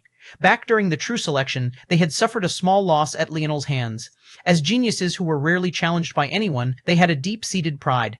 Seeing Leonel run away from them like this, they felt endless satisfaction. Keep running. Your Morales family only amounts to this much. You're a disgrace. I heard your father was some monster. How'd he birth such a coward? The words and laughter of Juan and Drouet were especially grating on the ears to the Morales, but to the other families, especially the ones that had... The words and laughter of Juan and Drouet were especially grating on the ears to the Morales, but to the other families, especially the ones that had already lost their geniuses to Leonel's ruthlessness, couldn't help but feel that some of their rage was finally being vented. The only shame was that if things continued like this, they believed that Leonel would definitely crush his badge in time. There wasn't enough pressure on him to stop him from doing so. But his death could be arranged later. If they could guarantee his humiliation right now, they would gladly accept it. The only one who didn't seem happy about this was Conan. He looked toward Kaiser with a livid expression, blood still dripping down from his lips. It should have been him. Slap. Conan grabbed the back of his head and looked back with a glare. However, when he saw who had slapped him, he looked down to the ground, gritting his teeth. It's your own fault you're in this situation. You're not strong enough to think that your fist can get you through everything. You should learn a thing or two from that woman. Better yet, it would be best if you asked for her hand in marriage. Conan shivered. Him? Spending a lifetime with a wife like that? He felt his heart grow cold. That woman was a monster in pretty flesh. 62 Civ B2942708 FDW2 ATW2 A9 Ad 975A Chapter 1982 Fool Chapter 1982 Fool Leonel's gaze was frighteningly cold. He sat on Little Black Star's head in silence, his back as straight as a javelin. The only part of his body that seemed to be moving was his fluttering hair. As for the rest, even his eyes weren't blinking. It had been a long time since anyone had provoked him to this extent. The last time that had happened, he was still a disciple of valiant Hurt Mountain. Of course, the words those few individuals had been speaking were far more sinister and disgusting. However, Leonel wasn't the type of person to take any sort of slight lightly. His patience was short, his fuse was shorter. However, at that moment, he didn't seem to have heard anything. The Libra and Gemin family couldn't gauge his reaction at all. All they saw was a perfectly straight back. Only the human domain could see the frigid air he was exuding. Those pair of pale violet eyes seemed to become the only sight worth witnessing for a moment. But after the fourth attempt Leonel made at stalling the army rushing after him, even the impact of these cold eyes seemed to have been diminished greatly. What good was looking cold and imposing if you didn't have the strength to back it up?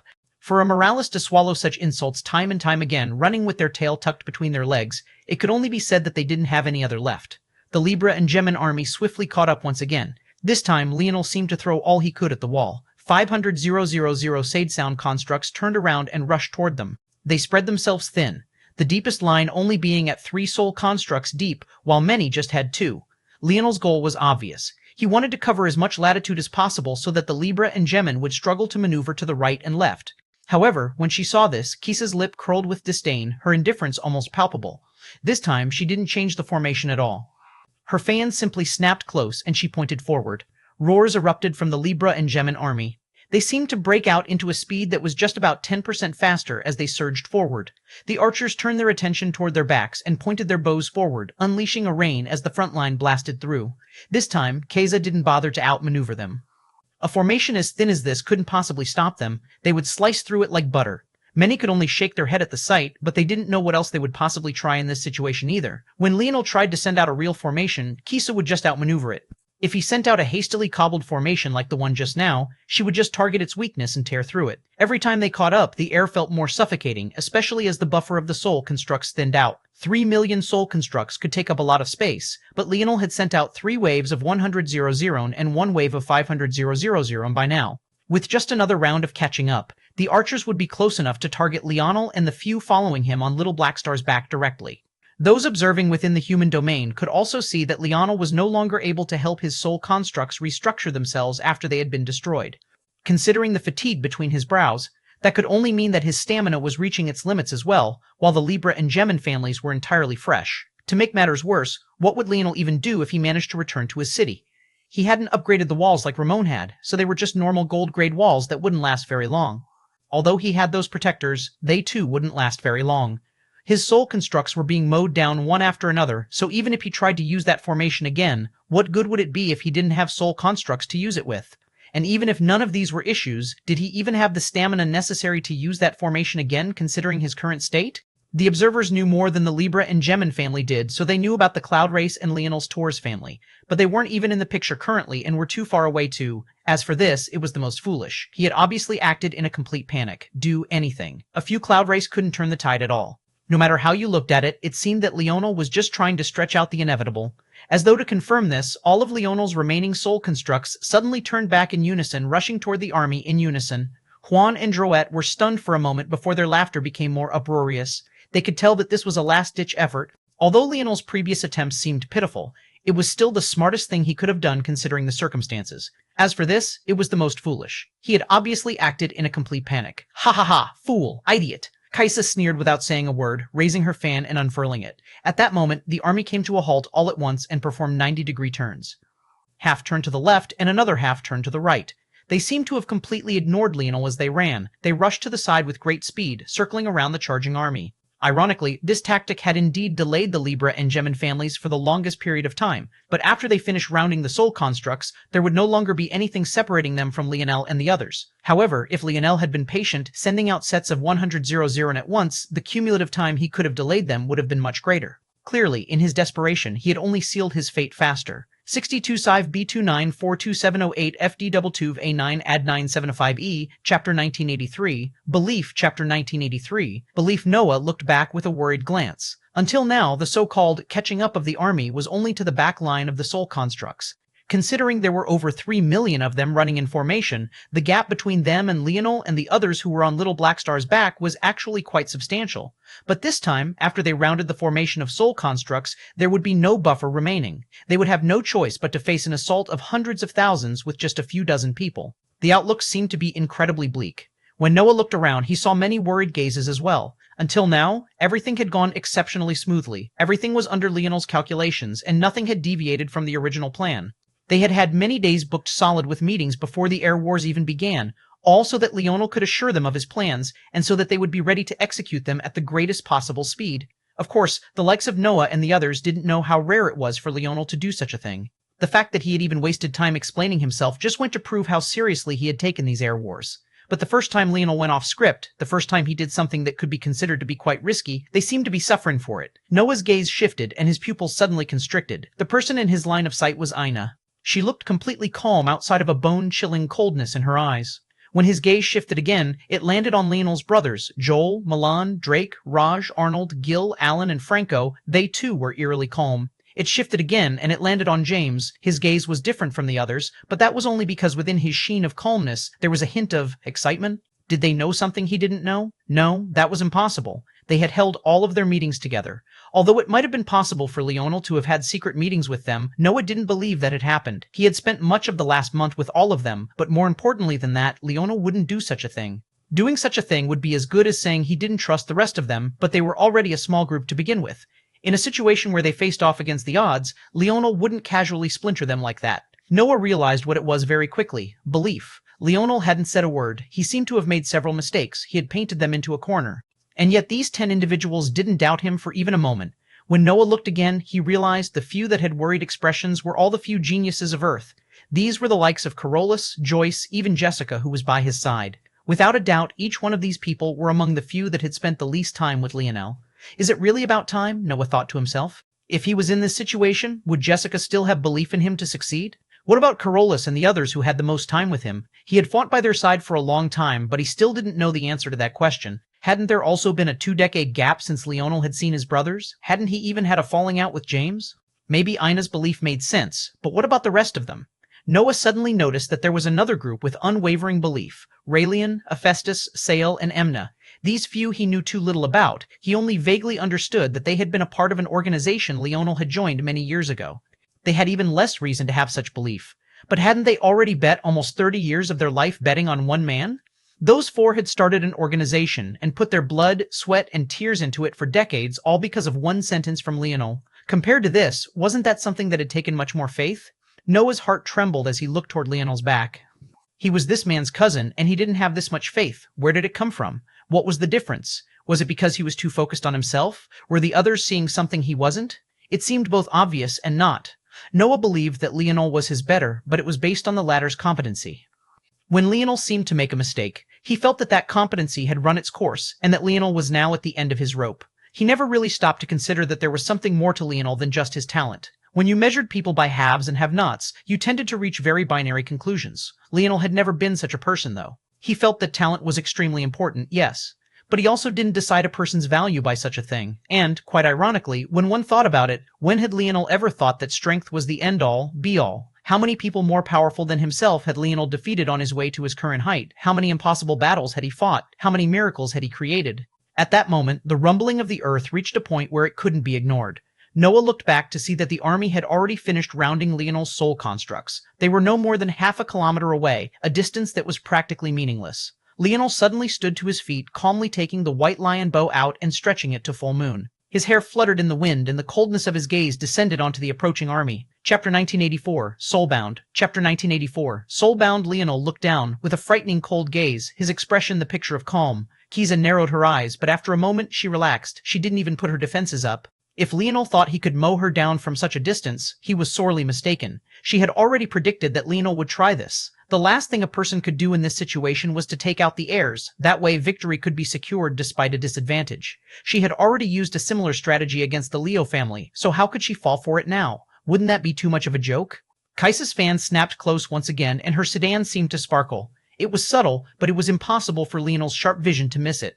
Although Kaisa wanted to hide it, to her it wasn't absolutely necessary for it to be hidden either. Whether Leonel knew it was there or not hardly made a difference. However, she didn't know how true this was, because she was never Leonel's target to begin with. Neither were either one of the Libra twins. You finally want to fight back now? Huan's voice boomed. Tell you what, Leonel, if you admit the Morales family is trash, we can consider letting you go and giving you another chance. How about it? Juan laughed. He felt these words said by his brother were truly excellent. His laughter was his agreement. Of course, this chance would only be another small head start before they swiftly caught up again. However, to them, it didn't really matter whether Leonel accepted their offer or not. Their goal only seemed to be to drag Leonel and the Morales family through the mud as much as possible before claiming their victory. They wanted the entire human domain to see and witness this moment. TSSSUUUH whack. The arrow was simply too fast. A soldier on the front lines didn't even have the time to react before their head burst into a rain of blood, bone, and gore. His body slowly fell to the side and was quickly trampled beneath the feet of the other charging beasts. This was the first of their army to have died since the battle began. The soul constructs couldn't shake them in the slightest, but it seemed that the moment Leonel moved, death reigned. DSSSSSSSUU. Thwack. Another arrow was released and another fell and was trampled. Every time Leonel pulled back his bowstring, another would die. None of the army knew who he was going to target next, but they all felt a formless pressure suddenly shrouding them. Somehow they knew at that moment that no matter what they did, so long as he decided to target them, they would be dead. It wasn't just the people who sensed the shift, but even the beasts themselves. Their blood seemed to run colder, their bones and muscles stiffening. Their speed fell. Though it was only by a small factor, to sharp-eyed practitioners like them, that slight delay was all too obvious. Leonel pulled his bowstring again and another fell. It was just a single man attacking an army of hundreds of thousands. However, it was ironically this that made it so frightening. If it was an all-out battle and people were falling left and right, the situation would still be fine.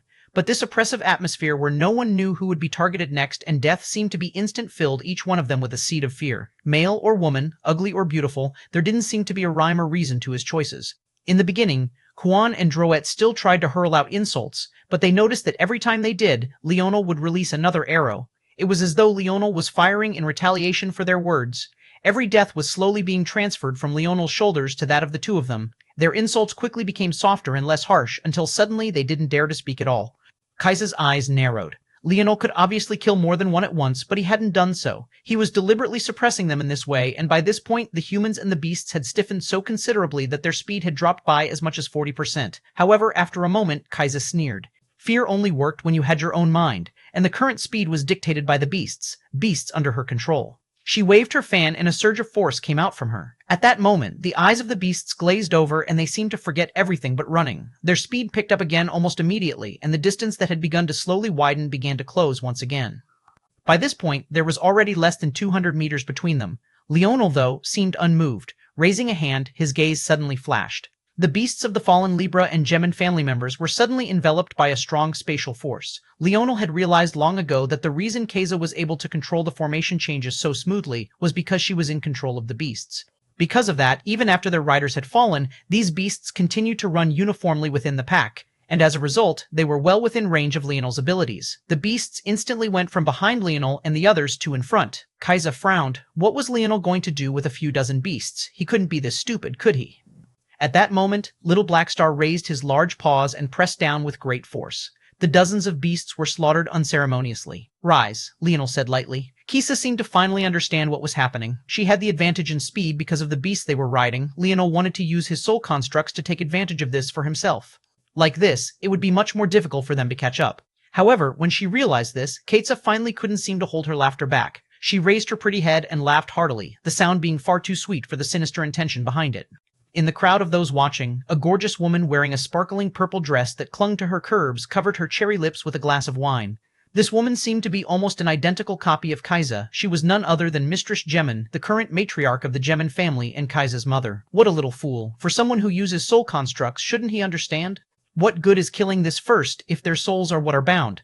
Leonel raised his hand, suddenly feeling a great resistance against his command. Violet fog billowed out from him, but it seemed to be obstructed by invisible chains that he couldn't shatter instantaneously. However, in that moment, the coldness in Leonel's eyes seemed to reach its peak. If the others had paid more attention, they would have noticed that there was indeed a pattern to who he had killed. All of them had ridden Tier 6 beasts. This was his plan from the beginning, or more accurately, the first of it. As for these chains, a vortex of violet suddenly expanded out from Leonel's body. Emperor's edict, shatter. Kisa's laughter came to an abrupt stop as a spike of pain traveled up her spine. Illusory shackles shattered like glass and dozens of beasts arose. Leonel and the others leapt down from Little Blackstar's back as the latter reverted to his true form and flickered into the void. Aina, Leonel said lightly. Aina nodded without much of a word. Chapter 1985, Sundial. Chapter 1985, Sundial. Aina's golden gaze began to flicker, a dense red fog coming from her body as she raised her hands. The instant Little Blackstar's form vanished, and he landed on Leone's shoulder even as the latter landed on the back of one of the soul construct beasts. The meat paste the beasts had become were suddenly ripped of their blood. She didn't seem intent on using these globules of blood immediately. She floated down toward the beast soul constructs along with everyone else, pulling them along through the air. Kaisa's expression finally seemed to change. "Fire!" Her voice echoed through the skies, the irony being that her previous laughter had yet to finish echoing. However, she seemed to disregard this entirely as she roared out this command. Before, she was allowing the twins to continue to wear down Leonel with their words, but they had long since entered firing range of Leonel and the others. Seeing that the situation was changing, she immediately chose to forget the mind games and focus on pressing down upon them. However, when the first volley of arrows entered the skies, they immediately blinked out. The bow force that had been coating them vanished. James landed on a beast soul construct and waved a hand, causing a shield to appear before them. Without their bow force, he hardly strained at all to block this volley of arrows. In that moment, everyone had found a beast for themselves, and they surged forward. Right then, the distance that had been quickly closing stopped closing entirely, and then Leonel and the others began to pull away. Leonel had only targeted Tier 6 beasts. In order to maintain the formation, Kisa had to make all the beasts uniform in speed, but that didn't mean they all had the same speed. Those that were Tier 6 were substantially faster than those that were still of Tier 4. Without the pressure of maintaining the formation of an army, Leonel could obviously allow these soul constructs to speed forward with their true potential. Kisa's expression darkened. Back in the human domain, Mistress Gemin's expression also darkened. This child's actions were only getting more and more annoying. However, outside of this darkening expression, she said nothing else. She had taught her daughter well enough to know that this wouldn't be all she had. The Morales ancestors didn't have much of a change from their original solemnity. Of course, this wasn't because they had the same faith in Kaisa, but rather because they didn't feel that this changed much. Other than making things more annoying for Kaisa, the situation was the same. Kaisa's ambush had already forced Leonel to give up on his millions of soul constructs. His current base only had the protection of a few thousand Skies and Oryx members. Even if they were up to par in terms of talent, which they weren't, this number would be far too few. No matter how you looked at it, it felt that Leonel was once again just delaying the inevitable. Leonel stood on the back of the beast in silence.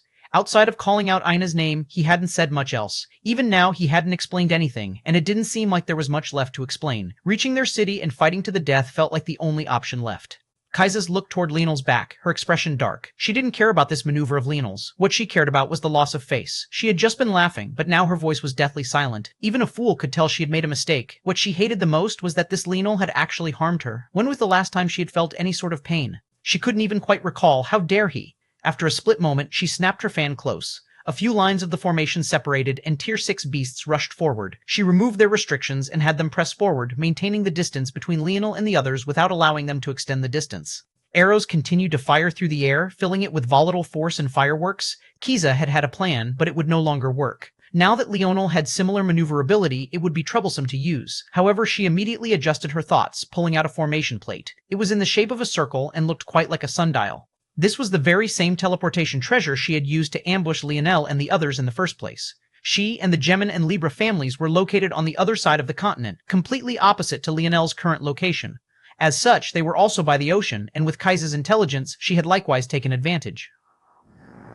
They might not have had a large number of water force geniuses, but what they did have was a unique ability to map out large regions with just a bit of effort. By this point, they had already cleared out 2 gold-grade dungeons not available on the surface, and this sundial teleportation device was one of their rewards. It didn't have many uses. She had already used it once, and because of how large-scale the teleportation was, meaning the number of people, that is, she could only use it twice more. She didn't actually want to have to use more than one of Leonel, as she didn't know when she would get another. However, he was a variable, and she didn't like variables. Her slender fingers pressed against the device and spun the dial.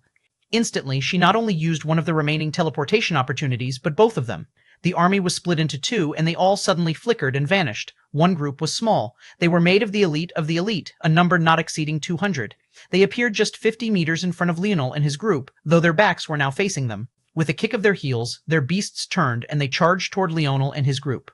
At the same time, about half of the army appeared further ahead at about half a kilometer. They split into 2 once again and fanned out before beginning to enclose a circle around Leonel and the others. To their backs, the remaining half of the army continued to press forward, pincering Leonel and the others from all sides. Chapter 1986, Crush Them. Chapter 1986, Crush Them. The change was sudden and it was difficult to react. Leonel sensed the fluctuations of spatial force and realized what was happening, but even he only had the time to fire 1 arrow before the group of 200 elite were upon them. Leonel's gaze remained calm, his 1 arrow killing a frontline elite instantaneously. His body sprawled to the floor and his beast's eyes were coated and covered in blood. Kaisa had no choice but to relinquish control of the elite squad beasts for a few reasons. First, she didn't want to suffer the backlash of Leonel severing their connection again. Secondly, she had to give the elite squad the freedom to maneuver on their own, or else their combat prowess would take a hit. However, it was also due to the fact that once the beast's eyes were obstructed by flesh and blood, it tripped and fell, causing disarray in the first line and ruining the back line. Unfortunately, the damage was minimal. These few had just turned around to face Leonel and the others, and as such, their speed hadn't hit a great height just yet. Due to this, they had more than enough agility remaining to react and dodge out of the way. Even so, this small delay still gave Leonel some time to analyze and react. "Raj," he said plainly. Raj slammed his chubby hands together, his large cheeks rippling. The seriousness of his gaze was piercing as the ground rumbled. Leonel knew firsthand that the hardest force to manipulate in a powerful world was Earth Force. It had been one of his greatest limitations back when he was at Void Palace. But this wasn't the Void Palace. Raj was in the 7th dimension, and he also wasn't the same as before. He had fought many rounds with the Perfection Stone, and he had meditated on the Earth Force mantra for more hours than he could remember. Bang! The earth rippled and suddenly hardened. Spikes of shimmering diamond and crystal collapsed and fused out from the ground before surging up and ripping through the disorganized group of elites. Blood rained down from the skies above, and Leonel led his small group to charge up the side of these crystalline spikes. They burst out from the curtain of blood, leaping over the small troop of elites and landing dozens of meters away. The soul constructs dashed forward, but up ahead, the encirclement of warriors had already solidified. It seemed that Kiza was already prepared for this possibility. Not only was there a blockage ahead, but the elites would likely recover quite quickly as well. Leonel slowly put his bow away, retrieving his black rod. Dense, dark fog billowed from its body, rising like a tide and forming a menacing blade on both ends. Despite the movement of the beast beneath his feet, Leonel seemed completely stable. "James, Raelian." Leonel spoke calmly. James swung the large shield that protected their backs forward and expanded it, his gaze flashing with a strong light. Then he pushed it forward with all his might. At the same time, Raelian raised his hands. A powerful telekinetic force took shape and fused with James's forward momentum. Like a mighty battering ram, the shield smashed into the front line of warriors. The Libra and Gemin family didn't remain idle. They roared themselves, sending forward the strongest strikes they could muster in short order. However, to their shock, James's barrier only trembled one or twice before it stopped completely. The speed with which James could move his barriers depended on how thick they were. Usually, to make a barrier this thick, he would have to give up on its agility. However, with Raelian supporting from the back, bang, bang, bang. In unison, Raelian and James's eyes flashed. The forward momentum of the barrier tilted, the bottom leaning forward and its top leaning back, after throwing the front line off balance and clearing them. Many couldn't stop themselves from rolling up the energy shield, their beasts thrown into disarray as their bones snapped and cracked. "Drake," Leonel said lightly. Drake pulled a pair of pistols of his holsters, raising both of his hands up as what looked like crosshairs rotated in his eyes. A blazing intent pumped his heart as he began to shoot. Every time someone was thrust over the energy shield, he fired. One shot. One kill. Leonel brandished his spear with one hand and used his free hand to scratch Little Blackstar's head. The latter seemed to wake up from his slumber and vanished from Leonel's shoulder. Leonel shifted to the side of the formation. At the same time, Joel mirrored his actions. Both of them took hold of their polearms, their battle intent soaring as they swung out. Around the edges of the energy shield, enemies tried to wrap around and target the sides of their formation, but they didn't have the momentum to make any strong headway. Every time one managed to make it around, they would find the end of Leonel or Joel's blade, their bloodied and mangled corpses being left in their wake. It hardly seemed as though Leonel and the others had slowed down at all. The gap that had been about 200 meters had only shrunk to about 80 or so. Although it was still somewhat closing as some loss of speed was inevitable, it was nowhere as fast as it should be. Leonel gave out command after command, and the army of Libra and Gemin were being shredded to pieces. His voice became like the call of the Reaper, the collapse of the guillotine, a suffocating, omnipresent pressure. He didn't need to speak at all to relay these orders, and yet he had done so. Every time that soft, calm voice echoed, dozens would fall. Even so, the distance continued to close, and the fatigue of the small group was only continuing to accumulate. Daylight seemed so close and yet so far away. The line of enemies was too thick, and there was only so much Leonel and Joel's polearms could do. The moment they slowed to a certain point, being swallowed from all sides was the only result. Kaisa's eyes flashed. "It's about time you four took action. Crush them." The two pairs of Libra family twins' eyes narrowed, slowly retrieving their weapons. Indeed, it was about time to end this. Chapter 1987, Meaningless. Chapter 1987, Meaningless. Huan and Droet, along with Hulot and Druid, surged forward. However, what was odd was that although they both seemed to be running hard, only one of each twin suddenly sped forward, their speed so fast that they overtook their own beasts and caught up with Leonel and the others in what felt like an instant. Leonel didn't turn back, but he could already sense the change. He knew what this was. The twins could share their strengths between one another. In exchange for one being much slower, the other could become much faster in an instant. At that moment, Juan and Hulot pulled at their waists, taking out a pair of rope darts. The rope twirled around their bodies before piercing forward with a fierce momentum. Kaisa had been observing all the while. She had realized that although Leonel was constantly handing out orders, there were some among the group that he didn't give orders to. At the same time, these few he didn't give orders to also seemed to have the worst expressions and reactions to the situation. She was a person quite used to playing with and manipulating the minds of others. How could she not sense this crack in Leonel's armor? As such, the moment she ordered the four forward, she told them exactly who to target. Most of Leonel's group seemed to just be along for the ride, and even with Leonel's small victories, their expressions remained solemn. These sort of weak links deserved to be poked and prodded at. The rope darts whistled through the air, their speed faster than any whip and overtaking even an arrow in the blink of an eye. Juan's dart appeared before Joyce, while Hulot's appeared between Carolus' brows. The harsh whistling stung their eyes, and they couldn't seem to react in time. At that moment, Noah unleashed a roar, leaping up and swinging down his saber hard. Bang, bang, bang. A strong, reverberating impact traveled up Noah's arm. He wanted to use the momentum of the clash to return to his beast and continue speeding forward, but the twins seemed to see through him. Their rope darts turned from a feeling like a piercing arrow to becoming as lithe and gentle as flowing silk. They wrapped around Noah's saber and pulled. Noah noticed the change instantly and wanted to pull back, even ultimately choosing to abandon his saber. But it was too late. That split moment between their twins' pull and his release slowed his momentum far too much. He fell well short of his beast's back, landing heavily on the ground, weaponless and suddenly surrounded by enemies. Noah's gaze sharpened and he roared immediately. He didn't hesitate at all to activate his ability index and soar to over 5 meters tall, his skin glistening with a crystalline color as he hardened it. He leapt backward with as much strength as he could muster, punching out twice, then thrice. The twins' gaze narrowed, but they had already succeeded. Their rope darts soared to the skies, but entirely backward. At the same time, their twins, still stuck trying to catch up, threw their own rope darts forward. The ends of their rope darts wrapped around one another and locked into place across hundreds of meters of air. With a tug, Juan and Hulot pulled Droet and Druid through the air.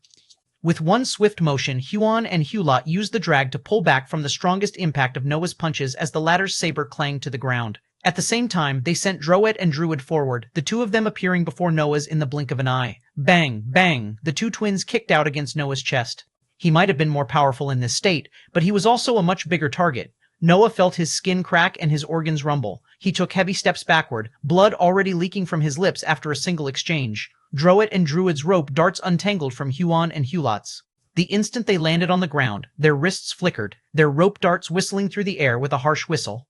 One targeted Noah's heart while the other targeted his knee. Kisa watched this from the distance with a cold smile gracing her cherry lips. Her sedan continued to move forward at a smooth pace, almost as though she didn't care about catching up at all. She was content to watch her chess pieces move across the board. This was what thrilled her. It didn't matter what move Leonel made now. Would he ignore Noah? Sure, he could do that, but then the fragmentation between him and the discontent half of his subordinates would only increase. That would only make it even easier for her to take advantage of these problems. Would he turn back to save him? Even better. Then he could forget about charging out of this encirclement entirely. Kaisa had only just finished this thought when a little black mink suddenly flickered into existence, landing on Noah's shoulder. Yep, Noah tried to block, but he suddenly stood in shock as the rope darts phased through his body as though he wasn't there at all. His body only slightly rippled, and he felt a breeze of cold air as though a draft had suddenly come by. Droet and Druid pulled their rope darts back, their eyes filled with hints of surprise. What had just happened? Kisa raised an eyebrow. Shadow Sovereign? A little interesting, but meaningless. The trap is already prepared to close. As Droet and Druid were somewhat in shock, Hulo and Juan had already jumped back into the fray, their rope darts spiraling toward Joyce and Carolus once again. This time, there was no Noah to cover for them. Carolus' body erupted with a strong spatial force, the space around him cracking like glass as he punched out. Space coated his knuckles, but the instant the rope dart met his attack, he was sent flying backward. Chapter 1988, Bonus. Chapter 1988. Bonus. Joyce's expression changed as well. She was a fist expert, but without having her feet beneath her, the strength she could muster was limited. Seeing Joyce in trouble, Franco had long since moved. Just when it seemed her head would be pierced through, he had jumped from the back of his beast onto hers, reaching out to grab the rope dart out of the air. Hulot sneered, her usually pretty features looking quite sinister at the moment. Trying to grab her weapon? Did he have a death wish? Franco's body shuddered as he made contact, his entire arm going numb. He was blown backward, his body landing amidst their running beasts and rolling onto the ground. Franco. Joyce leapt down without hesitation. Suddenly, it wasn't just Noah who was caught in a no-man's land. Joyce, Carolus, and Franco had all been knocked from their beasts, stuck in the midst of two charging armies. As though this wasn't bad enough, The small troop of elites they had left behind had swiftly caught up and were now bearing down as the first wave. Kisa smiled, swirling the wineglass in her hand. She and her mother took a long sip at the same time, their hearts filled with the sweet feeling of victory. What they liked the most was to watch their enemies writhe beneath their fingers, unable to extricate themselves. Leonel's expression was frighteningly cold. He had been occupied with the charging army and couldn't easily extricate himself. By the time he could, the damage was done. His spear whipped outward, a light roar clearing the surrounding 5-meter space as he turned back without hesitation. Whether it was for his cousin or his brother Franco, how could abandoning them ever be a choice? By this point, Druid and Droit had recovered from the shock of Noah's survival. They flicked their wrists, one of them targeting the little mink and the other targeting Noah. So long as they fused their attacks with enough force, phasing through them wouldn't be so easy. As expected, Little Blackstar had no choice but to leap forward, brandishing his little claws as he sliced down with several Dark Force scythes to block. Noah prepared to take on Droit's strike, but he suddenly coughed.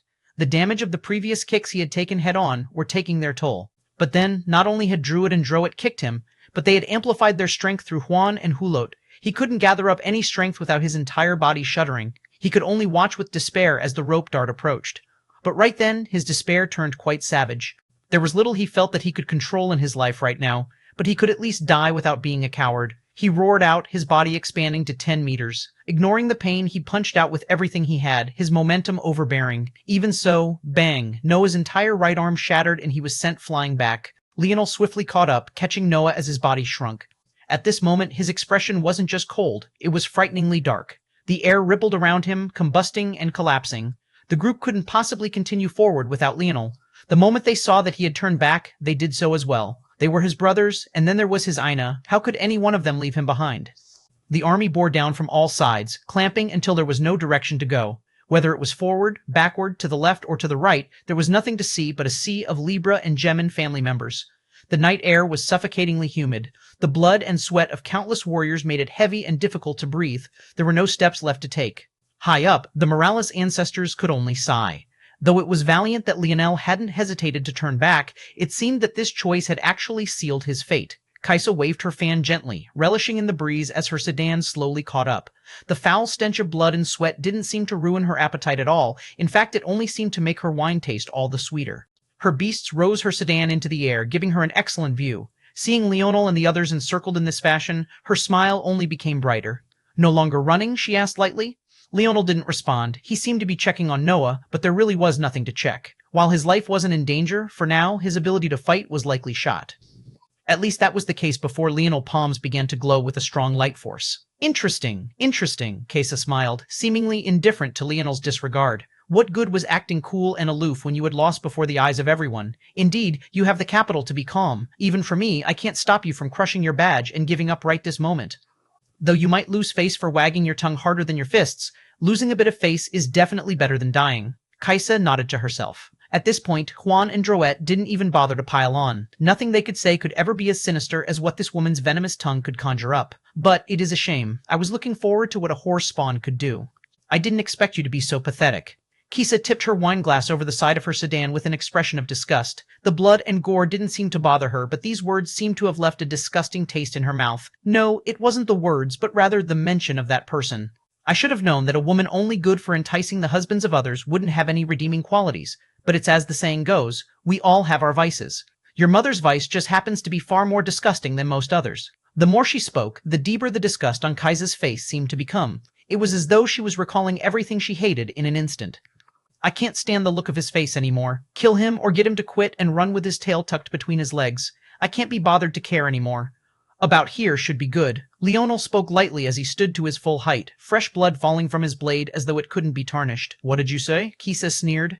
The ground began to tremble and a formation suddenly rose out from the ground, forming a dome over the surroundings. Suddenly, those watching from the outside all had changed expressions. That location, wasn't it where Leonel's original city used to be? At that moment, a realization overcame them. Leonel had added his formation separately. It wasn't part of the city.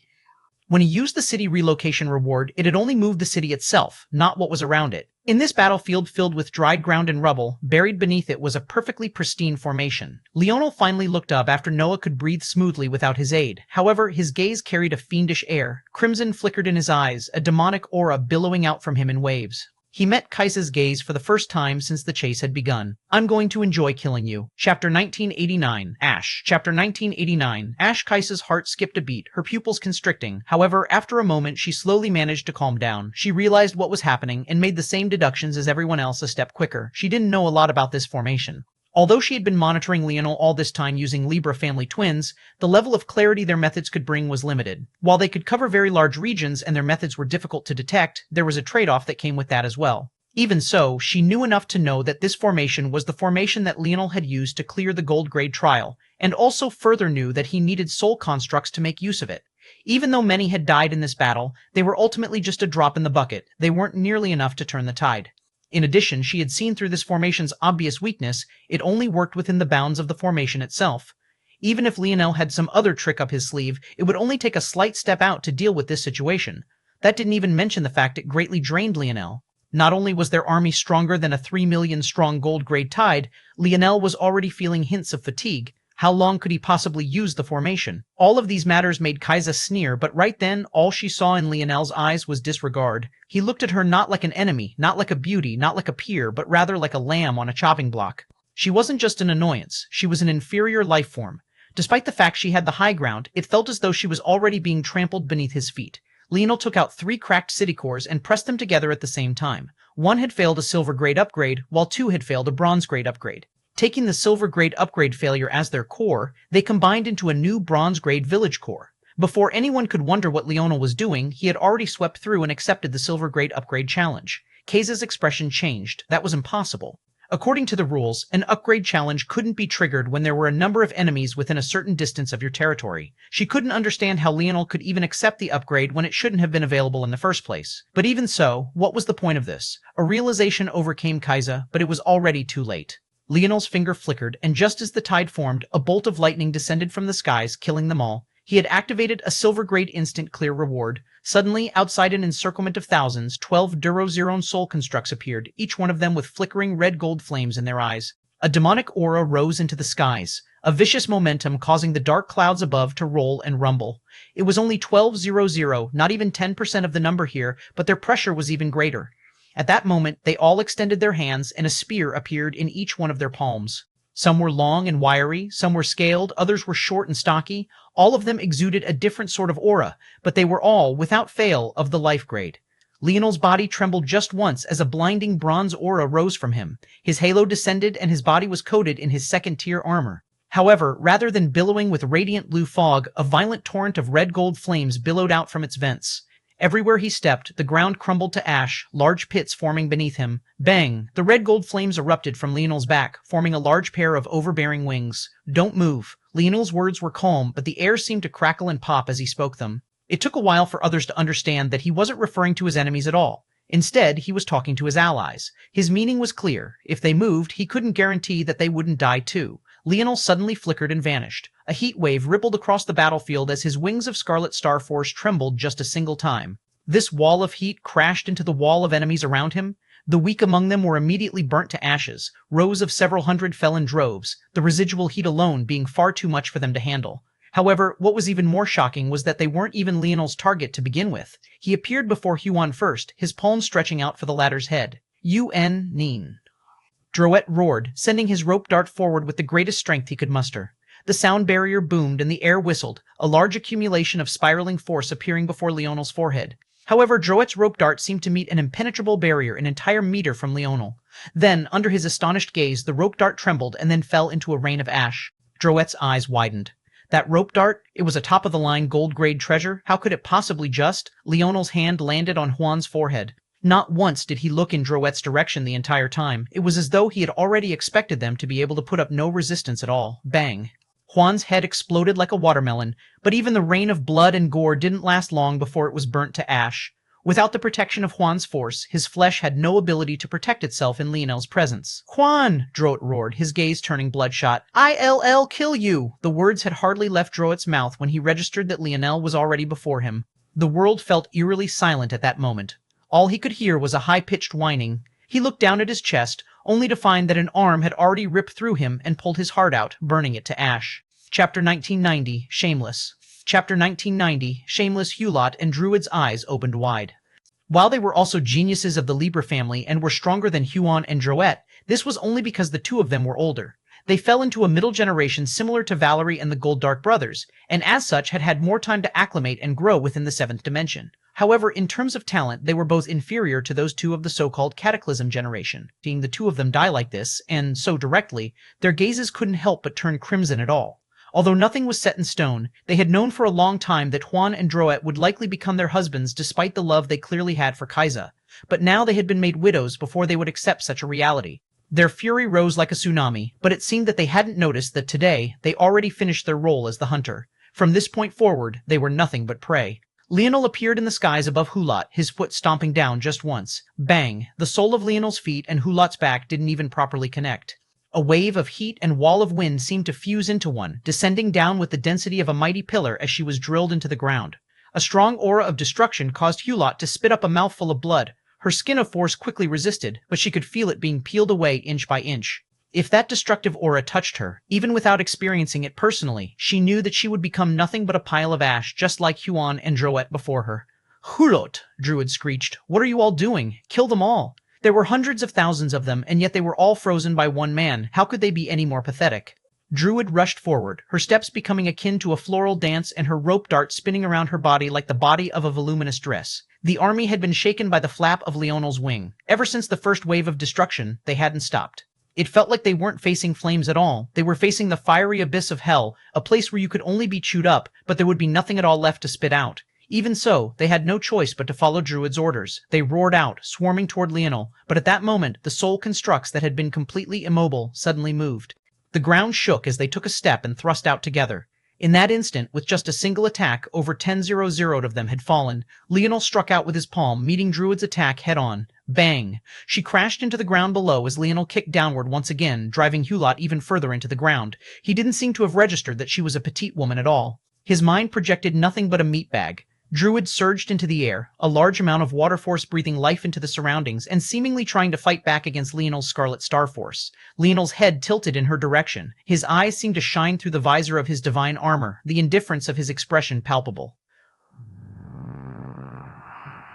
Emperor's Edict activated, and Druid's water force was snuffed out as though it was a weak flame. Leonel appeared before her, punching out just once. His fist didn't even connect with her skull, but it shattered into a rain of brain matter and bone. It was as though anything that entered a meter radius of Leonel was only destined for one path, death. Leonel landed on the ground, his heel driving into the back of Juan's head. The last sight she saw in her life was the endless darkness of Earth. Leonel took a step forward. His gait wasn't fast at all. Everywhere he passed, more and more warriors seemed to be roaring and rushing toward him, but without fail, every time they came close, they burst into a rain of ashes. However, he didn't spare them a single glance, his gaze entirely focused on Kaiza. Kaiza's chest heaved, but she barely managed to maintain a calm expression. If it wasn't for the bead of sweat falling down her brow under the heat, one would have thought that she was completely unruffled. She felt around for her badge and only sighed a breath of relief when she felt it in her palm. Knowing that she could crush it at any time put her completely at ease. What? Are you very angry? Kaiza sneered. What good is your range? Will it change your mother? Her actions? Everyone knows the truth already. Plus, after today, everyone will know how shameless the Morales are. You just blatantly allowed him to break one of the rules of the Air Wars. Do you think this is victory? I've already crushed you, and once I leave this place and enter the real world where you can't twist and bend rules to your will, I'll crush you again. Kaiza's sneer deepened. She seemed to want to wait until Leonel got closer. She wanted Leonel to try and approach her only to fail in the end. She wanted to see the despair on his face as she disappeared and he could do nothing about it.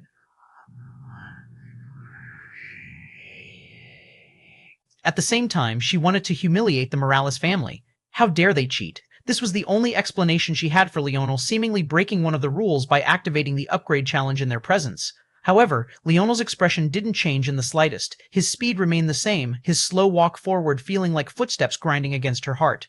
Leonel closed the distance between the two. Not a single person could seem to stop him. By the time he could probably reach out and touch her, the remaining of the army had already turned to run, only to find themselves being mowed down one after another by Leonel's soul constructs. Go on, crush it, Leonel said lightly. Kaiza suddenly trembled. Why did he sound like that? Do it. Crush it. Leonel's voice suddenly came out in a roar, and Kaiza reacted as though she had been commanded. Her palms subconsciously squeezed, the fear on her face clear. However, when her eyes opened, they couldn't help but widen. She was still in the same place. No, no! How Shmulus is shameless? She couldn't believe it. The Morales family were bold enough to flaunt their rules like this? So easily? Without the slightest care for the reaction of everyone else? Where was her mother? Why hadn't they stopped this farce yet? Why was she still here? Save me. Leonel suddenly grabbed her hair and drove his knee into her face. Kaisa entered a daze. She felt the world spinning. Her nose bones entered her face and her front row of teeth all shattered. However, she didn't even have the luxury of flying back, her hair still firmly in Leonel's grip. Chapter 1991, Reverse Scale. Chapter 1991, Reverse Scale. Mistress Gemin's expression froze, her glass of wine suddenly cracking in her hands. Morales family. It wasn't just her, many others looked toward the Morales family at once, looking for an explanation. The change was too sudden, and it felt like the only thing that could facilitate it would be chilling. However, the Morales family didn't seem to feel like explaining anything. This non-answer only caused the atmosphere to grow more and more heated. Release my daughter, you're all wrong. The voice seemed to cut through the atmosphere, and it was even more shocking when many realized who it was. Of all the people to be speaking up, it was actually the scorned Queen Beauty, and from what it seemed, she was actually defending the Morales family. That formation, for all intents and purposes, is the mind of Leonel Morales. It is separate from the constructed world of the Air Wars, as it is built on its own dream force. He can break as many rules as he wants within it, so long as those rules don't fundamentally break the logic of the Air Wars world and the action he is executing doesn't require feedback. The badge didn't work because he simply didn't want it to. It's that simple. For example, Leonel still needed to use the silver grade clear reward and couldn't just use his formation to bypass it entirely. This was because he needed the Air Wars world to provide him with not only the soul constructs he was currently using, but also the rewards that would come with such an upgrade. However, he didn't need this sort of feedback with Kaisa's badge. In fact, he wanted to cut off this feedback entirely so that the world couldn't register that she had died. So long as he wanted to complete a task that didn't need the Air Wars world, he could do it. Mistress Gemin's head snapped toward Cynthia's, a malevolent expression hardly hidden in the depths of her eyes. At that moment, it looked like she wanted to devour everything around her. She didn't even seem to register the fact that her wine had spilled all over her dress. What was this supposed to mean? Was she just supposed to watch her daughter die then?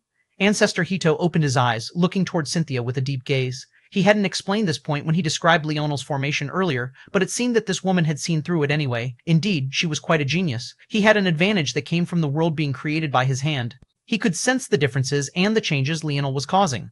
But Cynthia had no such references to rely on. She used nothing more than a small explanation from him, and she extrapolated the rest of the information on her own. Of course, she didn't do this out of the kindness of her heart. If the Air Wars ended here, it would be much more difficult to take Leonel's life. She ultimately didn't want a domain war either, so it was for the greater good if Leonel were to die within the Air Wars themselves. That way the Morales family wouldn't be able to say anything. If anything, this was only positive. The more the human domain saw of Leonel's viciousness, the easier it would be. Cynthia's gaze flashed with a hint of coldness. Bang, bang, bang, bang. Leonel treated Kaisa like a rag doll, his actions savage and entirely unrestrained. If there was anything he held back in, it was the retreat of his Scarlet Star Force. He wouldn't allow this kind of woman to die so easily. Holding onto her hair, he smashed her head into the ground several times.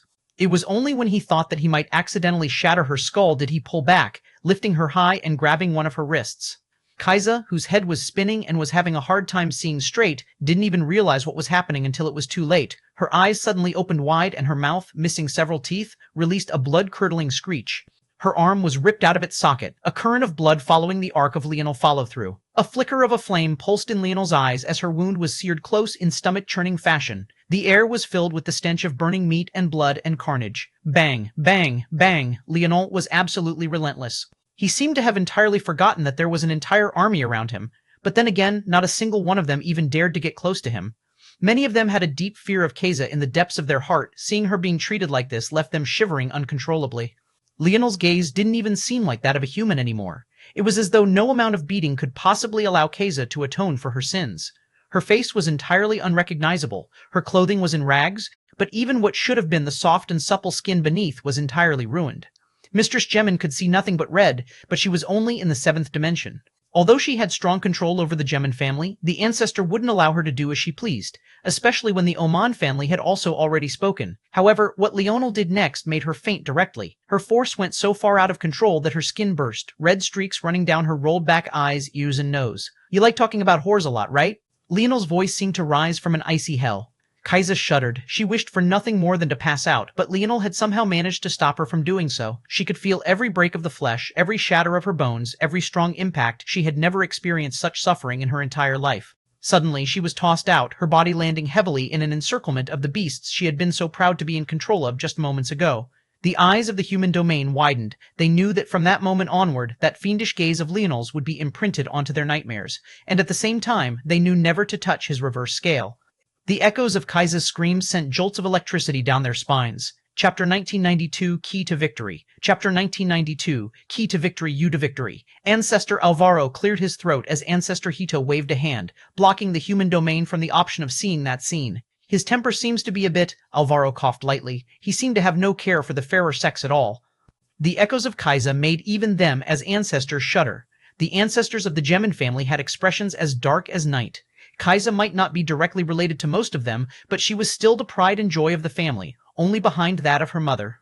Plus, as most of their upper echelon were women, they were particularly sensitive to this brand of revenge that Leonel had chosen, and it seemed that Leonel had acted this way despite being more than smart enough to know this. They wanted nothing more than to rip Leonel limb from limb, but Leone himself only seemed to be looking for more targets. He ripped through what remained of the Libra and Gemin armies, his momentum not dying down in the slightest. Compared to the Gold Grade army, this was even easier. The Gold Grade army didn't have the emotions and fears of humans, they only knew how to keep charging and aiming for the kill. However, this army had just seen their leaders systematically defeated one after another, their comrades slaughtered with nothing more than the flap of a pair of wings. How could they still have the will to fight? They were practically pieces of meat on a chopping board. Cynthia's deductions were indeed correct about the formation, but even though they were correct, they were too limited in scope because not many understood what it really meant for this formation to become an extension of Leonel's dream world. When Leonel usually deployed his starry spirit domain, his dream world was projected, but it only really became a part of the world, layering atop of it. With this formation, though, his dream world was the world.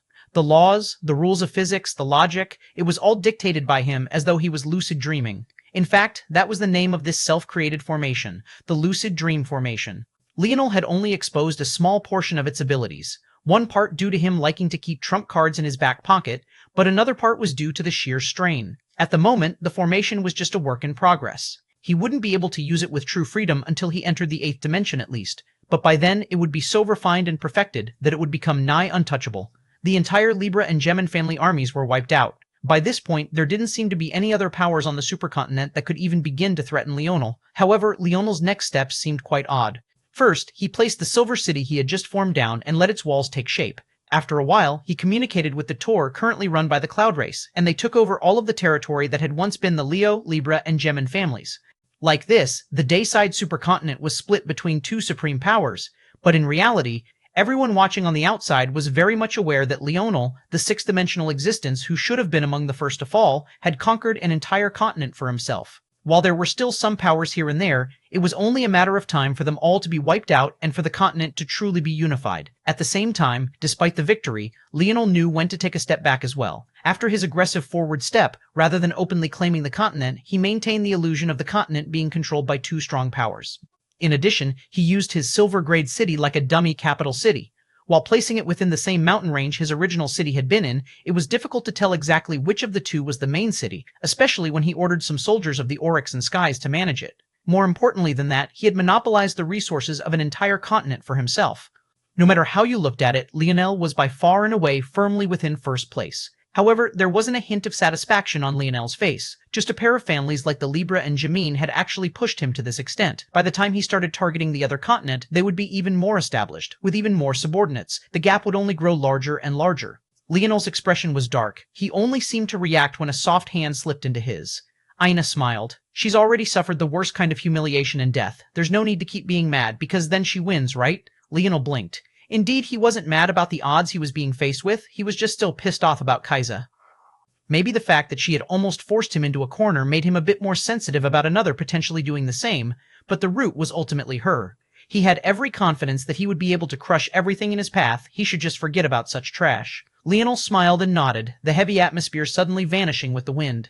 Let's return. We have work to do after resting. Leonel and the others entered the nearest outpost and teleported back to the Gold Grade base. Leonel's mind flickered with many thoughts. His formation was powerful, but its greatest weakness was its lack of mobility. Even setting it up took over half a day. It just wasn't feasible to use continuously. He would have to put his eggs in a different sort of basket. Soon, the Umbra family would return with the details of the supercontinent, and he would redeploy the Cloud Race that had been freed up after the territories he had sent them into were destroyed. They had made a lot of things smoother for him, and as the numbers of subordinates on the other side grew, it would be even easier for them to infiltrate and relay information back to him. For now, though, he would rest. When he awoke, he would begin to take his first steps into the ocean. The key to victory was within. Chapter 1993. Chapter 1993. His littlest Nova seems to be leaving us without much of a choice, Ancestor Alvaro said lightly. With things being like this, it was clear that there was no option remaining for the Morales. They had already known ahead of time, but there was simply no dodging things this time. Even the most pacifist among them could see it as bright as day. War was looming over the horizon. That child of the Oman family seemed to still be trying to avoid war, but the method by which she wanted to do so was by killing littlest Nova. She could only be said to be naive as she believed that this would stop things. They knew Velasco well enough to know that he wouldn't care if Leonel died to those of his generation, even if they had a 20-year advantage. He was just that kind of madman. But they also knew Velasco well enough to know that if his wife was enraged, then he was enraged. If his wife pointed, he would do it. If his wife wanted someone dead, they would die. In truth, Velasco was even more of a madman than they knew. To him, his seed should be capable of facing off against the entire human domain without trouble. Now that Leonel had seventh-dimensional strength, he had grown up enough to maneuver the world on his own. Of course, all of this was irrelevant so long as Eleanor shed a single tear. Even if the Morales did nothing, the Oman would face the wrath of Velasco. People knew too little about Eleanor and the Ascension Empire. If not, they would know that facing the wrath of these two entities was definitely something to take note of as well. Jorge's decisive, more decisive than the rest of us. The moment the human domain showed such intentions, we should have already known that war was inevitable. He's already treating it as such. At this point, he's only slaughtering their futures right before them and staking his claim to this generation. The Morales family looked around them, and it seemed as though half of those present were seeing red. Most would have already left by now if not for the fact they wanted to wait to see Leonel fall. They were like gambling addicts, gritting their teeth and waiting for the chips to fall correctly. Of course, there were some with far more sinister intentions than just that. If it wasn't sowing discord, they were definitely lying in wait. If by some miracle Leonel really managed to make it out, escaping the clutches of the countless geniuses of his generation, they would be here. They really wanted to see if the Morales family truly dared to face off against the entire human domain alone. When Leonel returned to his city after delegating some tasks, he nearly collapsed. He entered the pod for an entire 2 hours, the worth of over a week. His gaze couldn't help but sharpen. He had thought he felt fine, but this amount of rest period painted a completely different picture. The reality was that there was something he had done that was hidden from Cynthia Oman, and that was using his formation to more freely control his Scarlet Star Force. He only remembered feeling a fiery, burning rage that was threatening to boil over at every moment. And now, seeing how long it had taken his body to recover despite him feeling fine, Leonel realized something else. It seems that it's already affecting my mental state. Leonel's gaze narrowed. Y-Star Order had already warned him that there would be a price to pay for the oversized growth of his Scarlet Star Force innate node, but he thought he had made great progress already. If he was measuring things by what Y-Star Order had said, he essentially needed to reach the state of being able to freely use his Scarlet Star Force within a third-dimensional world to be free of any potential ill effects. He was already making good progress toward that. He had around 100 years to succeed, and it had only been around a year or two since he had this conversation with Y-Star Order, so he should still have plenty of time left. The good news was that the effects were still subtle, but it was important that he realized this now. Just because he had a lot of time left didn't mean that his Scarlet Star Force had no ability to affect him now. In fact, if he had let it rampage around for any longer, he would have suffered pretty greatly. If his body hit empty but he kept trying to push it, the result would be disastrous. There was another mother that was exceptionally important here. Within his formation, the fatigue aspects of the Air Wars world couldn't affect him so long as he kept it activated, and yet he was still so tired. This painted a picture that couldn't be more obvious. That formation truly took a lot out of him. Leonel adjusted himself and his gaze grew firm. With a step, he vanished from his pod and appeared on the tall city walls of his territory. Down below, the ocean pounded against the walls. The others should have woken up long before him and started executing his orders.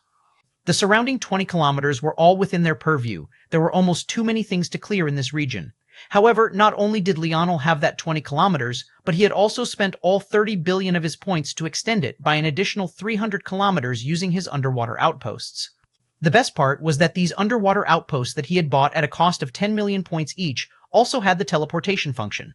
I've rested enough, it seems that it's about time to begin. Leonel flickered and vanished. The supercontinent was conquered. There was only a final push to be made. Once he had finished accumulating, it would be time to march toward the dark side continent. But for now, these gold and air-grade challenges and dungeons were his. Chapter 1994, Show Me. Chapter 1994, Show Me. The current situation wasn't bad. It could even be said to be quite excellent. Due to Kaisa's actions, Leonel had gained himself around 200 0-0'd beasts.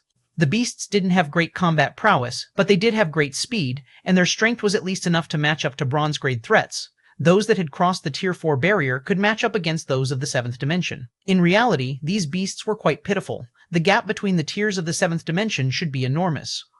The gap between Tier 9 of the 6th dimension and Tier 1 of the 7th was only a precursor to what one might find on the other side. Someone like Leonel and Ina who could battle across that barrier could only be said to be monsters. As many of their number was already in Tier 6, they should have been the strongest creatures of the Air Wars, and yet they were already now on their third owner without any ability to resist.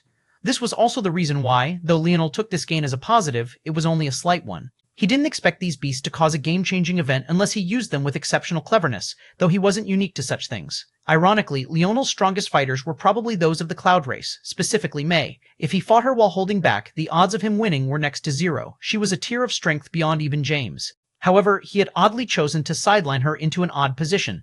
The rest of the Cloud race in general were exceptional. Even the weakest of a gold-grade threat, while most were beyond and could face an air-grade threat on their own.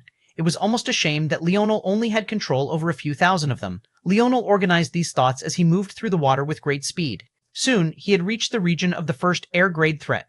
In truth, Leonel didn't have to go through all of this trouble. He had already thought of the golden-scaled koi fish in his possession. So long as he released that annoying little guy, a storm of force would form quite quickly that would catch the attention of all the oceanic beasts. This was the very same tactic it had used when it caused that oceanic beast flood all those years ago. It would benefit Leonel quite greatly to use it to his advantage now, or so it seemed. But there were many issues with this approach, the first of which being the fact that there wasn't enough control.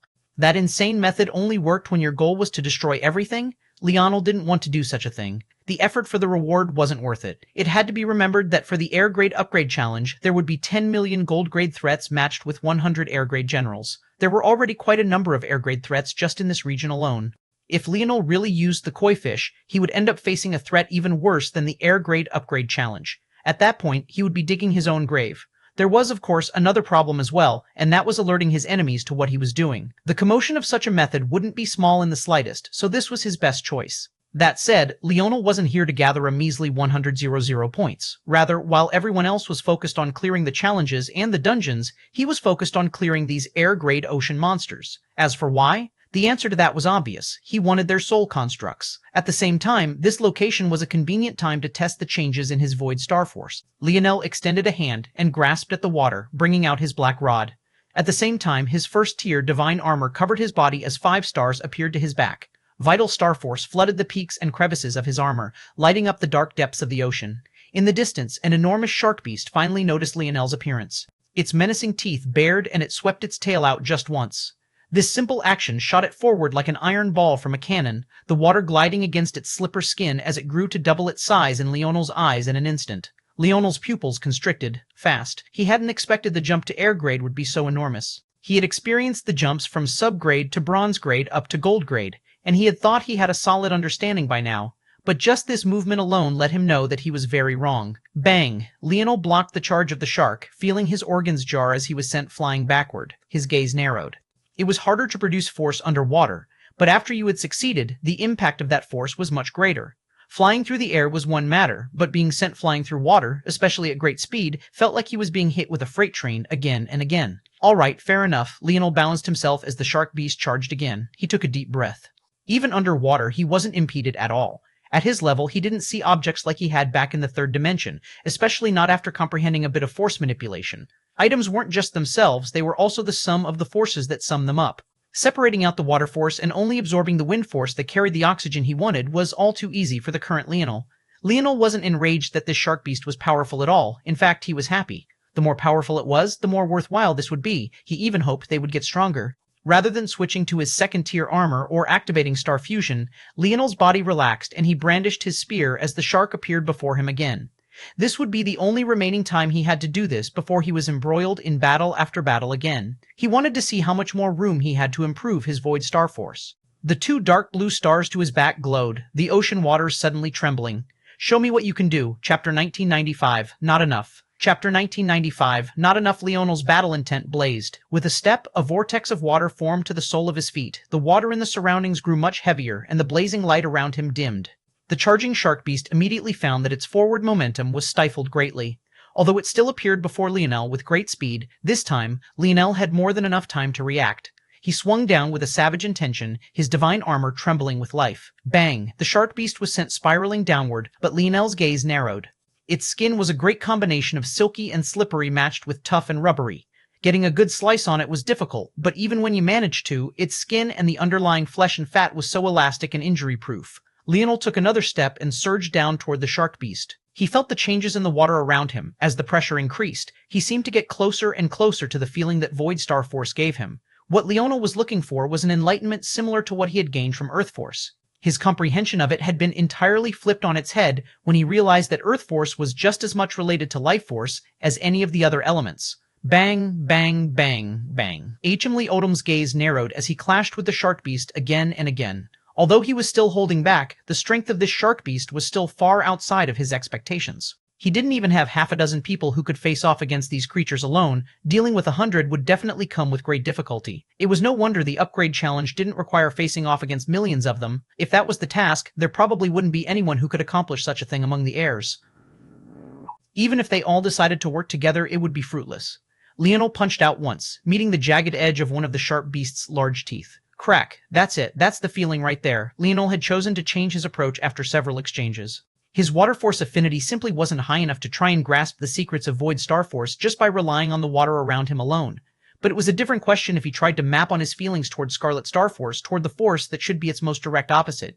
When he used Scarlet Star Force now, he could feel the presence of a barrier that extended from his body, a domain that sought to destroy everything in his path with a single touch. It repelled and shredded apart all. He looked for a similar feeling within the runes of his Void Star Force, and he found it. Rather than repelling and shredding apart, it gathered and fused. Once destroyed on contact, and the other almost seemed to create more of a thing, but it wasn't exactly that. Rather than creating, it was making it more substantial, more tangible, much heavier. Leonel's fist became like a vortex, swallowing everything in its path. The result was a fist that was twice as heavy-handed. Even without adding any more strength to his blow, it became twice as powerful, shattering the tooth of the shark beast and making it cry out in pain. Sound waves traveled with much more vigor in water. The echo almost shattered Leonel's eardrums, but he still followed up again, and then again. With every strike, his fist became heavier and heavier until he suddenly swung out with his spear. With a single thrust, a spiraling pattern of blood and torn flesh ripped through the shark beast's tough skin. Leonel dodged out of the way of a tail swipe, fighting against the startling current that formed to pierce out again and again. Every time he did so, his comprehension seemed to deep, and the violent black hole of his power became more and more profound. Void Star Force should have had the greatest defensive power, but its offensive power was truly startling. Suddenly, Leonel raised a hand and clenched his fist. The shark beast that had chosen to suddenly turn in and attempt to run found the waters around it as viscous as cold lard. It swayed its tail with as much strength as it could muster, but even that action seemed to have slowed considerably. Leonel appeared above its head, the intent in his eyes blazing as a deep blue vortex danced within the depths of his irises. It looked as though his gaze alone could swallow up the world as he pierced downward. The blade of his spear extended and a rotating vortex of black-blue took shape. The head of the shark beast caused Leonel's attack to pause for just 2 seconds before he finally ripped through, shredding into its bone and eventually its brain. The shark beast unleashed one final howl before it collapsed, unable to sustain its life any longer. Leonel's point total raised by 100 Neuro 0 points as he waved a hand, storing the corpse of the shark beast. He took a breath and exhaled. He didn't feel too good about that battle. Void Star Force was a force on par with Scarlet Star Force, but it didn't feel that way in his hands. Even with such effort, it still took 2 seconds to break through the shark beast's head. That amount of time was an eternity at his level. If there were any other variables, he would have failed. I need to keep honing it. The ocean holds too much importance for me to not be able to bring out incredible strength within its limits. This isn't enough. This was the secondary benefit of him sending everyone out now. They had no choice but to gain experience. Fighting in the depths of the ocean, it was the only way for him to make sure that they would be ready for anything. Leonel shot forward, aiming for his second air-grade beast. Chapter 1996, 3rd and 4th. Chapter 1996, 3rd and 4th. As Leonel's actions seemed to garner a ton of attention due to the appearance of yet another rare force, the situation on the Nightside continent was suffering its own sort of trial by fire. While Leonel had succeeded in unifying his continent, this was far from the case for the Nightside. This was only to be expected. Not only were there large movements from 1st Nova, 3rd Nova, 4th Nova, and 6th Nova, this continent also had the Oman family, the Spirituals faith, and half of the Constellation families. While Leonel's continent was whole, the Nightside continent was divided into at least a dozen large-scale territories that covered hundreds of kilometers in radius. The fight over resources was great, and many had begun to realize that having access to the ocean's waters was of huge importance. Even so, if there was one that had eked out a first-place position in the hearts of those watching, it actually seemed to be 3rd Nova, Exavnik. In the beginning, Exavnik had used a huge loophole to his advantage. Each family had only been allowed to send in a maximum of 2 heirs, but there was no such limitation across families or alliances. This had helped the Constellation Bow Alliance form a huge coalition quite quickly before they were destroyed by Leonel, and it had likewise helped Exavnik. Rather than having his people enter as his kill exchanges, he made a bet on himself and had them enter alone. Many realized that Zavnik may very well have had even more subordinates than it seemed. It was just that many of them had ended up on Leonel's continent instead of his own. But regardless, he had caused so many heirs to defect to his side that he had started off with a hot streak that he had yet to allow anyone to close. Despite the volatility of the Nightside continent, Zavnik alone had taken out 2 constellation families, the Cornus and Cancer families. From the Cancer family, he gained a large waterfront territory, securing a large coastal control as had become the meta of the Nightside continent. Much like the Pisk and Quarius families, the Cancer family had come with the intention of targeting the ocean. However, the Cancer family was a bit of an anomaly. For lack of a better descriptor, the Cancer family were parasites. The type of water force they controlled was one they called Cancer Force. This force was a fusion of life force, water force, and soul force, and it had applications as odd as this fusion of forces. The Cancer family was able to use water force as a carrier of their force. Once their Cancer force was deployed, so long as the target had any water force in them, they would be cursed. This was a fate that humans couldn't dodge, as far too much of their bodies were formed of this force. Depending on the path the Cancer family had taken, they could do quite a number of things with this control. Some controlled humans, others controlled beasts, some were excellent at reconnaissance, but all were quite well known as Cancers. The original plan of the Cancer family was to poison the ocean's waters with their Cancer force and forcefully take hold of the creatures within its limits. The trouble with this plan is that it would take quite a long time. It was relatively easier since corrupting water force was what they did first, but the ocean was, obviously, impressively large. The other problem with this plan is that it was quite useless to control oceanic beasts if they couldn't change the situation on land. The Cancer family hadn't been able to find an underwater territory in time, so they had to settle for one on land for the time being, but that made them a target for Exavnik to crush. In addition to this, Exavnik took control of the oceanic beasts that the Cancer family had managed to gather for himself, using them as the spearheads for his scouting. The Cornus family was the only high-level family of the human domain known purely for their hand-to-hand combat. However, they were also the 4th and final family with strong ties to water force. In fact, the style of their close combat was entirely built on concepts of the tides and waves. One might realize at this point that this was most definitely not a coincidence. For 2 of the families Exavnik had targeted to have such ties, it was clear that this was likely his plan from the beginning. He knew that he didn't have affinity with water force, and as such relied on others who did to build the foundation he would need to take advantage of it. While he gained oceanic beasts from the Cancer family, what he gained from the Cornus family was arguably even more valuable. They had a treasure designed to read and record the waves, almost like radar but with water force instead.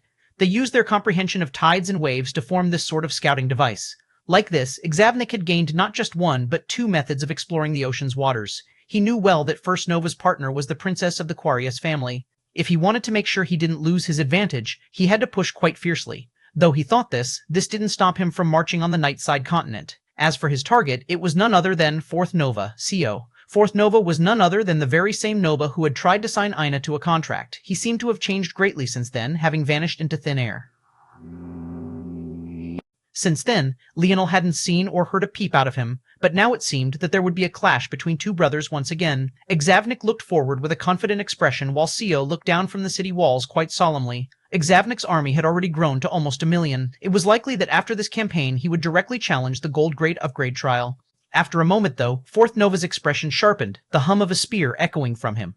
Chapter 1997, Long Time. Chapter 1997, Long Time as 3rd and 4th Nova faced off against one another. 1st Nova had made great progress as well. As expected, he made great use of having Vega by his side. The Quarius family had high affinity in both the wind and water. Their understanding and comprehension of both is exceptionally profound, and thanks to this, their seafaring vessels are without a doubt the best in the whole of the human domain. Odoarth's trust in Vega was no less than Leonel's trust in Ina. As such, after reaching a certain point, the 2 separated themselves between 2 territories, one underwater and the other on land. Their efficiency was quite great and their progress was excellent. These 2, 1st and 3rd Nova, were without a doubt the 2 with the strongest presence in the water on the Nightside supercontinent. The others could only be said to be much further behind, but this didn't mean that they didn't have their own advantages. 6th Nova had focused entirely on his military might. Much like Leonel, he claimed a territory as quickly as possible, carving out a place for himself. Although his territory wasn't the largest, as that right was left to Exavnik, it was the 2nd largest. However, he had run into problems of his own as well, much like 4th Nova. He found himself sandwiched between both the Oman and spiritual faith. Much like Vega and Adoarth had separated, his partner, Bruno, had no choice but to take the helm and sweeping toward the west while he moved toward the east. After several clashes, the Oman and spiritual faith seemed to realize that Sixth Nova wouldn't be easily dealt with, and as such they turned their attention away. Even so, most seemed to believe that Valor's days were numbered. The spiritual faith didn't seem to be taking part in these air wars for the sake of victory. Rather, they had only sent in a few dozen individuals, all of whom had spiritual blood running through their veins. Their only goal seemed to be to display their strength and spread awe for the spiritual race. The Oman family didn't have great combat strength just yet, as many of those they had exchanged for were pure crafters. However, with such a large team of crafters working as one, there was no doubt that the longer the Oman family was allowed to survive, the larger their future advantage would be. Due to these reasons, many waved off Sixth Nova's ability to survive. While the spiritual faith had decided to focus elsewhere, it was only a matter of time before they felt it was about time to take him down. At the same time, once the Oman family settled and began rolling out their crafts with great momentum, who would be able to stop him?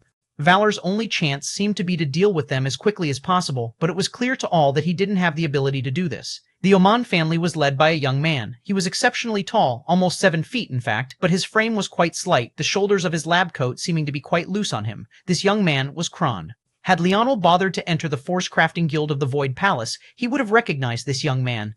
Because Ramon was so low-key, it was widely accepted that the best crafter of the younger generation was none other than Kron Oman, the younger cousin of Cynthia Oman, the scorned Queen Beauty. That said, even if Ramon was less of an introvert, the winner between the two of them wouldn't be clear. As talented as Ramon was, he split quite a bit of his time for his spear domain lineage factor, and even beyond that, most of his crafting research was focused on forging his divine armor. This focus had allowed him to form an exceptionally powerful gauntlet of divine armors, but these were obviously niche crafts that only he alone could use. Kron, however, was much more of a pure crafter. His skill was more wide-ranging and his toolkit was much deeper. That said, Kron wasn't alone in this. The brain power of the entire Oman family was at his back. The Oman family had entered with a systematic plan. Even their battle with Sixth Nova was nothing more than a pretext for keeping up appearances.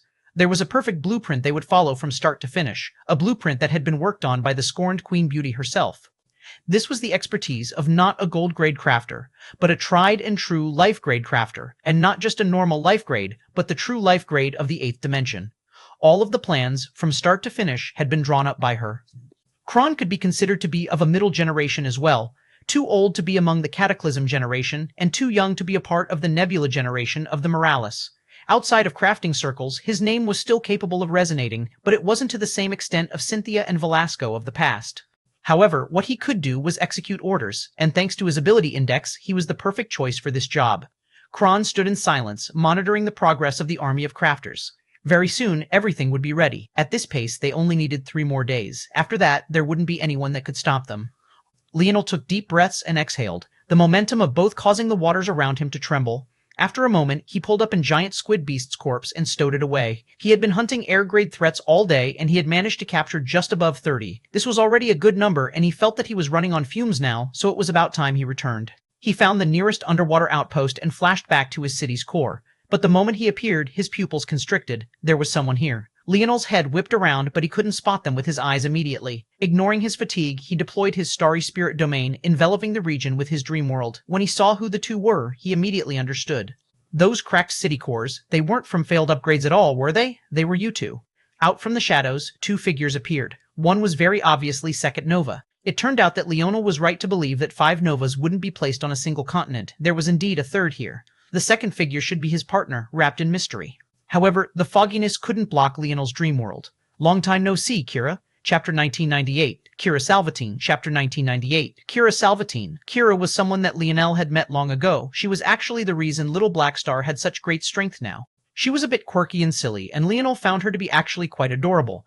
But these could be considered to be less than ideal circumstances to meet, though Leonel had already guessed that something like this would happen. Back when the two of them had met in the Dimensional Cleanse trial zone, she had already told him that she couldn't become one of his generals because she was already tied to one of his cousins.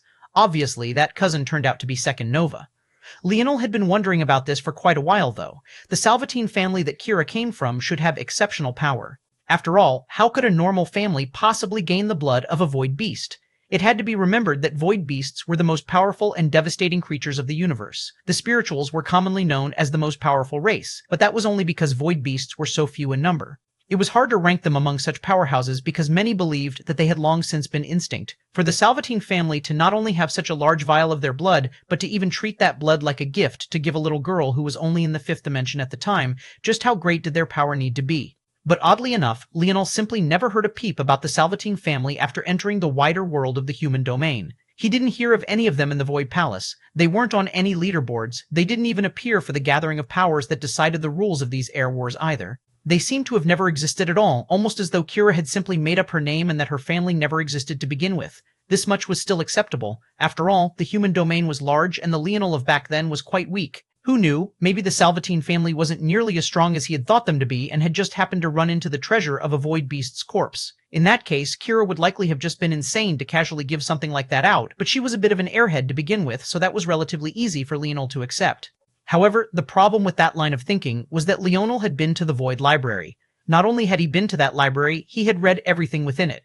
And yet, that library didn't have a single mention of the Salvatine family, not a small historical footnote, no family register, not a single mention or peep about them. Leonel didn't understand why this was before, but he suddenly understood now. When he looked at the shadowy figure that was Kira, it felt all so obvious. Kira wasn't human at all. She wasn't a beast, nor was she a spiritual. She was actually a demon. The shadow seemed to tremble slightly and then pout when Leonel called her out, but she still didn't step out, nor did Leonel expect her to. She had already made her allegiances clear, and Leonel didn't blame her for it. What was she supposed to do? Betray Orin, despite the fact she had known him for her entire life while she had only met him for a brief instance? That didn't even make sense. Kira's shadowy figure trembled once more, and a pair of short sabers emitting dense black fog took form in her palms. At the same time, Orin moved slightly, and a similar pair of short sabers appeared in his own. He didn't respond to Leonel's words, and if he was surprised by the fact that Leonel knew Kira, he didn't show it. However, his silence was more than proof enough to the likes of Leonel. Many had taken all sorts of differing approaches to the air wars. Some targeted the ocean, some prepared beasts ahead of time, others plotted and schemed as they built up large factories of crafting treasures. But there was one very important thing that all of these people missed. What good was all this preparation if your heir died? The moment an heir died, it was all over. The run of that power and the territory behind it would be finished. It was that plain and simple. During his tirade through the day side supercontinent, Leonel had run across many abandoned territories with cracked city cores. In fact, he had benefited from quite a few of them himself. He had originally thought that these territories had simply failed their upgrades as it was the most logical conclusion at the time. But seeing this now, it changed everything. Clearly, Orin had a method of sneaking into a territory undetected. If Leonel was correct, he was probably testing out this method on weaker powers before he targeted the ones he really wanted to get rid of, but he had likely never expected for Leonel to clear the supercontinent and claim it for himself so quickly. Even so, Orin had now perfected his method, and as far as he was concerned, Leonel had only made his job easier. Now he would be able to head to the other continent and claim victory in these air wars long before anyone could mount resistance. Now, his target was to deal with Leonel. Seeing the two prepared for battle, Leonel took a deep breath. He had already sent everyone out on missions, and though they returned to rest whenever they were fatigued, it wouldn't be all together. Plus, how useful would they be if they returned as fatigued as he currently was? Wind surged toward Leonel from all sides, his lungs expanding as his heart pumping. Suddenly, the two figures of Orin and Kira vanished. Chapter 1999, That Force. Chapter 1999, That Force. Leonel's expression became one of unprecedented seriousness. He couldn't seem to track the two without deploying his Starry Spirit domain. Even his bow domain eyes didn't work. But in this state, deploying his Starry Spirit domain was quite the difficult task. At the same time, he knew how powerful Kira was. Even back then, suppressed by the dimensional cleanse world, she had given him an exceptionally tough battle, and that was without having access to her ability index or lineage factor on top of that. Orin's strength needed even less introduction. He was an heir of the Morales family, and unlike Ramon, he seemed to be proficient in a weapon other than the spear, making his spear domain lineage factor quite useless in the grand scheme outside of course, the power it could give him. This wasn't the only troublesome matter either. There was a very obvious and important question that he was ignoring in all of this. How was it that Orin was related to a demon family? There were only really two explanations, one of which was decidedly worse than the other, and that was of course that Orin had demon blood running through his body. This wasn't just a small, hand-waved issue. Leonel had already learned from the current patriarch of the Morales family that many of their ancestors and the other talented among them had trouble controlling their tempers, and that was related to the demonic characteristics of the metal synergy lineage factor. Logically speaking, this was a flaw, and any sort of flaw in a lineage factor made it weaker than it should have been. If Orin was half demon, it was likely that this flaw in his body was almost negligible, making the amount of strength that he could pull from his lineage factor far more than what one would see from most other Morales family members. Of course, no matter what advantage he had in this regard, it was impossible for him to match up to Leonel, who had brought the metal synergy lineage factor the 8th dimension far ahead of time. But it still had to be considered that Leonel was still in the 6th dimension, while Orin was already in the 7th. As the second eldest Morales, the second Nova, Orin was already in Tier 3 of the 7th dimension. Until now, Leonel hadn't cared much about tears because his talent so heavily suppressed everyone else. But if he was correct about Orin, then the advantage he had was far smaller, and that didn't even begin to mention Kira, who was likely a full demon at tier 1 of the 7th dimension. Leonel had met the geniuses of other races in the tribulation zone of his spear domain ring. Although he had defeated them, he didn't underestimate them for even a second. That was because during the tribulation, much of the abilities they should have had were depressed and they were mostly forced into a confrontation of spears.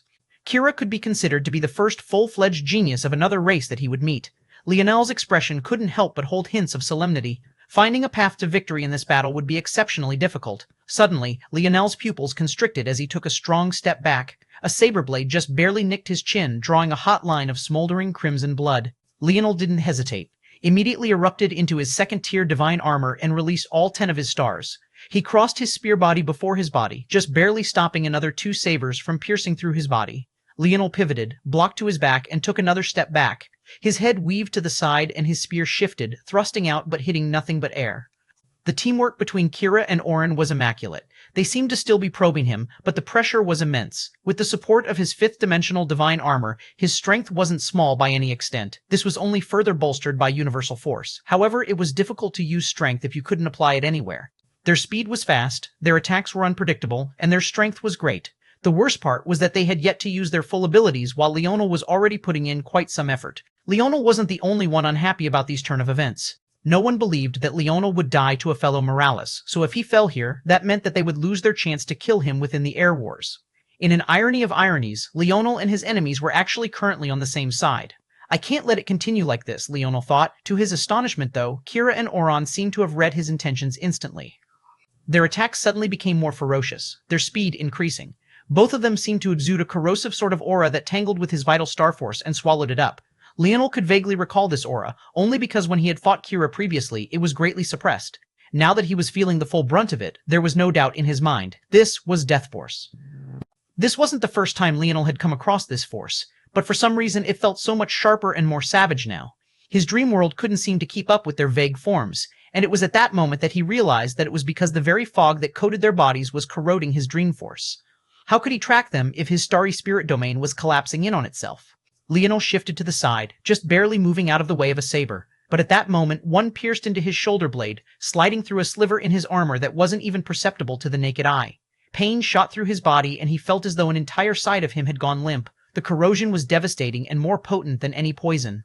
Leonel's gaze flashed, and his scarlet star force circulated through his body, incinerating the death force to ash. His mouth opened, and he unleashed a roar, his absolute spear domain roaring to life and shredding everything in his immediate surroundings to pieces. Chapter 2000, Fair? Chapter 2000, Fair? Leonel took a breath, and his gaze became frighteningly cold.